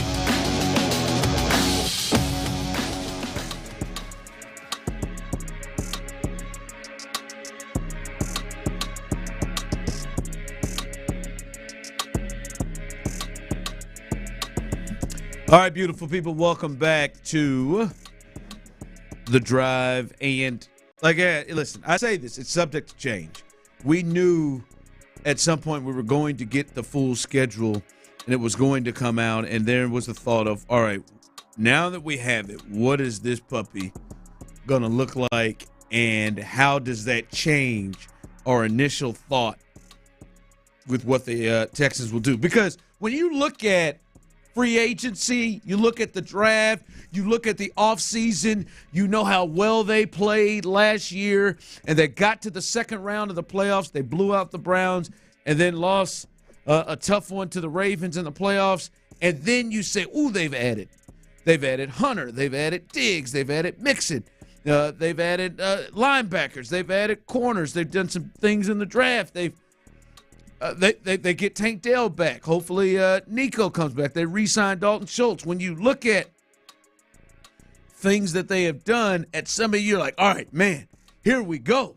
This team's going to win however many games. But then you actually see the schedule and how it's set up, and then you run through the process of, all right, I think they can win this game, and then you look at who they play around their tough games, when their bye week is, how many is actually on the road in a row. Like, you look at it, you look at the tough stretches, and then you come up with what you think it will be. And I'm just curious, 713-572-4610, those of you on YouTube and Twitch, has it changed? Has the number changed in your head on how many games that you thought the Texans would actually win now that you've seen the schedule? Hell, we had a guy call in earlier who said he was a little nervous about it, but then he saw the schedule and he went up to 13 or 14 ball games that the Texans were going to win. That's Big Drew. That's Big Drew. You said that wasn't Andrew. There's not an Andrew. Andrew. No, Andrew. Ain't no Andrew feeling 13, 14. That's Drew. He's coming in talking about I'm Drew. I'll kick it off. I was at 11. Just seeing the teams they're going to play, I was at 11, and I said I do want to see, however, what the schedule looks like in terms of their tough stretches, how many road games they play in a row, whatever. And now I would say since seeing the schedule, I have dropped down 1 to 10. And to me, if I were to guess, I see about a 10-win season for this team, and I think that gets them in the playoffs. And I do think they are a team that's equipped to make a run in the playoffs, but their schedule is a difficult one to have to potentially go around. So I look at this as a 10-win season, 10-win team right now. If everybody stayed healthy, right? If everybody, and it probably won't happen, but if all the teams that they played stayed healthy and the Texans stayed healthy, I look at 10. I got 9, and that's as rich. So you're staying exactly the same as where you were. That is as rich as I could possibly get, Ron. The more I dig, the more I've got to just simply lean on. I believe that this team is a above 500 football team. When I look at the difference in this schedule, it's pretty simple to me. Last year, there were 3 teams on a 17-game season that were playoff teams. 3 games you played versus playoff caliber opponents last year. This year, you got 7. You got 7 on this schedule. That's not counting the Chicago team that is retooled and I believe has a guy that's going to have some success right out of the gate in Caleb Williams. It's not counting the Indianapolis Colts, who you had to beat by them going incomplete on a 4th down to turn the football over to you with the game with the game obviously depending on that play. That's not including Aaron Rodgers and the New York Jets. So I mean, you've got 7 playoff teams, and you've got 2 or 3 other ones that are going to be absolute problems on this schedule. I can't get more than 9. I think 9 would be a very successful season, and I think 9 probably ends up winning the division. And I see this come through here, like people just really scoff at the 9. And listen, as I said, I have 10. Now, Tyler has 12. I have 10, but Andrew has 14. Like you would like many of you out there. I'm not trying to stir anything up or anything. You all would legit be surprised if the Texans won 9 games like the Jags did last year. You'd be legit surprised. Like you look at this schedule, you look at how it shakes up. Like you would be floored if they won 9 games. I wouldn't. I wouldn't be floored if they won 9 games. I would hope not, but I wouldn't be floored if they won. I could completely see them, like someone just texting again, I can't see them losing 8 times. Like, I mean. It's a tough-ass schedule, man. There's no room for error for them to have slip-ups like, the Panthers and the Falcons on their schedule this year, right? And so like I said, I feel good about 10, and I could see them winning 12, like Tyler said. But man, I wouldn't be floored or just blown away that it's outside of the realm of possibility to think they could win 9. Like I could see them getting to 9. Ron, every team that Jacksonville lost to last year, I take that back. Tennessee didn't make the playoffs. That last game that got them booted out. And Cincinnati didn't go to the playoffs either. Every other loss they had, they were 9-8. 6 of their losses came against playoff teams. That's what happens when you play a playoff.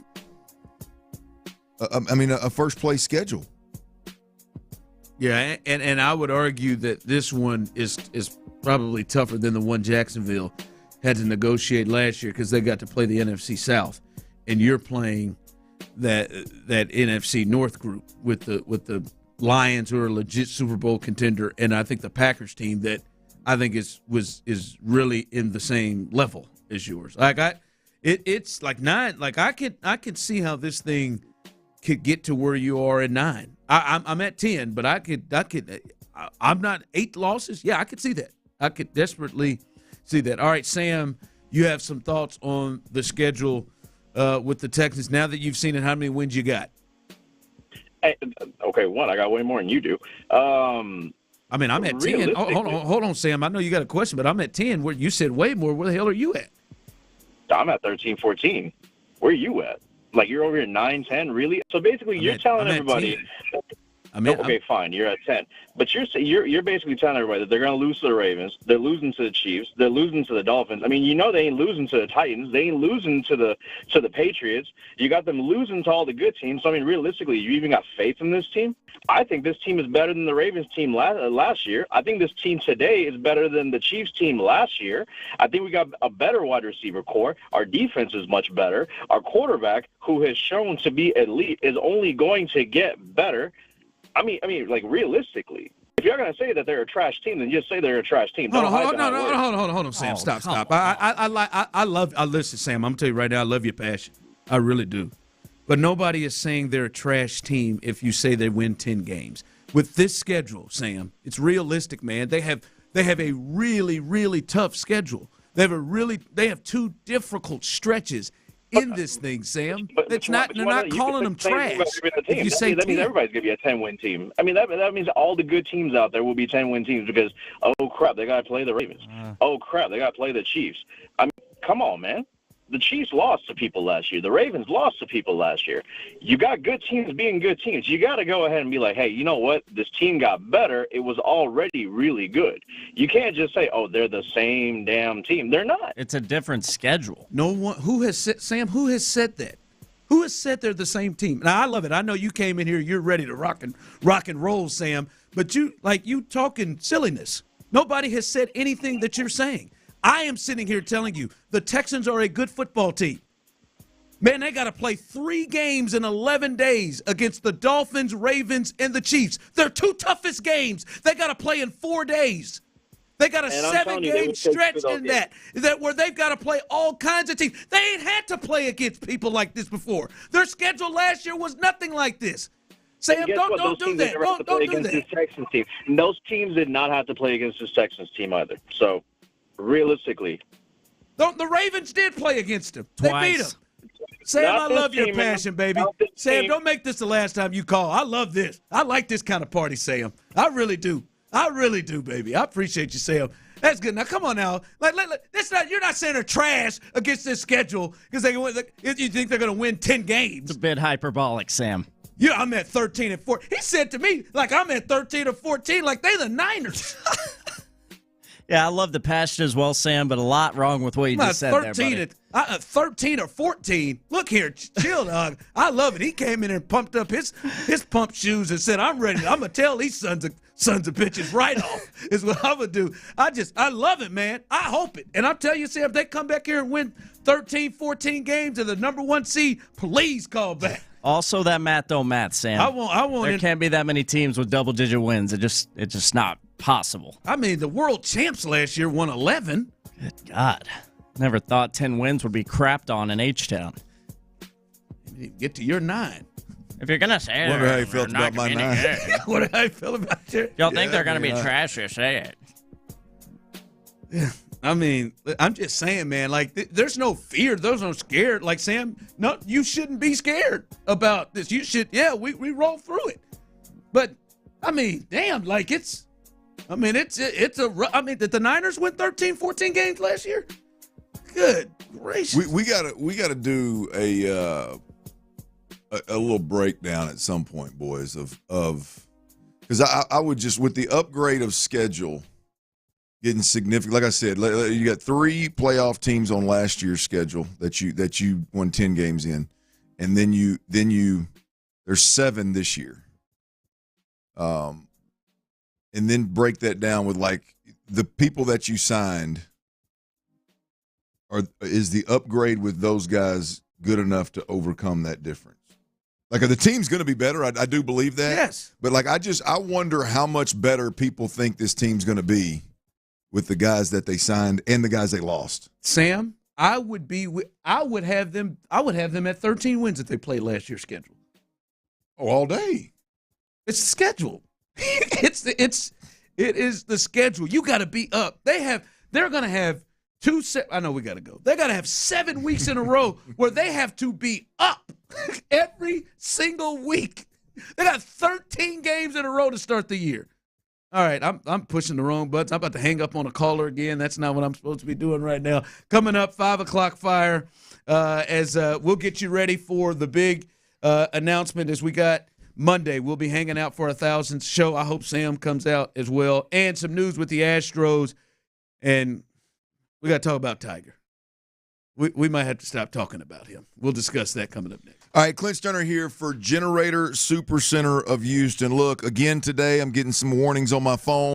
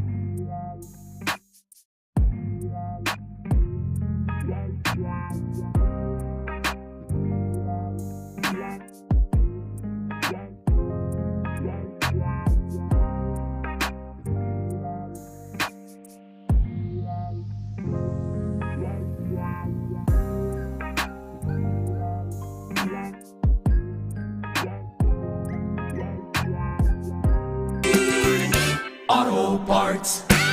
KILT FM HD2 Houston. Insider access, exclusive content. Sports Radio 610. The Texans play here. An Odyssey sports station.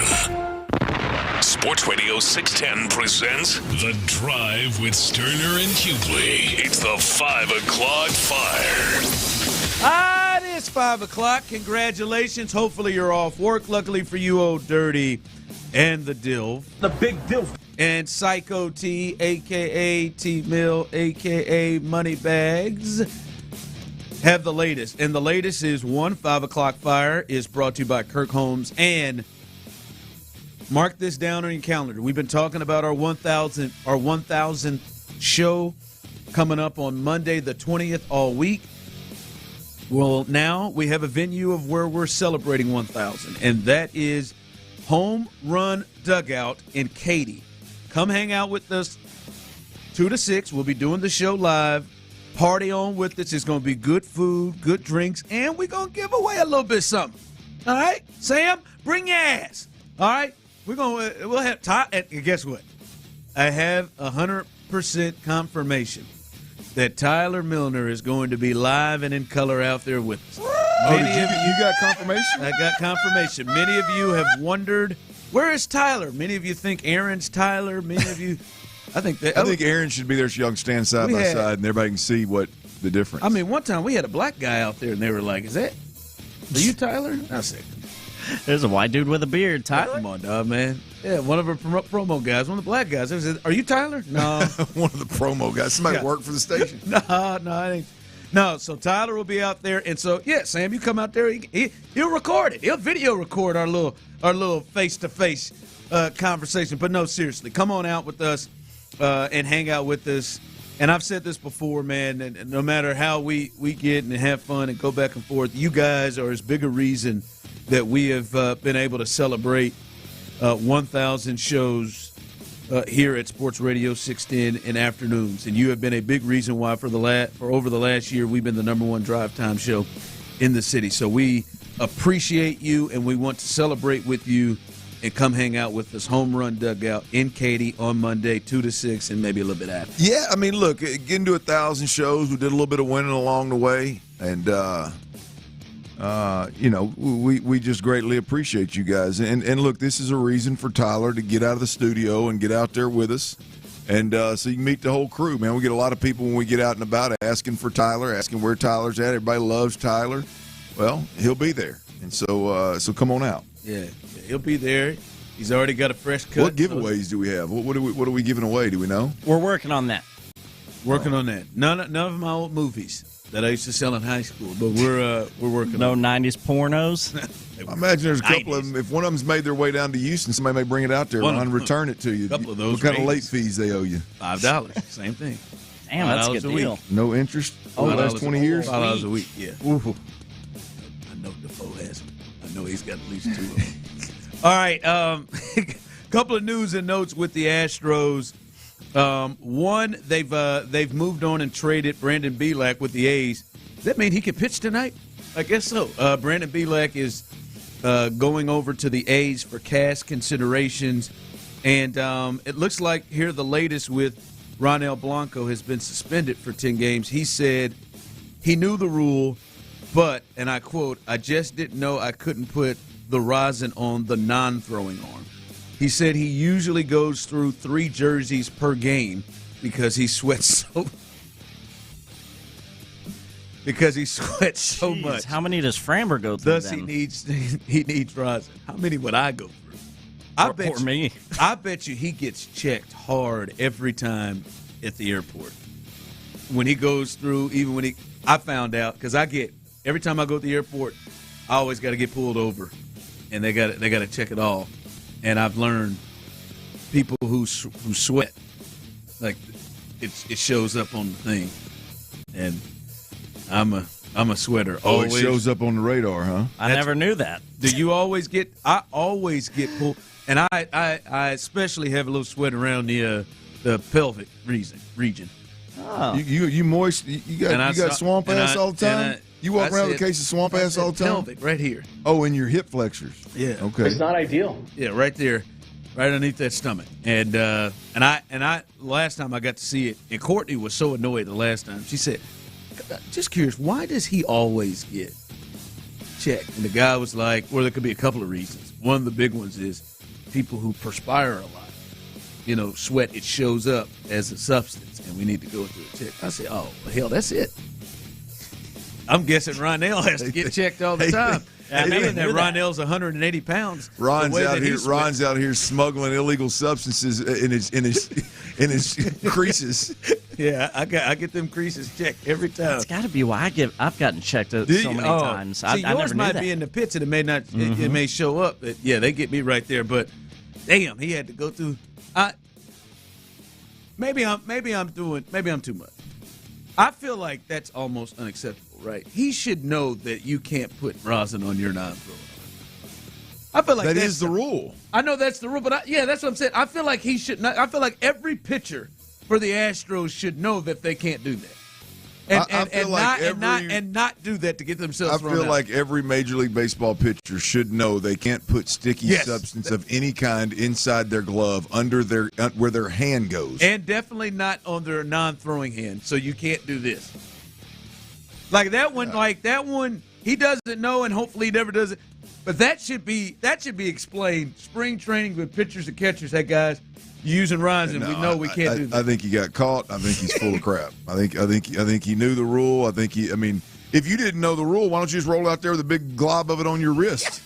Why is it underneath your hand inside the glove? I mean, you kidding me? What if why look like Vaseline? What if he did? Hey, what if he did just walk out with it, just a big glob out there, just some Crisco on his forearm, and he gets it. He get to them umpires, and over there, Tim McClellan saying, "Hey man, are you serious? I'm just shiny." But look, I guess that's rosin. I guess that's one way to quiet the noise, though. It's like, no, I knew the rule. I just didn't know I couldn't put it on that. No, well, the rule is your non-throwing hand, but okay. Hey man, my man go through 3 jerseys. You're right, man. How many do Framber go through? Boy, thank God that roof. Could you imagine if he played games and Minute Maid didn't have a roof?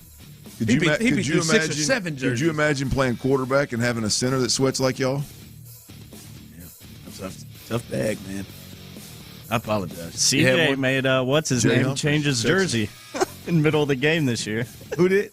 CJ. I can't remember who was playing center right now. I remember that. I remember there's that audio clip on the sidelines. He's like, "Oh, it was Dieter. It was Michael Dieter. It was the only one he could make." He said, "Man, your jerseys." The only one he could talk to like that. Dieter just got disrespected. All he went out there and played good football, and he just got disrespected every time he turned got around. his ass cut. That's it. Got cut and then played well, and they don't want him. What did Des King and Michael Dieter do? They just did everything. I got a feeling they were both different. Yeah, I think we got to understand it, maybe, but Des a little different. 5 o'clock fire. All right, the Astros are looking for a sweep tonight, and I'll give you the lineup real quick. As Altuve, he will lead off. Tucker rolling again in the 2 spot in right field. Jordan is the DH. Bregman staying in that 4 spot. Looks like that may be his spot now at third base with Pena behind him. John Singleton back in the lineup at first base. Yainer Diaz catching behind Singleton. Myers in center field again, and Joey. Oh, Joe, did you make money off Joey? Did you have a home run bet on? I had a home run bet on Joey, but no, I didn't. He had a tough night. Joey Lowe, he is in the lineup. He got a single in left field tonight. So that is the lineup. But I think tonight it's really key and really big with Christian Javier, because Christian Javier has to bounce back from last game. If you missed it, last game, 1 1/3 inning in his return, 5 hits, 7 earned, 2 homers, 4 walks, and no strikeouts. That's for him to throw that many pitches to not get strikeouts, against 4 walks. Now it's big, because if you get him rolling like he's capable of pitching, now you can really see yourself potentially coming back. Well, it's just of the utmost importance at this point in time with Ronel Blanco and what he's gone through, having to miss 2 starts. Look, it's I don't know if it's going to end up being 2 starts, because you can push him back in a rotation and he can start the 11th day from when it happened. But when you look at it, it's when it's all said and done with him, the next 10 days are going to be a tough stretch if it's all Verlander and Framber.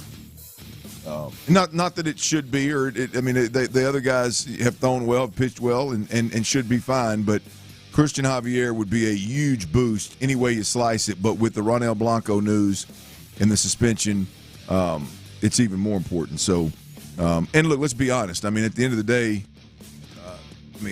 in order for the Astros to get to full strength and make the run that they need to make, Christian Javier needs to be a big part of that. Yeah, so that's one to watch. They go for the sweep tonight, and that would be big too. 3-1.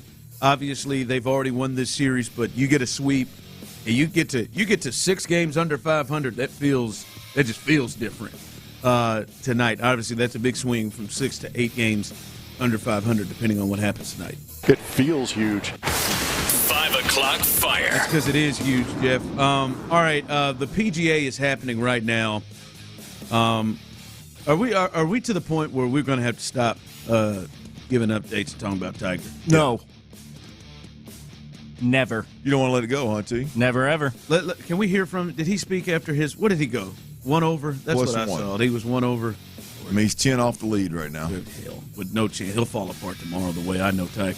All right. God, I hate saying that. This is what he said after his first round at the PGA. It is what it is. It's competition and getting out there and competing. It's a long grind out there. And I just wish I would have been a little bit more consistent with my driving today. And I didn't drive it particularly well all day. Struggled with the speed of the greens, being a little bit quicker today. I smoked a few past the hole and 3-whooped the last 2 holes. So it wasn't the way I'd like to finish off rounds. But long way to go, and we'll see what happens. Well, that old boy went from sounding like Michael Jordan to LeBron James, didn't he? Well said. Well said. It is what it is, huh? He started with how you feeling? It is what it is. He said, I smoked a few past the hole and then I whipped the last 3. Sound like some phrases he used to use in Vegas. Yeah, it did. Or in the bedroom. Well, that's Vegas. That's Vegas. Yep. It's bedrooms area. Tyler had a photo that he showed in Tiger in that pink, and he's sweating like Ronel Blanco in that photo. And he's now Tiger has gone to a goatee. That's where Tiger is. He's moved to a damn goatee right now.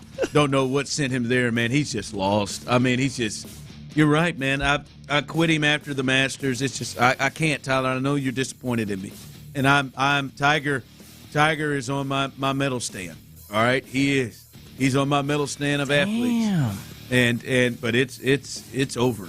I mean, he looks bad. Is he as firmly? I've never seen anybody look so fit but still look bad. Is he firmly on your medal stand right now? Yeah. That's if you had to say right now, then it's not firmly. He was on mine without a doubt. He's on it. Yeah. At one point, I just don't know if I can firmly say that anymore. I think I can. Yep. LeBron, Mahomes, Tiger. Wow, those three, huh? So the LeBron, the gold, clearly, obviously, silver medalist Patrick Mahomes, and Tiger's holding on to the bronze right now. You ain't got Brady on. It's my personal one. No, I don't. Oh, I know. I was genuinely asking. Easy, bud. Easy. Wow. When he said medal stand, I thought he just meant like dinner table. I didn't know you meant like legitimately three medals. Yeah, I got it. Yeah. I mean, the gold feels really hard to be approached at this point. Yeah, Jordan's got that locked up. But not in mine. LeBron, clearly. This is mine. You got your own personal medal stand. I don't know who your gold, silver, bronze is. I don't know. I got my own personal one. I thought you were talking about turns gold for a seems to second. be solidified. I'm not talking about turns. Okay? But, I mean, this Tiger thing. That photo you showed, Tyler, that was, man, my man up there. How you feeling? Well, it is what it is. So really what you're telling me is you feel like hell. I mean, I would have. Like you smoked a few past the hole and then three-whipped the last two. Seriously, Clint, I'm imagining how my back was feeling the other day and really still in the mornings a little. I mean, he's got to be in 10 times worse. You're really going to milk this thing, ain't you? I'm just saying, he's got to be. Real athletes have a little injury, get it fixed, and move on from it. How long are you going to milk this thing? Well, I'm a former athlete, but. How long are you going to milk this? I'm just saying. I'm just thinking, how bad does his body got to be feeling? He's got to be 10, 15 times worse than I am. Yes. Well, he's got a little higher tolerance. You're a little soft. I almost said your mama, but I love Linda. I really did. Are you And he gets off the course and goes to the chiropractor, followed by the massage therapist, followed by a little ice bath. He's taking shots. Clearly. Probably got a couple needles in his ass at the same time. Yeah. All right, coming up. You're over there sleeping on it. Man, at least stop sleeping on my stomach like she told me to. All right. The Texans, they've got a heck of a schedule, but we got to look at it from a point we haven't looked at it yet today. We'll do that coming up next. All right, it's truck season in Texas. It's truck season at Ron Kraft.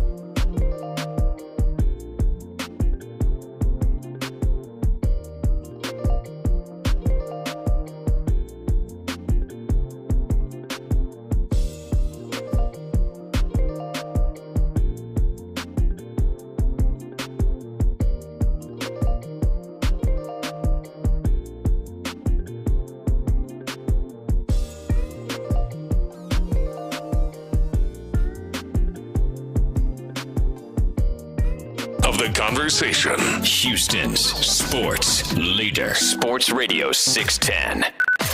Sports Radio 610 presents The Drive with Stoerner and Hughley. All right, welcome back in to the Drive. I want to get to this schedule point real quick. By the way, Tyler, who has been working it in terms of his bets on the NBA, which is not normal for him. Boston finished up the series last night. Dallas leads 3-2. The Knicks lead 3-2. They'll play, I think, tonight, maybe tomorrow. And then what's the last? Oh, the Nuggets play tonight. The Nuggets can close it out. They're up 3-2. How many Game 7s do you think we're gonna get? You think we're gonna get any Game 7s? We got the Timberwolves and the Nuggets tonight. The Timberwolves have made some folks look bad, didn't they? Yeah. I don't know what Carl and Anthony wanted to do, but the Timberwolves, they can win tonight to force a Game 7. The Pacers can win to force a Game 7, and OKC Pacers-Knicks is tomorrow. It's tomorrow, and then OKC has to beat Dallas to force a Game 7. OKC Dallas is Saturday. Oh, that's right. They do got long stretch. You got a Thursday, Friday, Saturday of one game a night. I could see the Pacers-Knicks going 7. I think the Pacers-Knicks will go 7. Yeah, I could see that. As much as confident as I was in thinking, like, I don't know if the Nuggets got answers. That's as confident as I am right now. That they got answers. that Minnesota, like I feel like Ant is just going to have to go nuts tonight. Now he's very capable of doing it, but man, they lost by double digits. He had 44 in Game 5. Well, Game 4. I mean, we were all. I mean, I think the thing that stood out to me about the first two games when the Timberwolves. And I don't watch enough basketball throughout the year to know, especially Nuggets basketball, to know what's common and what's not. But now, after watching a few games in the playoffs, like it was blatantly obvious. Like you look at Jokic, I mean, he was unbelievably lackadaisical and nonchalant on the defensive end of the floor. And you got a guy handling the ball a lot of the times like Ant, and he just is getting to the rack consistently. Other guys are getting to the rack. I mean, there's no closeouts. There's nothing. And he clearly has turned that up. They have, there's no more of that. You have to work for everything you get versus him now. We were saying to ourselves, I know he just won the MVP, but do they have the best player on the floor? Mm-hmm. We were saying that after Game 2, and it was like, I don't know. Ooh. I think you said no. Well, there ain't no doubt. Them first two games, they paled in comparison. You're right. It was easy for Anthony. Easy, like he wasn't even. It didn't even seem like he was. He was going hard. The Nuggets' entire team looked outclassed. They looked like they were in. They were playing up a level. And then Paul Wall challenged their ass. Is that who it was? I mean, I think their coach can kind of resemble Paul Wall when he wants to. I didn't know Paul Wall had a betting interest in the Nuggets. But cool. If you all want to go back and look at that parade, that was when he had that flat bill hat on. Oh man, and the shades. Like if he had some grills in, I mean that would have been. And his lingo went into a space I did not ever hear Mr. Malone speak like. So that was interesting. All right, we've talked about the schedule for the Texans, and many people like Tyler who have them winning 12, or Sam who have them winning 13 or 14, Andrew, Drew 14. Who had them winning 14. Many of you. My man's right here earlier who had him at 20-0 on YouTube and Twitch. Run. You can never tell if they're serious or not. Many people who have them winning big games, I think a big key to it is, Clint, is them doing pretty well in those big marquee games. I would say, now some may disagree, I think they've got 4 games that are competition that are bigger than others. I think 3 legit, I would say 4, but I think no argument, 3 legit Super Bowl contenders they have on their schedule. Now, many of you may disagree, but I think Dallas is in that. But like they play Detroit at home, they go to Dallas, they play the Chiefs at home, and then they play they go to Kansas City and they play Baltimore at home. Those 4 games. Like, if you think this team's going to have a chance to have a big season, they're going to have to knock off, some in those games. I don't know how many they get. We'll see. It'll be interesting to see at the end of the season to see what their record is in those 4 games. Who are you most confident in that they can get? Most confident in those 4? In those 4. Dallas. Dallas. Yep. In Dallas, most confident they can get over Detroit at home. That would be the one for Detroit me. Would be 2. At home. Detroit would be number 2 for me. Dallas is going to have a lot of people in that stadium, but there's a lot of people there that'll be seen. It's not like a real difficult. I'm sure it can get loud, but it's not a real difficult place to play, relatively speaking. At Kansas City, the most difficult, arguably, place to play in the league, and again, I don't know what our team. I don't know what the Texans are going to do with the interior pressure that Kansas City and Baltimore can throw at you. See, I was going to feel really good about Baltimore. Like before the year, in my mind, zero. What I just saw, no. I'm just saying, I was going to feel really good about the Baltimore game because I feel like the Texans are going to have, like that. If there's anybody on their schedule that the Texans are really wanting to get after, I would think it's them. Okay. If there's anybody who DeMeco really wants to, they embarrassed them twice last year. They ended their season, and we see CJ seems to be that dude and the competitor, and DeMeco, like that's a game I would feel like they have circled. I just feel different now because it's the third game in 11 days, and it's 4 days after they played the Chiefs, right? So, and it's because I knew it was going to be at home, and I thought if there is any game that they're going to be balls to the walls into, the building is going to be nuts, it would be the Baltimore game. And I still think it's going to be that, but now the way the schedule shook out, like that's the final game they have to play in 11 days, and I feel a little bit different. I think the Detroit one, Sunday Night Football, like if you tell me of those 4 games, the really big games against big-time contenders, I feel like they get Detroit at NRG. I have them losing to Detroit. Do you? That's a game you have losing to? One of the 5 that I have them losing, yeah. Detroit, yeah, I like that. I like that home matchup because I think it's going to be crazy. It'll be a Sunday Night Football game, as we know. And for me, now we may disagree. I think in that game of the 4, in my opinion, I think they have the quarterback advantage. I think they have the quarterback advantage. I think they have the home field advantage. And it'll be – and they have no choice to be up for that when it's Sunday Night Football. You're going to be into that game. That's the one. The other ones are dicey. The Dallas game is it for me, man. I mean, those are Dallas. I can see it. Yeah. I think they're going to be absolutely stoked for it. The entire organization is going to be stoked for it. I think you got the Micah Parsons, C.J. Stroud. C.J. will make sure, and you got the Micah Parsons, Will Anderson too. I mean, those are 2 really good young defensive players in the league. I think there's no, unless I'm missing somebody, there's no real pass rush presence. And I'm talking Aaron Donald, Chris Jones, Simmons, Big Simmons in Tennessee. I'm talking about that kind of interior pass rush, like that really just puts me in a spot where I'm like, oh man, what are they going to do with this guy? I really, if I had to pick one, it would be Dallas. But Dallas 1, Detroit 2, Kansas City 3, Baltimore 4. Oh, the Baltimore, that one's. Well, Baltimore and KC you can put in the same bunch. I mean, good luck stopping their offense, and good luck blocking their defensive front. Before the season, I was like, that's Baltimore. I pointed to like that's the game they're going to get. That like the games that the tough ones, that's the one they're going to get.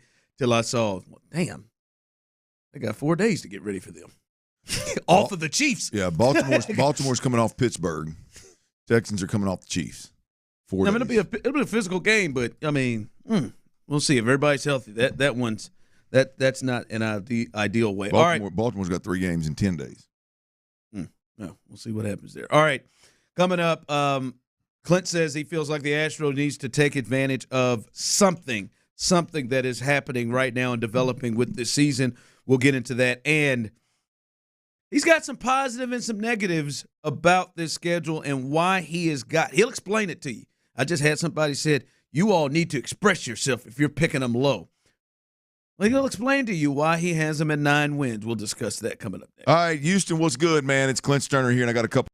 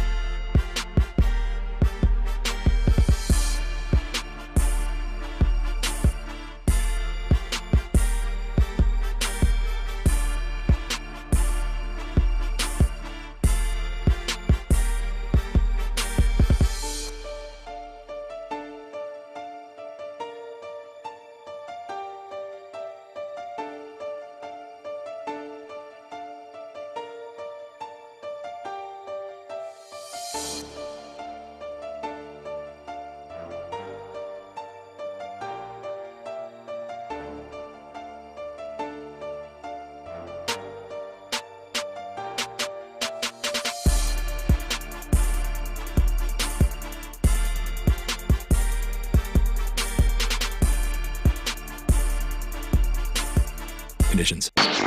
Live from the Twin Peaks studios, Sports Radio 610 presents The Drive with Stoerner and Hughley.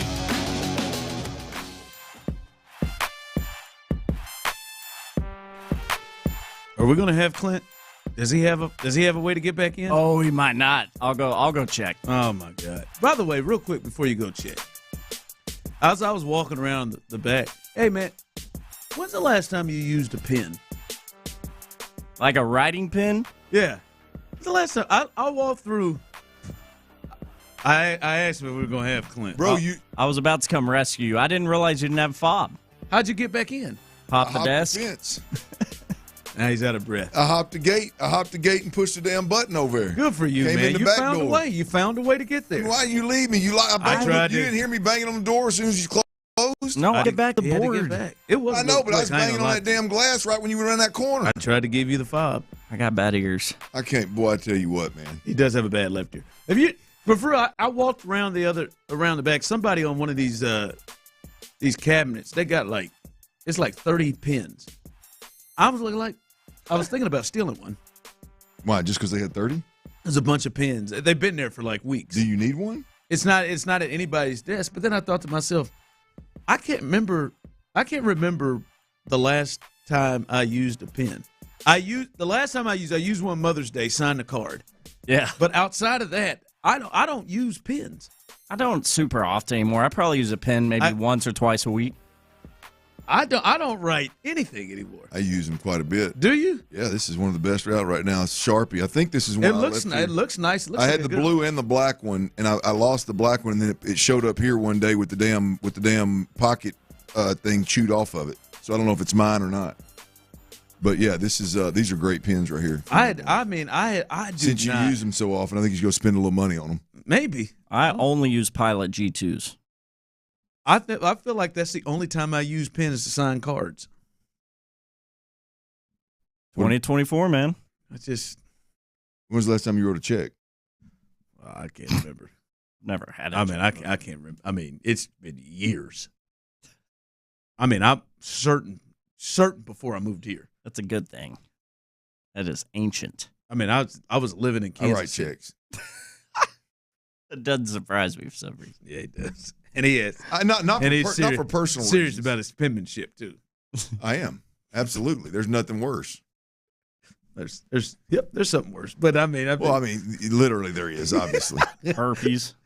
Well, but yeah, okay. If that's all right, you win. If we're taking all things into consideration, you're right. Please don't start sitting in things that are worse than writing checks. I mean, poor penmanship. It's unbelievable. Poor penmanship. Poor penmanship, man. Just shows me you don't care.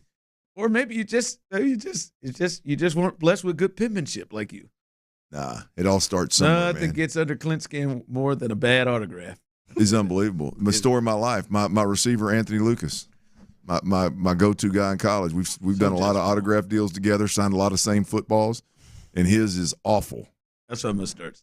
Tyler, if we ever do it, let's just make a pact to sign them bad. I mean, Anthony, my man Anthony Lucas, his is so bad. The first letter of his name in his autograph, the A, it's a lowercase. It's a big ass lowercase A. Oh, he goes that route. Yes.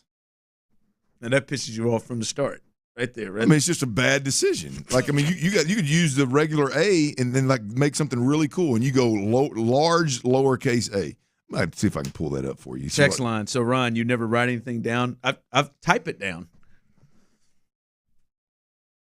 2024. Like anytime we have our meetings with Parker. Anytime we have our meetings, I tried not to say it.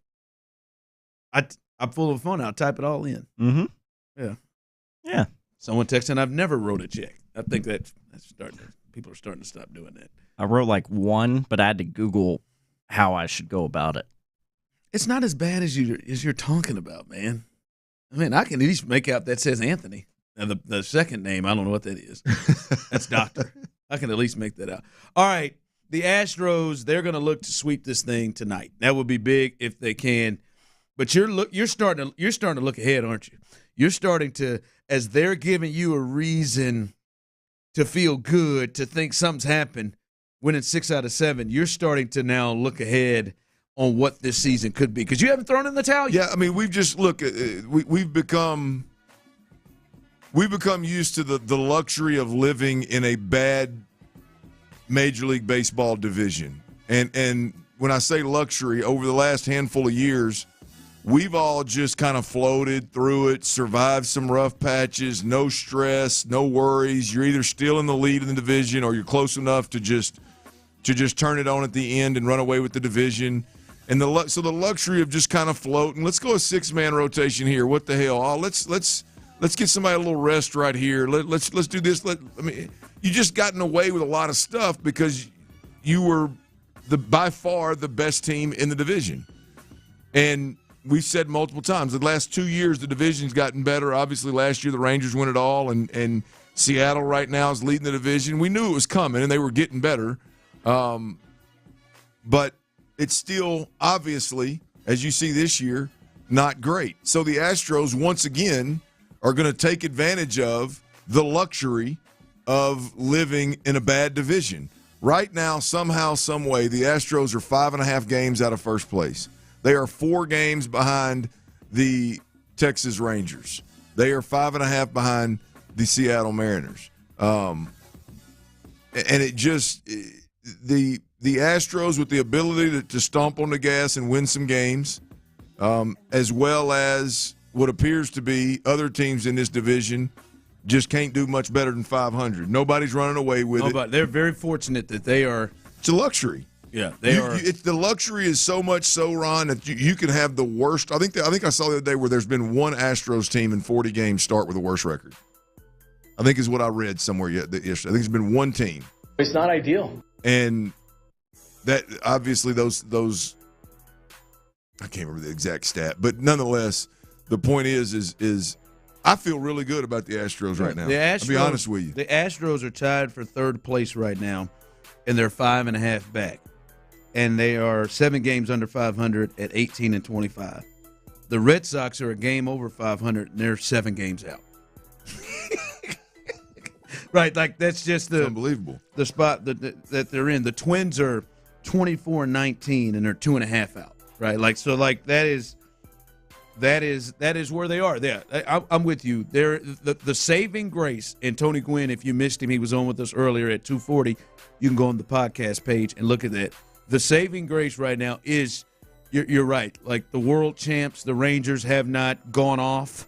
The Mariners have not gone off. They've been kind of struggling there a bit, trying to find their way. So, them being 7 games under 500 has kind of kept them within striking distance. Absolutely. As correction, real quick, I think there's 5 or 6 teams that have started worse, something like that. That my one team was not accurate. It was there's been more than that. Anyway, you get the point. Those teams, none of them went on to make any noise whatsoever in the playoffs. And so the fact that the Astros are sitting here with, again, and I know it's the A's. I'm not sitting here on a hot streak going, boy, I just feel 10 times better about the Astros. What makes me feel better about the Astros is Bregman swinging the stick.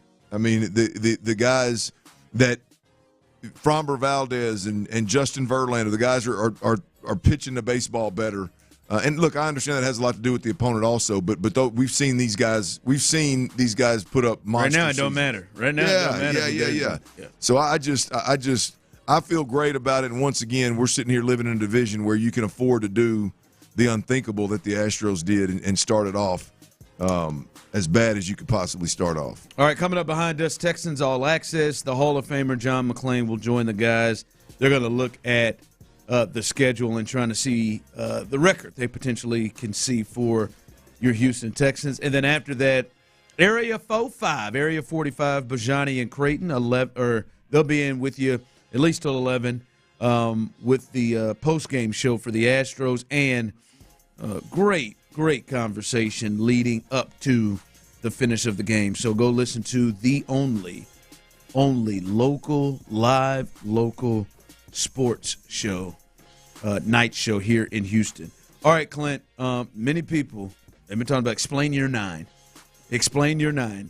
You started out before seeing what the order of the schedule was going to be at 9 wins, and now you are still after seeing it at 9 wins. By the way, Tyler's at 12. I'm at 10.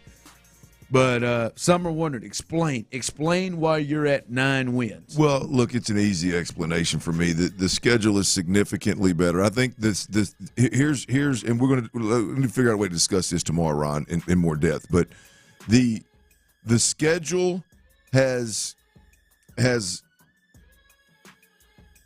gotten more difficult at I think a much higher rate in which this team improved. Last year, you played 3 playoff teams all year long on your schedule. This year, there's 7, and that's not including the Jets with Aaron Rodgers. It's not including the Bears, who are going to be much improved, and a lot of people think have a chance to win that division, and or the Colts, who couldn't convert a 4th down with a receiver open or a running back open that would have sent you home last year. It's not including all those.